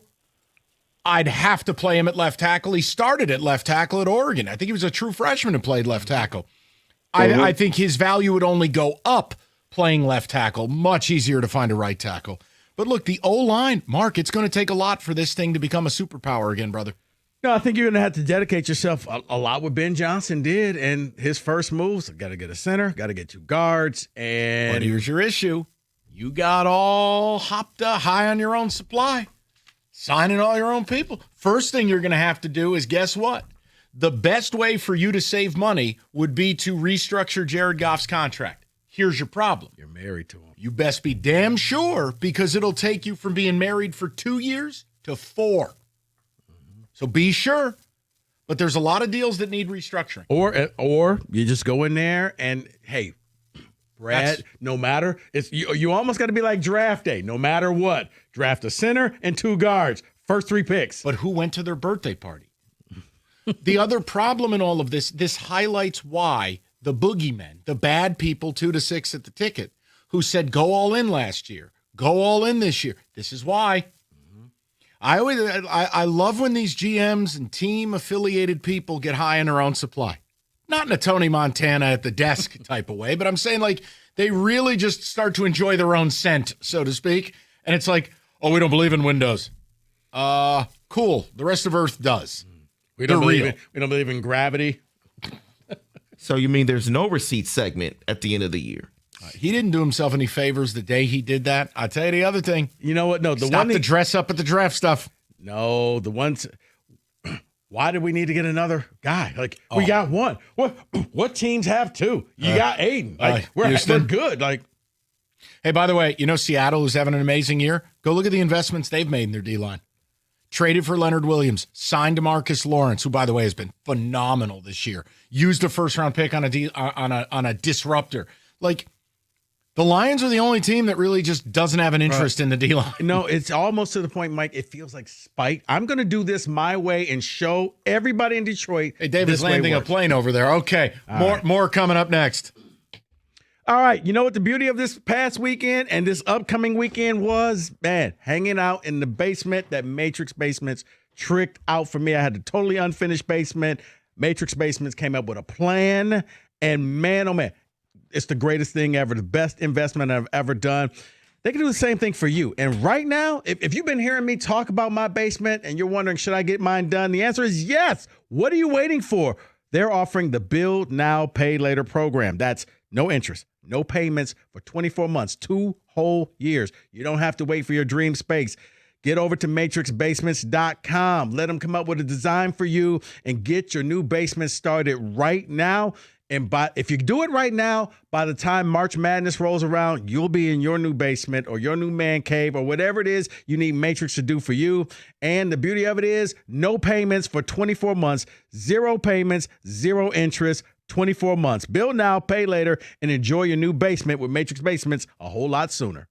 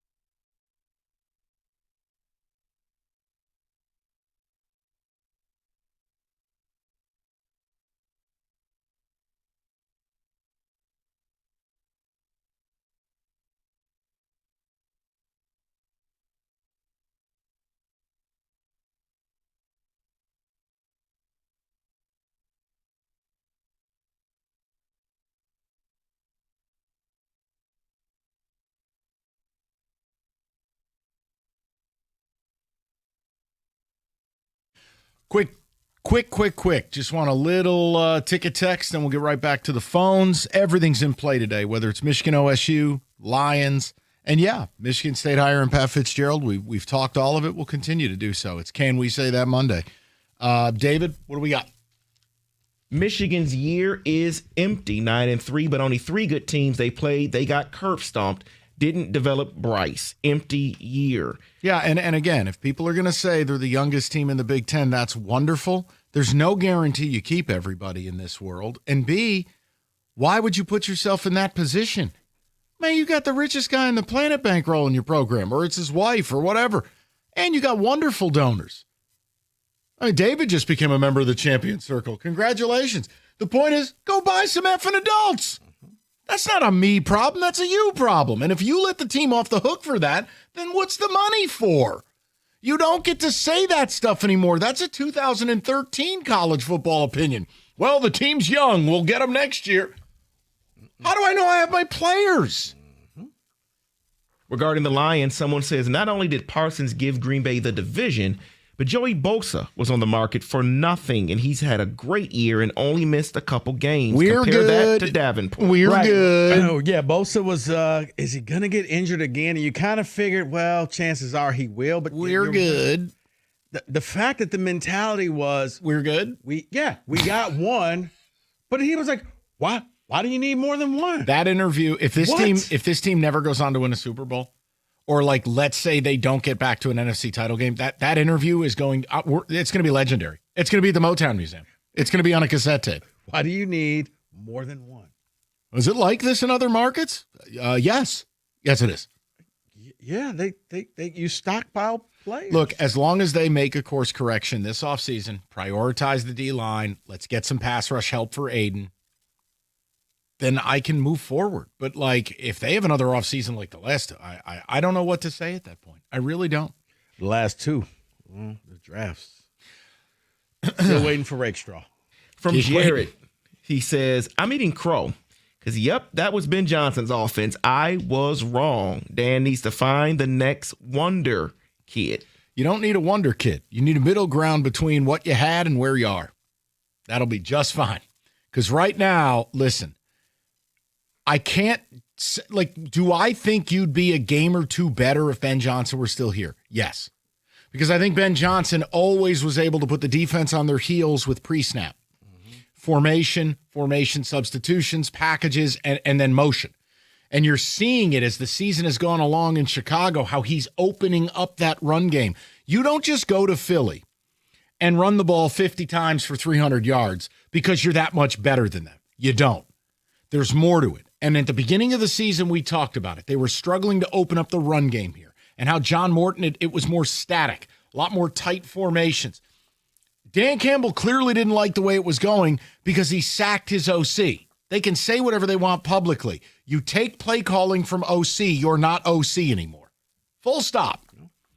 So, yes, they're going to need – Dan made a bad hire. You just say it. You own it, you move on, and you go out and try to replace them so that you don't have to put on the sexy specs. You can just let somebody else run the offense. Now you're at a point in the season, too. You're going to be dealing with – like Buffalo went to Pittsburgh yesterday down both their starting tackles. All right? And they did the job. They pounded the rock and they played. You don't get to cry about an injury or two. Yes, Kirby being out hurts you, or Mahogany being out. Like, now Sam Laporte is out. Go look around the league and find me the team where everybody's healthy. Right, especially on offense, you got lucky. Let's just put it like that. The past few years where you didn't have significant injuries. And let's hope that St. Brown is back soon, but I don't think he's going to be ready for this Dallas game. And if that's the case, he's so tough. Then guess what? He's so tough. If anybody's going to come back, it's yes, him. But they need him bad. You got to be smart about it because you still have the rest of the season to go. I don't need you to re-injure. I think it's the ankle. I don't need you to re-injure that thing. Take an extra 2 weeks, come back for the Rams, and then. Yeah, you would have 10 days, between the Cowboy game and the Ram game. Right. So that's what I'm saying. I wouldn't do it, but if anybody's going to do it, he would. But if not, J-Mo, good luck. Let's go to Alex, 97.1. Alex, how you doing? Hey, Mike, how's it going? Good, Alex. What's up? So I'm an Ohio State fan. First of all, David, OH. I wanted to know if, including everything from Connor Stallions to last year's win that Michigan had, that preposterous game plan that Ryan Day had, if you think over that time span that it's the best thing that happened to Ryan Day in Ohio State and the worst thing that's happened to Michigan. Because now Michigan had to rush in, hire Sharon Moore, basically tricked into keeping him from winning at Alabama. Now you basically have, like, aside from Link last year, who was a great DC and he did have a good game plan, like, you got the Three Stooges coaching Michigan right now. Yeah, Alex, look, I don't want to go all the way there, but I think there are elements of truth to it. Like, I had this conversation with a Wolverine grad friend of mine, and he's even copped to it. That in the moment it was great, but that cheating in the last few years and all the scandals and all the BS and constantly having to defend yourself, it's changed his enjoyment of it, and it's changed his view of the very school he went to. Because, look, I'm not telling you college football has ever been filled with integrity. But Michigan's whole bit was leaders and best and integrity and the team. We don't do it the way they do it in the SEC. Alex, I'm not telling you it's all true. I'm just telling you that, I got you. Every cult has their slogans. This was up on the wall. Like, those who stay will look. I do. I mean, there's a price to be paid. So, yeah, because the other thing is, look, if you're a Michigan fan, you get to say whatever you want about your championship, but the rest of the world doesn't validate it. So it's kind of empty in that regard. And then you look now, Ohio State is essentially Georgia or Alabama under Saban. I agree. And they're a machine. And now they're doing the coach rehab thing that Rico loves. Like, they go get Matt Patricia off the garbage heap. Yeah. So, Alex, yeah. And look, you still got to go and do this. But if Ohio State completes this and goes back-to-back national titles, it vaporizes any memory of Michigan the last 4 years. 100%. So that kills my friends that the not-so-fat Matty is just a defensive genius at Ohio State. Because they were cooking me up, their defense is going to do so bad. Patricia wasn't a good coach. It was just Belichick. Okay. No, Patricia's always been a good defensive coordinator. But when you're asked to sit in the big chair, he's not capable of it. He doesn't have the personality profile. He took a bad job here in Detroit. He had a bad team. And look, it's okay. Some guys are good coordinators. They're not meant to be coaches. Yeah. I think he likes the fact that he's really out of the limelight. I haven't heard a word from him at all. Like, you forget, like, oh, yeah, that's him. Yeah. There's the pencil behind his ear. But I thought the most insulting thing, I mean, this would bother me more than anything else. It would bother me more than losing the game. When Ohio State's players came out after the game and they're going, well, what was your game plan? We wanted to force Bryce to play quarterback. Woof. They did. I mean, that's 8 for 18 for 63 yards. I don't care what defense you're playing. Come on, man. You're not playing for Kennesaw State. You can't go 8 for 18 with 68 yards and 2 picks. Come on. And then they were smart enough to say, you know what? We're going to take away your best receiver too, Bryce, so let's see you. Or did Bryce take his best receiver out? Now you done did it. Now Sorry, you did David. it. I don't know. All I know is I'm like, when are you going to throw the ball to Marsh? Well, the other thing, and I've said this, is I would have gotten better receivers, but let's not act like Marsh and McCauley are bad. No, they're not. They're not. But all of a sudden, Marsh has gotten so much better. He's become your big-time receiver, and it's just like, this is the big-time game. Like, this is the game. This was the game all year you're supposed to be preparing for, right? I've always been told that. We saved all our good plays for the OSU game. Right. You have 30 minutes every practice dedicated to just Ohio State. Is this what you did for 30 minutes every day? You probably should get a refund. It's going to be a big offseason for that program and for Bryce. Got to develop. All right, Northville Lumber, we talk about them all the time. Largest Trex decking outlet in the country, and Northville is Michigan's Trex superstore. They stock all colors of Trex decking, railing, lighting. They have it all the time and at the absolute lowest prices. So plan it, build it, buy it, and do it with the best in class. It's Northville Lumber. Stop by today. Take home some samples. Call Northville Lumber or go to northvillelumber.com. That's northvillelumber.com.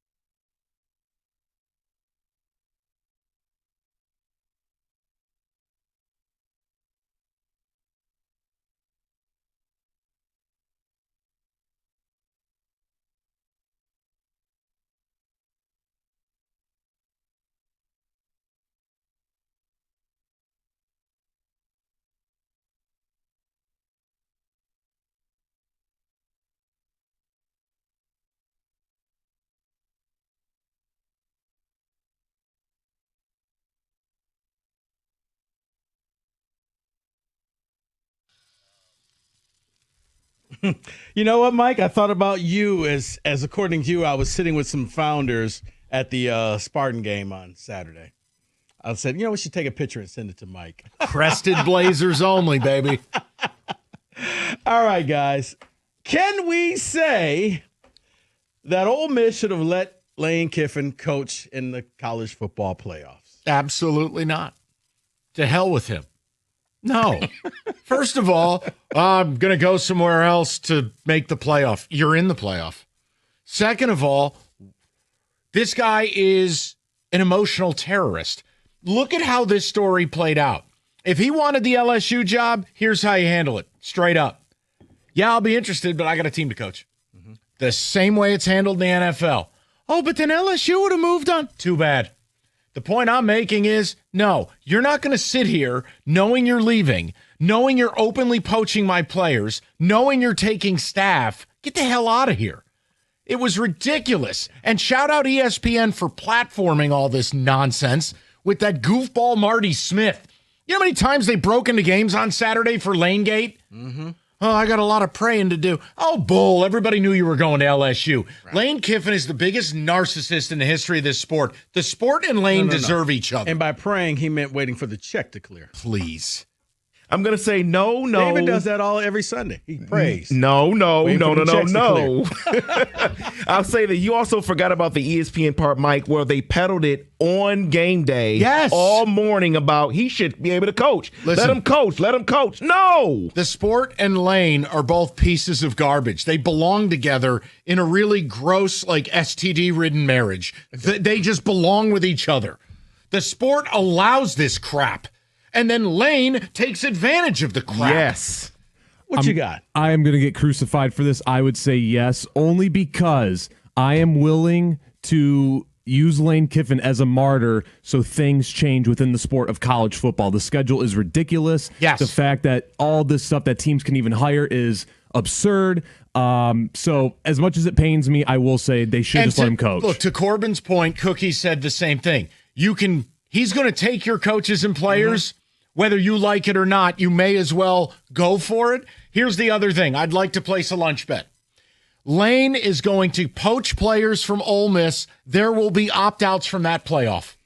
Oh, kids making $700 at Ole Miss? Here's 1.5. Don't play in the game. Well, here's the bad part. Here's the bad part about that. If they opt out, I think you're now reached the semifinal phase. But what was the point in building? What was the point in getting to the playoff if you're a player and you bail for money? Then what? So the whole thing. Following coach. The sport is lost. Oh, it is, Mike. But it wouldn't be as interesting. I didn't know that you guys, because this one, if you thought that last question, can we say was bad?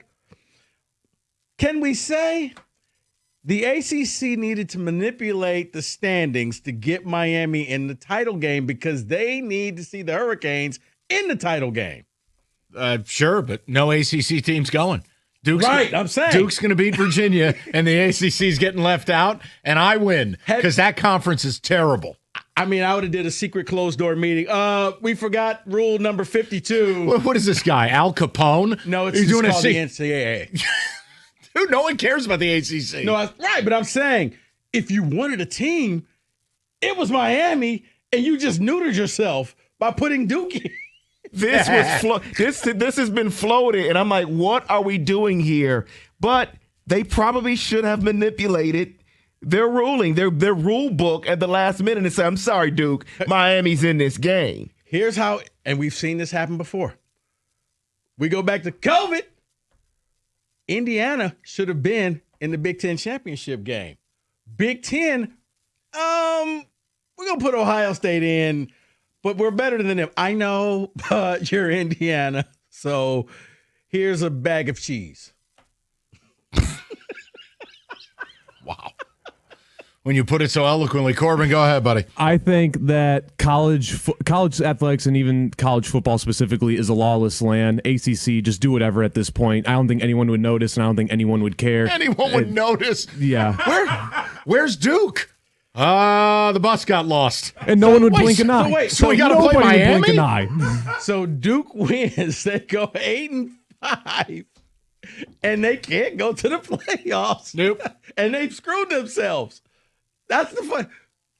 Unless Miami gets well, you know what? So if Miami does not make, can we say if Miami does not make the college football playoff, neither should Notre Dame? I don't know.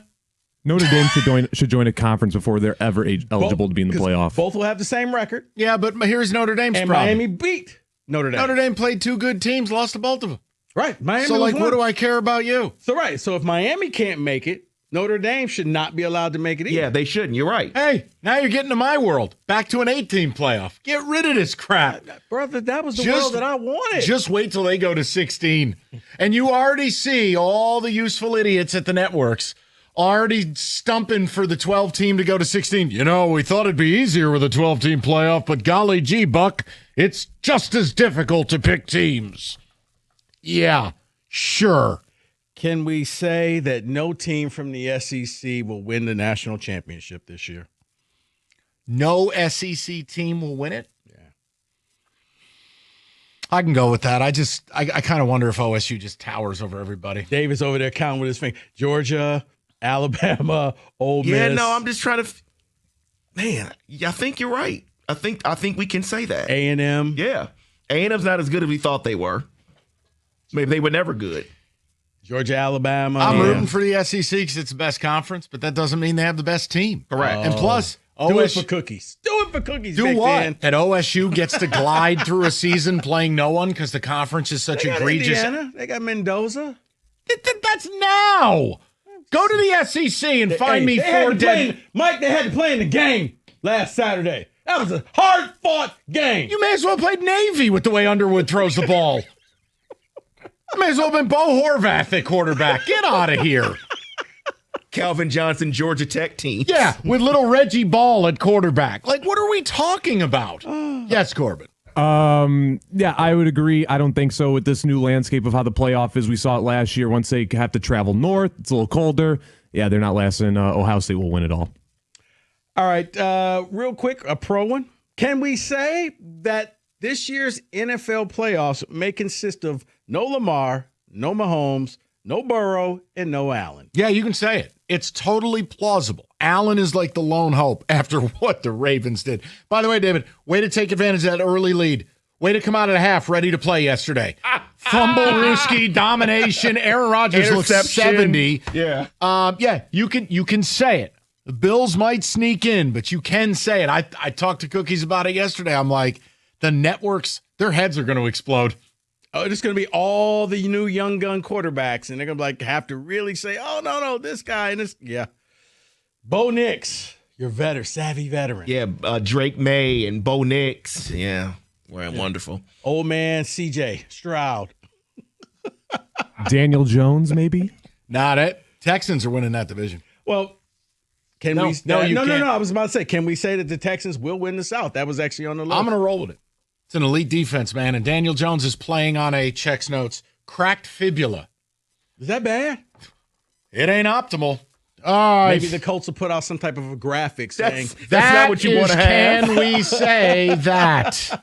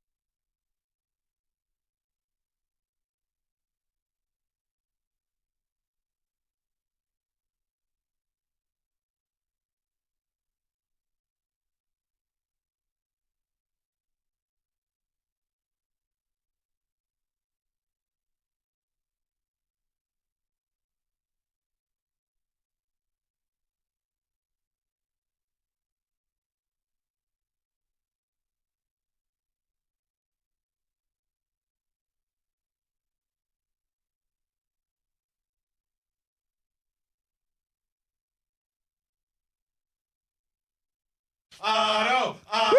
Brought to you by Paulson's Audio and Video. According to ESPN's Pete Thamel, Pat Fitzgerald is receiving a 5-year deal to coach Michigan State as well. Spartans wide receiver Nick Marsh entering the transfer portal. He acknowledged the news on his social media sites today. In other college football news, Lane Kiffin's contract with LSU will reward him bonuses based off Ole Miss's playoff success. If they win it all, he gets an additional $1 million per ESPN. The latest AP college basketball poll is out as well. Michigan climbed 4 more spots. They sit at number 3. Forward Yaxel Lendenborg also named the Big Ten Player of the Week. They should be at number 1. Yeah, I'm a Spartan fan. Yeah, hello, that's the best team in America right now. All right. Michigan State also rose 4 spots to number 7. Lions receiver Amon-Ra St. Brown was absent from practice today, along with Khalif Raymond, tight end Brock Wright, and corner Terrion Arnold. Arnold has missed the last couple games with a concussion, but now he has a shoulder injury listed as well. Safety Kirby Joseph was limited, marking the first appearance since October. Nolan Bianchi wrote the following quote, "My knee's messed up." That's according to Joseph there. Joseph said flatly when asked if the knee issue was related. That's the quote? Well, there's more. He says, "You don't fix it, just keep the faith." And he said he seemed to imply that offseason surgery won't help Joseph unsure when he'll be able to play again, end quote. Brian Branch, Taylor Decker, Graham Glasgow also limited today. Pistons also back on the floor against the Hawks at LCA. Coverage begins at 6:35 Bomb right here on the squad. You know what, Mike? I thought about at you the as Hall according Sports to Desk. you, I I'm was Jeremy sitting with Otto some from Morgan and founders 97.1 The at Ticket or Spartan Odyssey.com. game on Saturday. I said, we should take a picture and send it to Mike. Crested Blazers only, baby. All right, guys.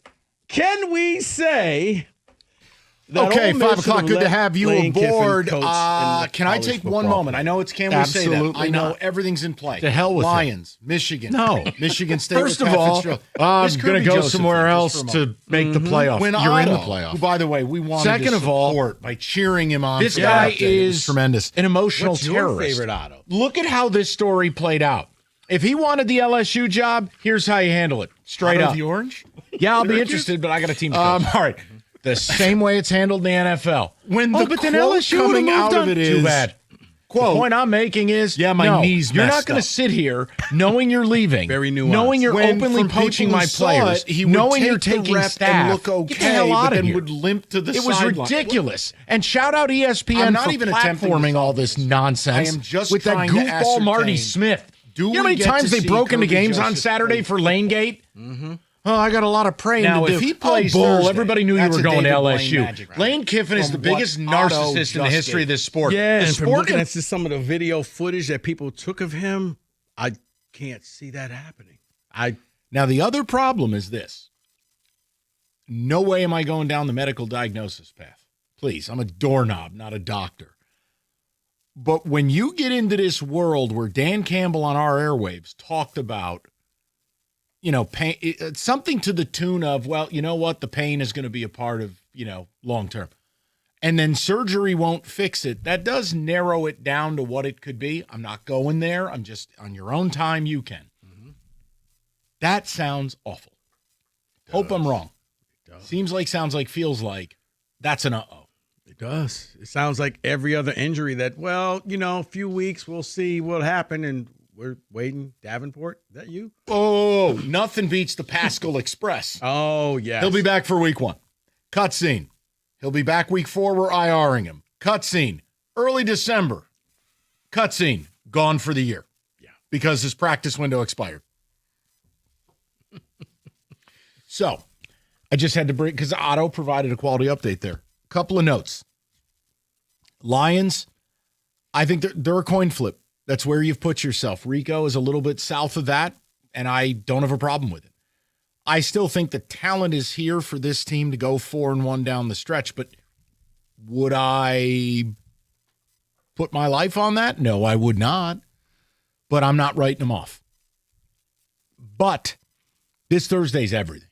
If you lose this Thursday, there is absolutely no scenario I'm picking you to then run the table. Like, they haven't won back-to-back games in 2 months. Funny, because how you feel about this Thursday is how I felt about last Thursday. Like, guys, I know. Don't mess around and lose to the Packers. You've been ahead of it. You've been ahead of it. No, it's not about being ahead of it. But It's just take the damn compliment. Okay, You've been ahead of it. Thank you.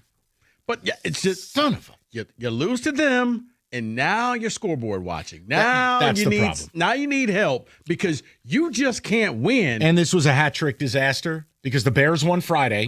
That's a debacle for you because you don't get to call him fake anymore.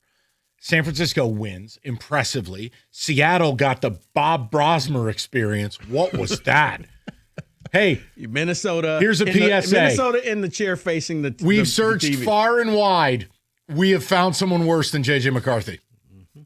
That interception by Pete Brosmer was bar none the worst thing I've ever seen. In fact, today they have cleared J.J. McCarthy. He can play again. Not sure if he starts, but they said we got to get somebody else out. Not here. even J.J. would have thrown that pick. Watching that game, and all I could hear is Mike saying, "And now you're in the chair. Nobody wants to sit in the hotel room." Can the Vikings just sign Mac Jones today? It'd be better for the league. $100 million, 3 years, Mac Jones. Hey, we'll trade you a second rounder. We just got to get some help. Holy hell. So, look, that stuff's in play. Oh, and you know what also didn't help you? It's the Panthers winning. Because now it was a disaster. You're right. I can leave. You're on the ball. The other stuff, Aiden, milk carton, you can do whatever dance you want, quote whatever nerd-ass stats you want. Aiden was terrible. So either he's underperforming Superman or he just ain't what you think he is, and he needs the help that the bad men on 97.1 have been asking for. See, I want to highlight that right there because I don't want it to come across like you guys just always pick on Aiden, like you pick on J-Mo. We don't. I said it for the longest. You have something with Aiden Hutchinson, but he's not the disruptor that can just do it alone. He needs help, and even if you are that good and you're Myles Garrett, they went out and got Mason Graham, and look at what he's doing.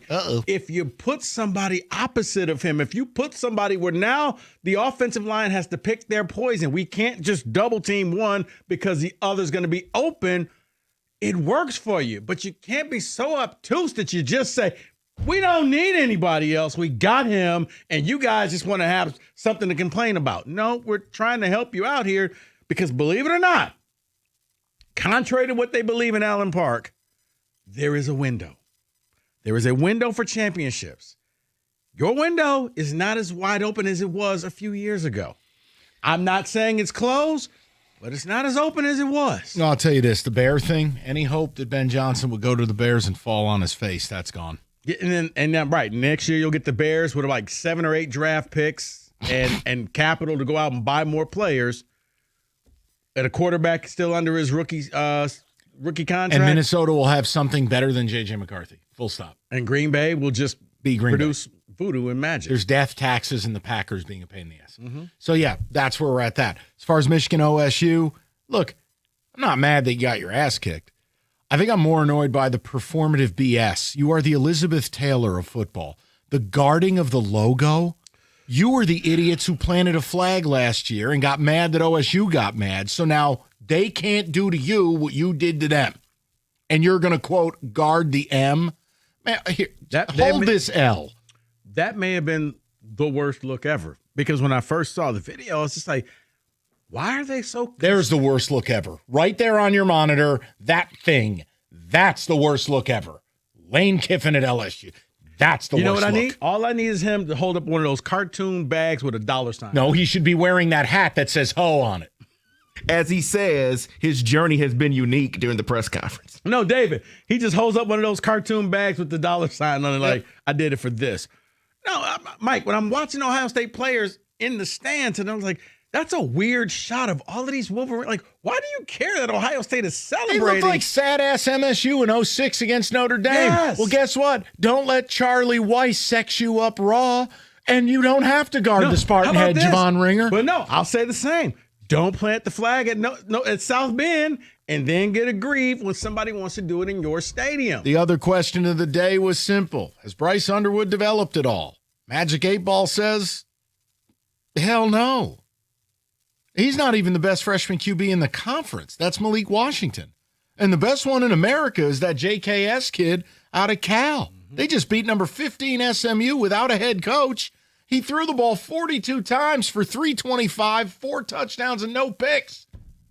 That's after beating a ranked Louisville team on the road in overtime. Right. And when Ohio State says, yeah, we're just going to make Bryce go out there and play quarterback and beat us, and that's your game plan, that means you saw something that we all saw as well. Let's be honest. It's a big offseason for Sharon. What I would just say is this is next year's kind of a prove-it year. anything short of the playoff next year, then what are you doing? Well, you know what? Let's ask the Wolverine. David, is that a fair statement? Yeah, I think it's a fair statement. Here, you want me to be even more fair? Pat Fitzgerald doesn't even have a staff or an NIL plan. Great, go win 8 games. Otherwise, you're on a hot seat year 2. Welcome to, I didn't make this sport. I didn't do this. Speaking of this sport, I know Jeremy Otto touched base on it about how LSU will be paying Lane Kiffin due to Ole Miss's success during the playoffs. Yes. I finally found the figures.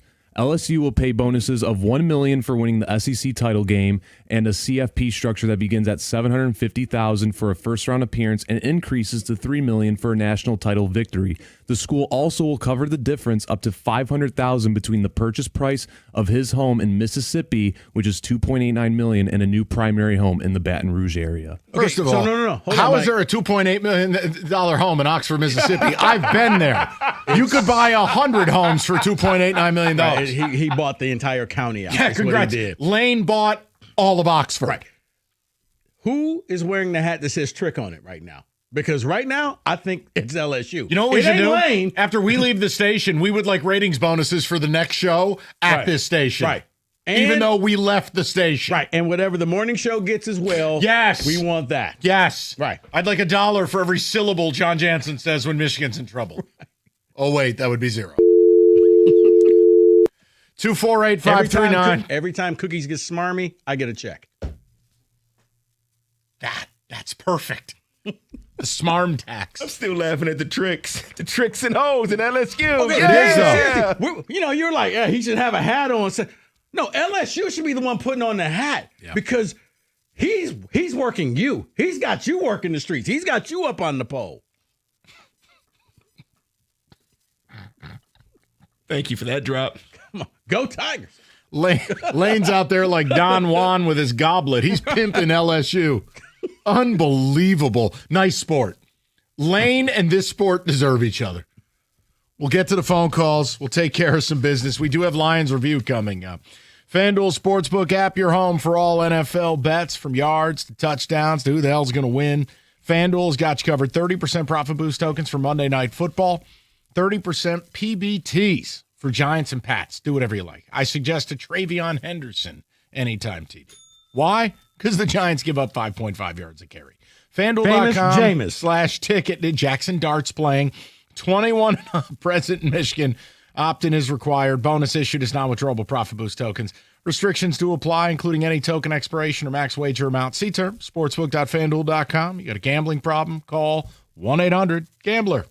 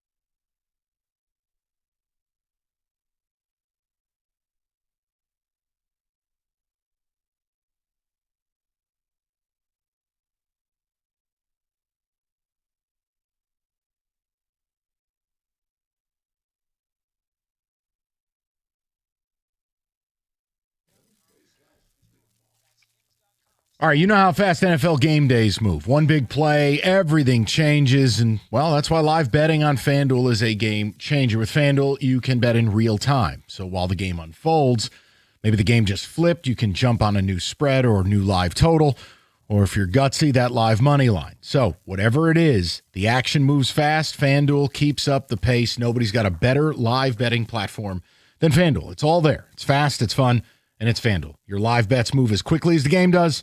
So whether you're riding the momentum or fading the hype, FanDuel puts you right in the middle of every moment. It's FanDuel.com/ticket to download the app. Visit FanDuel.com/cash to download the app and bet the NFL live all season long.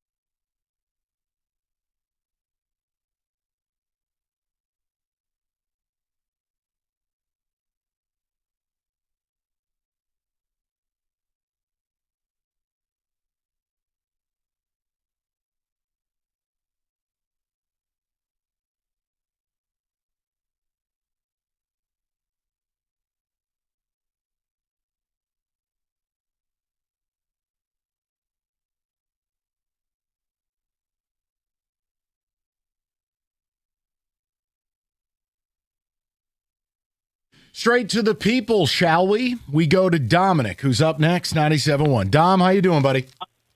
What's going on, guys? What's going on? I hate to be a doomer, but like with everything I'm seeing organizationally from the Lions, it's just been a head scratcher lately. And I don't know if it's a matter of like, aging like milk or whatever, but it seems like every time we hand out a contract, the guy, and part of this is bad luck, right? But the guy is either coming off a major injury or suffers a major injury after the fact. Like, for example, with this Kirby Joseph situation, it seems how they're talking about it. It's like how they talk about CMC's injuries over in San Francisco, where like, oh, well, we're going to see how it is next week and the next week and the next week. And then it becomes like this degenerative issue that never goes away. Yes. And not to mention, we just gave the guy all this money, too. Brian Branch is unsigned. We told Anzalone, like, stop shaking your fist, old man. You're not getting any money earlier this year. And he's been extremely consistent. We got to pay Campbell. And then we have all of our pillars, right? Penne. He almost got rolled up on the other week, and we could have been saying sayonara to him for the next calendar year. There's Amon-Ra suffering the high ankle sprain. Hopefully he doesn't try to play through it and anything worse happens. I hate to be a doomer, but You're not being a doomer. It feels like it's a bit of a lost year. It just feels like things got sideways. It happens.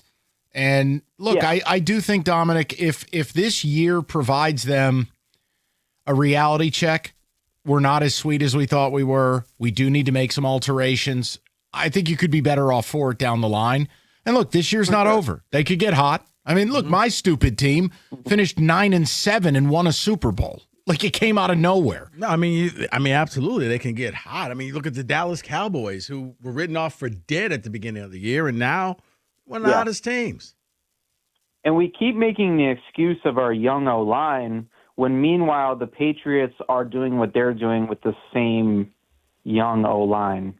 Well, so and again, though, they invested a lot of capital. The Patriots spent like madmen in free agency. They had a new coach, a new program. But and Dominic, they actually made a conscious choice to really address the O-line, where we kind of just put but it it's together. Also they have arguably what's going to be the best quarterback in football.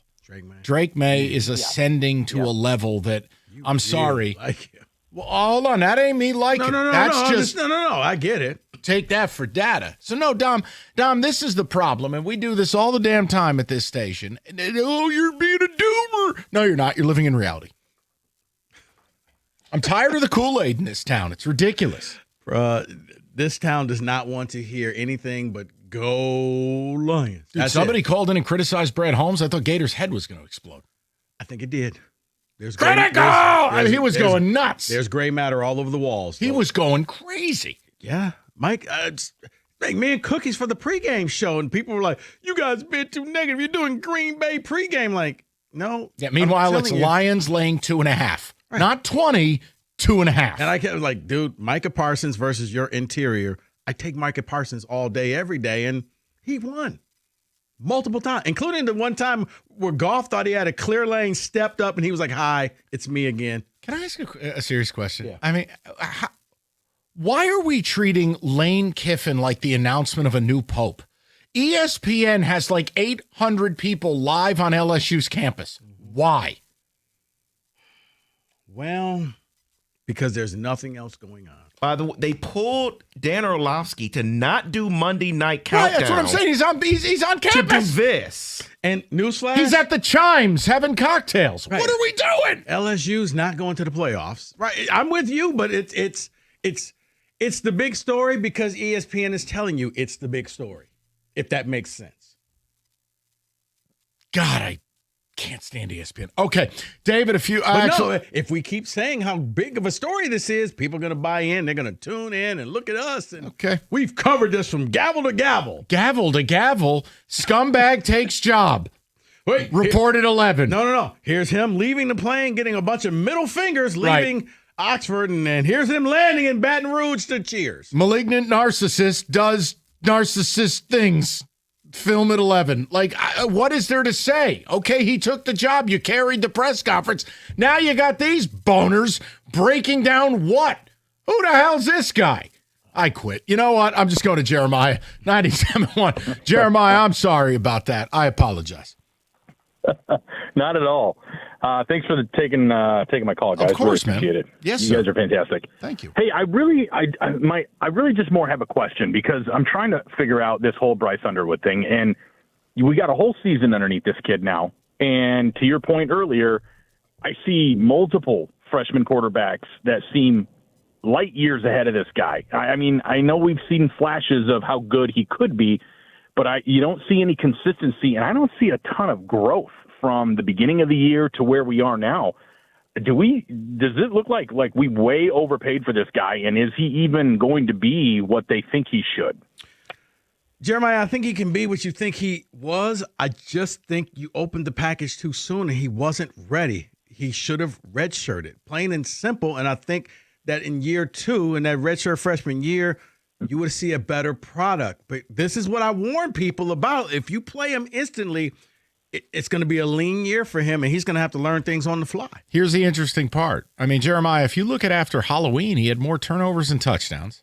And look who you played. Mm-hmm. See, like this is where if you're in the SEC, you don't get away with this. You played Michigan State, Purdue, Northwestern, Maryland, and then OSU. I mean, you basically had 4 bye weeks into the OSU game, and his numbers tanked. I mean, your passing offense is outside the top 100. I don't know what to say. And it's more than just Jeremiah, why spend the money if you're not going to use them? I just said this at the start of the year, and I don't know how much or how little you listen to the show, but I said from the beginning, guys, you need to chill with the hype. It's not fair to the kid. Let him develop. Right. Well, now we're a year into it. I still got to listen to Joel Klatt blowing bubbles in the air. Just can't say this kid's not playing well. And it's like, Jeremiah, I watched the games. He's not good. 100%. So my other question about that, too, is do we even have the right coaching staff? Because I'm not seeing it from Moore or Chip or any of these guys that are there. Like, we're not developing this kid. So if we stick with the same coaching staff, which it looks like they're going to do, are we going to just see more of the same next year, and then what? That's the scary part. I do think you're going to see more of the same because I think Chip wants to go one direction. I think Moore wants to go in another direction, and they're compromising, and you're seeing a compromised offense week after week. I would like to see Jeremiah, look, I understand what they pulled off in 23. All jokes about cheating aside. They had a great O-line in 21, 22, 23. They pounded the rock. It was, tight ends everywhere. Jeremiah, I think as long as that's what you're going to be running, I don't think you're going to get the best out of this kid. You know what I mean? Like, how do you not put this kid in a more not a spread, but something you need to evolve this. Like his legs have to play a role. Also, too, is someone going to get to this kid and go, you don't need to throw a 98-mile-an-hour fastball on every pass. Mm-hmm. So to answer your question, no, I don't think you have the right staff. It's why the Sharon Moore thing irks me. So I said earlier, next year should be a hot seat season. I mean, if you don't make the playoff next year, what the hell is all this for? I couldn't agree more. All right, well, Jeremiah, I appreciate it. I'm sure ticket texters are just calling me a POS Sparty, but I appreciate your candor and your honesty. Jeremiah can see we all see. Because Jeremiah has a brain. Ticket texters, debatable. I appreciate it, Jeremiah. But no, that's it. I mean, it's just, and again, if Bryce has a wonderful offseason, show me. There's nothing stopping this kid from an ability standpoint. Right. You can see the God-given talent. Right. And if all of a sudden the light bulb clicks on and he's just a Heisman Trophy candidate next year, here's the bottom line. You have it. But guys, and my team has no impact on this, so please don't say the whole, well, you're afraid. Afraid? My team can't beat Iowa. Like, leave Michigan State out of this. Probably We're terrible. not kick to the punt return. Oh, God. The point is, Bryce never should have been here. Michigan does not have some amazing track record of quarterback development. But JJ, he's awful, and that was a fake media story. And you cheated. So JJ's struggling. He doesn't have the other team's plays. What quarterbacks were you putting in the league after Tom Brady? And here's the other thing. Before you say, well, you can just go out and buy better receivers. Okay, what top receiver is going to want to transfer to Michigan when you really don't throw the ball? For the right amount of money, they can get someone. Really? Yeah. If they go out and offer Jacorian Moore $3.5 million, he ain't playing for Oregon no more. To what? Block? Buddy, boats and hose. At some point, you're like, okay, all right, you'll be Chuck Brantley. Enjoy the money. Lions Review is next.